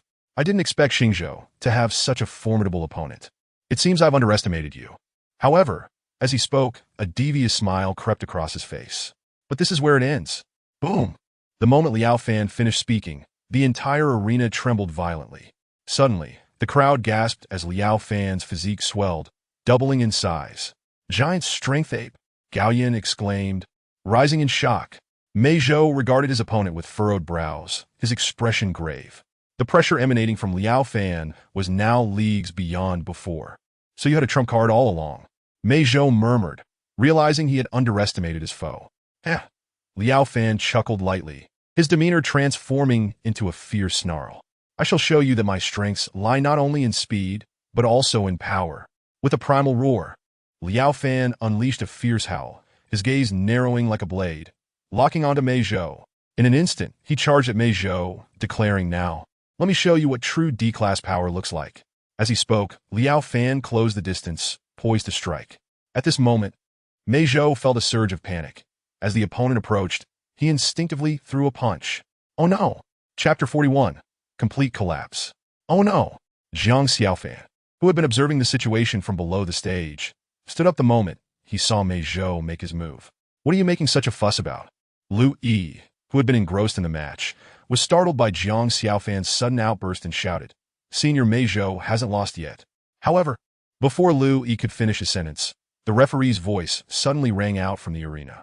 Mei Zhou from Xingzhou has fallen off the stage. This match is won by Liao Zhou. Instantly, a wave of thunderous cheers erupted from the crowd. Yet on the side of Xingzhou, there was an eerie silence, punctuated only by scattered sighs. How could this be possible? Lu Yi never anticipated that in an instant, the once dominant Mei Zhou would be thrown off the stage in the next moment. While Lu Yi was still in shock, Zhang Xiaofan had already rushed out to check on Mei Zhou's condition.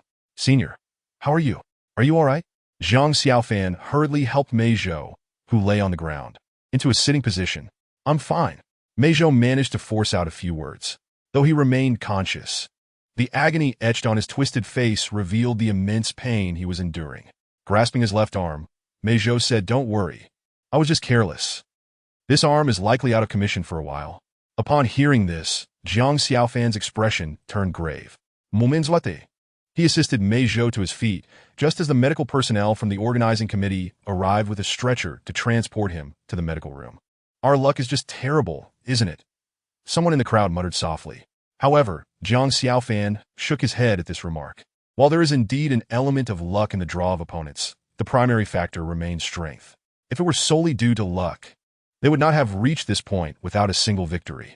Given the current situation, all signs pointed to one conclusion. Their strength was simply too low. Principal, has Mr. Meng Yin not returned yet? After a moment's hesitation, Zhang Xiaofan approached Gao Yin and asked in a low voice. Gao Yin's face was already quite grim. He had previously heard Meng Yin mention Mei Zhou's strength and had a fair understanding of it. He was even ranked among the top 10 in the school. Yet, the final outcome was still defeat. Given the current circumstances, Gao Yin had mentally prepared himself for a complete rout.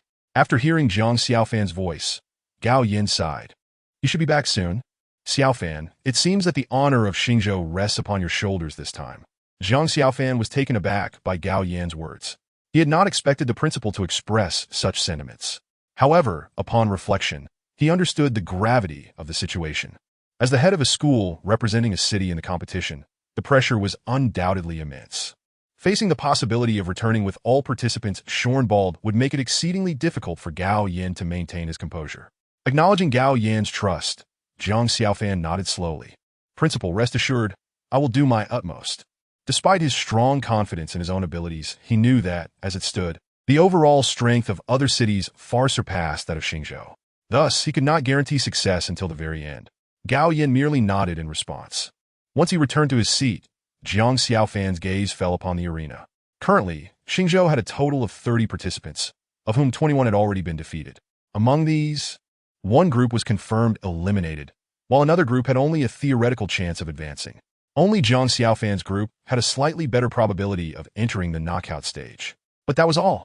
Now, everyone from Xingzhou was praying for a miracle to occur that would allow them to qualify for the knockout stage, even if just one person. Yet, the subsequent matches left the audience astounded.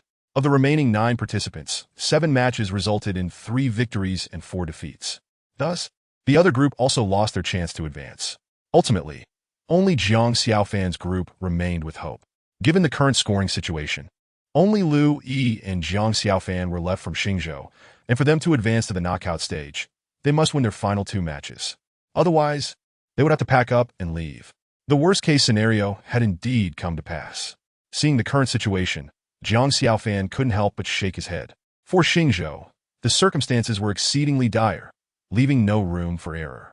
Meanwhile, Lu Yi, standing beside Zhang Xiaofan, had clearly realized the severity of the issue, and the pressure weighed heavily upon him.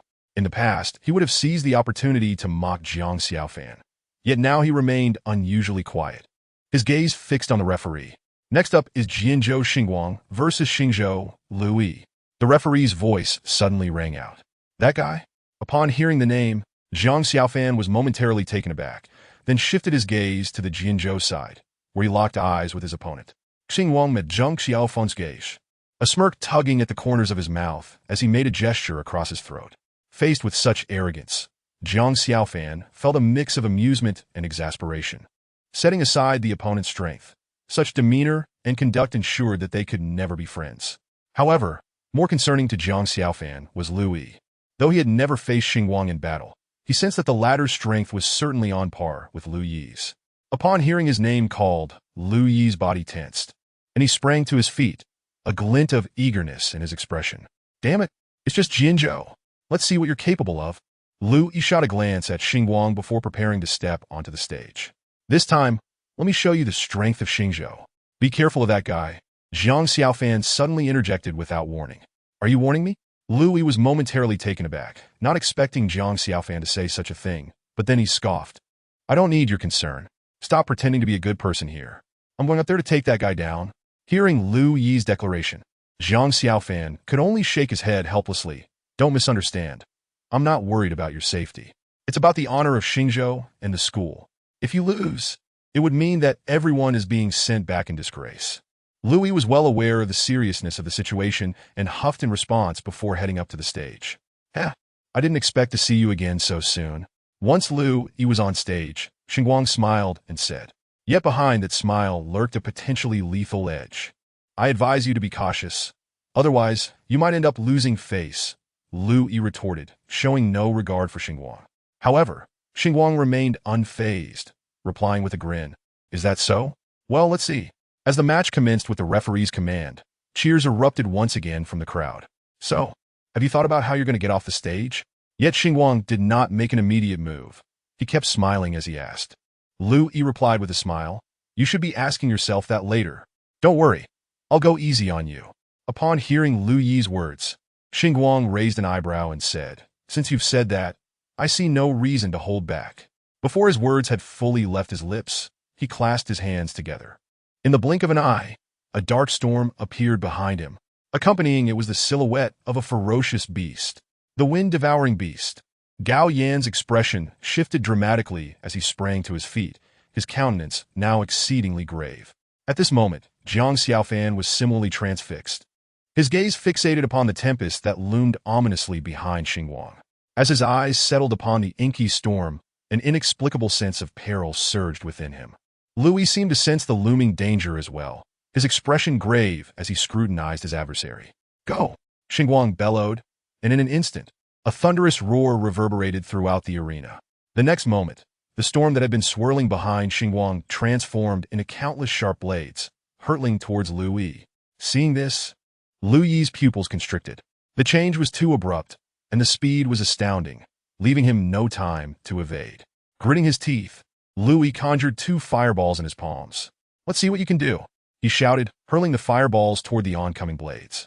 With a sonic boom, Lu Yi was astounded to discover that his attack bore no effect whatsoever. It did not even manage to slow the blades down in the slightest. This outcome was utterly unforeseen for Lu Yi. As the blades approached with lethal intent, Lu Yi instinctively crossed his arms, hoping to mitigate the pain from the impending onslaught. With a sickening sound, he coughed up a mouthful of blood.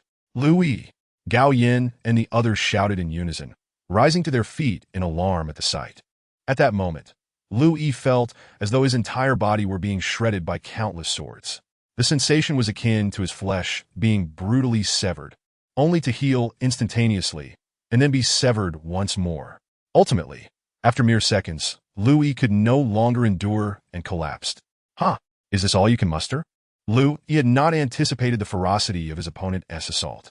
Yet, even in his fallen state, he still endeavored to rise again. However, before he could regain his footing, Xinguang darted forward, arriving at Lu Yi's side in the blink of an eye. You shouldn't have gotten up. With a sharp crack, before Lu Yi could respond, Xinguang delivered a brutal kick to his left leg, a resounding snap echoing through the arena. The severity of the blow sent Lu Yi tumbling, flipping twice before crashing to the ground, face down. In that instant, blood gushed from his mouth and nose. How does it feel now? Will you concede? Chapter 42. Hell mode. At that moment, the audience was left in stunned silence. They had not anticipated the ruthlessness with which Xinguang struck. Even after Lu Yi had clearly lost the will to fight, he showed no signs of relenting. It was as if he had already commenced a lethal assault. Huh, are you serious? Yet, what astonished everyone further was that even in his grievous state, Lu Yi maintained a forced smile upon hearing Xinguang's taunts, showing no inclination to surrender. Xinguang, taken aback, narrowed his eyes. Oh, I did not expect you to possess such tenacity. In that case, allow me to oblige. Bang!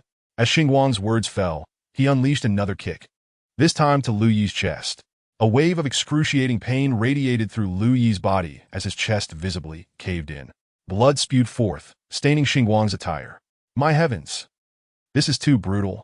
Indeed, the referee should announce the results swiftly. The spectators, witnessing Lu Yi's plight, instinctively shielded their eyes. Not just the people from Xingzhou, but even those from other cities could no longer bear to watch. Meanwhile, the crowd from Jinzhou wore expressions of delight, evidently pleased with Xinguang's performance. At that moment, after spewing blood, Lu Yi collapsed once more.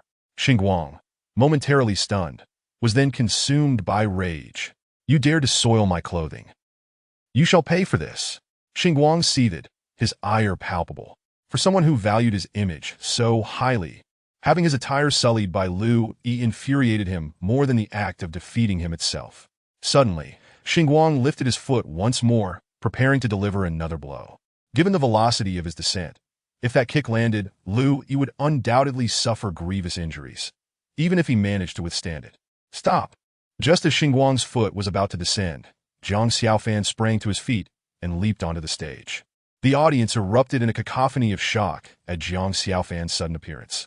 Xiaofan, Gao Yan's voice trembled with unspoken concern. Do you intend to kill? Zhang Xiaofan glared at Xinguang, his eyes ablaze with fury. This student, I implore you to adhere to the competition rules and step down. As the referee rushed to intervene, Zhang Xiaofan shot him a fierce glare. Can you not see that he seeks to take my classmate's life? The one who should depart is not me, but him.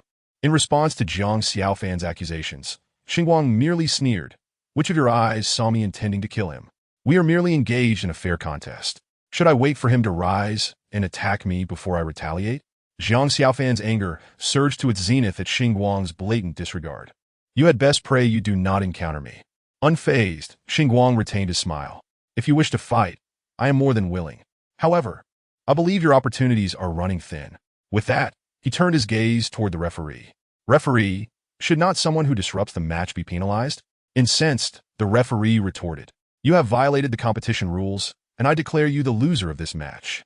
Zhang Xiaofan welcomed this verdict, as his sole purpose for stepping onto the stage was to prevent any life-threatening harm to Lu Yi.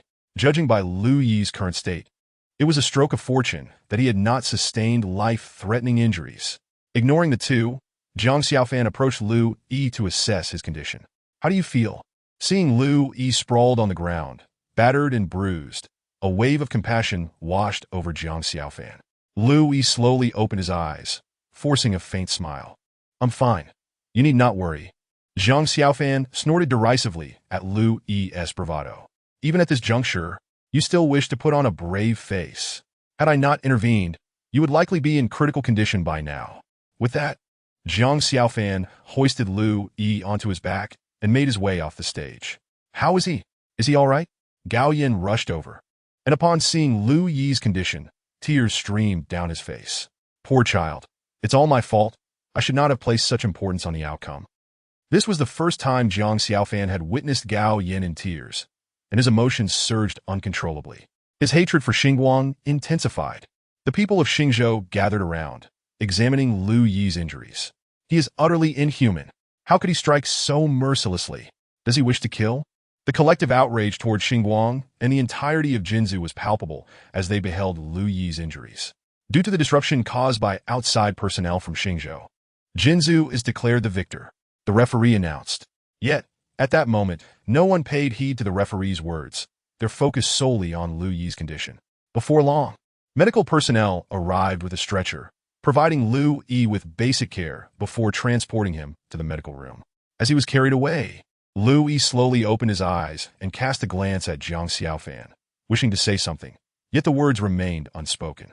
According to the medical staff, Lu Yi's injuries were severe. Several ribs had been fractured, and had the injuries been any more grave, they could have posed a serious threat to his life. Upon hearing this, Gao Yan's expression darkened considerably. Such youthful aggression, if we do not teach him a lesson now, it may lead to even graver consequences in the future. However, it appears that we have already missed our opportunity. Losing this match means we can no longer advance to the knockout stage. Someone's words suddenly plunged the atmosphere back into a suffocating gloom. Principal, is there truly no way out? Jiang Xiaofan suddenly inquired, his face betraying a barely concealed fury. Xiaofan Yu. Gao Yin found himself at a loss for words. I wish to uphold the school's dignity and also to provide a sense of vindication for my classmates, Jiang Xiaofan proclaimed, fixing his gaze on Gao Yin. Therefore, if there is still a way, you must tell me, Principal. Witnessing Jiang Xiaofan's unwavering determination, Gao Yin found himself momentarily speechless.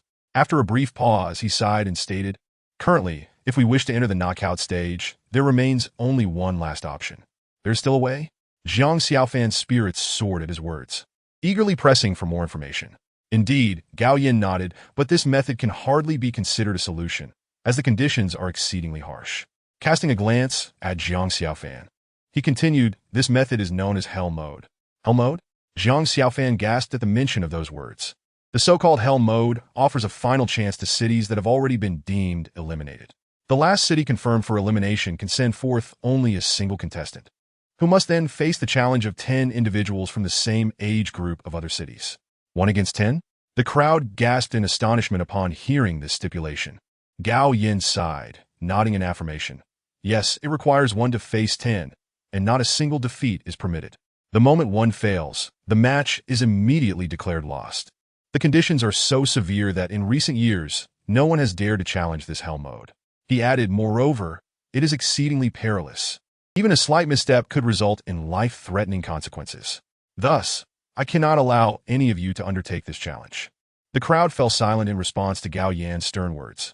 Indeed, as he had stated, the demands of Hell Mode were so formidable that no one felt confident enough to take on the challenge alone. Principal, I want to give it a try. Suddenly, Jiang Xiaofan stepped forward. No, Gao Yin retorted, a hint of anger in his voice. While the city's reputation is important, your safety is paramount. As the principal, I absolutely refuse to risk the lives of my students. Seeing Gao Yan's resolute stance, Jiang Xiaofan pressed on. Principal, although Hell Mode is difficult and may pose dangers, why won't you let me at least try? His tone brooked no argument, for it was not merely for the school or the honor of Xingzhou, but also to vindicate his classmates. Can you truly bear to see your students bullied without recourse? At Jiang Xiaofan's impassioned plea, Gao Yin found himself momentarily at a loss for a counterargument. No, I cannot allow you to participate, he maintained, shaking his head. Though I am reluctant, Hell Mode is simply too dangerous. Principal, Jiang Xiaofan, sensing Gao Yan's hesitance, became desperate. Please, trust me this once. I will act according to my abilities and will not be reckless. If any danger arises, I will surrender immediately. Jiang Xiaofan looked earnestly at Gao Yin. Principal, please believe in me. Principal, you should grant Xiaofan the chance to try. Another student chimed in. Yes, give him a shot. The other students present began to rally in support of Jiang Xiaofan. Gao Yin, seeing their hopeful expressions, found himself uncertain of what to do. After glancing at the scornful starlight above and then back at the eager faces surrounding him, he sighed deeply. If you were so determined to try, then go ahead. Hearing Gao Yan's consent, Jiang Xiaofan was overjoyed. Thank you, Principal. However, there is one thing you must promise me. Suddenly, Gao Yan's expression turned grave. If at any point there is even the slightest hint of danger, you must not persist. You are to surrender immediately, understood? Jiang Xiaofan nodded earnestly. Rest assured, Principal, I will exercise caution. I never anticipated matters would escalate to this point. Gao Yan's demeanor bore a trace of self-reproach. Perhaps he truly had become ineffective. All right, everyone, please return to your seats. We have a tough battle ahead. Chapter 43. Unexpected developments. Upon hearing Gao Yan's words, everyone returned to their seats, awaiting the upcoming competition. For them, this match was even more significant and nerve-wracking than the ones they had already participated in. Next, I have an announcement to make. An elder ascended the platform, casting a glance at the audience. Everyone had already guessed what he was about to reveal. As the competition has progressed, the point standings have become increasingly clear. Furthermore, one city's fate has been determined. The elder's deep voice resonated. Due to insufficient points, Xingzhou has been confirmed as eliminated. At this proclamation, an uproar erupted in the crowd. See, I told you, Xingzhou shouldn't have participated in the competition. Now, they've not only lost face, but have also forfeited their qualification to compete. Alas, what can be done? We can't avoid participating just out of fear of disqualification. If we must lay blame, let it fall on their lack of strength. Gao Yan's expression darkened as he listened to the chatter. According to the rules set by the organizing committee, if a city fails to send participants to the knockout stage for 3 consecutive years, it will lose its qualification to compete for the next 3 years. Given that Xingzhou had not sent any participants to the knockout stage for 3 years, it would face disqualification. Wait! However, before the elder could announce the results, Gao Yin interrupted. What is it, Principal? The elder asked, perplexed. Do you have any objections to the committee's findings? Chairman, I have no objections, Gao Yin responded, meeting the elder's gaze. But this does not seem to be the final outcome, does it? The elder looked puzzled. Based on the current points, it appears that Xingzhou has been confirmed eliminated from all groups, with no possibility of advancing to the knockout stage. If you question the point tally, you may come up now to verify it yourself. I have no objections to the points, but it seems you have overlooked one possibility. Chairman, we can still qualify for the knockout stage through Hell Mode. A wave of astonishment swept through the crowd at Gao Yan's declaration. Has Xingzhou lost its mind? They still wish to participate in Hell Mode? Indeed, that level of difficulty cannot simply be challenged. No one has dared to face Hell Mode in over a decade. 1 against 10? This will be quite the spectacle. The audience buzzed with excitement. The elder, upon hearing Gao Yan's words, appeared taken aback. Principal, are you certain you want your student to participate in Hell Mode? The elder asked again, fully aware of the difficulty and dangers involved. I am well aware, but I have faith in my students. With Gao Yin resolutely determined to challenge Hell Mode, the elder ceased to oppose the decision. Given that Xingzhou had chosen to confront Hell Mode, and only the competition for those under 20 remained. According to the regulations, Xingzhou must send a representative to compete, while other cities, in the absence of objections, may freely dispatch personnel of the same age group to challenge. Each city is permitted to send a maximum of 3 participants. After the elder briefly outlined the rules, his gaze shifted back to Gao Yin. Principal Gao, have you decided on your representative? Indeed, Chairman, our group has chosen Jiang Xiaofan. Upon hearing his name, Jiang Xiaofan promptly rose, surveyed the surroundings, and made his way to the arena. Go, Jiang Xiaofan. You can do it. As he ascended the stage, a surge of fervent cheers erupted from the crowd representing Xingzhou. In their eyes, Jiang Xiaofan was stepping up to uphold the honor of both the school and the city. Who is that guy? The crowd below, particularly Xingguang, was somewhat taken aback to see Jiang Xiaofan on the stage, recalling the earlier encounter in the restaurant. Mentor, should I go up and deal with him right away? No rush, you just come down, take a moment to rest, and observe the situation on stage. At this, Xingguang shook his head, a look of regret crossing his face. Let him bask in his arrogance for a while. As no one had challenged the Hell Mode for quite some time, the commotion below persisted for a while after Jiang Xiaofan took the stage. Who among you wishes to compete? The elder inquired. I will. Shortly thereafter, A man from Liaozhou stood up and leaped onto the stage. Upon seeing his opponent, Jiang Xiaofan's expression turned serious. You are Jiang Xiaofan, correct? Do you really think you can conquer Hell Mode? Jiang Xiaofan smiled and replied, how can I know the outcome without trying? What if luck is on my side and I actually succeed? That would be delightful for everyone. Noticing Jiang Xiaofan's smile, the man seemed somewhat irked. Though I don't understand where your confidence stems from. If you wish to pass Hell Mode, you'll have to get past me first. Before his words had fully left his lips, the man surged towards Jiang Xiaofan. In that instant, Jiang Xiaofan's gaze sharpened, keenly tracking his opponent's every move. However, while the man's speed appeared incredibly swift to the majority of the audience, to Jiang Xiaofan, it was painfully slow. Too slow. As the man reached Jiang Xiaofan, the latter swiftly sidestepped, positioning himself beside his opponent. Impossible.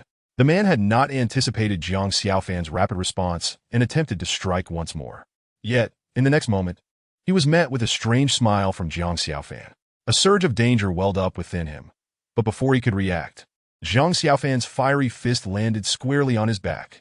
With a resounding thud, the man was sent hurtling backward. As he hit the ground, he braced himself with his hands, striving to regain his balance. However, in that very instant, he saw Jiang Xiaofan standing directly in front of him. Goodbye. Jiang Xiaofan smiled faintly as he uttered those two words. Then, amidst the astonished gaze of the man, delivered a powerful kick that sent him flying off the stage. Witnessing this scene, the crowd could only stare in shock, at a loss for words. The speed of Jiang Xiaofan's actions had left his opponent unable to summon his genetic powers. In this match, Jiang Xiaofan from Xingzhou triumphs. As the referee's voice rang out, the audience erupted in a chorus of astonished gasps. No one had anticipated that the match would conclude so swiftly. Many hadn't even had time to process what had happened before the opponent was declared out of the contest. After falling off the stage, the man quickly regained his footing, glaring furiously at Jiang Xiaofan. He believed that this bout was merely a stroke of luck on Jiang Xiaofan's part, allowing him to inexplicably emerge victorious. However, the result was now set, and begrudgingly, the man returned to his seat. Observing Jiang Xiaofan's decisive and clean victory, Gao Yan's expression relaxed somewhat. Yet, he silently prayed for Meng Yuan to return soon, bringing weapons for Jiang Xiaofan to enhance his chances of success. Next, who will take the stage? As the crowd settled down, the referee continued to ask, I will. Another man stepped forward. Yet, the ensuing spectacle left everyone utterly astonished. Once again, with a single punch, he sent his opponent flying out of the ring. Following that, yet another punch. A total of 8 challengers from various cities met the same swift defeat at Jiang Xiaofan's hands, regardless of their origins. The only difference lay in the duration of their losses. This outcome was entirely unforeseen. Initially, no one believed Jiang Xiaofan could last even a couple of rounds. But he had now achieved an extraordinary feat of defeating 8 opponents in rapid succession. Even more astonishing was that aside from some significant fatigue, Jiang Xiaofan bore no injuries whatsoever. Is this guy a monster? I didn't expect such a formidable individual to emerge from Xingzhou. The crowd below began to stir restlessly. Xingguang, what are your thoughts?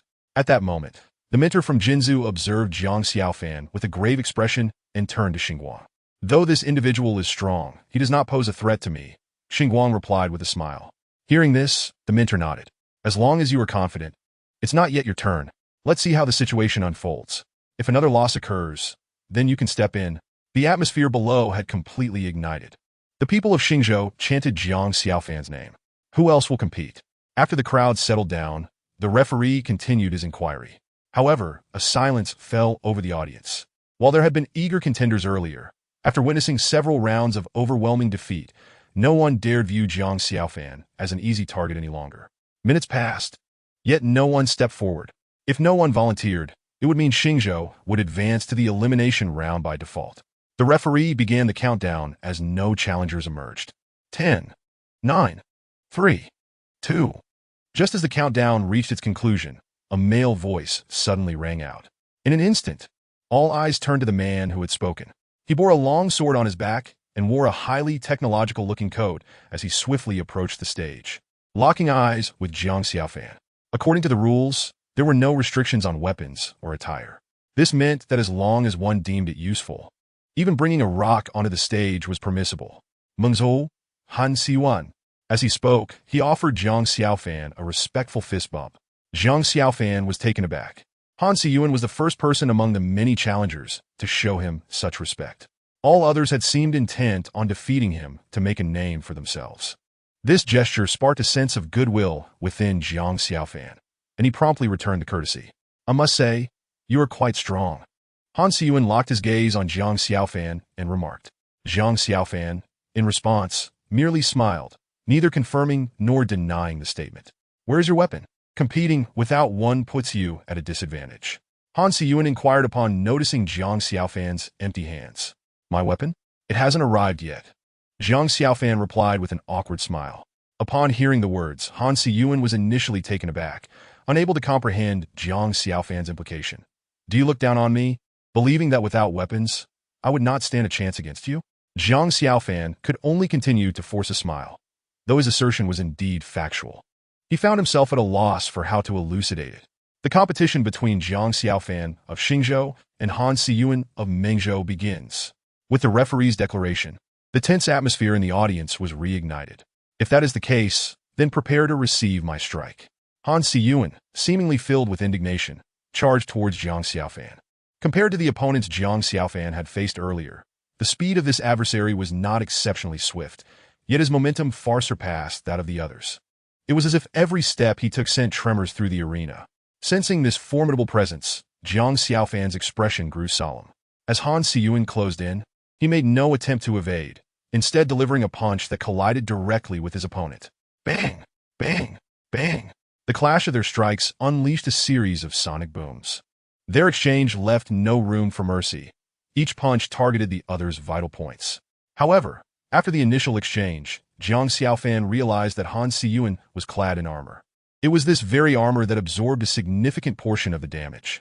Moreover, although Han Siyuan's speed did not match Zhang Xiaofan's, his resilience and strength were by no means inferior.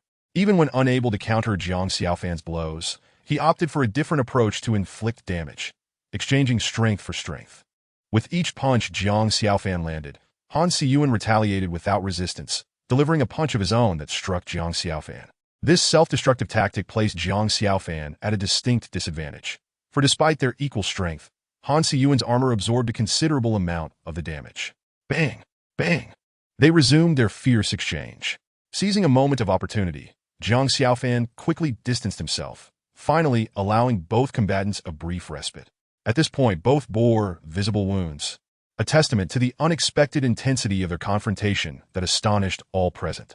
Zhang Xiaofan, wiping the blood from the corner of his mouth, remarked with a grin, I didn't expect you to be so resilient. You are the strongest opponent I have encountered thus far. Han Siyuan responded promptly, likewise, your capacity to withstand blows surpasses my expectations. In truth, had I not been in armor, my injuries would likely be far more severe. Han Siyuan did not shy away from the topic, stating directly, if you possess any weapons or other means of attack, I suggest you employ them, for I shall hold nothing back from here on. To this, Zhang Xiaofan merely smiled faintly. You need not worry about that. The audience began to murmur, questioning Gao Yin. Does Zhang Xiaofan truly lack a weapon? Gao Yin, however, found himself in a quandary. Although the speed of intercontinental jumps was remarkably swift, the journey from the exit to the school still required a measure of time. Additionally, when Gao Yin contacted Meng Yun, he was informed that Meng Yun had encountered a car accident, causing a delay. I hope Meng Yun arrives in time. Otherwise, this competition may prove quite challenging. While Gao Yin was troubled, the arena erupted once more in fierce combat. Now both participants had begun to harness the power of their genes. Suddenly, a massive silhouette of a fiery phoenix appeared behind Zhang Xiaofan. Concurrently, Han Siyuan unleashed a powerful shout, and a shadow also materialized behind him. Moten? Some in the audience recognized the Moten and gasped in astonishment. Though the Moten's rank was not particularly high, capping at sea level, it maintained a significant status among various genes due to its unique ability, absorption. Gene Awakeners possessing Moten genes could continually absorb their opponent's strength during combat, converting it for their own use. As time passed, the more strength absorbed, the stronger the individual became. Upon witnessing the Moten shadow, Zhang Xiaofan's expression grew grave. He had encountered the Moten's capabilities in his studies and possessed a certain understanding of its powers. So it is the Moten. No wonder your strength is escalating. Zhang Xiaofan observed his opponent. It's too late for you to realize now. Before his words had fully left his lips, Han Siyuan let out a thunderous roar, and his armor shattered instantaneously. What? Why would he choose to destroy his own defensive gear? Could he have lost his senses? As the crowd speculated, Gao Yin, who had been closely monitoring the situation, wore an unusually serious expression. To him, Han Siyuan's decision to explode his armor could only stem from one reason. He aimed to match Zhang Xiaofan's speed. While the armor undoubtedly enhanced Han Siyuan's defense, its weight had significantly hampered his agility. After discarding the armor, Han Siyuan slowly drew his sword from behind him, its tip resting against the ground. Though I wish to allow you to advance to the next round, I have no choice. I must win this match. With that, his form vanished in an instant, moving at a speed far superior to before. Even Zhang Xiaofan, with his current capabilities, found it challenging to track Han Siyuan's movements. Realizing the shift in speed, Zhang Xiaofan, without a moment's hesitation, swiftly retreated. At this juncture, he found it increasingly difficult to contend with Han Siyuan's might, given that the latter had absorbed too much power during their earlier exchanges, something Zhang Xiaofan had not anticipated. As Han Siyuan seized every opportunity, he thrust his sword at Zhang Xiaofan whenever a gap appeared, compelling Zhang Xiaofan to concentrate intently to narrowly evade each strike. This guy is formidable. Zhang Xiaofan had mentally labeled his opponent. Han Siyuan wielded a silver sword, its blade gleaming with silvery light. Each time the blade struck the ground, it carved a profound mark. It was difficult to fathom the devastation if that sword were to pierce Zhang Xiaofan. It would result in either death or grievous injury. Fully aware of this, Zhang Xiaofan constantly evaded Han Siyuan's attacks. However, the intensity of the exertion began to take a toll on his stamina, causing his speed to wane. Noticing Zhang Xiaofan's diminishing pace, Han Siyuan's expression brightened, and he increased the frequency of his assaults. At that moment, Zhang Xiaofan inadvertently exposed a flaw. I got you! Han Siyuan, initially startled, reacted with lightning speed. In the instant Zhang Xiaofan's vulnerability was revealed, he unleashed a brilliant flash of his sword. It's over, Zhang Xiaofan thought, dread coursing through him as he realized the gravity of the situation. Some spectators had also spotted Zhang Xiaofan's opening, and as Han Siyuan's sword was thrust forth, they couldn't help but gasp. It seemed the outcome of the match had already been determined. Indeed, that strike landed squarely on Zhang Xiaofan. Xiaofan, Gao Yin shouted, springing to his feet, his gaze aflame with concern for Zhang Xiaofan. The sword had pierced Zhang Xiaofan's left arm, blood dripping steadily to the ground. You lost. Han Siyuan declared. Is that so? However, what Han Siyuan had not anticipated was that just as he believed Zhang Xiaofan would concede, the latter suddenly flashed him an eerie smile. Seeing this smile, an ominous premonition surged within Han Siyuan. As he attempted to retract his silver sword, he was astonished to discover that it would not budge. Following the blade's line, he realized Zhang Xiaofan had gripped the sword's edge with his bare hand. Have you lost your mind? Han Siyuan exclaimed, shocked by Zhang Xiaofan's reckless action. However, before he could make another move, a fierce blaze erupted from Zhang Xiaofan's left palm. How could one possibly achieve victory without a hint of madness?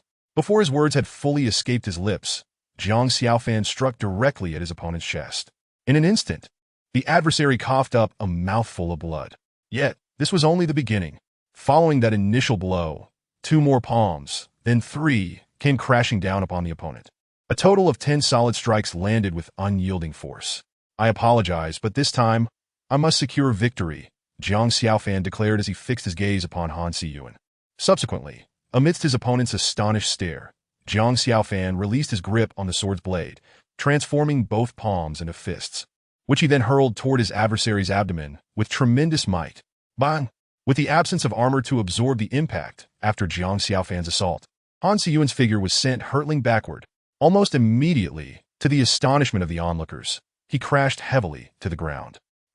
Han Siyuan attempted to rise, only to feel a sudden sweetness in his throat, followed by another spout of blood.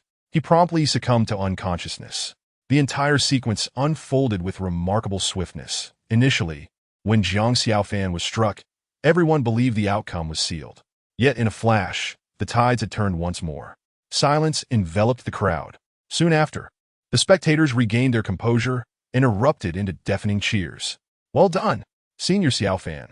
From now on, you shall be my idol, particularly The crowd from Xingzhou could no longer contain their exhilaration.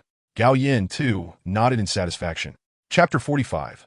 Xing Jian. Although Gao Yin had some confidence in Jiang Xiaofan's capabilities, he had not anticipated that he would defeat 9 opponents without sustaining serious injuries. This revelation astonished Gao Yin considerably. Now, if Jiang Xiaofan could withstand the challenge posed by the final adversary, he would advance to the elimination rounds. All eyes were now fixed upon Jiang Xiaofan. The atmosphere below had reached a boiling point as everyone awaited the climactic battle. However, just as the crowd awaited the last contestant, a sudden commotion arose from all directions. Before long, everyone beheld thousands of troops appearing at the competition venue. Each soldier was armed to the teeth, their gazes stern, encircling the crowd. Chairman, what is this? A few elderly men on the stage tightened their expressions and approached to inquire. Such a display could only belong to the military. One elder's face grew tense as he spoke, and furthermore, it seemed to involve prominent figures within the military. For it was unlikely that even the mecha troops would appear without reason. Before he could finish, an elder stepped onto the stage, flanked by a squad of mecha troops. Are you the chairman? The elder asked with a smile. I am Xing Jian, the commander of the Jinzhou Mecha Corps. I heard that students from other cities have been performing exceptionally well, so I decided to drop by for a visit. Xing Jian maintained a smile, yet exuded an undeniable aura of authority, commanding respect without raising his voice. Upon hearing Xing Jian's name, the elder dared not display any hint of negligence. Although their strength was formidable, compared to the military, they would be considered mere ants, even if Xing Jian claimed he was merely passing through. Anyone with a semblance of intelligence would recognize the implausibility of such a statement. Who would bring a mecha unit along on a casual visit? The arrival of Xing Jian dampened the previously vibrant atmosphere in the crowd. After arranging a seat for Xing Jian, he nodded in satisfaction and settled down. Is this young man the dark horse of the event? Xing Jian inquired, observing Jiang Xiaofan on the stage. Yes, sir, the elder promptly replied, casting a sharp glare at Jiang Xiaofan. Why are you still standing there? Did you not hear the commander calling for you? Jiang Xiaofan felt a strong aversion towards the elder's demeanor. The disparity in his attitude was painfully evident. Upon hearing the elder's command, Jiang Xiaofan remained motionless. Did you not hear what I said? Come here at once. The elder, seeing Jiang Xiaofan's inaction, shouted in anger. Ah! At that moment, Xing Jian raised his hand, smiling as he looked at Jiang Xiaofan. Young man, having a bit of character is only natural. However, as he spoke, Xing Jian's gaze turned somewhat frigid. But if you have a temper, you must also possess the corresponding strength. Otherwise, be wary of inviting calamity upon yourself. The weight of his final words was unmistakable. Yet, even after Xing Jian's warning, Jiang Xiaofan remained unperturbed. Chairman, at what stage is the competition now? Xing Jian asked with a smile. Reporting, sir, Jiang Xiaofan has defeated 9 opponents, and only 1 remains. The elder bowed respectfully. If Jiang Xiaofan defeats the last opponent, he will advance to the elimination rounds. Upon hearing the elder's words, Xing Jian nodded. In that case, may I specify the final opponent? The elder was taken aback for a moment before responding. Of course. I imagine the person you designate will be extraordinary. However, I wonder which contestant you wish to have compete? As for the selection, I confess I have a personal preference. Xing Jian smiled. Let my child, Xing Guang, take the stage. Xing Guang? The elder was momentarily stunned. Having heard of Xing Guang's name, he had witnessed the formidable skills displayed when Xing Guang previously competed, decisive and ruthless. The elder had not anticipated that Xing Jian would directly name Xing Guang. Xing Guang. Xing Jian. A terrifying thought flashed through the elder's mind as he connected the names. Suddenly, he understood some of the underlying reasons.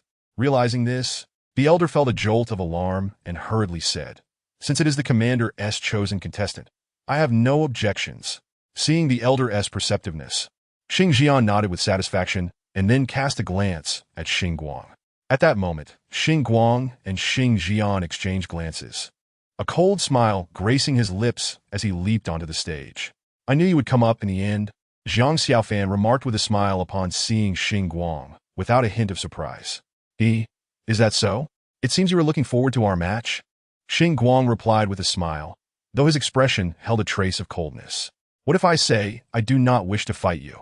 Would you concede now and allow me to advance to the elimination rounds? Upon hearing Jiang Xiaofan's words, Xing Guang chuckled. I cannot guarantee your advancement, but I can assure you that I will spare your life.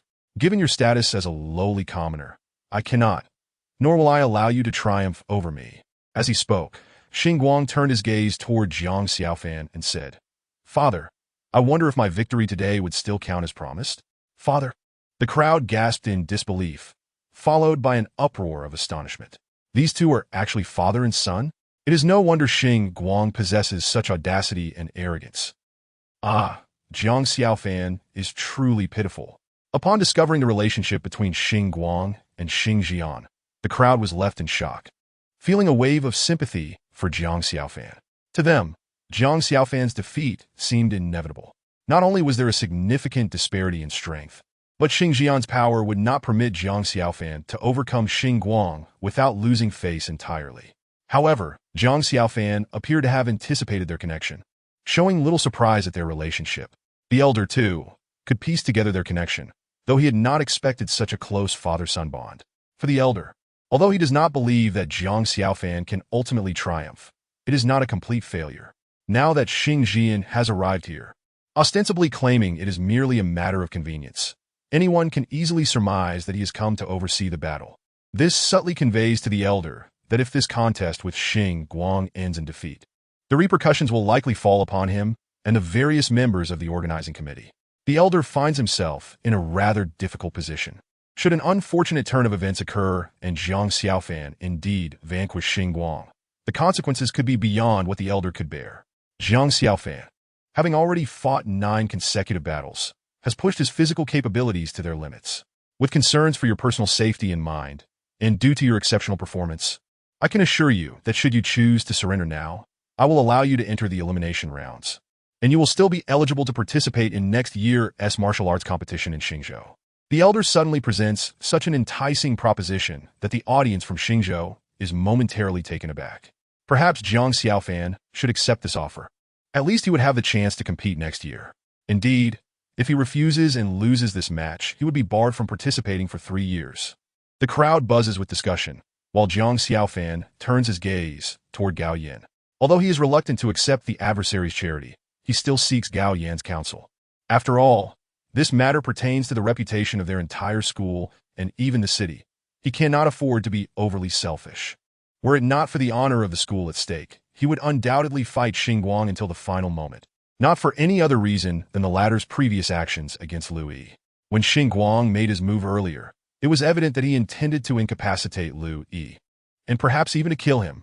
This thought has ignited a fiery rage within Jiang Xiaofan. Despite not having a close relationship with Lu Yi, they are still students of the same institution. Moreover, what Jiang Xiaofan desires is a 3-year eligibility to compete, not merely a year granted by someone else's benevolence. Upon seeing Jiang Xiaofan seek his opinion, Gao Yan hesitates for a moment before ultimately nodding in agreement. A surge of joy fills Jiang Xiaofan's heart at this affirmation. With Gao Yan's support, he can now fight with all his might. If I were in your position, I would surrender outright. After all, one must possess self-awareness. Upon hearing Xing Guang's words, Jiang Xiaofan merely smiles faintly. Enough with the trivialities. Let us begin promptly and conclude this matter swiftly. Jiang Xiaofan, the elder, witnessing Jiang Xiaofan's obstinacy, feels a surge of anger. However, before he can voice his indignation, the two figures suddenly vanish from the arena. The next moment, as they reappear, they are already in the center of the stage, engaged in combat. Yet at this moment, neither is exerting their full strength. Both are merely probing one another. Boom! The sound of their fists colliding resonates with explosive force, sending shockwaves through the air, compelling some of the less powerful awakeners in the audience to tap into their genetic abilities for protection. Who could have anticipated such terrifying prowess from the two? The elder watches in astonishment as the combatants clash. Their strength has far surpassed his expectations. However, it is Gao Yan in the audience who is even more shocked.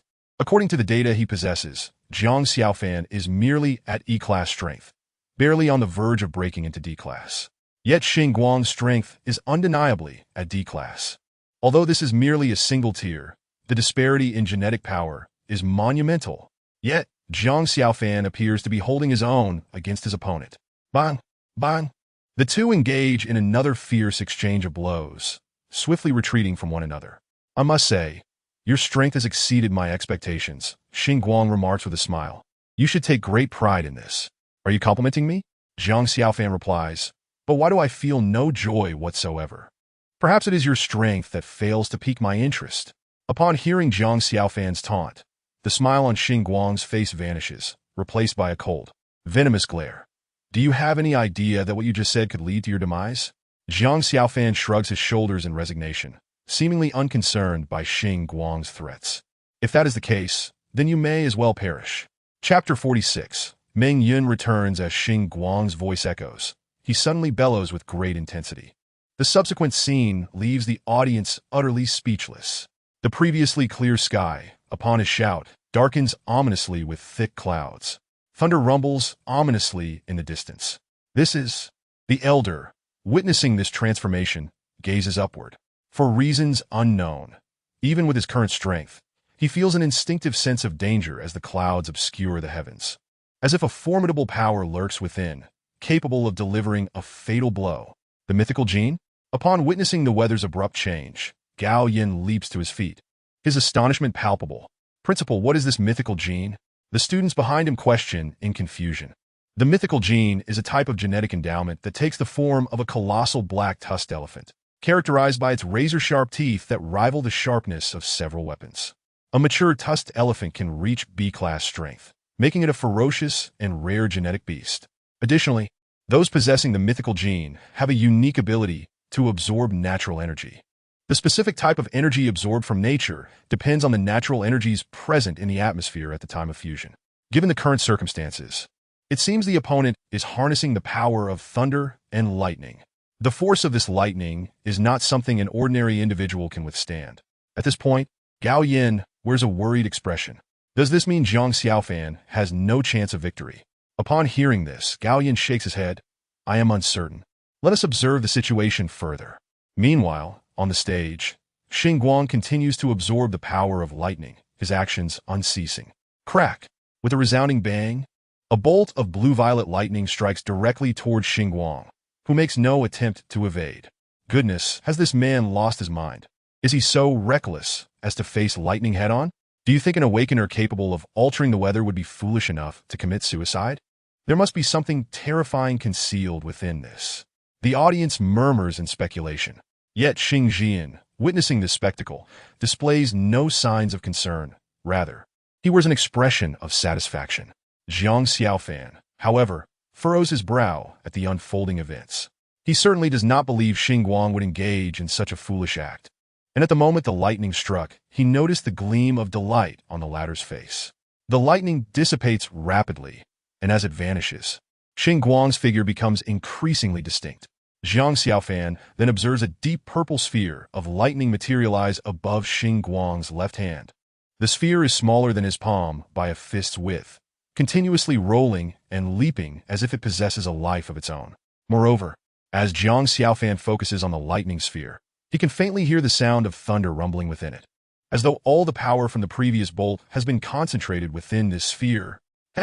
Judging by your expression, it seems you have already grasped the terror of this lightning sphere.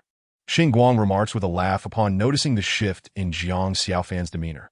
My genetics are not something you inferior beings can hope to compare with. With such a rare gene and military backing, do you still wish to contend with me?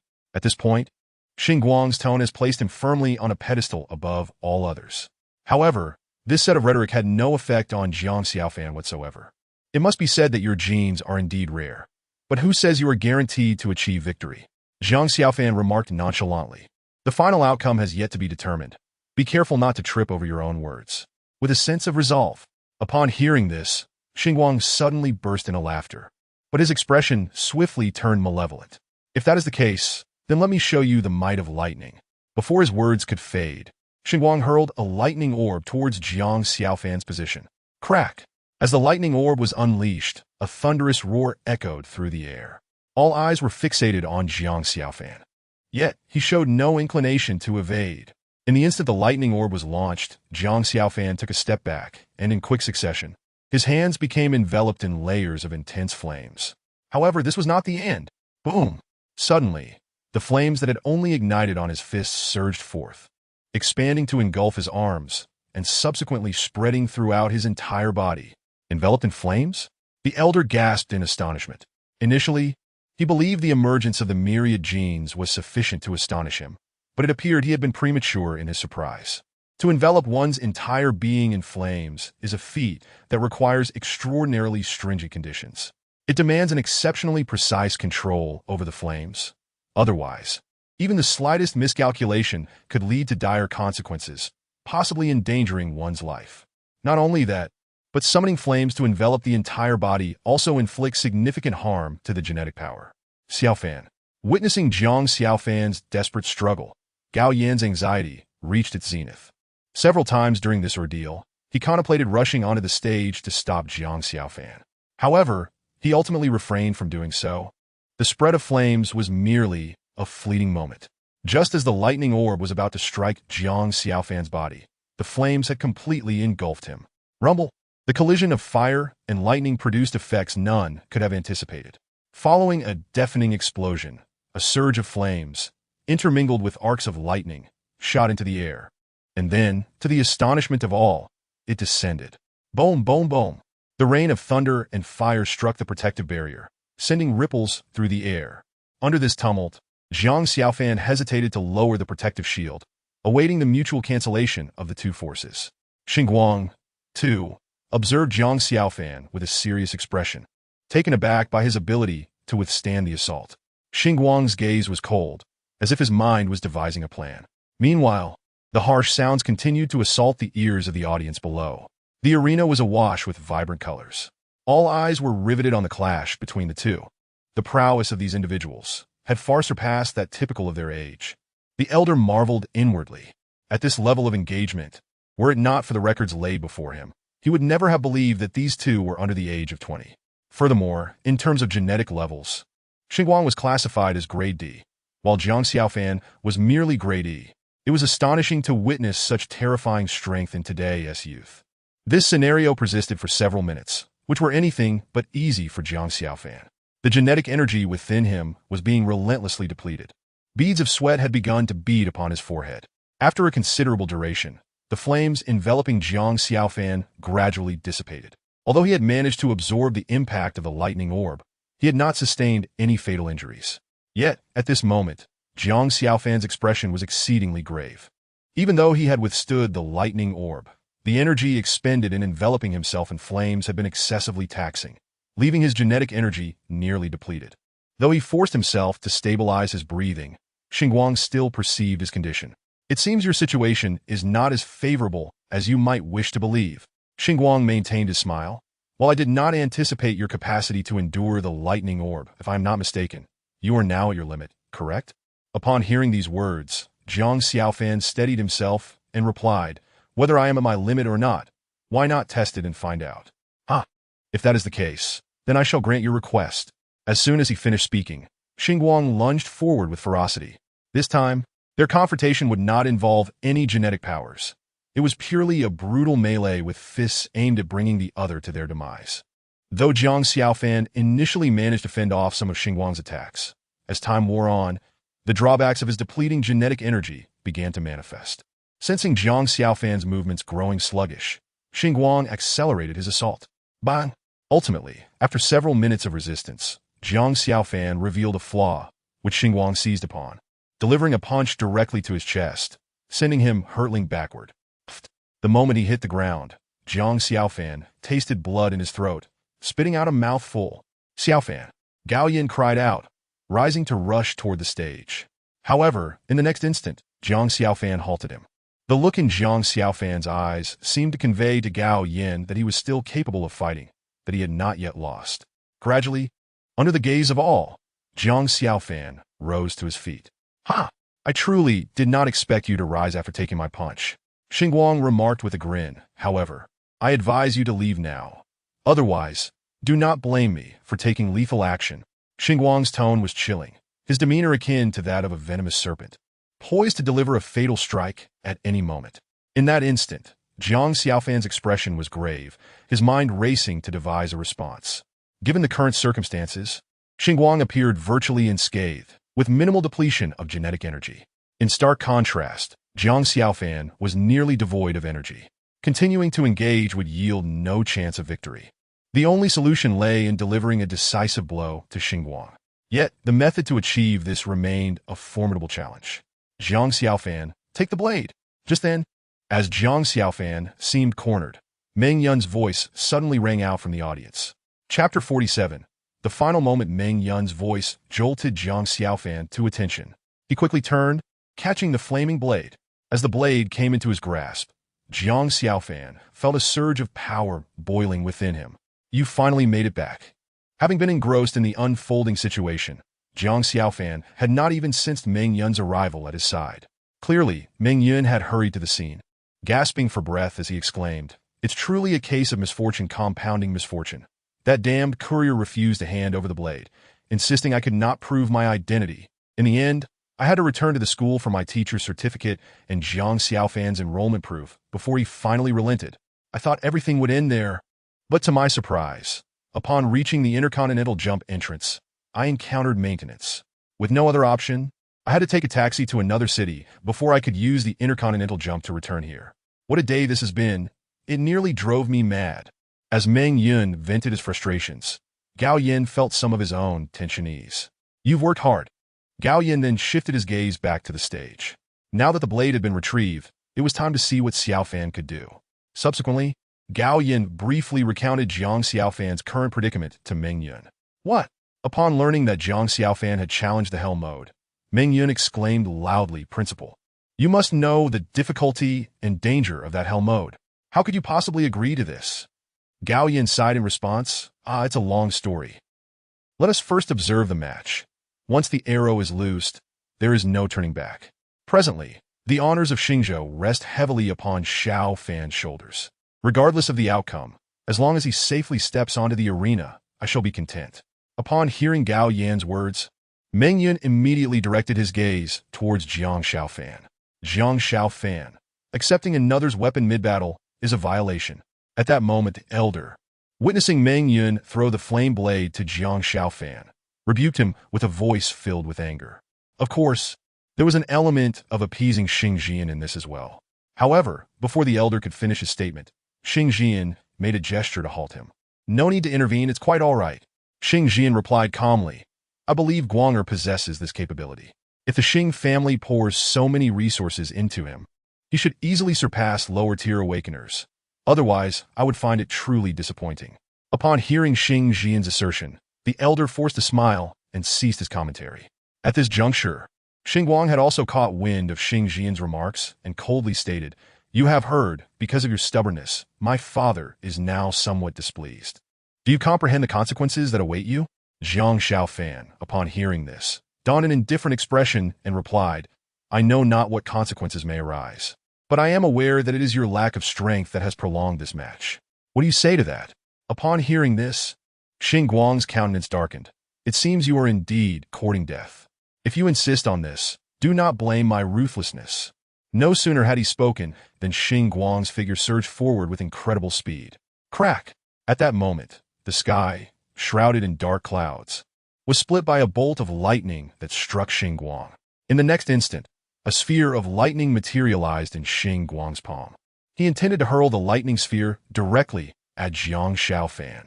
Everyone held their breath, for the intensity of the previous confrontation had far exceeded their expectations. No one could predict what would transpire in the next moment. However, given the current circumstances, it appeared that Jiang Xiaofan had reached his limit in withstanding the opponent's assault, having no surplus genetic energy to repel further attacks. Perish! In an instant, Xinguang, bearing the lightning sphere, closed in on Jiang Xiaofan. Below, all spectators witnessed a colossal black elephant standing resolutely behind Xinguang. At the moment Xinguang unleashed the lightning sphere, Jiang Xiaofan swung the flame blade, engulfed in flames, to counter. Clang! This time, however, the collision did not produce the previously overwhelming intensity, but rather emitted a jarring sound akin to metal clashing. The crowd then observed Jiang Xiaofan, gripping the blade, striking against the lightning sphere.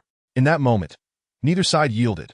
The sphere of lightning continued to spin, surging with electrical energy that sought to invade Jiang Xiaofan's body, yet was thwarted by the flames enveloping the blade. For a time, it was a stalemate. Yet, Jiang Xiaofan's expression began to twist in anguish.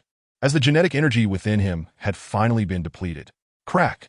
Just then, the lightning sphere suddenly exploded, seemingly having exhausted its internal energy. Having learned from the previous experience, the onlookers quickly summoned their genetic energies for protection upon witnessing the explosion. As the power of the lightning sphere dissipated, Jiang Xiaofan fell to one knee, barely propping himself up with the flame blade. Blood trickled from his mouth and nostrils, staining the ground. Initially taken aback by the explosion of the lightning sphere, Xing Guang's astonishment quickly transformed into derision as he observed Jiang Xiaofan on the verge of collapse. This time, do you still wish to claim you are not at your last gasp? If you are wise, you will scram before I decide to eliminate you, lowly peasant, Xing Guang shouted. However, Jiang Xiaofan, upon hearing this, slowly rose to his feet, still wearing a smile. And what have you now? Jiang Xiaofan retorted boldly. You too, I fear, are on the brink of exhaustion. Xing Guang, startled by these words, felt as if Jiang Xiaofan had struck a nerve. What nonsense are you spouting? Xing Guang bellowed. With your inferior genes, how dare you equate me with being at my limit? Yet before Xing Guang could finish his sentence, he suddenly spat out a mouthful of blood. See, I told you. Though Jiang Xiaofan's internal energy was surging to uncontrollable levels, he couldn't help but smile upon witnessing Xing Guang's bloodshed. Xing Guang slowly wiped the blood from his mouth, fixing his gaze upon Jiang Xiaofan with the intensity of a predator eyeing its prey, a look that seemed to yearn to shred Jiang Xiaofan into pieces. Within his family's teachings, there was a clear stipulation. One must dominate and crush any awakener of inferior genetic rank or face severe punishment. This was the root of Xing Guang's fury. Since his awakening, he had never been cornered in such a manner, especially by one of lesser genetic standing. With each passing second, he felt his dignity eroding further. Moreover, Xing Jian, who was observing from the sidelines, bore a grim expression. It was evident that even if Xing Guang emerged victorious, he would still face repercussions upon returning home. Do you realize the gravity of your situation? Xing Guang glared at Jiang Xiaofan, slowly advancing towards him. Indeed, the lightning sphere has drained a great deal of genetic energy. As you said, I am now at my limit, but to crush you would be a trivial task. You have humiliated me and brought upon me the wrath of my entire family. You shall pay for this. At this moment, Xing Guang resembled a rabid beast, his expression suggesting he wished to end Jiang Xiaofan's life at that very instant. Xiaofan, surrender. Gao Yin, having discerned Xing Guang's intentions, abruptly rose and shouted. In his view, while the honors of the school and city were significant, if Jiang Xiaofan's life were to be endangered, his conscience would forever torment him. As he spoke, Gao Yin leapt onto the arena in an attempt to intervene against Xing Guang. Yet, to his astonishment, as he was about to land on the stage, an overwhelming force thrust him back down. Gao Yin stumbled 2 steps backward before regaining his balance. He then glanced up at the stage, only to realize that Xing Jian's gaze was fixed upon him. What? Do you intend to disrupt the match before my very eyes? His words carried a palpable pressure. At this moment, Gao Yin clearly recognized that the opponent's strength far surpassed his own. Commander, my student's life is in jeopardy. I demand the match be halted. We can concede this battle outright, Gao Yin reiterated. However, upon hearing this, Xing Jian merely snorted coldly and turned to the elder beside him, asking nonchalantly, Chairman, who determines the outcome of this match? Upon hearing Xing Jian's inquiry, the elder hurriedly stepped forward, reporting, Sir, the outcome of the match is determined by the organizing committee and the participating contestants. The first is the verdict of the committee, and the second is the contestant's choice to concede or withdraw. Upon hearing the elder's explanation, Xing Jian nodded, then turned to Gao Yin. You have heard.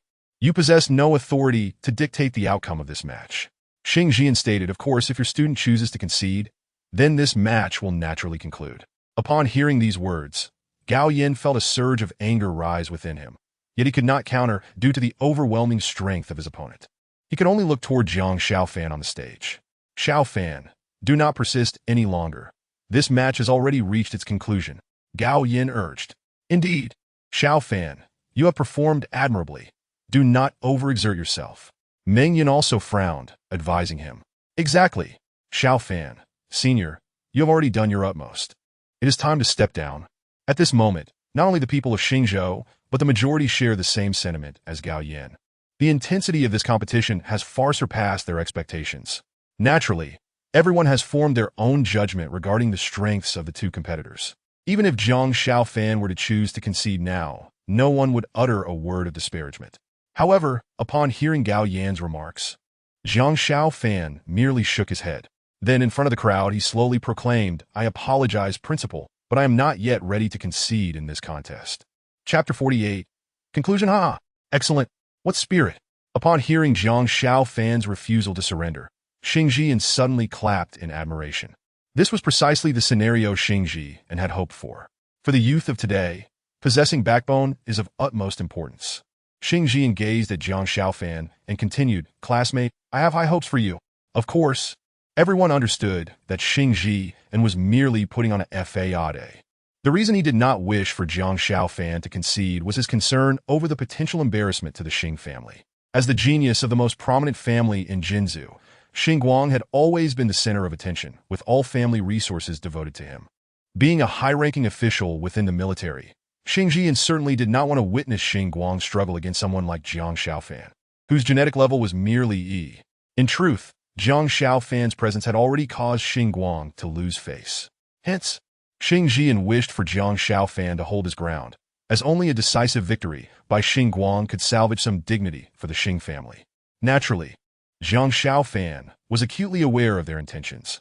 Yet at this moment, he was determined to align with their wishes and deliver a resounding slap to their faces. Previously, it was not only Le. Had it been anyone else, Xing would have acted with equal ruthlessness.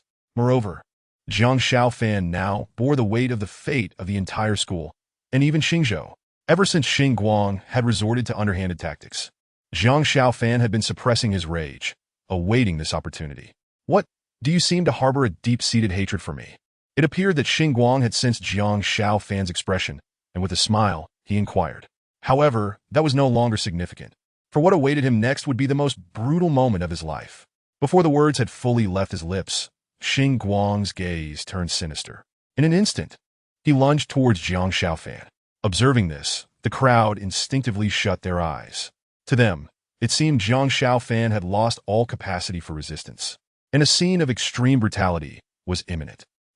Xing bellowed, launching a fierce punch aimed at Zhang Xiaofan's face. Yet, to everyone's astonishment, the anticipated gruesome spectacle did not unfold.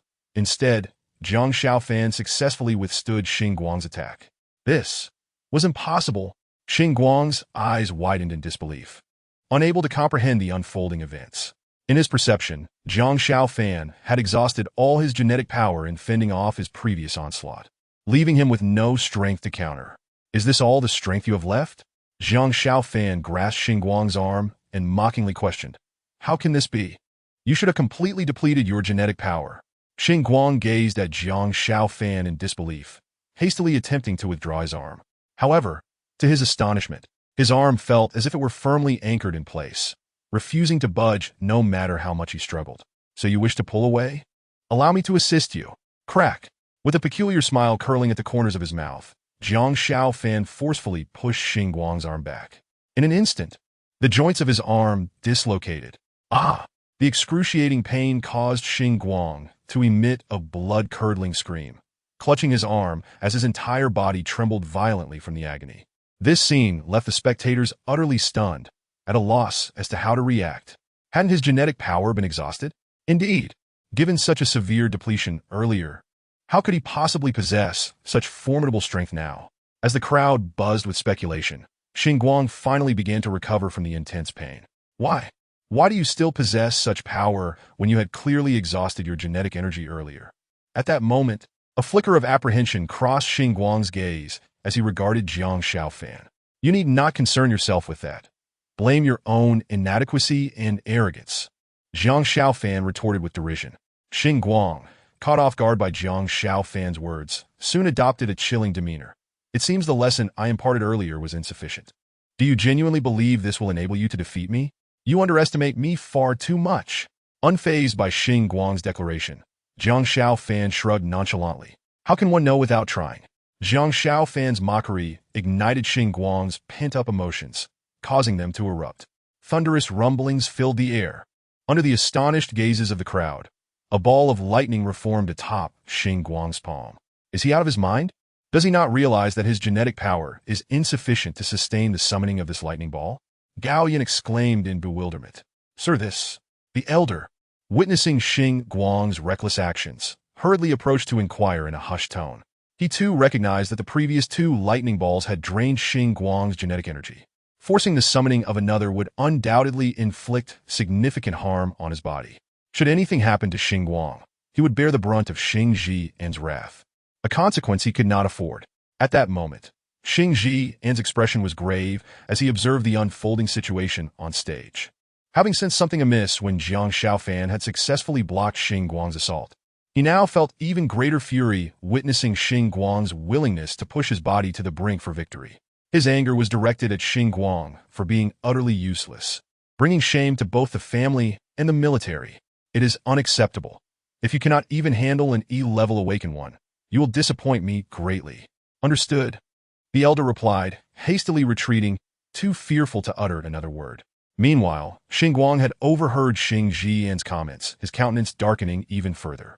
In his mind, all blame was directed at Jiang Xiaofan. Do you know, you truly deserve to die? Xing Guang glared fiercely at Jiang Xiaofan, his eyes brimming with murderous intent. So now, you will meet your demise. With a furious roar, Xing Guang summoned forth the lightning ball. Ignoring the blood trickling from his mouth, he surged forward, charging straight at Jiang Xiaofan. Observing this, Jiang Xiaofan made no attempt to evade. Instead, he positioned the flame blade before him. Xing Guang's face lit up with joy. With your current genetic power, do you truly think you can withstand my attack? Boom! As Xing Guang's words fell, he hurled the lightning ball forward. Sensing the power contained within, Jiang Xiaofan's expression turned serious. Suddenly, the spectators noticed the flames upon Jiang Xiaofan's flame blade intensifying dramatically. A fierce wind began to howl. Then, before anyone could react, Jiang Xiaofan gave his arm a slight shake, causing the flame blade in his grasp to blur. What followed was a scene no one anticipated.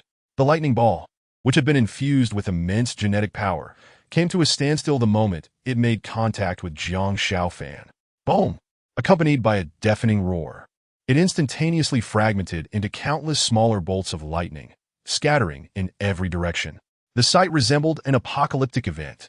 This impact exceeded everyone's wildest imaginations.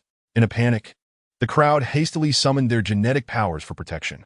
As the lightning struck the protective barrier, it sent ripples cascading across the surface. Even the severely weakened lightning, for some of the less powerful awakened individuals in the audience, posed an exceedingly formidable challenge to completely withstand. This situation persisted for several minutes.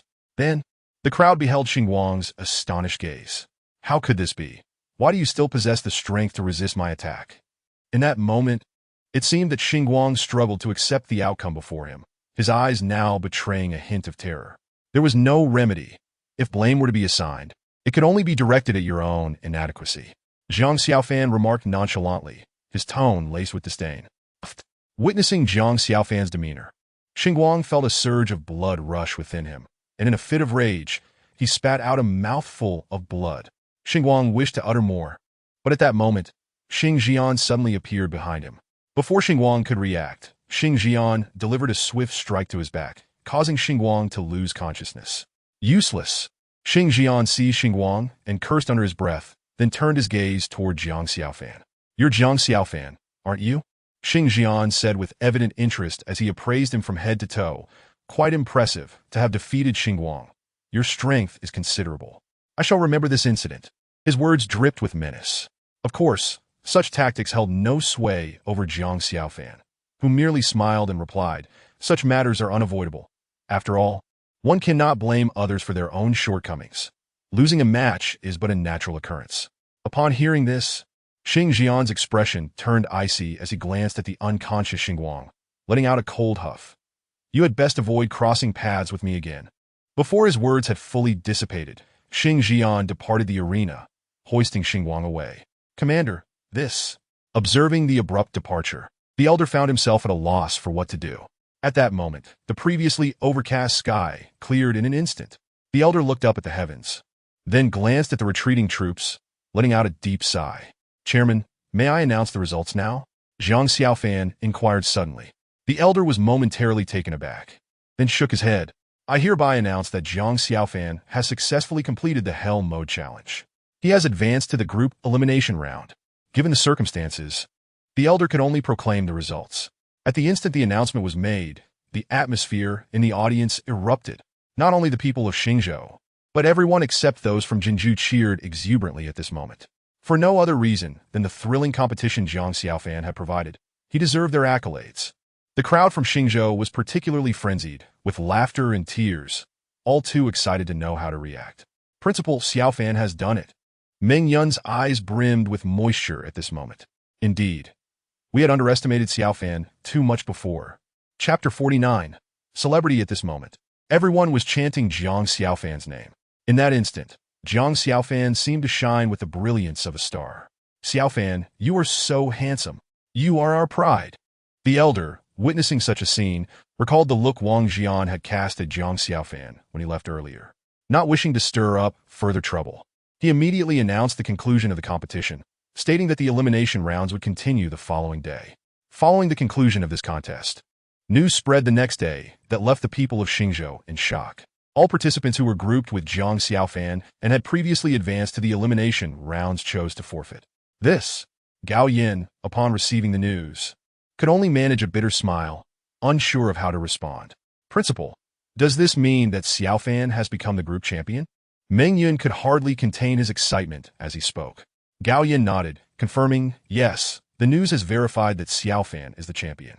He simply needs to attend the award ceremony tomorrow. This is truly beyond my expectations. By the way, how is Xiaofan doing now? Upon hearing this, Meng Yun replied, rest assured, Principal. Xiaofan has been placed in a high-tech medical pod, and it seems his injuries are not as severe as we initially thought. Hearing this, Gao Yin nodded. If that is the case, then that is indeed excellent news. For Gao Yin, should anything unfortunate occur to Jiang Xiaofan, he would be the one feeling the most guilt. Principal, there is one thing I have always found perplexing. During the battle, Xiaofan's genetic power had seemingly been exhausted. Why did he ultimately unleash such terrifying strength? Gao Yin shook his head. This is indeed a mystery to me as well. We shall have to wait until we return to discuss it further. Perhaps only Xiaofan himself understands. By the way, please keep watch over Jiang Xiaofan today. Gao Yin continued. I worry that unexpected situations may arise. Upon hearing Gao Yin's words, Meng Yun initially froze, then quickly grasped the implication behind them. After a brief conversation, Meng Yun hurried to the hospital to watch over Jiang Xiaofan. Meanwhile, in Jinju, at the Huangtong family estate, a high-tech room was filled with various medical instruments. The previously injured and unconscious Xingwang lay within one of the advanced medical pods. As the largest family in Jinju, the Huangtong family possessed its own medical system and facilities, specifically designed for the treatment of important family members when injured. As the eldest son of the family head, Xing Jian, Xingwang naturally had the right to such privileges. Thanks to the advanced medical conditions, what had initially been severe injuries for Xingwang had nearly healed within half a day's time, allowing him to exit the pod. As Xingwang stepped out, he noticed Xing Jian gazing at him with a stern expression. Xingwang was momentarily taken aback. Father, he spoke in a low tone. In the presence of Xing Jian, Xingwang dared not display any emotion, especially after having lost to Jiang Xiaofan and shaming the family. Xing Jian's face darkened as he scrutinized Xingwang. How is your recovery? I am fine, father. As long as there are no major issues. Xing Jian continued. However, I am very dissatisfied with your performance today. The last few words were emphasized with a clear intensity. The elders in the family have been unsettled by your display today and are restless. Upon hearing Xing Jian's tone, Xingwang felt a shiver run through him. I understand, father. I will find a way to make up for it. Xingwang hurriedly replied. Xing Jian nodded. It's good that you have this resolve. Rest assured, I will take care of this matter. Your primary task now is to recover your body quickly and enhance your strength. Do not let me down again. This Jiang Xiaofan. I will keep a close watch on him. The coldness in Xing Jian's words was unmistakable. At that moment, Meng Yun was by Jiang Xiaofan's side. Although Jiang Xiaofan had ultimately achieved victory, he had sustained significant injuries. After leaving the arena, due to the severity of his wounds and the depletion of his genetic power, he had also succumbed to unconsciousness. Fortunately, the hospital's medical equipment was exceptionally advanced, and by the following morning, he awoke. Xiaofan, you are awake? After Jiang Xiaofan emerged from the medical pod, Meng Yun hurried to support him, inquiring. I am fine, mentor. Jiang Xiaofan replied with a smile. It is quite the trouble for you to come see me personally. Meng Yin shook his head. You, my friend, why are you treating me so formally? Setting aside the fact that you are my student, you have brought such glory to the school that you deserve even higher accolades. Come, let us go. I initially thought you would not awaken. Now that you are fine, let us head to the awards ceremony. The awards ceremony? Zhang Xiaofan was somewhat bewildered. Didn't we just enter the elimination round? Ah! Upon encountering Zhang Xiaofan's puzzled expression, Meng Yin burst into laughter, exclaiming, It seems you were still unaware. While you were in a coma, the other members of your group opted to forfeit. Forfeit? Zhang Xiaofan was taken aback by this unexpected revelation. Indeed, Meng Yin said, his face brimming with pride. You've been quite secretive. I had no idea your strength had reached such a formidable level. As he spoke, he playfully tapped Zhang Xiaofan on the forehead. Zhang Xiaofan, feeling somewhat embarrassed, replied, Mentor, we should hurry to the award ceremony. Didn't you say it was about to begin? All right. Meng Yin responded, hastily acknowledging, I would have forgotten had you not mentioned it. Zhang Xiaofan found himself at a loss for words. The two then hurried to the venue of the award ceremony, where everyone had already gathered, seemingly awaiting Zhang Xiaofan's arrival.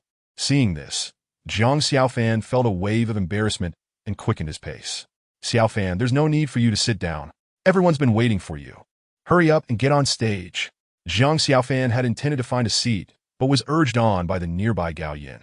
Upon hearing this, he promptly ascended the stage. Apologies, Chairman, for keeping you waiting, Zhang Xiaofan said as he reached the podium, noticing the elder's rather grim expression. The elder's demeanor was exceedingly unpleasant, yet upon hearing Zhang Xiaofan's apology, he merely nodded in response. Since you are here, let us commence the award ceremony without delay.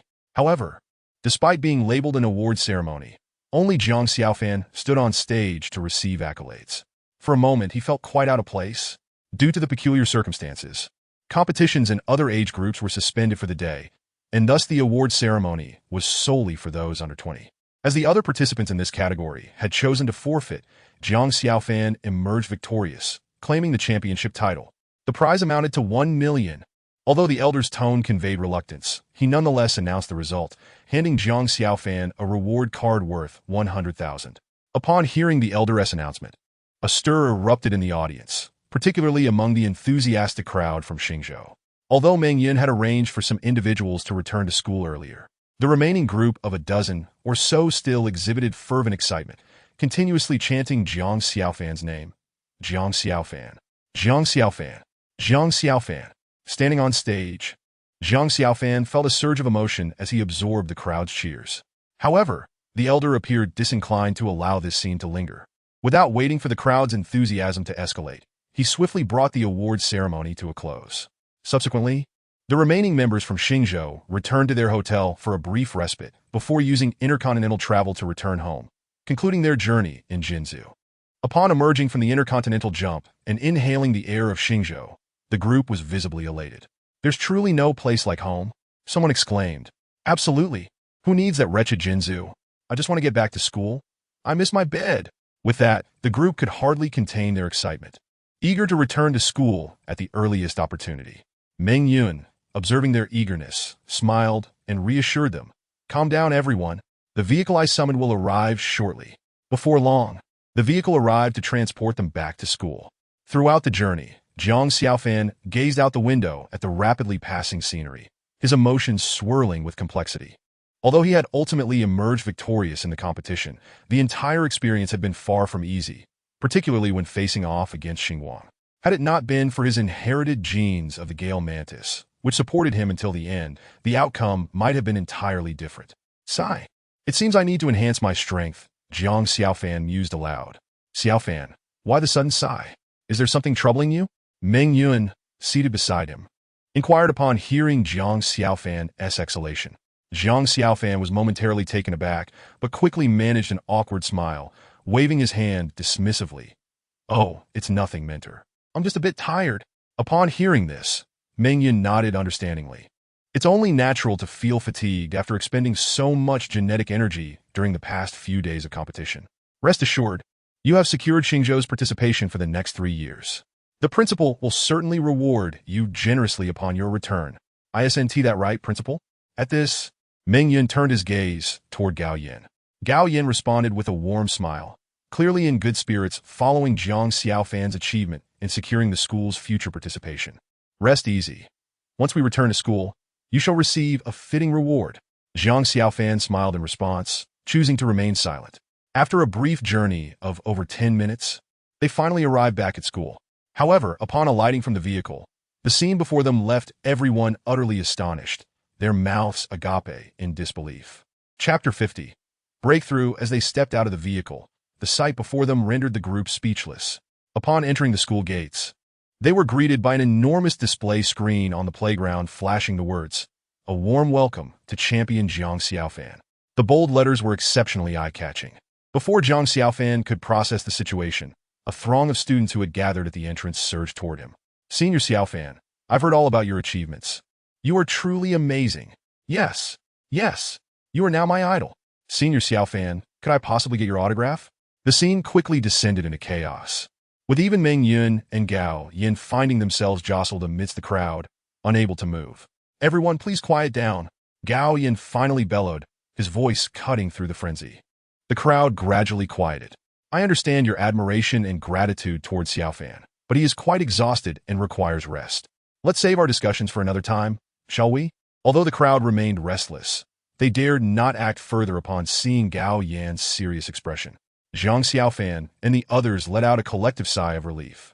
This was the first time he had experienced such treatment. Is this what it feels like to be a star? The sensation was surprisingly pleasant. Once free from the throng, Jiang Xiaofan mused to himself. "Xiaofan, what are your plans moving forward?" Gao Yin inquired as they entered the school. "Principal, I would like to rest in my dormitory for a couple of days first, and as for everything else, I haven't quite decided yet," Jiang Xiaofan replied with a smile. Gao Yin, wearing a kind expression, nodded in agreement. "That sounds reasonable. Given the intensity of the recent battles, I imagine you are quite fatigued. Take your time to rest, and whenever you are ready, come find me. As for the reward of genetic potions, I will ensure they're delivered to your dormitory." After a brief exchange, Jiang Xiaofan finally returned to his dormitory. Upon entering, he quickly shut the door. With Fatty absent, a wave of emotion washed over him. However, thoughts of the 1 million prize and several vials of genetic potions soon lifted his spirits. Lying on his bed, Jiang Xiaofan held a reward card worth 1 million, flipping it over and over in his hands. The card was valid in various cities, allowing him to redeem it at any currency storage point. As he contemplated the numerous possibilities that 1 million could offer, Jiang Xiaofan ultimately resolved to invest the entire sum in purchasing genetic potions. His sole objective at present was to retrieve Tang Fengyi. The only way to achieve that was to enhance his strength. With this decision firmly in mind, Jiang Xiaofan wasted no time and promptly set out for the school's genetic potion store. However, upon stepping out of the dormitory, Jiang Xiaofan realized that he had overlooked certain matters. He had forgotten that after participating in the competition, he had now become a celebrated student. Furthermore, news spread with astonishing rapidity. By the time he reached his destination, no fewer than a dozen individuals had approached him to strike up a conversation. Much to Jiang Xiaofan's dismay. In exasperation, he could only quicken his pace to reach the jean shop. Fortunately, the jean shop was not crowded, which allowed Jiang Xiaofan to exhale a sigh of relief. Noticing the proprietor was busy, he began to survey the room. On either side of the room stood 2 rows of shelves, laden with an array of gene potions. Each type of potion varied in category, grade, and, naturally, price. D-grade Sky Python, priced at 150,000. E-grade 9-foot Dragon, priced at 100,000. The multitude of gene potions dazzled Jiang Xiaofan's eyes. However, after browsing, he found none of the potions he sought. "Dear student, I see you have been browsing for quite some time without finding a suitable gene potion. May I inquire which type you are looking for?" The proprietor's voice suddenly resonated from behind him as Jiang Xiaofan contemplated a selection. Upon hearing this, Jiang Xiaofan inquired, "Boss, why do I not see any B-grade gene potions here?" The proprietor, taken aback by Jiang Xiaofan's question, asked, "Is there a problem?" Observing the proprietor's peculiar expression, Jiang Xiaofan wondered if they were indeed absent. The proprietor, regaining his composure, suddenly appeared somewhat irked, stating, "My dear student, are you jesting with me? Are you not aware of the rarity of B-grade gene potions? Even within the entire school, their quantity is exceedingly scarce. It is impossible to acquire them directly." Realizing he had overlooked this fact, Jiang Xiaofan smiled apologetically I apologize, boss. I have never used a B-grade gene potion before, so I may be somewhat uninformed about this. Please do not take offense. The proprietor snorted dismissively. There are no B-grade potions. Would you like a C-grade potion instead? I must inform you, if you delay any longer, even the C-grade potions will be gone. Yes, of course, Zhang Xiaofan replied hastily upon hearing the proprietor's words. Observing Zhang Xiaofan's eagerness, the proprietor scrutinized him with curiosity before instructing. Wait here. I will fetch them for you. With that, he left Zhang Xiaofan alone in the shop to retrieve the potions. This person can't possibly be a fool, can he? The proprietor mused to himself. A minute later, the proprietor emerged, holding several bottles of gene potions. Here are 5 C-grade gene potions. How many do you intend to purchase? He inquired, placing the potions on the table. Boss, how much are these gene potions? Zhang Xiaofan asked, picking up one bottle to examine it closely. 200,000 each. 200,000? Upon hearing the price, Zhang Xiaofan was taken aback. It seemed rather steep. You find the price excessive? The proprietor responded impatiently. You can inquire elsewhere about the market price of my C-grade gene potions. If you're not interested, do not waste my time. There are plenty of others who are. With that, the proprietor began to put the potions away. Hey, boss, please don't put them away. I never said I didn't want them. Zhang Xiaofan quickly interjected. 200,000 each is fine. I'll take them all. He resolved to purchase the entire lot. All of them? The proprietor seemed increasingly convinced that Zhang Xiaofan was either foolish or deliberately toying with him. Listen here, young man, if you dare to deceive me, beware of the consequences. Upon hearing this, Zhang Xiaofan realized the proprietor thought he was playing a trick, so he retrieved his reward card from his pocket and laid it on the table. What is this? The proprietor picked up the unfamiliar card and examined it closely. 1 million. Jinzhou competition? Suddenly, he seemed to grasp something, glancing at Zhang Xiaofan with newfound recognition before retreating to the back room. Emerging shortly thereafter with a palm-sized machine, he placed the reward card against the machine's LCD screen, which promptly displayed a string of numbers. The amount indicated was precisely 1 million. You are Zhang Xiaofan? The proprietor, having verified the authenticity of the reward card, finally recognized Zhang Xiaofan's identity. Zhang Xiaofan offered an awkward smile. Yes, that's me. Oh dear, how could I have been so blind? Upon learning Zhang Xiaofan's identity, the proprietor smacked his forehead in regret, exclaiming, I failed to recognize someone of your stature. You are a hero of our school. The proprietor's exuberance left Zhang Xiaofan feeling somewhat amused and embarrassed. It was clear that the news of his recent victory in the competition had spread far and wide. Boss, could you please loosen your grip? Zhang Xiaofan felt the proprietor's hold tightening, and he awkwardly added, Your gaze seems unyielding. Upon hearing Zhang Xiaofan's words, the proprietor realized his behavior was somewhat excessive, and with a sheepish smile, he replied, I apologize. I'm just a bit overly excited. You cannot imagine. Your accomplishments have already circulated throughout the school. They say you single-handedly triumphed over other cities, emerging unscathed, like a battle god descended from the heavens. Zhang Xiaofan, slightly amused, replied, Boss, you must have misheard. It wasn't that impressive. I merely got lucky. However, the proprietor was already lost in his own reverie, waving his hand dismissively. Regardless of the circumstances, this champion card does not lie, does it? Since you have won the competition and brought honor to our school, you are a hero. The proprietor's enthusiasm only grew, and he handed the potions to Zhang Xiaofan, saying, For you, I will only charge you for 4 bottles. You can give me 80,000. Zhang Xiaofan was taken aback, not expecting the proprietor to reduce the price by 20,000 after recognizing his identity. This unexpected generosity left him astonished, and he quickly protested. Boss, really, there's no need. I appreciate your kindness. Running a business is not easy, and 20,000 is no small sum. Please do not offer me a discount, or I will feel guilty. The proprietor insisted on bestowing the discount upon him, but ultimately, Zhang Xiaofan managed to persuade him to relent. After much back and forth, he reluctantly accepted a complimentary E-grade gene potion. Zhang Xiaofan found himself at a loss. It seems that fame is not always a blessing. After exiting the gene shop, Zhang Xiaofan let out a long sigh. Yet, upon gazing at the several bottles of gene potions in his hands, he felt a surge of joy. With the presence of these potions, his strength would undoubtedly experience a significant enhancement. Chapter 51. Strength enhancement upon returning to his dormitory. Zhang Xiaofan clutching several bottles of C-grade gene potions, felt a deep sense of elation. With these potions, he was certain that his strength would experience a remarkable boost. "Thank you. Wait for me. Once my strength is sufficient, I will come to find you." For reasons unknown, Jiang Xiaofan's mind was perpetually haunted by the image of Tang Fengyi. Yet, accompanying this was an overwhelming sense of powerlessness. The identity of Tang Fengyi and the strength of the elder from earlier only intensified the pressure he felt daily. He was acutely aware that he currently possessed neither the qualifications nor the capability to seek out Tang Fengyi. Thus, his foremost priority was to enhance his strength. With this thought in mind, Jiang Xiaofan hesitated no longer.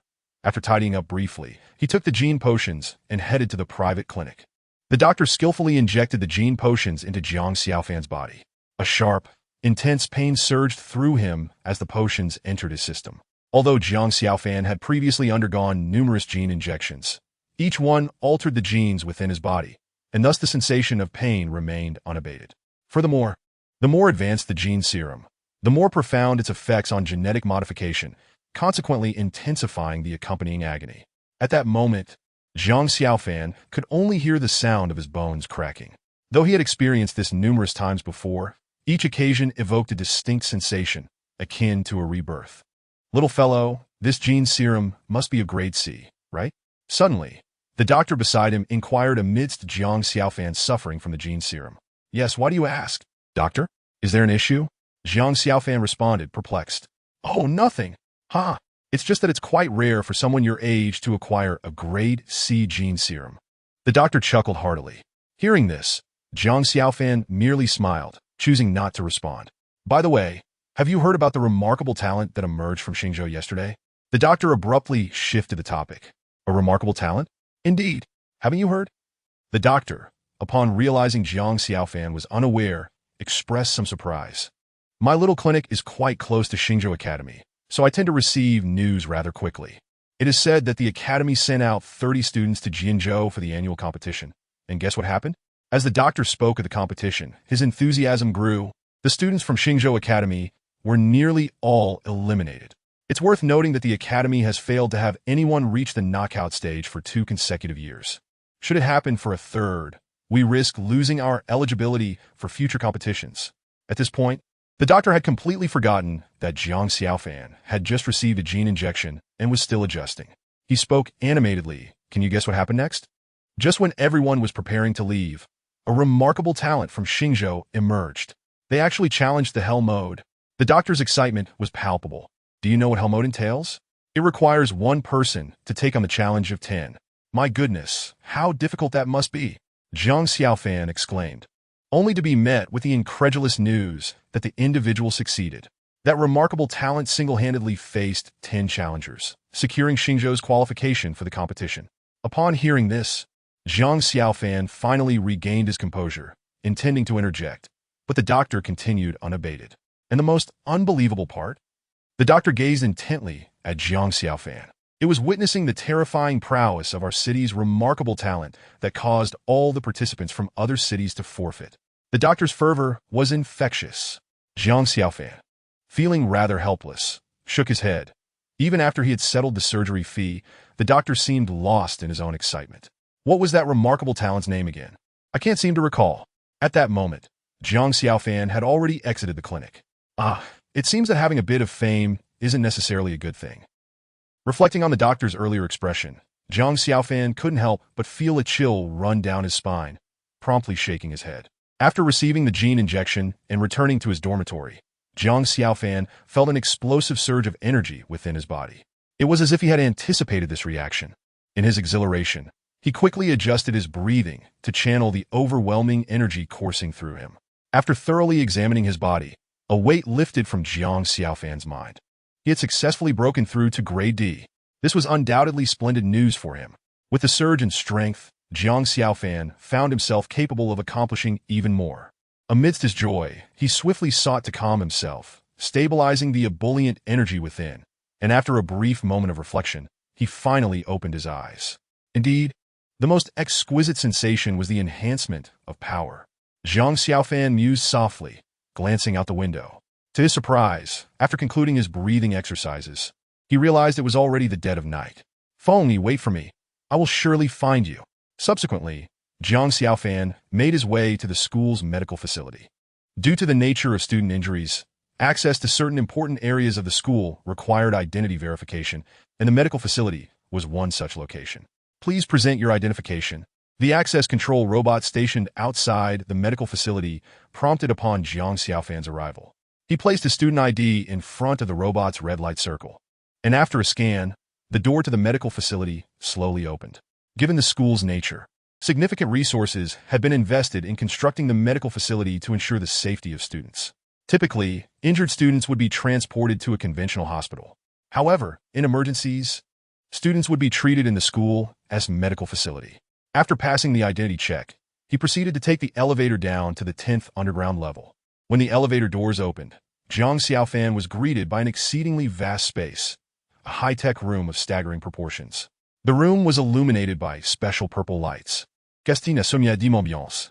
Within, there were nearly 100 medical pods, which remained dormant except in emergencies when students would be placed inside. Each pod was monitored by dedicated machines to track the vital signs of the patients within. Naturally, the presence of doctors was indispensable. Even the most advanced medical technology could not substitute for their expertise. Upon Jiang Xiaofan's entrance, a nurse approached him. "Hello, please show your credentials," she said politely. After verifying Jiang Xiaofan's identification, the nurse continued, "Excuse me, which patient would you like to visit?"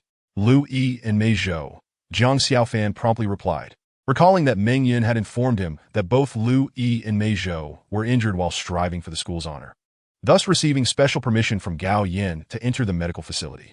Although Mei Zhou had been reluctant due to the severity of her injuries, she had no choice but to comply with Gao Yan's insistence, following Lu Yi into the medical facility for treatment.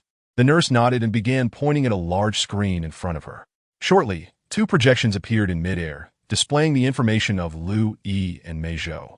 Their basic details and current injuries were outlined. According to the latest updates, Mei Zhou's injuries had fully healed, and she could exit the pod at any time. Mei Zhou's pod is number 5 in the second row, the nurse stated. After a few taps on the screen, Jiang Xiaofan witnessed one of the many pods gradually opening. After thanking the nurse, he hurried over to the now opening medical pod, where Mei Zhou's figure was revealed. As the pod opened, Mei Zhou was awakened by the device within. She blinked open her eyes, momentarily taken aback upon seeing Jiang Xiaofan, then broke into an awkward smile. "Oh, it's you, Xiaofan." With that, Mei Zhou leapt out of the pod, startling Jiang Xiaofan.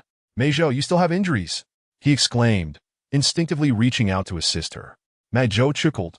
"I heard about you before entering the pod. I didn't expect you to possess such formidable strength. You truly surprised me."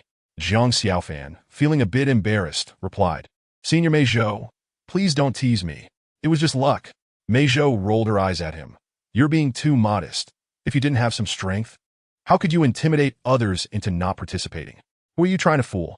With a smile, Jiang Xiaofan remarked, "All right, let us not dwell on that issue for now. Senior Mei Zhou, how is your injury faring?" Upon hearing Jiang Xiaofan's concern for his well-being, Mei Zhou felt a warm surge in his heart. "Do not worry. It was never a grave matter. Who could have anticipated that the principal would insist on sending me back early? Moreover, I was placed in such a high-end medical pod. I have long since recovered." As he spoke, Mei Zhou demonstrated his restored health by shaking his arm. Acknowledging Mei Zhou's words, Jiang Xiaofan nodded. "It is good to hear that you are well. By the way, Lu Yi returned with me earlier, but he was already unconscious at that time. It seemed like he sustained serious injuries." Mei Zhou then appeared to recall Lu Yi and inquired, "What is his condition now?"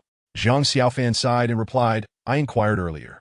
The nurse mentioned that due to the severity of his injuries, he is still in the medical pod and may require some time before he can emerge. However, he should be out of any life-threatening danger."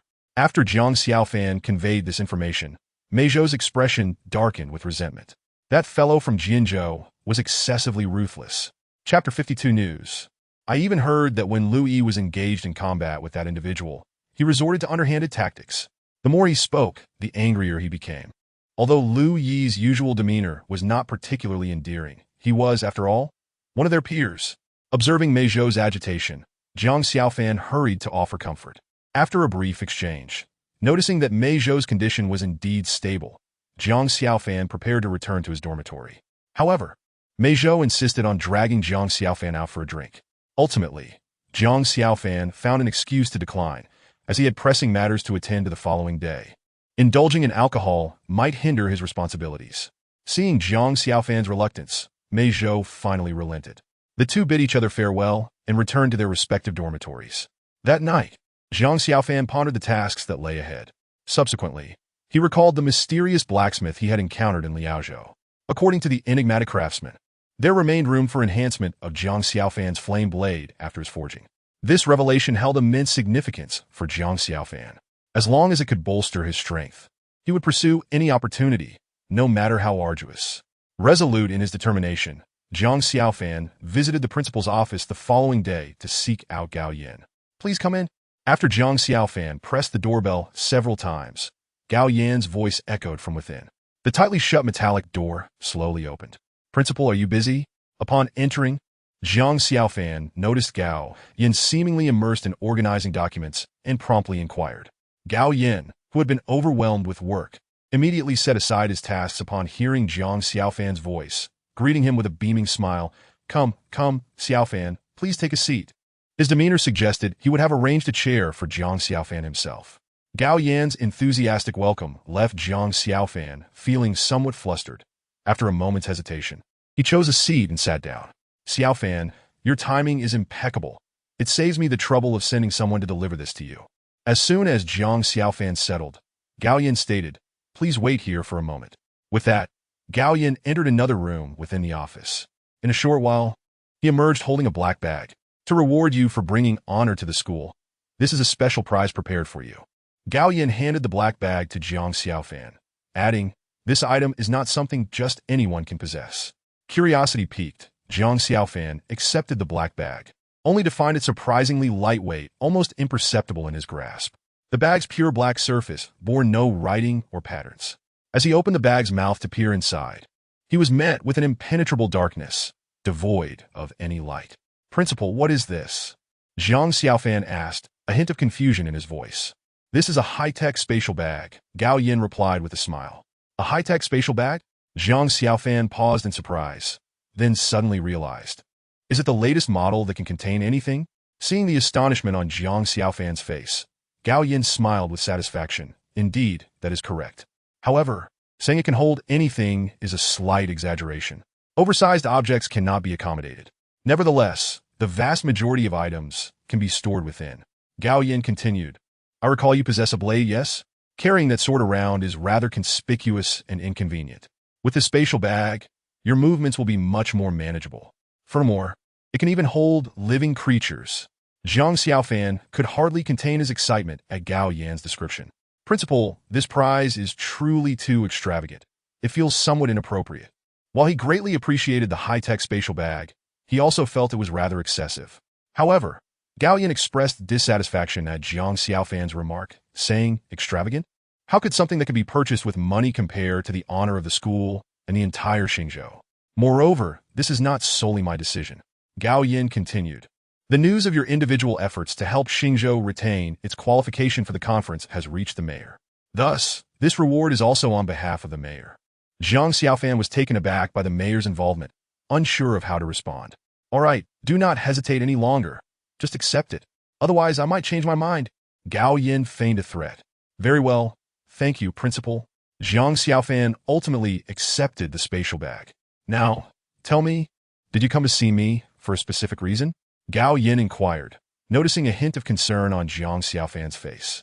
Jiang Xiaofan nodded and stated, "Principal, I wish to enter the Black Wind Valley." He did not mince words, directly expressing his intention. The Black Wind Valley? This time, it was Gao Yin who was taken aback. He was all too familiar with this location. The Black Wind Valley, overseen by Xingzhou Academy, was situated in the northeastern part of Xingzhou. Due to its extreme danger, entry into the valley required Gao Yan's approval and a pass from him. Without a pass, even approaching the Black Wind Valley would be futile, as the entrance had been fortified with special devices. Unless one possessed strength at the A-grade level or higher to dismantle the devices through sheer force, there would be no alternative. Gao Yin had the most authority regarding the Black Wind Valley, as he had ventured there long ago. The experiences he had encountered there were likely etched into his memory for a lifetime. Although he was uncertain why Jiang Xiaofan suddenly wished to enter the Black Wind Valley, Gao Yin promptly refused. No, you cannot go to the Black Wind Valley. It is far too perilous. Zhang Xiaofan anticipated Gao Yan's response. However, he was resolute and would not easily concede. Principal, I understand you are looking out for my well-being, but I wish to enter for training to enhance my strength. Zhang Xiaofan declared with unwavering conviction. Yet, Gao Yan continued to shake his head. There are other ways to train without putting yourself in such danger. Do you not realize that if you venture into the Black Wind Valley, even a moment of carelessness could cost you your life? Gao Yan's voice was tinged with anger. I cannot stand by and watch you walk into danger. Faced with Gao Yan's adamant refusal, Zhang Xiaofan made a bold statement. If you remain steadfast in your disapproval, I will have no choice but to apply for the 3 major assessments. The 3 major assessments Zhang Xiaofan referred to were specifically designed by the Academy for those wishing to enter the Black Wind Valley.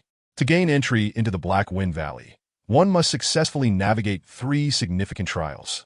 Faced with such a resolute attitude from Gao Yan, Zhang Xiaofan found himself resorting to desperate measures. Xiaofan Yu. Upon hearing Zhang Xiaofan express his desire to participate in the 3 trials, Gao Yan was momentarily taken aback. After a prolonged silence, he sighed. Well, since you are so determined to enter the Black Wind Valley, I shall refrain from further objections. Given your current strength, the 3 trials should pose little obstacle for you. Gao Yan continued, in fact, it might be best if you do not waste time participating. With that, he produced a glass card from his pocket. Xiaofan, have you truly made up your mind to venture into the Black Wind Valley? The dangers within far exceed your imagination. I urge you to reconsider. Nevertheless, Zhang Xiaofan, with unwavering resolve, nodded affirmatively. Principal, I am ready. I must go to the Black Wind Valley. Witnessing Zhang Xiaofan's determination, Gao Yan could only sigh, feeling helpless.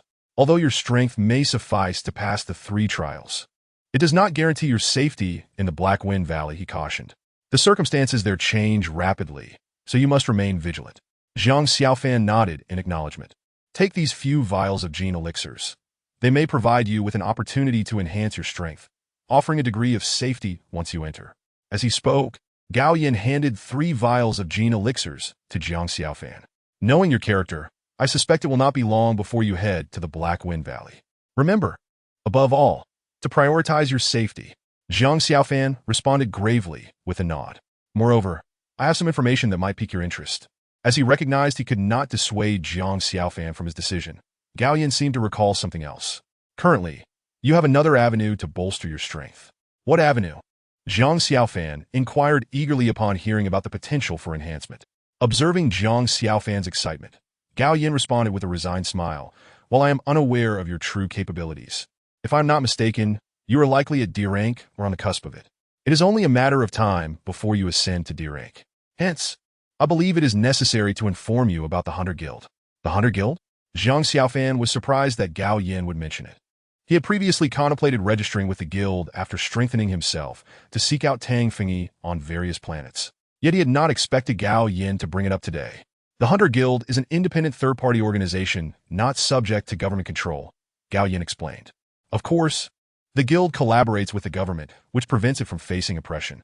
Once you reach D rank, you may register as a hunter within the guild. Upon registration, you will be eligible to accept various tasks from the guild. Gao Yan continued. These tasks are typically private in nature, where clients offer rewards and hunters expend their efforts. The guild is responsible for task distribution and takes a portion of the profits. For instance, if you require gene elixirs, you could accept a task from the Hunter Guild that offers a reward for them. Upon completion, you would receive your compensation. At this point, Gao Yan glanced at Zhang Xiaofan and noticed the excitement radiating from his face. Shaking his head, he cautioned. However, you must remember to refrain from overreaching when selecting tasks. Always choose according to your abilities, or you may encounter unforeseen dangers. Zhang Xiaofan nodded in understanding. Yet, Gao Yan remained concerned and reiterated several points regarding the Black Wind Valley and the Hunter Guild. After repeated admonitions, Zhang Xiaofan hastily sought an excuse to exit. Xiaofan. Just as he stepped out of the office, Yuli suddenly appeared before him, nearly startling him into dropping the glass card. Yuli, what are you doing here? Hey, you didn't know? I've been following you all along. You just didn't notice. As she spoke, Yuli's gaze fell upon the glass card in Zhang Xiaofan's hand. What is this? She snatched it away. Hey, why are you like this? Zhang Xiaofan barely had time to react before Yuli began to play with the card. Panic etched across his face. Ignoring his protests, Yuli bounced out of the administrative building with the glass card in hand. Yuli, wait for me. Zhang Xiaofan chased after her, fearing she would lose the precious pass he had worked so hard to obtain. Zhang Xiaofan. At that moment, Yuli abruptly halted, causing Zhang Xiaofan, who had been trailing closely behind, to nearly collide with her. Are you planning to go to the Black Wind Valley? Yuli turned around, holding the glass card and questioning him with an accusatory tone. This card is your access pass to the Black Wind Valley. Am I correct? Taken aback, Zhang Xiaofan had not anticipated that Yuli would recognize such an item. Yes, I need to hunt the Icefield Wolves and find the Forge Master. He decided not to conceal his intentions any longer. I must enhance my strength. Seeing Zhang Xiaofan's resolute expression, Yuli mumbled faintly before reluctantly tossing the card back to him. You can go, but you must take me with you, Yuli suddenly declared. Zhang Xiaofan was momentarily stunned, then found himself in a mix of amusement and disbelief. This is not something to joke about. The dangers within could far exceed our expectations. He spoke with gravity. If I enter alone, I might barely manage to protect myself. But if you accompany me, it could complicate matters, and in times of danger, I might not be able to look after you. Yuli pouted at Zhang Xiaofan's words. Why don't you just say you think I'll slow you down? Why make so many excuses? Zhang Xiaofan could only laugh awkwardly in response.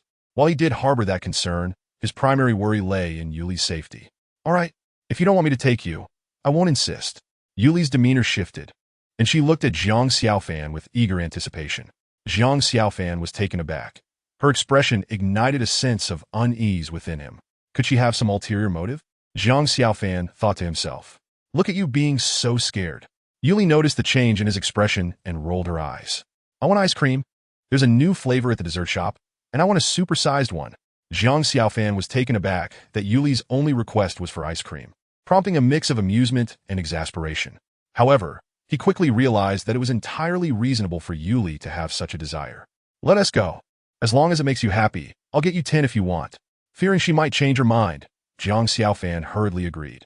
Upon hearing Zhang Xiaofan's affirmation, Yuli's mood brightened instantly as she eagerly pulled him along to the dessert shop. To Zhang Xiaofan's surprise, a long line had formed at the shop, with an unusually high number of customers that day. Why are there so many people? He asked, puzzled. Who knows? Yuli replied, her face beaming with pride. Of course, with the new ice cream being so delicious, only a fool wouldn't buy it. Now enough talking, go queue up. Zhang Xiaofan found himself speechless at Yuli's words.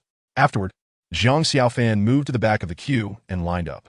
Drawing from previous experiences, he decided to lower his head slightly while waiting, in an effort to avoid unnecessary troubles.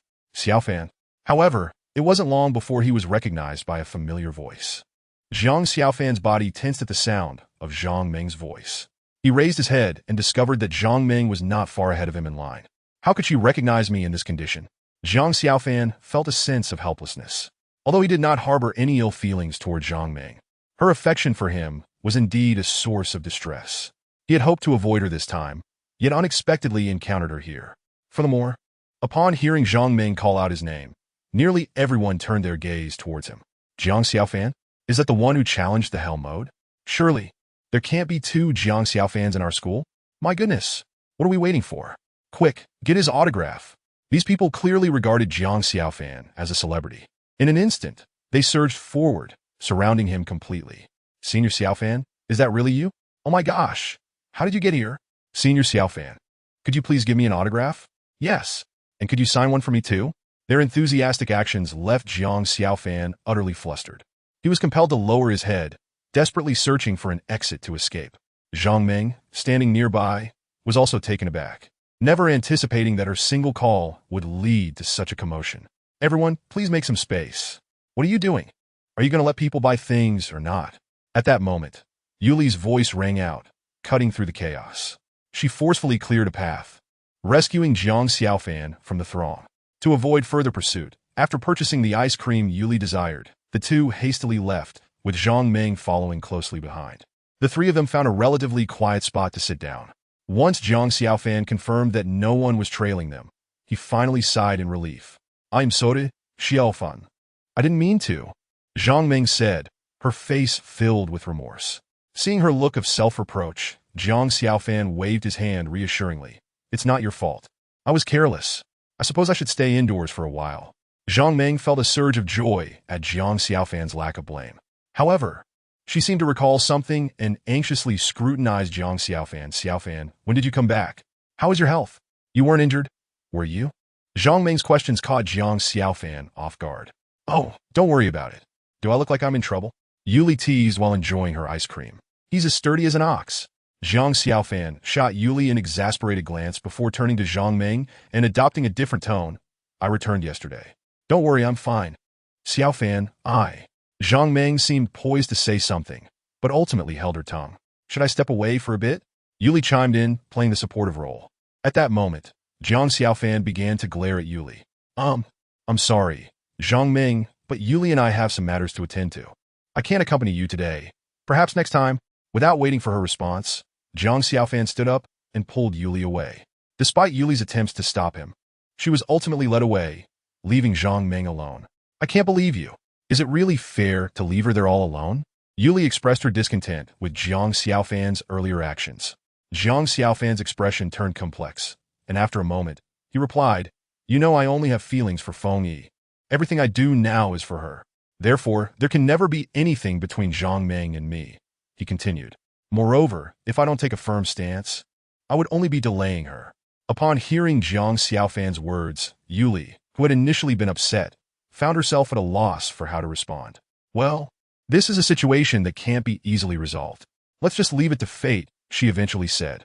Here, take this. Yuli then pulled out a bottle of black potion from her pocket and handed it to Jiang Xiaofan. Jiang Xiaofan took the potion and examined it closely. What is this? Normally, potions are either milky white or light blue, but this was his first encounter with a pure black potion. Yuli smiled mysteriously. Don't worry about what it is. There is nothing in the Black Wind Valley that could help you. So consider this my small gesture of assistance. As for the effects of this potion, well, I'm not entirely sure. Not entirely sure? Jiang Xiaofan was taken aback. Just kidding. Yuli laughed. Just remember, if you find yourself in life-threatening danger, just inject this potion. And I guarantee it will do the trick. Is it really that miraculous? Jiang Xiaofan was somewhat surprised by her words. Whether it's that miraculous, I can't say. But just take it. It won't hinder you in any way. Chapter 54. Dangerous Vines. Upon hearing Yuli's remarks, Jiang Xiaofan could only smile helplessly. While he was uncertain if the black potion indeed possessed the potency she claimed, he felt it would be rude to refuse her thoughtful gift. Seeing Jiang Xiaofan accept the potion, Yuli smiled contentedly. After chatting for a while longer, Jiang Xiaofan decided to head to the cafeteria for a bite to eat. They say the Black Wind Valley is fraught with danger. You must be cautious this time, Yuli advised as Jiang Xiaofan prepared to leave. He was taken aback for a moment, surprised to see Yuli so serious. Don't worry, I'll return safely, he assured her, shaking the potion in his hand. And besides, I have this potion you gave me. Observing Jiang Xiaofan's demeanor, Yuli couldn't help but smile.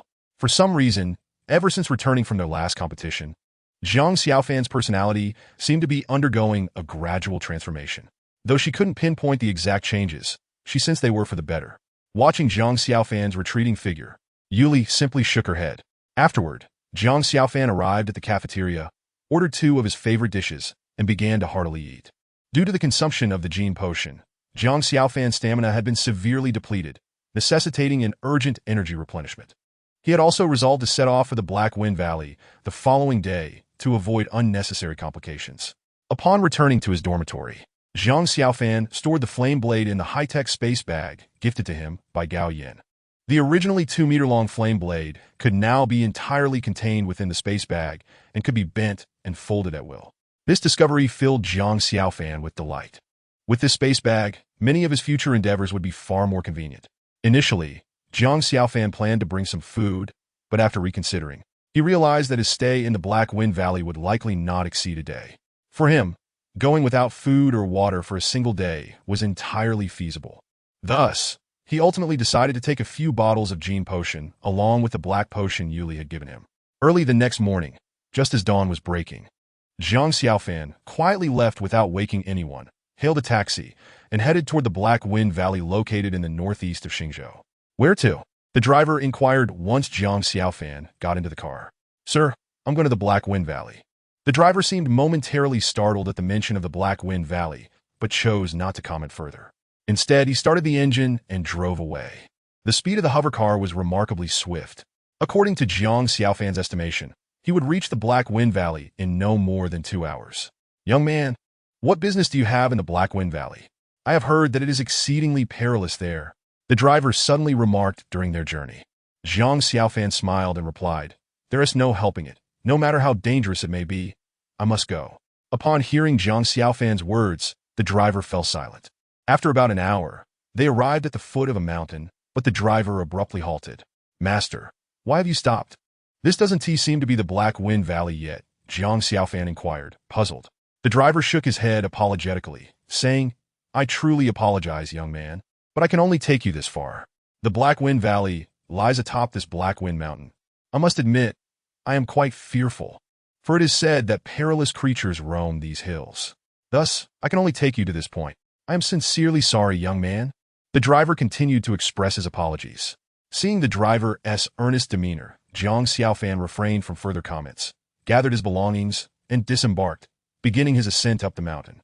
After the driver departed, Jiang Xiaofan's gaze fell upon the imposing Black Wind Mountain before him. The mountain had earned its name due to the existence of the Black Wind Valley. However, at this moment, it emanated an inexplicable sense of danger to Jiang Xiaofan. The peak was obscured by clouds, and the rocks that composed the mountain were an enigmatic, pitch-black material. The trees, shrouded in shadow, added to the overall somber ambience, evoking a feeling of oppression. Moreover, the area appeared desolate. Not a single soul could be seen for miles, surrounded only by towering peaks. At the entrance stood a conspicuous electronic warning sign, indicating the inherent dangers of the area. In such a scenario, it was no wonder that most would hesitate to venture forth. Yet, for Jiang Xiaofan, this posed no obstacle. After confirming his bearings, he entered through the entrance. It seemed that due to years of neglect, the originally constructed stone steps had been buried beneath overgrown weeds. With each step, Jiang Xiaofan was careful to ensure he did not misstep. Although he possessed the stamina for the climb, he could not afford to overlook safety concerns, especially as he ascended. A single misstep could have catastrophic consequences. Even though his physique surpassed that of ordinary individuals, he would not withstand a fall from several hundred meters. Throughout the ascent, Jiang Xiaofan exercised extreme caution, fearing any miscalculation. After several hours, he finally reached the mountainside. Noticing that the sun was nearing its zenith, he confirmed the remaining distance and chose a stone to rest momentarily. Surrounding him were unfamiliar green plants, nearly half his height, which completely concealed him as he sat down. However, when he turned to glance down, a sudden shock jolted through him. He had not realized how high he had climbed until now. At that moment, he could no longer see the ground. A slip could lead to disastrous consequences. This height, anyone who fell would surely be reduced to mere pulp. Jiang Xiaofan's heart raced. Fortunately, he had already traversed half the distance. After a brief respite, he prepared to continue his journey. But just as he rose, he inexplicably discovered that an unknown vine had coiled around his arm. When did this happen?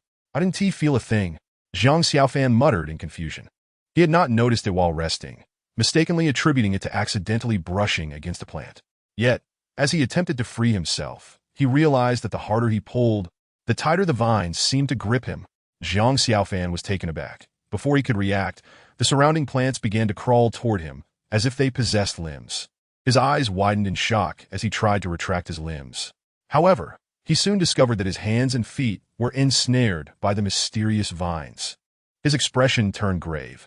He understood that if he delayed any longer, the situation could spiral beyond his control, even leading to his demise here. Resolving not to hesitate any further, Jiang Xiaofan swiftly drew the flame blade from his spatial bag. In an instant, his gaze sharpened, and with a fiery blade, he struck downwards. To his astonishment, the flames on the blade seemed to exert a powerful deterrent against the strange vines. Before the flames could even touch them, the vines recoiled in retreat. Relieved by this discovery, Jiang Xiaofan wasted no time and swiftly advanced a few steps. Having learned from his prior experience, he was now acutely aware of the surrounding flora. After a thorough examination, he found no signs of the earlier predicament. Without daring to linger, he pressed on to the mountaintop. Is this really the summit? Jiang Xiaofan gasped, feeling slightly unsteady. He surveyed his surroundings but found no sign of the entrance to the Black Wind Cave. However, upon closer inspection, he discovered a dry well at the peak. Beside the well stood a stone tablet, inscribed with words that informed him this well was indeed the entrance to the Black Wind Valley.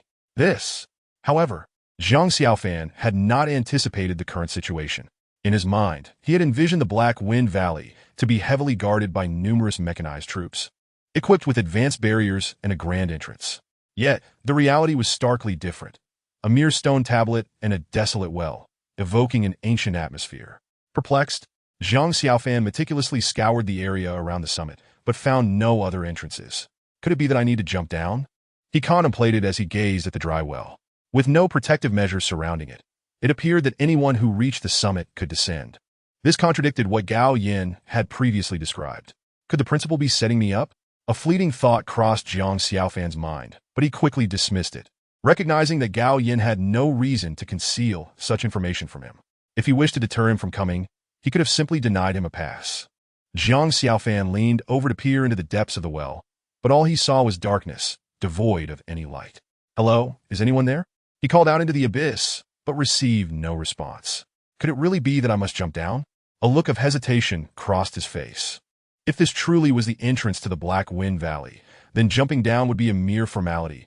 Otherwise, it would be a leap into the unknown. He cautiously extended his hand toward the well. However, an unexpected occurrence transpired. As soon as his hand approached the well's opening, a layer of blue protective energy suddenly manifested at the surface, forcefully repelling his arm. The impact was so strong that Zhang Xiaofan nearly stumbled backwards. Indeed, there is something extraordinary here. Chapter 55. Entering the Black Wind Valley. Zhang Xiaofan felt a surge of exhilaration. The appearance of the protective layer indicated that this dry well was far from ordinary. It was highly probable that it served as the entrance to the Black Wind Valley. He tried once more to reach his arm into the well, only to be met with the same powerful force that sent him reeling back. The protective layer rippled like a liquid surface, creating waves. Realizing the strength of the barrier, Zhang Xiaofan retrieved the pass he had earlier acquired from Gao Yin. The moment he produced the pass, the well's opening began to stir with unusual energy. A howling wind erupted from the wellhead, while the mountaintop, which had previously appeared normal, was suddenly beset by a fierce gale, making it difficult for Zhang Xiaofan to even open his eyes. Though this strange phenomenon occurred abruptly, it indirectly validated Zhang Xiaofan's conjecture. This wellhead must indeed be the entrance to the Black Wind Valley. Zhang Xiaofan mused. Without hesitation, he placed the pass that Gao Yin had entrusted to him upon the protective barrier at the entrance. Without warning, the previously transparent card began to emit a radiant glow. Thunderous rumbles echoed as the moment Zhang Xiaofan set the pass down. The entire mountain trembled violently. The clouds and mist enveloping the mountain swiftly dissipated. Before Zhang Xiaofan could steady himself and comprehend the situation, a beam of blue light suddenly shot forth from the wellhead, piercing the sky. However, this phenomenon lasted but a fleeting moment. As the blue beam vanished, the pass that had been resting at the wellhead also disappeared without a trace. Along with it, the protective barrier vanished as well. Surely, it was now possible to enter? Upon witnessing the disappearance of the barrier, Zhang Xiaofan cautiously approached the dry well, extending his arm to test the waters. This time, the protective barrier did not reappear. His arm encountered no further obstruction. Confirming the barrier's absence, Zhang Xiaofan slowly rose, taking a deep breath. Although he had an 80% certainty that the Black Wind Valley lay beneath the dry well, uncertainty still lingered. Should any mishap occur, he might very well be facing a life-threatening situation. Nevertheless, such thoughts did not deter Zhang Xiaofan from his intention to venture into the Black Wind Valley. With a sudden leap, he plunged into the dry well. As his entire body descended into the darkness, the protective barrier reemerged. Upon entering the dry well, Zhang Xiaofan found himself enveloped in utter darkness. Not a single ray of light pierced the gloom. He could not even see his own hand before him. Aside from the sensation of his body plummeting rapidly, he felt nothing else.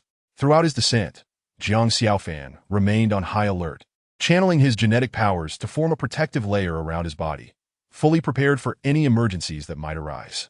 This rapid descent persisted for several minutes, until suddenly, a beam of light appeared beneath him. Before Zhang Xiaofan could react, the light expanded swiftly, engulfing him entirely. Hiss! In that instant of being swallowed by the light, a sharp pain shot through Jiang Xiaofan's back, as if he had landed upon something. He promptly opened his eyes, attempting to rise, only to find himself in a vast desert. This place is the Black Wind Valley? Jiang Xiaofan glanced around, unable to suppress a note of confusion. After standing up, he surveyed his surroundings, realizing he was indeed in the midst of a desert.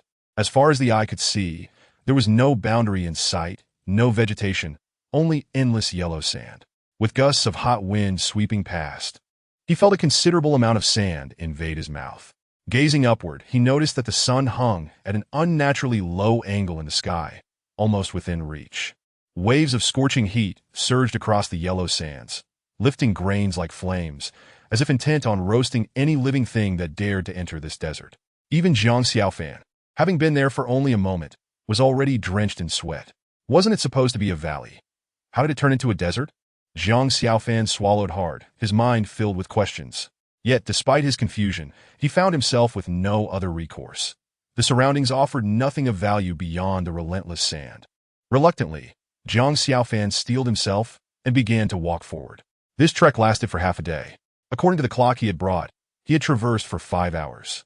For a full 5 hours, he had moved in a single direction, his feet sinking into the fine, soft sand.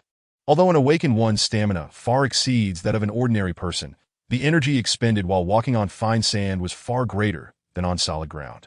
The toll on his energy was quite alarming. At this moment, Jiang Xiaofan began to feel a twinge of fatigue.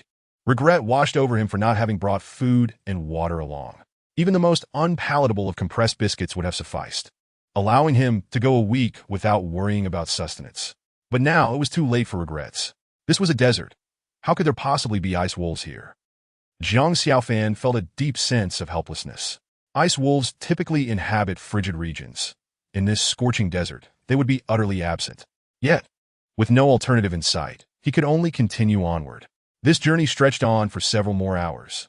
Even though the days in the desert are long, after more than 10 hours, the sun finally began to show signs of setting. The temperature around him dropped slightly, which was certainly good news for Jiang Xiaofan. For over 10 hours, he had trudged under the blazing sun, wandering aimlessly across the desert. He climbed dune after dune, but the scenery remained unchanged. A monotonous expanse of yellow sand. Finally, after fruitless searching, Jiang Xiaofan's energy began to wane. After much deliberation, he decided to take a moment to rest. As he sat down, he experienced for the first time the sheer bliss of resting.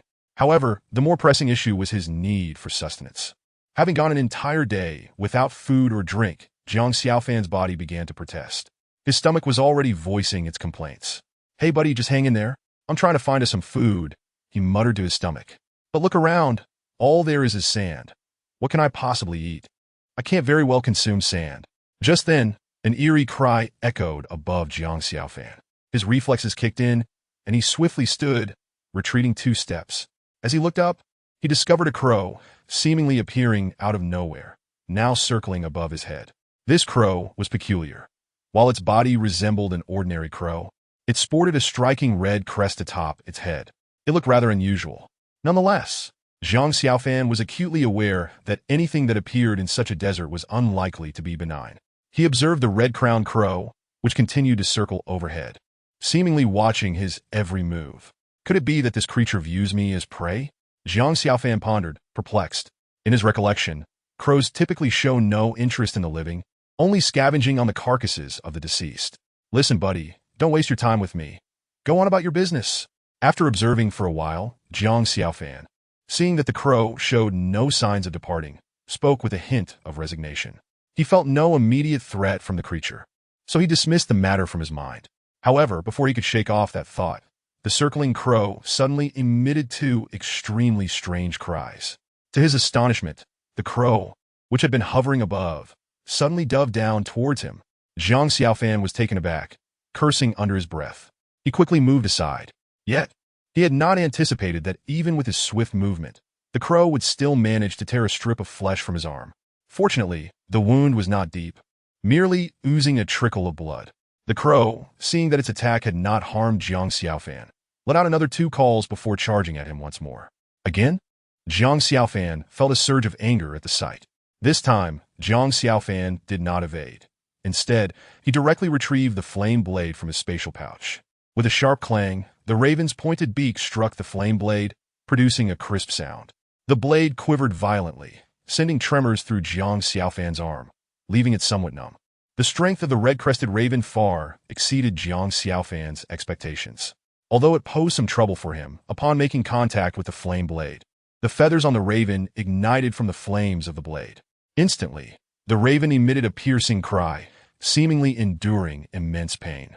Meanwhile, Jiang Xiaofan observed as the creature rolled frantically in the yellow sand, attempting to extinguish the flames engulfing its body.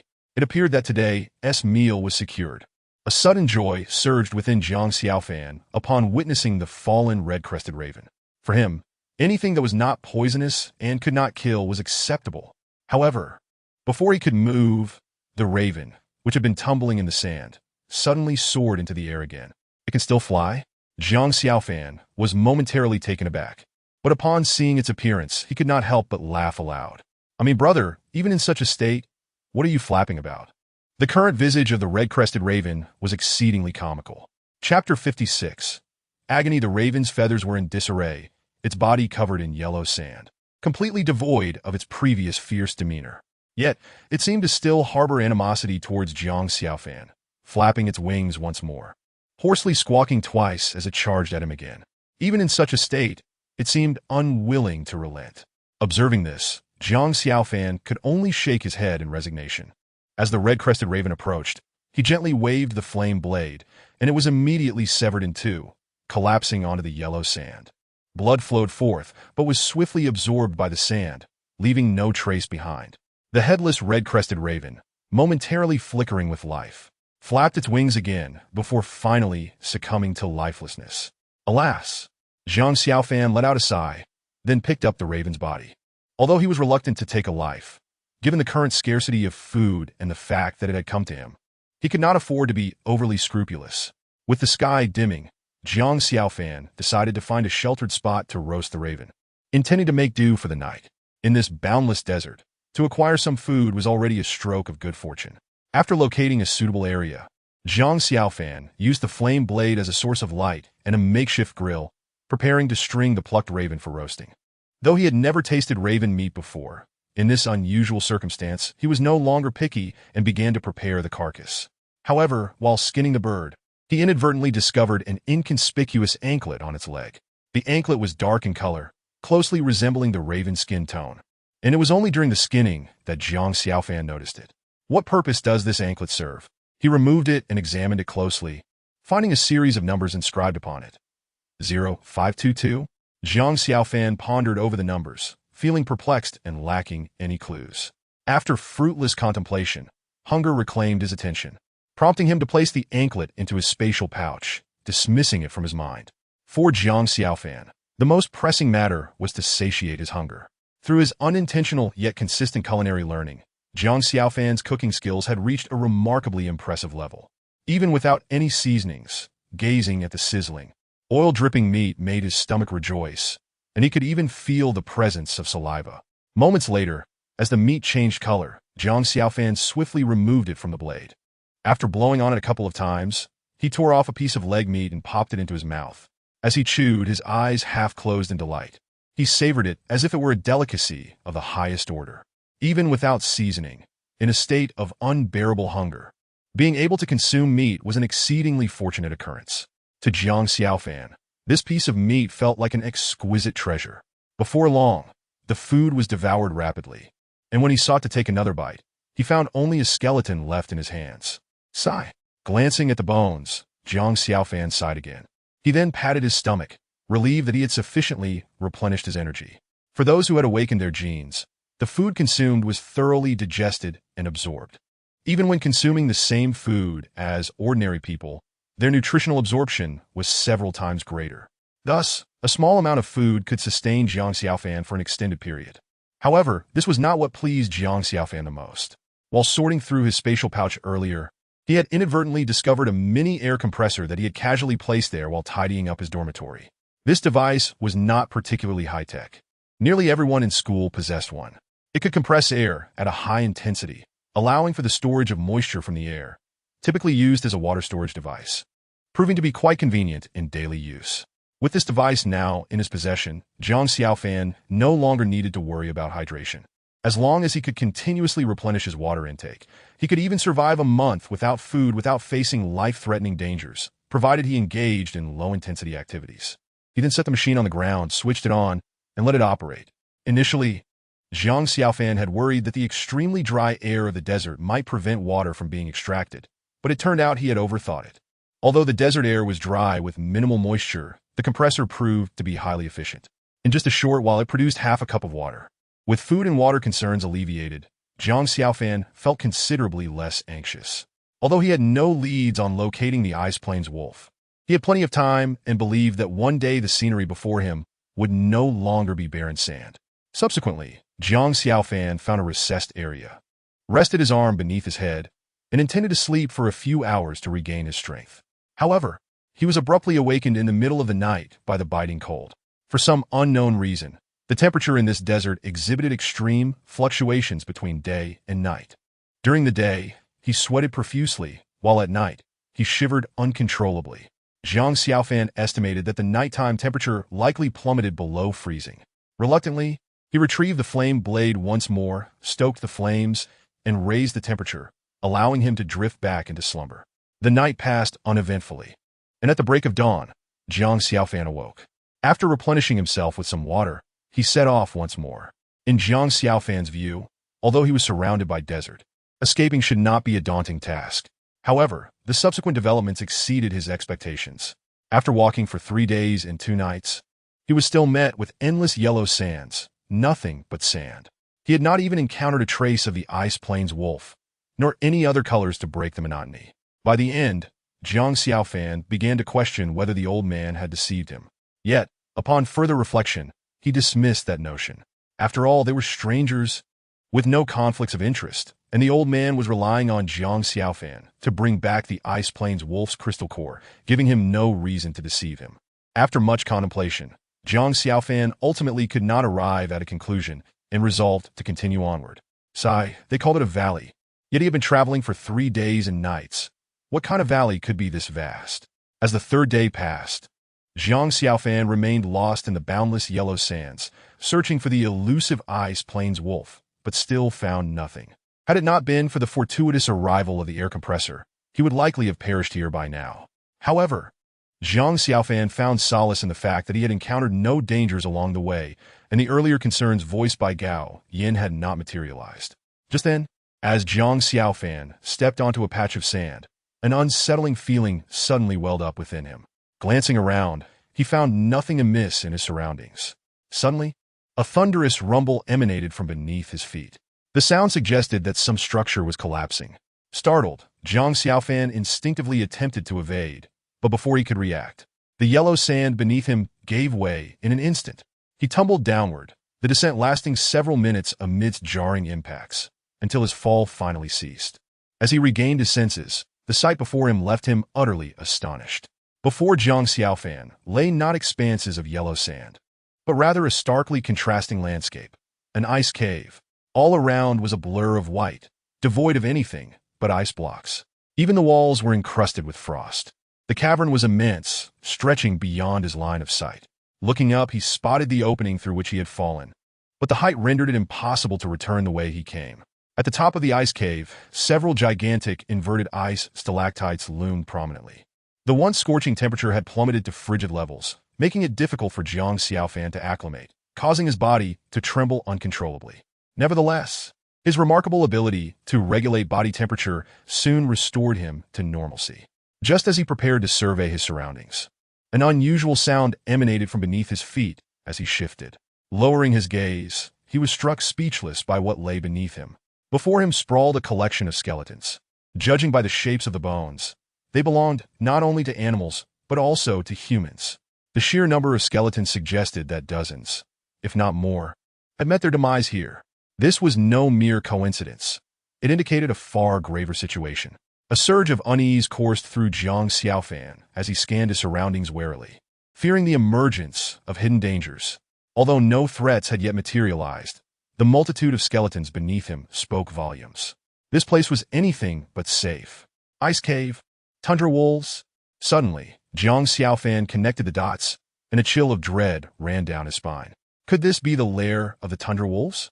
As the thought crossed his mind, cold sweat broke out on his back. He had read in various texts that tundra wolves were pack animals with fearsome attack capabilities. While he might have stood a chance in a one-on-one confrontation, considering that the strongest tundra wolves were only D-class, and he felt confident in defeating a few, he had now likely stumbled into their den, making it a matter of numbers. Presently, he had no escape route and had become easy prey. Howl! At that moment, a wolf's howl echoed through the air, swiftly followed by the chorus of the pack's cries from all directions. Jiang Xiaofan's heart raced as he gripped the flame blade tightly, ready for any sudden developments. Moments later, he beheld a terrifying multitude of wolves appearing before him. Chapter 57. A grim encounter. Dozens of wolves surrounded Jiang Xiaofan from all sides. Their silver-white fur blended almost seamlessly with the icy cavern surroundings. Moreover, their fur formed a cone-like shape. Even a mere glance was enough to sense its sharpness. Jiang Xiaofan had previously encountered descriptions of this cone-shaped fur in his readings, noting it as a distinctive feature of tundra wolves, evolved to adapt to the extreme cold. The coloration of their fur, akin to that of the ice cave, served to confuse enemies and conceal themselves. Additionally, the conical fur could function as both an offensive and defensive mechanism. Besides the conical shape, another striking characteristic of the tundra wolves was the color of their eyes, which shifted according to their environment. Normally, their eyes appeared dark green, but when sensing danger or preparing to hunt, they would instantaneously turn red. As pack animals, each group of tundra wolves had a lead wolf responsible for directing their actions. Unfamiliar with Jiang Xiaofan's capabilities, the lead wolf merely bared its teeth, low growls emanating as it tested and warned him, refraining from immediate attack. However, this standoff was agonizing for Jiang Xiaofan. With no path forward and no retreat possible, it seemed he was faced with a dead end. The standoff continued, neither man nor wolf making the first move. At that moment, Jiang Xiaofan's gaze sharpened, the flames of the flame blade growing ever more intense. This time, he resolved to strike first. However, just as he prepared to act, the lead wolf seemed to sense his hostile intent and let out a long howl. In an instant, the eyes of all the tundra wolves in the cavern turned a menacing crimson. This is bad, Jiang Xiaofan thought grimly, immediately forcing his feet against the ground, propelling himself upward. Concurrently, the pack launched their assault, baring their fangs and howling as they charged towards him. In midair, Jiang Xiaofan realized he had now been marked as prey. You think you can make me your quarry? Jiang Xiaofan steeled himself, gripping the flame blade tightly, determined to show them what he was made of. Go! As his command echoed, his body plummeted downward, and the flame blade ignited with a furious blaze. The wolves surged upward as Jiang Xiaofan descended, and he swung the flame blade, cleaving through the advancing predators. In that moment, he had fully unleashed the genetic powers of the fire phoenix and the swift mantis, his strength and speed surpassing anything he had exhibited before. Each strike was lethal, each cut decisive. Jiang Xiaofan felt no mercy or sympathy. Every tundra wolf that charged at him was severed in two, their anguished cries echoing as they fell lifeless to the ground. His entire form was soon drenched in crimson, not only from the blood of the tundra wolves, but also from his own wounds. Despite having pushed his genetic powers to their limits, he was still outnumbered and suffered from relentless ambushes by the pack. By the time Jiang Xiaofan reached the ground, he bore several wounds, blood seeping from his injuries. Yet, he had managed to endure the first wave of attacks from the pack. The lead wolf, sensing Jiang Xiaofan's formidable strength, let out a low growl, causing the wolves that had intended to charge to suddenly retreat. Nevertheless, Jiang Xiaofan remained encircled by the pack, with no opportunity to extricate himself. After much contemplation, he finally fixed his attention on the lead wolf. While tundra wolves typically possess crystal cores within them, this was not an absolute rule. There were exceptional cases. The most prudent course of action was to slay the lead wolf and extract the crystal core that developed in its brain, as it was certain to possess one. Once the lead wolf was dispatched and the core obtained, the pack would be left leaderless, and the crisis would naturally resolve itself. With this resolve, Jiang Xiaofan locked his gaze on the lead wolf and, seizing the moment before it acted, launched himself toward it. This time, he pushed his speed to the utmost limit. The genetic powers within him surged, energizing every muscle in his body. The alpha wolf clearly did not anticipate that Jiang Xiaofan would take the initiative, momentarily stunned before launching himself towards Jiang, emitting a low growl from his throat. The roar reverberated throughout the ice cave, prompting the pack of ice wolves to charge towards Jiang Xiaofan en masse. At that moment, the alpha was already a body length ahead of the other wolves. Now was the time. Jiang Xiaofan seized the opportunity, his gaze sharpening with intensity as he flipped the flame blade and struck downwards while the alpha wolf was still unable to regain control of its body. Sensing the imminent danger from the flame blade, the alpha let out a couple of yelps and, seeing no way to evade, lowered its head to its armpit, presenting its back to Jiang Xiaofan. Crack! The flame blade struck the alpha's body. However, contrary to Jiang Xiaofan's expectations, the alpha was not cleaved in two. The impact merely stripped away some of its fur. The toughness of the alpha's hide was vastly superior to that of the other ice wolves, far exceeding Jiang Xiaofan's anticipations. It was precisely this formidable hide that allowed the alpha to withstand Jiang Xiaofan's blow. The strike failed to inflict fatal damage, merely causing a few drops of blood to ooze from its back. Simultaneously, the surrounding pack finally closed in, beginning their assault on Jiang Xiaofan. Stunned by the alpha's unexpected resilience, Jiang Xiaofan found himself momentarily paralyzed. In that brief lapse of action, he realized that he was now surrounded by a throng of wolves while suspended in midair. This was dire, Jiang Xiaofan thought instinctively. Just then, as he descended, the pack launched their attack once more. This time, witnessing their alpha being injured by Jiang Xiaofan only intensified their ferocity. Even as Jiang Xiaofan pushed his genetic strength to the limit, wielding the flame blade like the arms of a mantis, the wolves showed no fear, surging forward en masse.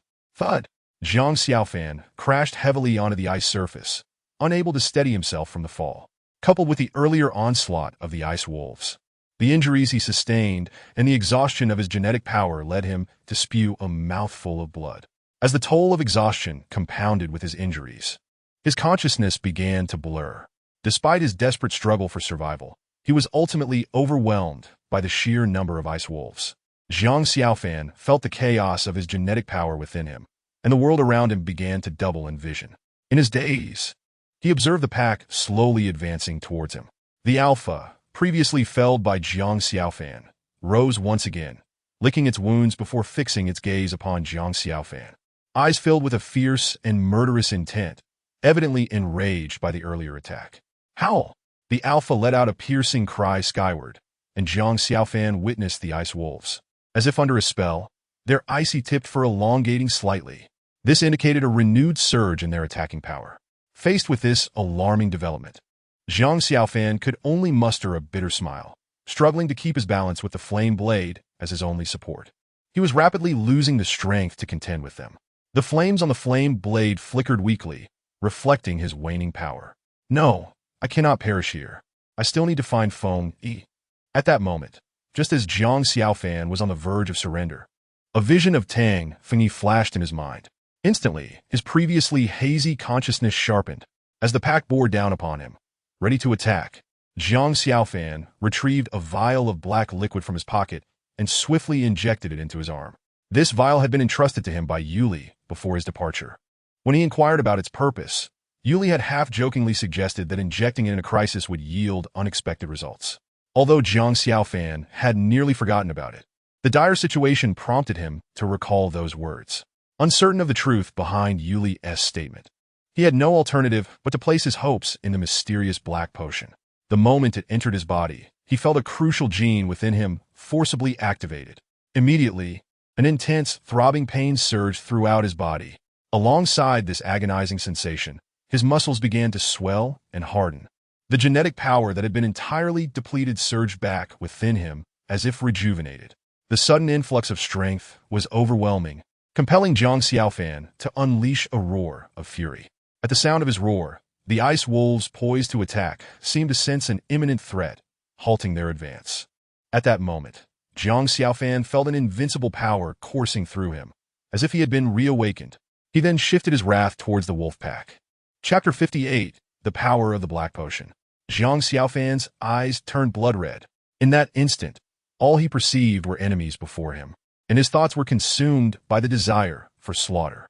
The genetic power within him ignited, and he felt an insatiable urge to unleash this newfound strength. As if he might burst from its intensity, if not released soon, the ice wolves before him naturally became his prey. In an instant, the roles of hunter and hunted were reversed. The ice wolves, sensing the tremendous danger emanating from Jiang Xiaofan, hesitated, their movements stalling. Observing this, Jiang Xiaofan's gaze sharpened, and a murderous intent flickered within him. The flames of the flame blade elongated dramatically, even reaching the icy ceiling of the cave. Today, they shall all perish. Jiang Xiaofan muttered to himself, flipping the blade and gradually advancing towards the pack. The alpha wolf crouched low, its fur bristling, emitting a low whine as if warning Jiang Xiaofan to halt. Yet Jiang Xiaofan, resembling the Grim Reaper, had no other emotion in his blood-red eyes but the thirst for blood. Roar! The alpha's roar transformed into one of despair. Hearing their leader's cry, the surrounding ice wolves raised their heads in unison, their howls reverberating throughout the ice cave. Subsequently, the entire pack charged at Jiang Xiaofan with a collective roar. Beneath the onslaught of their fangs, Jiang Xiaofan showed no inclination to evade, continuing his slow advance. As the foremost wolf was about to collide with him, Jiang Xiaofan bent slightly backward and swung the flame blade with precision. Crack! Before the wolf could utter a sound, it was cleaved in two by Jiang Xiaofan's strike. What followed was a scene of carnage within the ice cave. Jiang Xiaofan, in that moment, was transformed. His speed and strength were no longer those of the same man. Each ice wolf that charged at him met a brutal fate, sliced in half without exception. Even as the pack attacked him en masse, Jiang Xiaofan, like a specter, deftly evaded their assaults.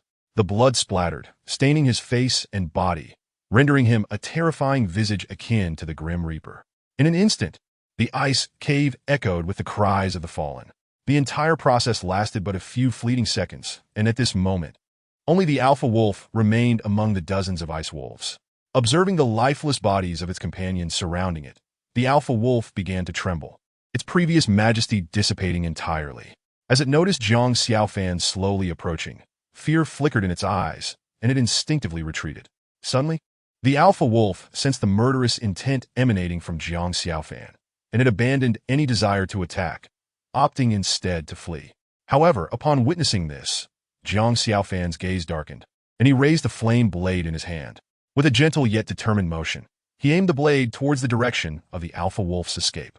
With a swift thrust, the blade pierced the wolf's heart. The alpha wolf had no time to react as Jiang Xiaofan hurled the flame blade, impaling it against the icy wall. Thereafter, it offered no resistance and succumbed to the loss of vitality. Thus, Jiang Xiaofan had vanquished the entire pack of ice wolves. Apart from the corpses, he found himself alone within the icy cavern. Gazing at the multitude of slain ice wolves, he momentarily lost sight of his purpose, standing transfixed. The entire ordeal had taken no more than half a minute, as if the Grim Reaper had descended in the form of Jiang Xiaofan, effortlessly dispatching dozens of ice wolves. Suddenly, Jiang Xiaofan, who had been standing still, widened his eyes in shock. His hands clutched his heart as his face contorted in agony, seemingly enduring immense pain. At that moment, he felt the genes he had previously unlocked within his body being sealed once more, and the power that had coursed through him began to wane. Weak and unsteady, Jiang Xiaofan collapsed to the ground, frothing at the mouth, his body curling and trembling. This distressing state persisted for several minutes, plunging him into a brief unconsciousness due to the overwhelming pain. In his unconsciousness, Jiang Xiaofan found himself enveloped in darkness. Before him stood a colossal bronze door, towering several meters high. The door was ajar, yet before Jiang Xiaofan could take any action, it began to close slowly. As it shut, an excruciating pain surged through his body, causing cold sweat to bead on his forehead. As the pain intensified, the door continued its descent, until finally, the entire space was engulfed in darkness. In a daze, Jiang Xiaofan drifted within this abyss. Upon awakening, he realized he had fainted from the agony. As the effects of the black potion began to dissipate, the color of Jiang Xiaofan's pupils returned to normal. Steadying his breath, he attempted to rise, only to find his body racked with soreness, devoid of strength. How could this be? Gritting his teeth against the pain, he rested for several minutes, during which the discomfort lessened slightly. Once he regained his footing and surveyed his surroundings, he found himself momentarily stunned. Did I do all of this? Jiang Xiaofan stared at the countless ice wolf carcasses, severed in two, his mind momentarily dazed. Blood had splattered across the icy cavern, saturating the air with its crimson hue. After a lengthy pause, he finally regained his composure, recalling the events following the injection of the black potion. Unease enveloped him as he reflected on how he had fought the wolf pack like a demon. After taking the potion, his sole desire had been to annihilate every creature in sight. Eventually, he snapped back to reality, pondering the true nature of the black potion given to him by Yuli. What exactly was it? A sense of curiosity washed over him, yet he understood that only by returning to Yuli could he uncover more details. With resolve, Jiang Xiaofan stepped over the bodies of the ice wolves and approached the alpha wolf, which was now shriveled from blood loss. Its head hung low, bereft of any life. With a sigh, he withdrew the flame blade, causing the alpha's body to tumble to the ground. "I am sorry, but I had no choice," he murmured, before using the blade to sever the wolf's head. Soon after, a pale blue crystal core emerged before him. "So, this is the core." Jiang Xiaofan carefully held the core, examining it closely. The cores from ferocious beasts typically grew in their heads and often appeared as pale blue crystals. The core in Jiang Xiaofan's hands still bore a chill, encased in a protective layer. After a brief inspection, he swiftly stored the core in his spatial bag. Without further hesitation, he removed the alpha's skull, taking great care throughout the process, for this was an item he had fought hard to obtain. A single misstep could spell disaster, leaving him with no recourse for his grief. Having organized everything, Jiang Xiaofan surveyed his surroundings and realized he faced yet another predicament. Upon glancing around, he discovered several tunnels leading to unknown destinations. For a moment, he was at a loss as to how to proceed. Unfamiliar with where these tunnels might lead, he understood that a careless choice could result in an even graver situation. Moreover, he no longer possessed the black potion, thus losing a vital means of survival. After deliberating, he ultimately chose a tunnel through which water flowed. Jiang Xiaofan reasoned that among the many caves, this was the only one with flowing water, indicating a higher likelihood that it was not a dead end. Although he remained uncertain of where the tunnel would lead, after careful consideration, he resolved to proceed. As he entered the tunnel, he found the space to be quite constricted, forcing him to bend low as he navigated forward. At one point, he contemplated retreating to select a different tunnel. Fortunately, this discomfort did not last long. After a little over 10 minutes, the tunnel opened into a chasm. Beyond this chasm lay a vast cavern, several times larger than the previous, featuring multiple underground rivers. Jiang Xiaofan took a moment to confirm there were no immediate dangers before continuing forward. The underground rivers converged within the cavern, and cautiously following their flow, Jiang Xiaofan advanced. Though no threats had surfaced thus far, he remained acutely aware of the myriad dangers lurking within the icy cavern, understanding that a single miscalculation could prove fatal. Icicles occasionally dangled from the ceiling, and Jiang Xiaofan narrowly avoided being struck. Thankfully, the icicles were not particularly hard, causing him minimal harm. Progressing slowly, he continued for several minutes, navigating numerous winding paths, yet the tunnel showed no signs of ending. The underground river flowed onward. Where could it be leading? Jiang Xiaofan's curiosity grew as he pressed forward. Reluctantly, he steeled himself and ventured deeper. Suddenly, just as he prepared to advance again, he noticed unfamiliar creatures emerging from the icy walls. These were Chapter 59. The Mecha Squad. At that moment, Jiang Xiaofan beheld numerous slender, silver insects crawling along the icy surface. Strangely, these creatures seemed disinterested in him, continuing their march along the wall. Instinctively, Jiang Xiaofan grasped the flame blade, bringing it close to the ice wall. After observing them for a moment, he exhaled in relief. The silver insects crawling ahead were known as ice beetles, which he had previously studied in textbooks. Ice beetles are insects that thrive in frigid environments, possessing elongated bodies and several slender legs along their abdomens. The head of the creature is adorned with two sensitive antennae, responsible for receiving information from the external environment. The reason Jiang Xiaofan feels at ease is that, upon careful observation, he notices that the number of legs on the abdomens of the numerous ice beetles is consistently 8. Ice beetles exhibit sexual dimorphism, with the most prominent distinction being the number of legs. Males possess 8, while females have 6. Male ice beetles lack any offensive capabilities and can only flee when confronted by enemies. In stark contrast, female ice beetles are formidable. They can ingest ice blocks and swiftly expel them. When female ice beetles discharge these ice blocks, the force is so great that it can be likened to a blade of ice, undeniably powerful and not to be underestimated. Similar to the ice wolves, ice beetles are social creatures, rarely seen alone. At this moment, Zhang Xiaofan feels a sense of relief, realizing that he is not facing female ice beetles. Otherwise, he would be the one frantically fleeing. Even though his flame blade possesses some effectiveness against these creatures that thrive in frigid environments, it would be futile against their overwhelming numbers. However, Zhang Xiaofan is puzzled as to why the ice beetles did not panic and scurry away upon his arrival. They seem to advance with a unified purpose. After pondering this mystery, he decides to follow them. After turning a few corners, the sounds of a struggle reach Zhang Xiaofan's ears. Are there others here? From the sounds of the conflict, he can clearly discern human voices, interspersed with shouts and cries of agony. Without a moment's hesitation, Zhang Xiaofan dashes forward. If he is not mistaken, those on the other side are currently facing life-threatening danger. As he closes in, the sounds of the battle become increasingly distinct. Ma Cheng, what should we do now? The number of these ice beetles keeps increasing. We simply cannot kill them all. A woman, her face etched with despair, turns to the man beside her. Not far from Zhang Xiaofan, four individuals clad in white mechanized suits stand back to back, their weapons erupting with bursts of fire. The ground around them is littered with numerous ice beetles and human corpses.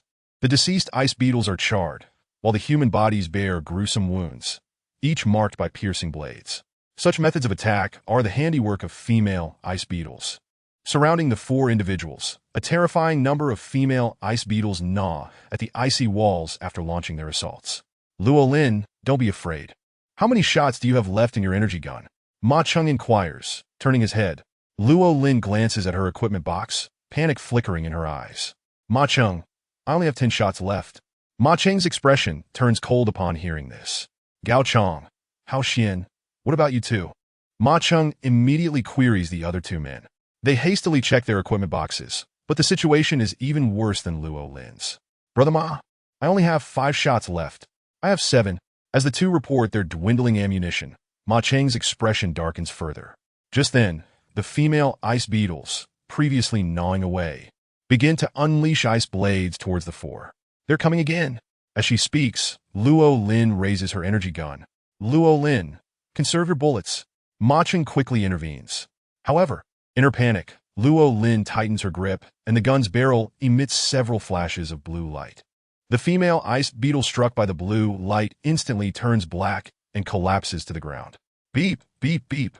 As the corpse of the female ice beetle falls, Luo Lin's energy gun emits an alarm, with red lights flashing at the bullet loading compartment. This signifies that Luo Lin's energy gun is now out of ammunition. Ma Cheng, I'm almost out of bullets. What should we do?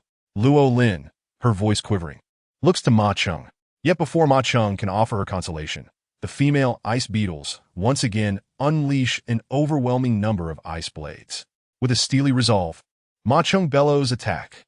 Hearing Ma Cheng's command, the four cease holding back, loading all their remaining bullets into their energy guns and firing at the female ice beetles. However, due to the sheer volume of ice blades, even though the beams from their energy guns can melt some of the blades, it proves to be merely a drop in the bucket, failing to resolve the dire situation. Immediately, the group sees a multitude of ice blades hurtling toward them. Be careful, Ma Cheng calls out, throwing himself forward to shield the others. He absorbs the brunt of the ice blades with his own body. Brother Ma Cheng, the other three exclaim in horror, rushing to support him. They see blood seeping from Ma Cheng's mechanized suit. Brother Ma, are you okay? Luo Lin cries out. Ma Cheng, forcing a smile, reassures, don't worry, this suit is quite sturdy. It has absorbed plenty of the ice blades. I won't die just yet. His words ring true. The mechanized suit, crafted from special space materials, possesses formidable hardness. While it cannot entirely withstand the ice blades, it does mitigate their impact, reducing the severity of Ma Cheng's injuries. However, this protective suit can only endure such an assault once before losing its protective function. The group breathes a sigh of relief, realizing that without the suit's presence, Ma Cheng would likely share the same fate as the many corpses lying on the ground, each riddled with ice blades. It's evident that those beneath them suffered fatal wounds after their suits lost their protective capabilities.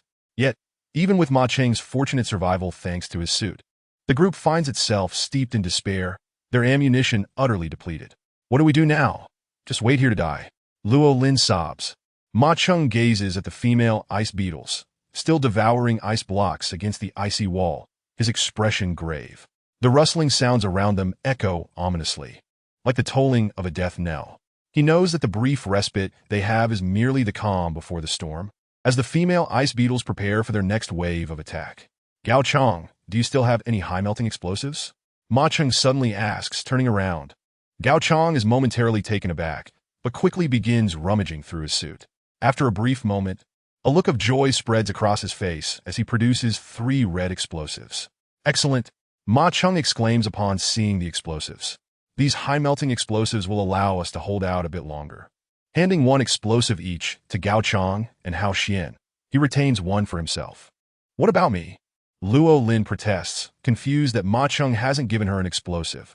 Ma Cheng, smiling, replies, at a time like this, you should just stand behind us.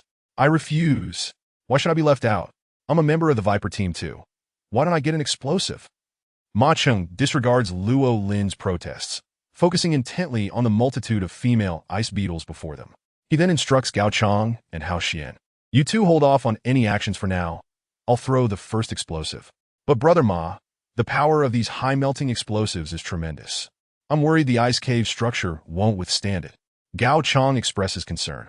However, Ma Cheng shakes his head and asserts, let fate decide that. Regardless, we are bound to die. It would be better to be crushed than to be killed by these grotesque insects. Our goal now is to take down as many as we can. Before Ma Cheng can finish his sentence, the female ice beetles, having finished consuming the ice blocks, prepare to launch yet another assault on the group. Upon witnessing the scene, Ma Cheng's expression darkened, and he immediately grasped the high-explosive device in his hand. Everyone, I'm about to detonate this. Prepare yourselves. Upon hearing his words, the crowd nodded in unison, their eyes filled with determination. In that moment, a terrifying number of ice blades shot towards them once more. Here they come, Ma Cheng bellowed, ready to press the detonation button. Wait! Just then, a voice echoed from the far side of the cave. The crowd was momentarily stunned, only to suddenly see a man, wielding a massive flaming sword, rushing towards them at incredible speed. Before anyone could react, the man landed before them and held the flaming blade defensively. The once fearsome ice blades melted instantaneously upon contact with the flames. Ma Cheng and his companions, who had prepared themselves for a mutual destruction with the mother ice beetle, were taken aback by the man's sudden appearance. After fending off the ice beetle's attack, the man sighed in relief and turned to face the group. Ma Cheng stepped forward, grasping the man's hand, and exclaimed excitedly, Brother, your timely arrival has saved us. Otherwise, we would have met our end here. I will never forget this life-saving grace. But I still do not know your name. Ma Cheng then inquired. The man smiled slightly in response. Jiang Xiaofan. Chapter 60. Exiting the ice cave. Upon hearing Jiang Xiaofan introduce himself, the 4 members of Ma Cheng's group quickly introduced themselves in turn. After the initial sound of disturbance, Jiang Xiaofan had made his way towards them, and upon turning a corner, he had coincidentally intervened just as Ma Cheng was about to detonate the device, temporarily rescuing the group. However, Ma Cheng's expression was now somber. Brother Xiaofan, to be honest, you really shouldn't have come to save us. Once you enter here, those beetles will not let you leave. As he spoke, Ma Cheng's gaze shifted towards the mother ice beetle devouring the ice blocks, his eyes filled with despair. These creatures have completely surrounded us. They allowed you in because they intend to feast upon you. It is simply impossible to escape. Many comrades have perished under the attacks of these ice beetles.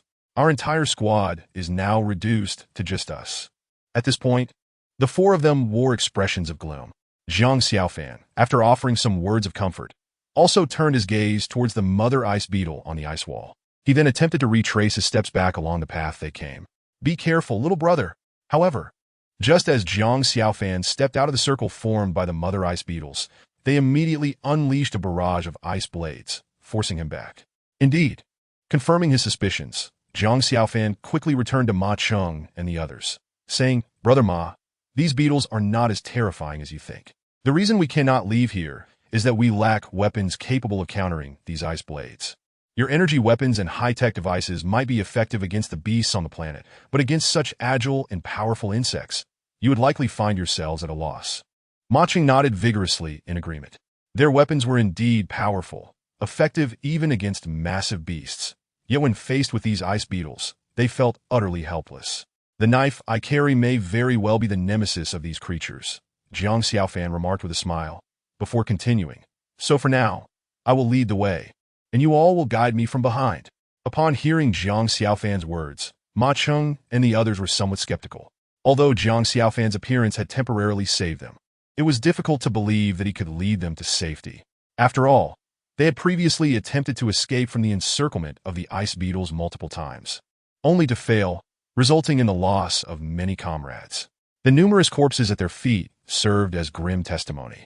A silence fell over the group. Jiang Xiaofan, not anticipating this reaction, smiled wryly. Brother Ma, perhaps you should make the decision. If you trust me and decide to follow, we can leave now. Upon hearing Jiang Xiaofan's words, Ma Cheng hesitated for a moment, glancing back at Luo Lin and the others. With a determined heart, he declared, Brother Xiaofan, we will follow you out. If you hadn't saved us earlier, we would either have been crushed by falling ice or devoured by these beetles. Since we are in this dire situation, why not trust you? Jiang Xiaofan nodded and replied, if that is the case, then just stay behind me. I will carve a path for you. However, another issue arose. Jiang Xiaofan inquired, even if we break through now, where do we go next? Without a clear direction, should those insects pursue us, we could easily find ourselves trapped again. Ma Cheng quickly responded, that's easy. We know the way out. We just need to follow the route indicated by this device. With that, he handed Jiang Xiaofan a small black box from the pocket of his mech suit. This is a star navigation device that can automatically record the path we took to enter. As he spoke, Ma Cheng pressed a button on the navigation device, causing the screen to flicker to life. A three-dimensional map then projected itself before Jiang Xiaofan. Seeing this, Jiang Xiaofan felt a surge of relief. With this navigation device, we can proceed with confidence. Now, if there are no further issues, let us depart. Jiang Xiaofan addressed the trio. If we delay any longer, those insects will surely strike again. Upon hearing Jiang Xiaofan's words, Ma Cheng and the others nodded, stowing away the high-explosive device and preparing to set off at a moment's notice. Stay close. At the sound of Jiang Xiaofan's voice, the group tensed up. In the next moment, they witnessed the flames on Jiang Xiaofan's fiery blades surge once more. Before they could react, Jiang Xiaofan swiftly moved ahead. Ma Cheng was momentarily taken aback, but quickly followed suit. Indeed, just as Ma Cheng and the others had described, when Jiang Xiaofan was about to leave the encirclement of the mother ice beetles, those creatures, which had been consuming ice blocks, suddenly halted their actions, emitting a bizarre, piercing sound. In the next instant, Jiang Xiaofan was bombarded by a multitude of ice blades shooting down towards him. Upon seeing this, his eyes sharpened with determination. The moment the ice blades appeared, Jiang Xiaofan raised the fiery blade defensively. However, just as he prepared to summon the power of the Firebird's genes, a searing pain surged through his body, and he spat out a mouthful of blood. The aftereffects from his earlier battle with the ice wolves had finally manifested. As blood spewed forth, Jiang Xiaofan felt his vision blur, his form swaying dangerously close to collapse, causing Ma Cheng and the others behind him to break into a cold sweat. Fortunately, Jiang Xiaofan managed to steady himself, and the power of the Firebird's genes successfully transferred to the fiery blade. Upon receiving this genetic energy, the flames of the fiery blade surged several meters in length. It was precisely this length that melted all the ice blades shot forth by the mother ice beetle. Not only that, but taking advantage of the moment, Jiang Xiaofan swung the fiery blade against the ice wall, reducing numerous mother ice beetles to mere ashes. Witnessing this scene, the group behind Jiang Xiaofan rejoiced. With the presence of the fiery blade, Jiang Xiaofan ultimately expended little effort in leading Ma Cheng and the others out of the encirclement. The ice beetles, which had nearly annihilated Ma Cheng's mech team, now found themselves utterly defenseless against Jiang Xiaofan's fiery blade. After breaking free from the encirclement, the group did not pause for even a moment. Behind them, numerous mother ice beetles continued their relentless pursuit. Should their speed falter even slightly, they would likely find themselves ensnared, inevitably leading to further complications. With this thought in mind, Jiang Xiaofan led the group as they swiftly followed the path indicated by the navigation device. Finally, after running for more than 10 minutes, a beam of light appeared before them. Xiaofan, ahead lies the entrance we originally came through, exclaimed Ma Ching excitedly. Once we exit this icy cavern, our main force is just outside, and we need not fear these repugnant insects any longer. Upon hearing this, Jiang Xiaofan nodded and instinctively quickened his pace. At last, they burst forth from the ice cave. However, upon emerging, the sight that greeted Jiang Xiaofan left him utterly astounded. He found himself on solid ground, yet the location was completely unfamiliar. A massive spacecraft loomed nearby, its markings indicating it belonged to the Huaya Federation. Yet, the surrounding landscape was unrecognizable, aside from the ship. Only barren rocky terrain stretched in every direction, devoid of any living creatures. In an instant, he could not discern their whereabouts. They were on Muqi star, located 630 million kilometers from the Earth blue star. Just as Jiang Xiaofan grappled with this confusion, Ma Cheng remarked from behind, Muqi star?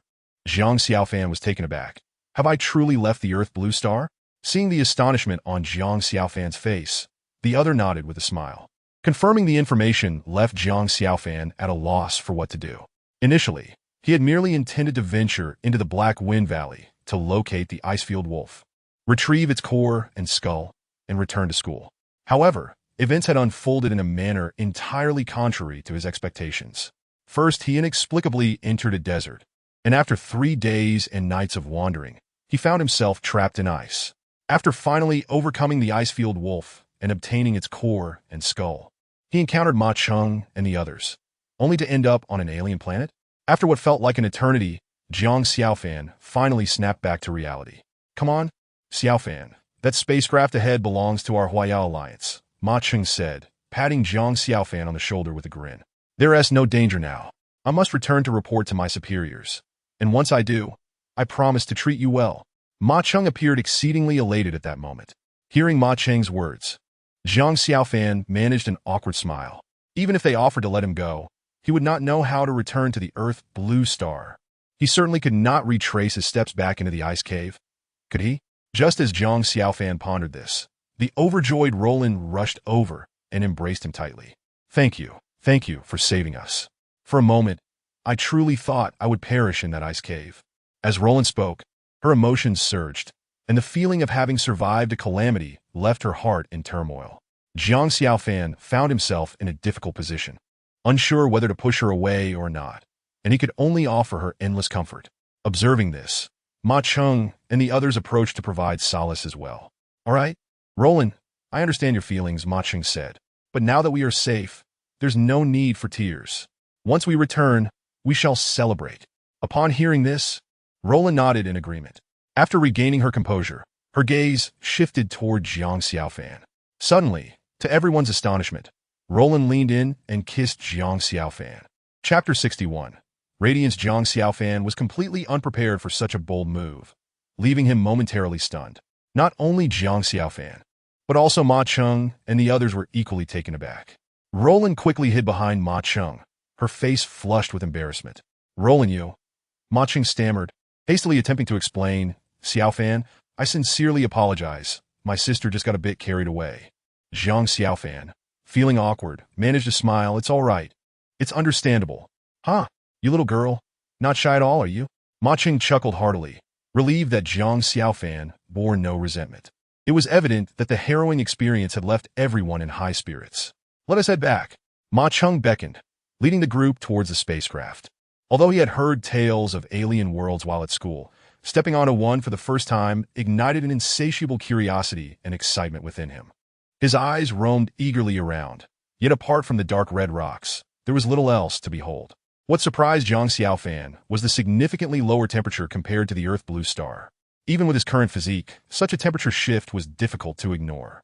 Sensing Jiang Xiaofan's discomfort, Ma Cheng laughed. What's wrong, Xiaofan? Feeling a bit cold?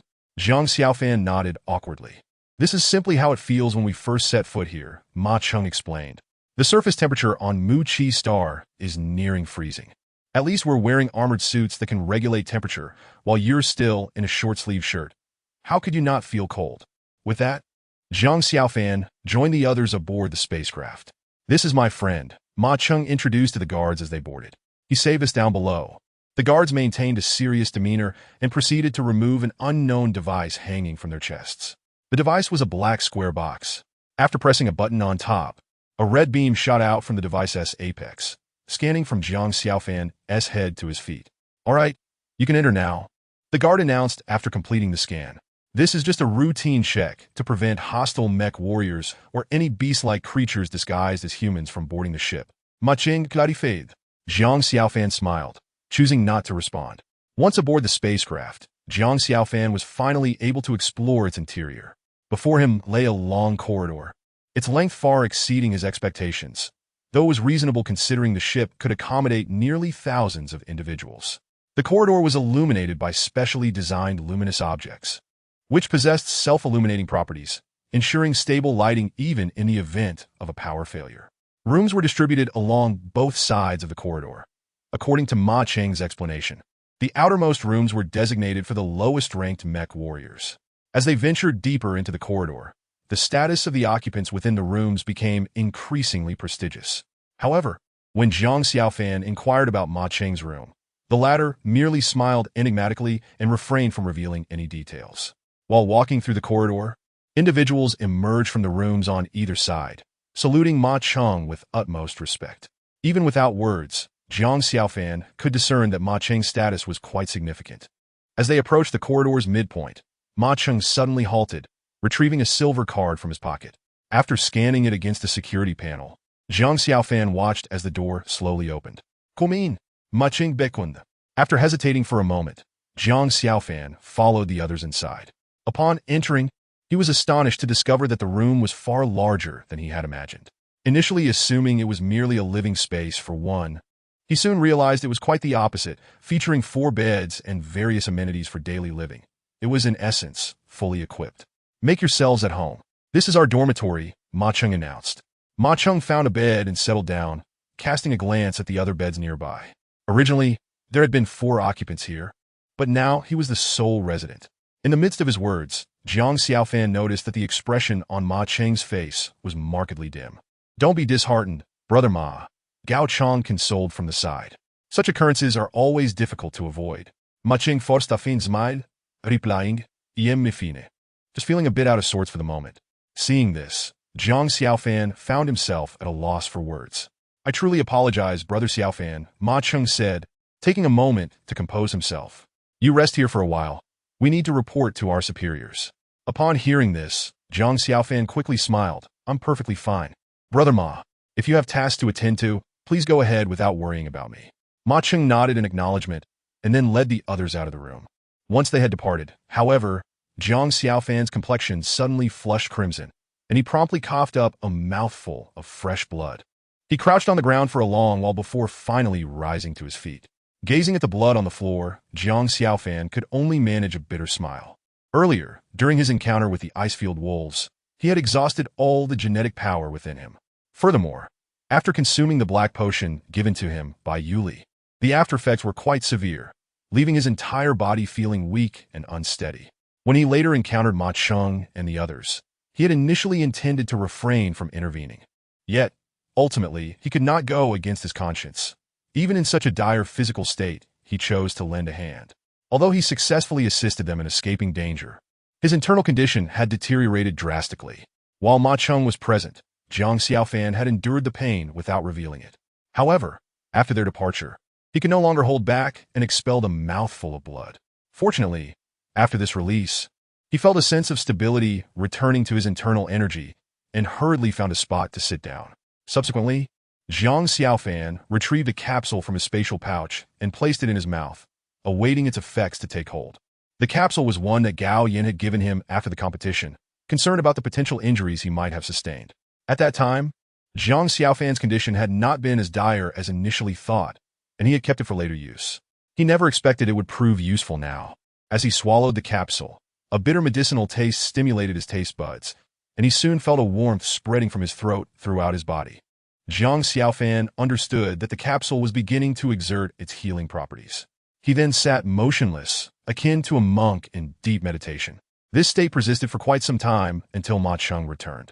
"Brother Xiaofan, I'm back." Ma Cheng called as he entered the room. However, upon stepping inside, he was taken aback to see Jiang Xiaofan sitting on the bed without moving, with a pool of blood on the floor. Ma Cheng was immediately alarmed and rushed forward, anxiously examining Jiang Xiaofan. Yet he hesitated to touch him. "Brother, what is wrong?" he called out in panic. After several attempts to elicit a response, and seeing no movement from Jiang Xiaofan, he stood up, preparing to seek medical assistance. Just as he was about to leave, he felt a force on his arm. "Brother Ma, me fine." Jiang Xiaofan finally opened his eyes. Seeing Jiang Xiaofan stir, Ma Cheng's face lit up with relief. "Oh dear brother, you scared me to death. I thought something terrible had happened to you." Jiang Xiaofan managed a strained smile and replied, "Don't worry, brother Ma. I just needed to adjust my state."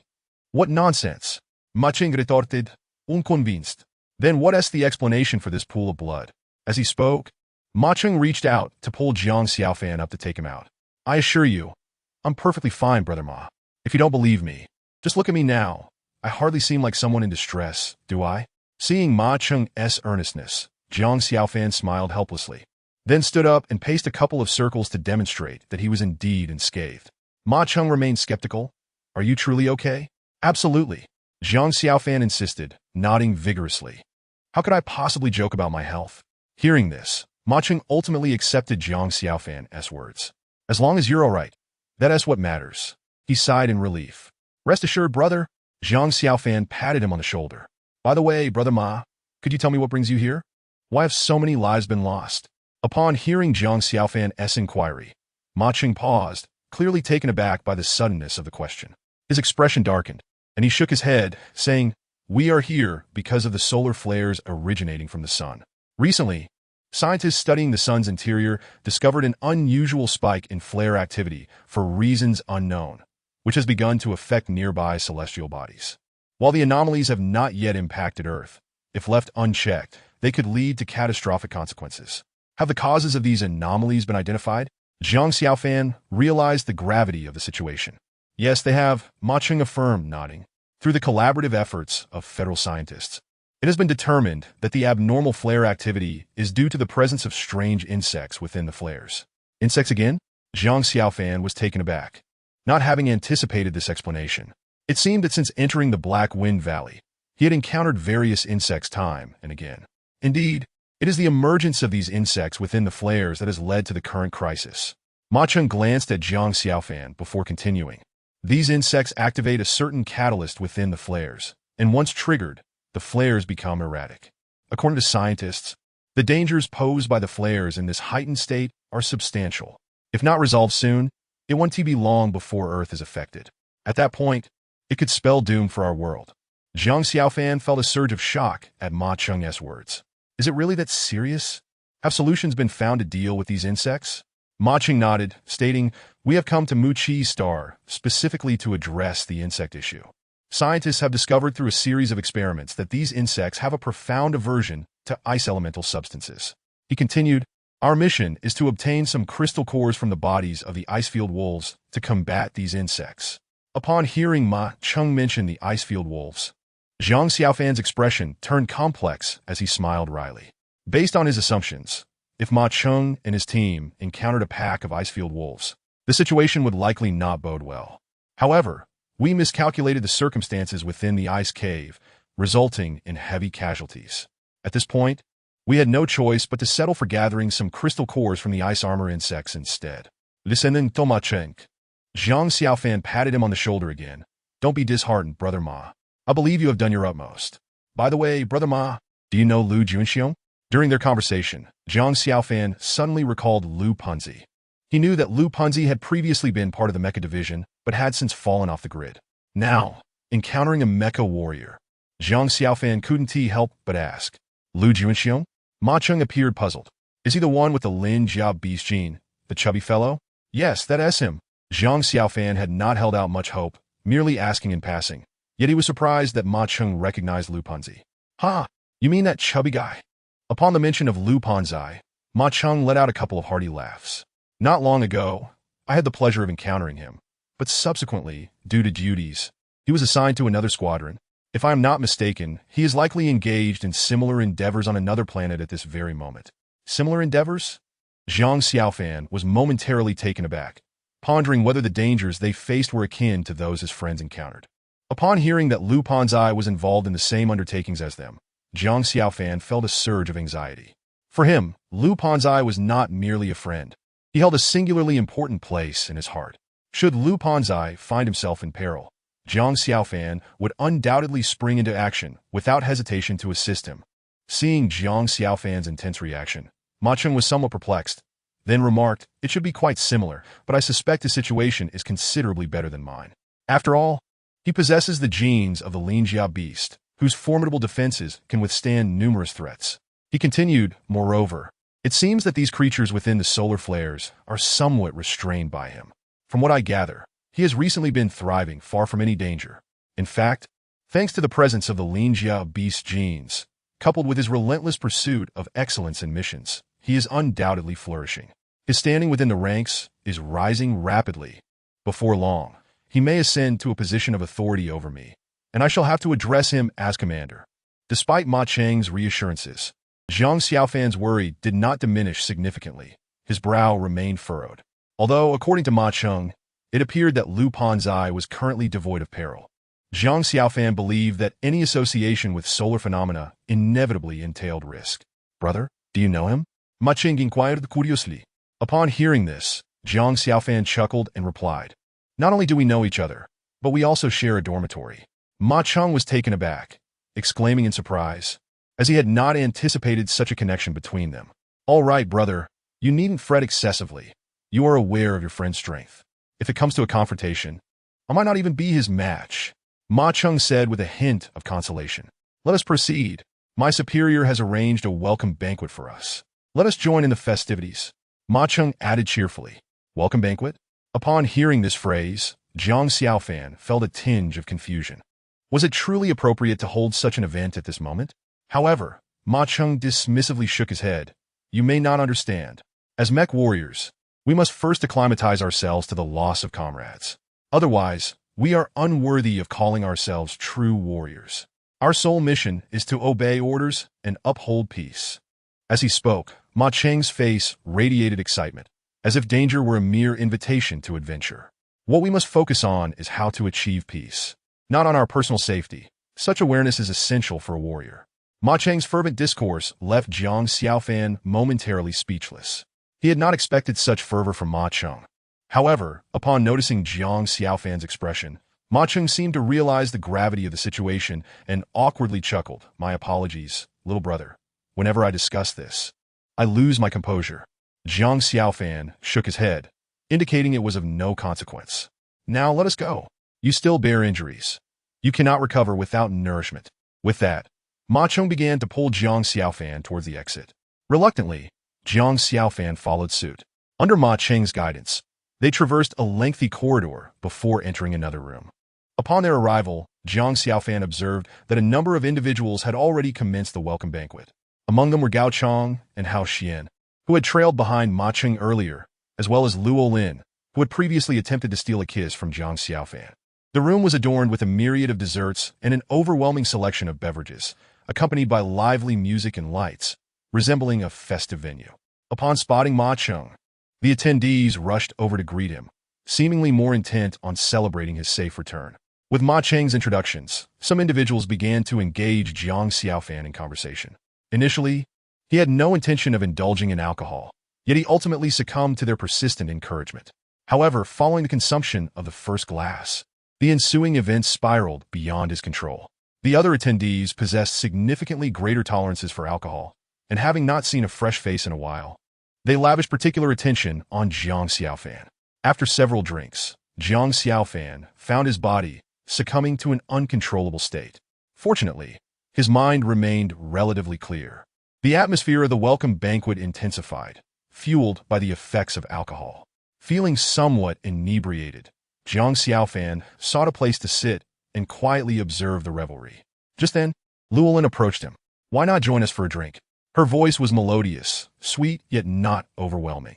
Recognizing her, Zhang Xiaofan waved his hand, saying, "I've already had my fill. I shall refrain from adding to the commotion." As he spoke, Zhang Xiaofan scrutinized Luolin once more. Earlier, he had been too preoccupied to notice, but now he realized that her beauty was striking. Her bright smile and enchanting features radiated charm, particularly her eyes, which sparkled as if illuminated from within, compelling him to gaze longer. Under the influence of alcohol, Luolin appeared even more veiled in an alluring mystery. Upon hearing Jiang Xiaofan's words, Luolin paused momentarily before expressing, "Thank you for rescuing us. You know, I had lost all hope and thought survival was impossible." Her voice quivered slightly, evoking a sense of urgency in Jiang Xiaofan, who felt at a loss for how to respond. "But you know what? It was when I was at my lowest that you appeared," she continued, her emotions swelling as she spoke. "You seem to radiate light. Even now, I can hardly fathom that I stand here alive." As Luolin's emotions intensified, tears began to flow. Witnessing her weep, Jiang Xiaofan was momentarily flustered, unsure of how to react. However, before he could gather himself, she embraced him tightly. Jiang Xiaofan froze in surprise. Fortunately, the embrace was brief, as she soon released him, wiping her tears before meeting his gaze. "Thank you," she murmured, before retreating back into the crowd, leaving Jiang Xiaofan in a state of bewilderment. What in the world was that? After the welcome banquet concluded, Ma Cheng escorted Jiang Xiaofan back to their room. It was evident that Ma Cheng had indulged too liberally, as he staggered slightly and required Jiang Xiaofan's support to walk steadily. Nevertheless, throughout their return journey, Ma Cheng perpetually expressed gratitude towards Jiang Xiaofan. Jiang Xiaofan could discern that.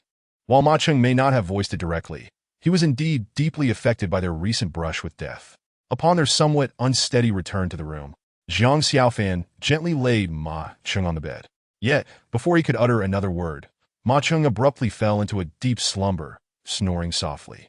Jiang Xiaofan observed this with a resigned smile, before climbing into bed himself. For Jiang Xiaofan, this day had been equally fraught with peril.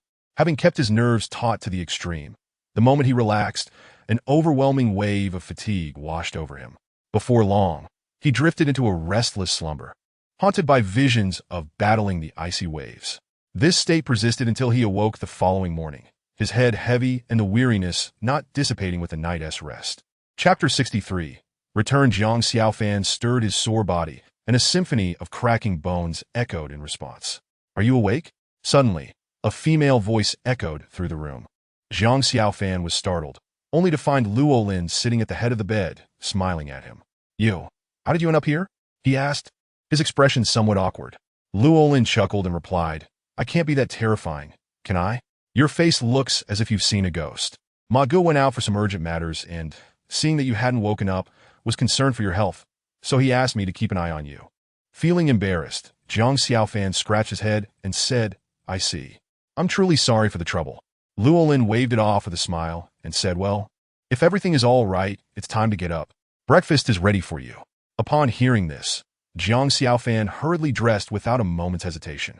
At that moment, he was grateful that he hadn't stripped down completely before sleeping last night. Otherwise, the situation would have been quite awkward. After finishing breakfast, Luolin escorted Jiang Xiaofan to the room where Ma Cheng was. At that moment, Ma Cheng was standing in front of a screen with another individual, seemingly discussing something important. "Ma Gu, we've arrived," Luolin announced as she entered. Upon seeing Jiang Xiaofan, Ma Cheng waved him over. "How's it going, young brother? How's your recovery?" he inquired, a hint of regret in his voice. "I'm truly sorry that I couldn't stay with you. I had some pressing matters to attend to." "No need to worry, Ma Gu," Jiang Xiaofan quickly replied. "Please don't let my situation delay your work. My health has nearly returned to normal." Nodding at Jiang Xiaofan's words, Ma Cheng turned to the man beside him and spoke with a tone of respect. "Commander, this is Jiang Xiaofan, the young man I mentioned to you earlier. If it weren't for him in the ice cave, we would have been utterly defeated." With that, Ma Cheng shifted his gaze back to Jiang Xiaofan. "Xiaofan, this is our commander, He Cheng." Jiang Xiaofan looked at the man beside Ma Cheng, noting that he was considerably older, dressed in a tailored coat and sturdy Martin boots. Exuding an air of competence, his penetrating gaze suggested that he was a battle-hardened individual. Jiang Xiaofan nodded and greeted, "Hello, Commander." He Cheng, upon noticing Jiang Xiaofan, nodded in acknowledgement. "Thank you for saving my brother," he said, extending his hand to Jiang Xiaofan. In response, Jiang Xiaofan reached out and shook his hand, replying, "It's my duty, Commander. It's nothing worth mentioning." "Ha!" He Cheng laughed heartily at Jiang Xiaofan's response. I didn't expect you to be so straightforward. I like that. What do you think about joining my unit? With your abilities, I believe you could quickly establish yourself within the ranks. At that moment, Ma Cheng chimed in enthusiastically. Absolutely. Brother, with your strength, joining the Mecha Division would be a piece of cake. Plus, we could fight together. The mere mention of battle ignited a fire within Ma Cheng, making him radiate excitement. However, Jiang Xiaofan shook his head. I'm sorry, but I currently have no plans to join the Mecha Division, as I have other matters to attend to. Seeing Jiang Xiaofan's firm refusal, Ma Cheng furrowed his brow. Don't be so hasty in turning it down. Think it over. But regardless of Ma Cheng's persuasion, Jiang Xiaofan remained resolute in his decision. With no other option, Ma Cheng dropped the subject and shifted the conversation to discuss future plans. Jiang Xiaofan felt a surge of excitement as Ma Cheng explained that due to inadequate preparation, the unit had suffered significant losses. Therefore, they would be returning to the Blue Planet in the afternoon for resupply. Once replenished, they would reunite with other federal forces and set out once more to address the problem of the flare worms. As afternoon approached, the spaceship finally set course back to the Blue Planet. Contrary to Jiang Xiaofan's expectations of turbulence during flight, the journey was exceptionally smooth, and the speed far exceeded his imagination. The journey from Mu-Chi Star to the Blue Planet took merely an hour. As they neared the Blue Planet, Jiang Xiaofan's excitement mounted. Ma Go, where will our ship land? They returned to the cockpit. Before Ma Cheng could respond, He Cheng interjected with a smile. Little brother, wherever you wish to go, we shall take you. Taken aback, Jiang Xiaofan hadn't anticipated that they would offer to take him home. He quickly shook his head in refusal. No, that would be too ostentatious. I need to return to school first. If a ship of this size lands near us, it would undoubtedly cause quite a stir. I'll disembark with you and then take an interstellar jump back myself. Oh, come on, little brother, Ma Cheng exclaimed, clearly agitated. No matter what, you saved my life. I have to show my gratitude. He insisted. Let's just settle on this, shall we? Ma Cheng's insistence left Jiang Xiaofan momentarily speechless. With no other options, he reluctantly acquiesced and directed the spaceship toward the school. After entering the atmosphere of the Blue Planet, Jiang Xiaofan provided He Cheng with the coordinates of the school. In an instant, the spaceship hovered above the school grounds, its massive size nearly covering half the area of the campus. As the ship arrived, Gao Yin and others quickly emerged from their rooms, gathering a crowd of curious onlookers to gaze at the unexpectedly massive vessel. Old Gao, why is the spaceship stopping here? Is there something important happening? Or is there some high-ranking official visiting our school? An edalima bizita Gao Yan inquirit. Gao Yin wore a serious expression as he responded. I'm not sure. However, such an important national asset appearing at our school certainly isn't a casual visit. Let us observe the situation for now. At this moment, everyone in the school had exited their rooms, astonished as they stared at the colossal craft hovering above. Goodness, is that what a spaceship looks like? It's incredibly impressive. Indeed, its size is almost comparable to our entire school. They wondered aloud what the spaceship could be doing here. Suddenly, a beam of light shot from the bottom of the spaceship, landing at the school's entrance. To everyone's astonishment, a figure materialized within the beam and slowly descended. The figure was none other than Jiang Xiaofan. Xiaofan? Gao Yin exclaimed in surprise upon seeing him emerge from the light. Is this the Jiang Xiaofan you mentioned who ventured into the Black Wind Valley a couple of days ago? The elderly man beside him asked, disbelief evident in his voice. Indeed, it is, Gao Yin affirmed, shaking his head in astonishment. His entrance is quite extraordinary. But wasn't he in the Black Wind Valley? How is he appearing from the spaceship now? That is something I'll have to ask him later. Meanwhile, several students recognized Jiang Xiaofan's figure, whispering, oh my. I can't believe it's Jiang Xiaofan stepping down from the spaceship. Who is he really? In an instant, the crowd's emotions were a mix of surprise and curiosity. Moments later, Jiang Xiaofan finally touched down on the ground and waved up at the sky. The spaceship, having completed its purpose, made no further stops and vanished into the sky in the blink of an eye. Jiang Xiaofan couldn't help but marvel at the rapid departure of the spaceship. I didn't realize it could move at such speed. It's almost on par with interstellar jumps. He mused. Jiang Xiaofan regained his senses and promptly resolved to seek out Gao Yin. Yet, to his astonishment, the moment he stepped forward, he discovered that the entrance had been encircled by students, rendering any escape impossible. All eyes were fixated on Jiang Xiaofan, as if he were some monstrous being. The foot he had just extended was hastily retracted.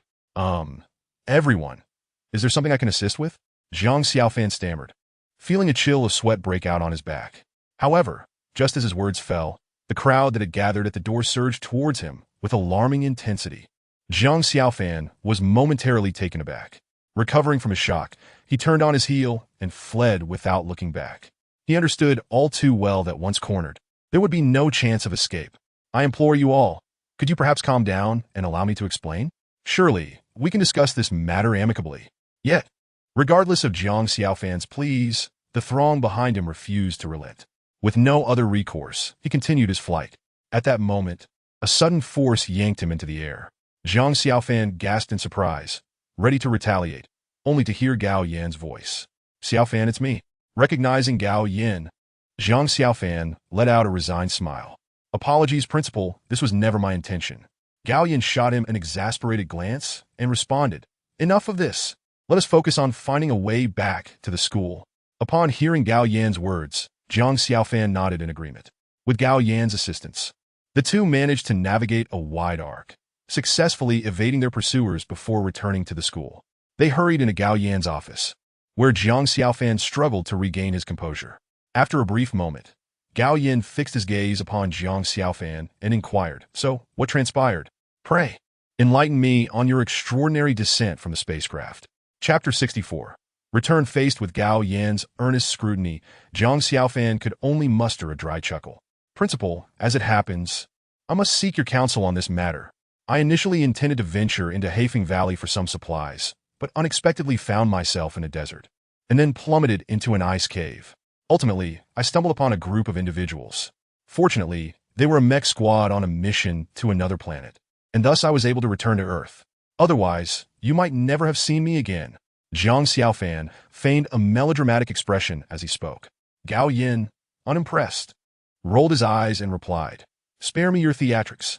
I have warned you countless times that Haifeng Valley is fraught with peril. Yet you insisted on entering. Thank the heavens you returned unscathed. What would I tell your parents if something had happened? Feeling a twinge of embarrassment at Gao Yan's display of concern, Zhang Xiaofan smiled sheepishly. All right, Principal, I understand your worries.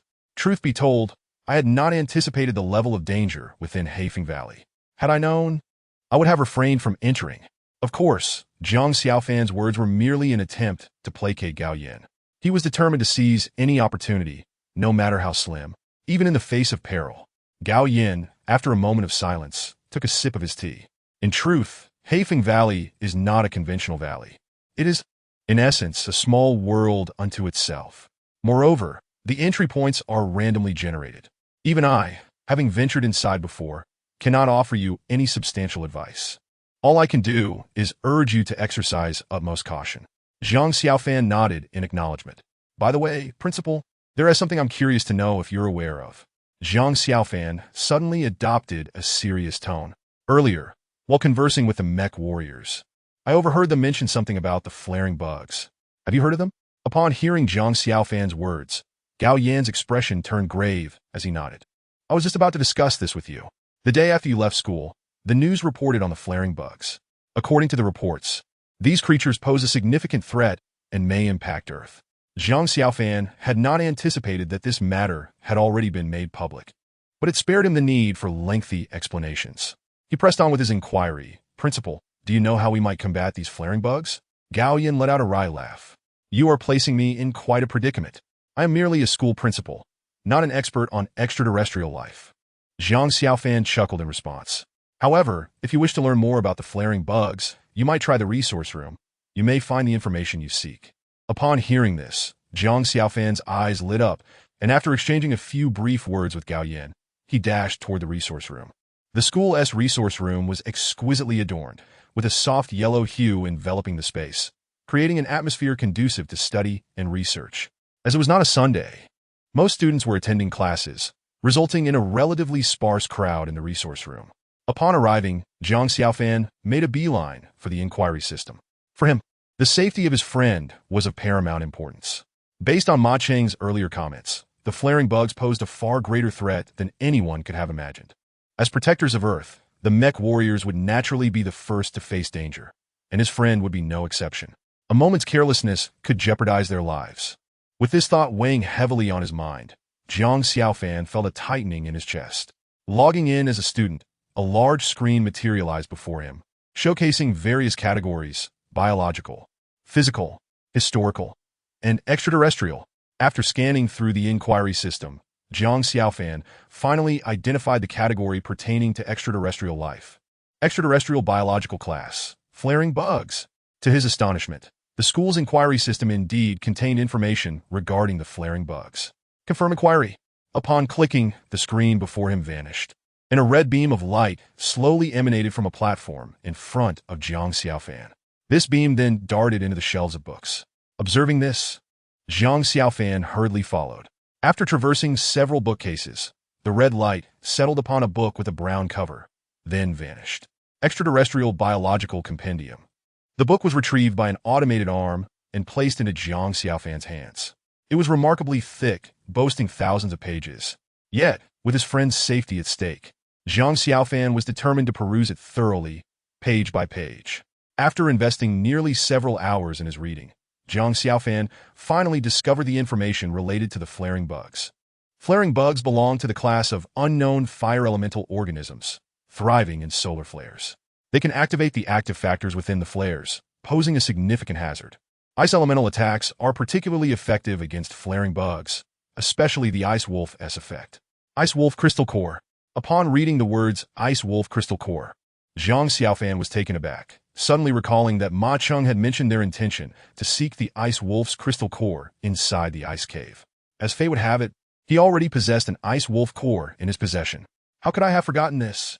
Jiang Xiaofan suddenly slapped his forehead, recalling that a crystal core from a head wolf was still nestled within his spatial bag. However, at this moment, he found himself in a quandary.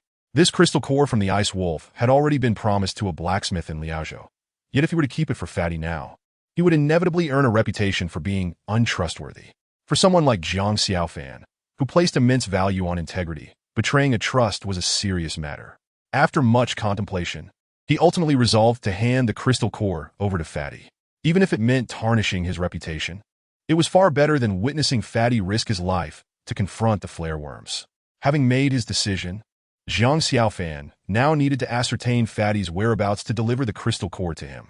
Leaving the data room, he hurried back to his dormitory, retrieved his phone, and called Fatty. After thousands of years of evolution, modern mobile phones utilized quantum communication, allowing connections even across different planets. Yet, after dialing, he was met with the disheartening message that the call could not be connected. After some deliberation, he eventually decided to call Ma Cheng. At that moment, he was grateful that they had exchanged phone numbers when disembarking from the spaceship. Upon conveying his intentions, Ma Cheng readily agreed to Jiang Xiaofan's request, promising to provide a response the following day.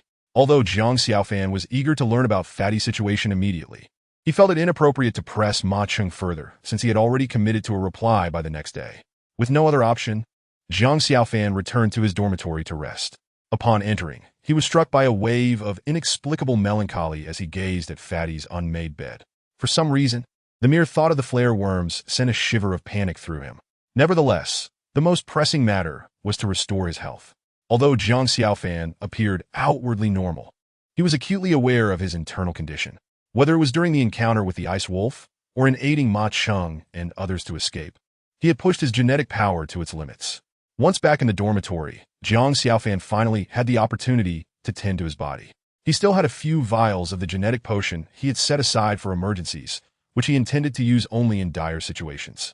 However, given his current physical state, he had no choice but to utilize them. With his remaining funds, he sought out a slightly better private clinic. And after receiving the genetic injection, he was placed into a medical pod. He needed to rest and absorb the energy from the genetic potion. Lying in the medical pod, he endured the most challenging moments following the injection, gradually feeling the power of the potion being absorbed within him. At that moment, Jiang Xiaofan realized how addictive it was to experience replenishment after exhaustion. Following the injection, it felt as though every gene within him was eagerly drinking in the energy, producing a chorus of jubilant sounds. Meanwhile, Jiang Xiaofan's body began to recover slowly, relishing the comfort brought by the restoration of his genes. He soon drifted into a deep slumber, only to awaken the following morning. Upon waking, Jiang Xiaofan assessed his condition and found it to be significantly better than he had anticipated. Although his genetic makeup had not fully returned to its normal state after absorbing the potion, The difference was negligible. What thrilled him further was that, following the previous high-intensity battles and exertion, he could distinctly feel his genetic power had improved even more. After stretching his limbs a little, Jiang Xiaofan opened the pod door. As he did so, a nurse approached, handing him his phone that had been left outside. "Sir, while you were resting, someone named Ma Cheng called for you." Chapter 65. A Reunion with Yuli Ma Cheng? Jiang Xiaofan was momentarily taken aback, then quickly took the phone. He hadn't anticipated that his stay in the medical pod would last so long, leading him to leave his phone outside, which resulted in missing Ma Cheng's call. If he was not mistaken, the call must pertain to news about Fatty. With that thought, Jiang Xiaofan hurriedly redialed. Fortunately, it rang only twice before Ma Cheng's voice came through. "Brother Ma, I sincerely apologize. I was in the medical pod for treatment and didn't have my phone with me." Jiang Xiaofan began as soon as the call connected. A hearty laugh resonated from the other end. "Huh, no worries. How is your health, young brother?" "I'm nearly back to normal," Jiang Xiaofan replied casually before quickly asking, "Brother Ma, did you call with news about my friend?" Upon hearing Jiang Xiaofan's inquiry, Ma Cheng fell silent for a moment before his tone turned somber. "Yes, brother. I have located information about your friend. However, the situation may not be very optimistic." Jiang Xiaofan's heart sank at these words, prompting him to press for details. "What happened, Brother Ma? Is there a problem?" Ma Cheng sighed. "It's not so much a problem, but we may soon be dispatched to another planet. The activity of the flare worms has suddenly increased several-fold, which will soon impact the blue planet." He continued, "Under the federal government's guidance, it has been decided that a week from now, all mecha units will depart for the Ice King planet to combat the flare worms." "A week from now?" Jiang Xiaofan was taken aback. "Have you prepared adequately to deal with those flare worms?" After posing the question, he sensed a heavy silence from Ma Cheng's end. Eventually, Ma Cheng responded with reluctance, "I'm sorry, but due to confidentiality, I can't disclose too much. However, I can tell you that the friend you asked me to locate is currently in the Federal Army camp in Wuzhou. If you head there now, you should be able to find him. From what I understand, your friend will be departing for the Warrior planet on an M21 model old-style spaceship, which cannot accommodate the Crystal Core Energy Unit." Crystal Core Energy Unit? Jiang Xiaofan was unfamiliar with the term. Ma Cheng explained. The Crystal Core Energy Unit is a unique device found on newer ships. When a crystal core from an ice wolf or another ice-type source is placed within this device, it automatically disperses the ice energy across the ship's surface. This way, even if it encounters a flare, it can withstand it for a time. As he listened, Jiang Xiaofan's expression grew grave. What would happen if a ship without such a device encounters a flare? After his inquiry, the silence on the other end stretched for what felt like an eternity. Eventually, he heard 4 chilling words: "turn to ashes." The moment Jiang Xiaofan heard this, he felt a wave of dizziness wash over him. He quickly thanked Ma Cheng and ended the call. Then, amidst the astonished gazes of those around him, he summoned all his strength and dashed toward the school. His emotions were beyond description. The moment he learned that Fatty's ship could not accommodate the Crystal Core Energy Unit, a sense of foreboding gripped him. Ma Cheng's final words plunged him into despair. With a single misstep, he could lose Fatty forever, a fate he could not bear to contemplate. In his frantic rush back to the school, Jiang Xiaofan sought Yuli. He needed to borrow money from her to travel to Wuzhou via intercontinental jump. Taking a vehicle to Wuzhou would require at least 4 days. However, one must also take into account the time it takes to reach the military camp from Wuzhou. Any unexpected incidents along the way could jeopardize his chances of arriving in time for the event with Ponzi. Consequently, Jiang Xiaofan ultimately decided to utilize intercontinental jumping to reach Wuzhou. A few minutes later, he hurried back to the school. Yet, upon attempting to call Yuli, he found that the line remained unanswered. In a state of desperation, Jiang Xiaofan had no choice but to search for Yuli in places she frequently visited. After scouring every conceivable location within the school, he found no trace of her. In that moment, anxiety consumed him. Could she be in the dormitory? A thought suddenly crossed his mind. However, the girls' dormitory, although it was strictly forbidden for boys to enter the girls' dormitory, Jiang Xiaofan was far too anxious to concern himself with such regulations. Fortunately, he knew the building where Yuli resided and, seizing the opportunity when the dormitory matron was distracted, he dashed inside. Entering the girls' dormitory for the first time, Jiang Xiaofan felt a palpable tension, glancing around furtively as if he were a thief. He feared that at any moment a girl might appear and accuse him of being a pervert, a situation from which he could not possibly extricate himself. He pressed on without pausing, swiftly arriving at Yuli's dorm room, a 511. After confirming the room number, he knocked on the door. "Who is it? Come in."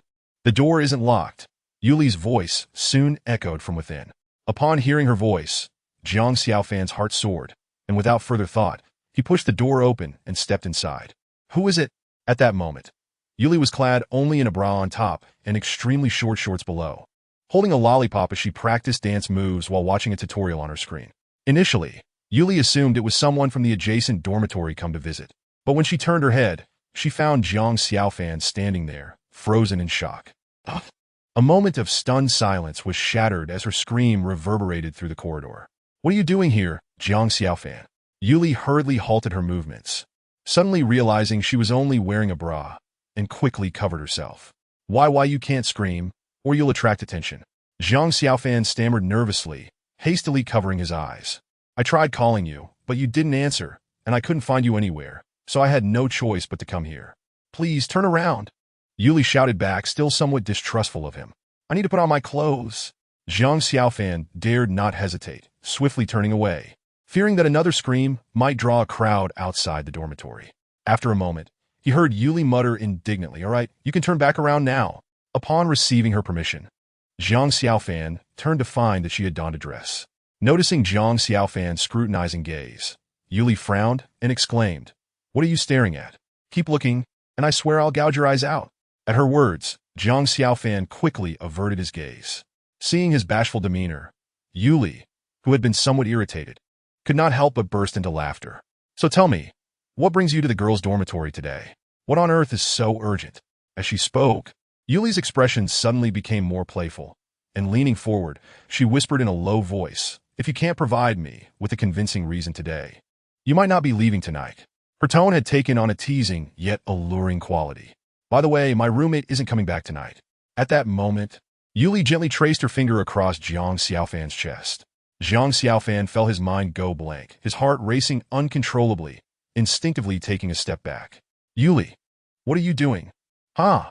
Seeing the panic on Jiang Xiaofan's face, Yuli erupted into laughter, nearly doubling over. "Jiang Xiaofan, you are truly hopeless. Do you have any idea how amusing you look just now?" "Huh?" Jiang Xiaofan was momentarily taken aback, quickly realizing that Yuli was merely teasing him. His expression darkened, and he fell silent. Noticing the sudden change in Jiang Xiaofan's demeanor, Yuli quickly sobered, putting aside her laughter. "All right, tell me, what do you need?" "I need 80,000 yuan, Jiang Xiaofan stated bluntly. 80,000? Yuli asked, puzzled. "Did you not win 1,000,000 yuan in prize money for your championship?" "I spent it all on Jean's serum," Jiang Xiaofan explained. "If I had any left, I wouldn't be here asking you for money." Upon hearing that Jiang Xiaofan had completely depleted his winnings, Yuli shrugged and replied, "Well, it seems we're in the same boat. I spent all the money I made selling flutes." As she spoke, Yuli gestured toward the clothes on her bed and the cosmetics on her desk. "Buying these things cost me quite a bit as well."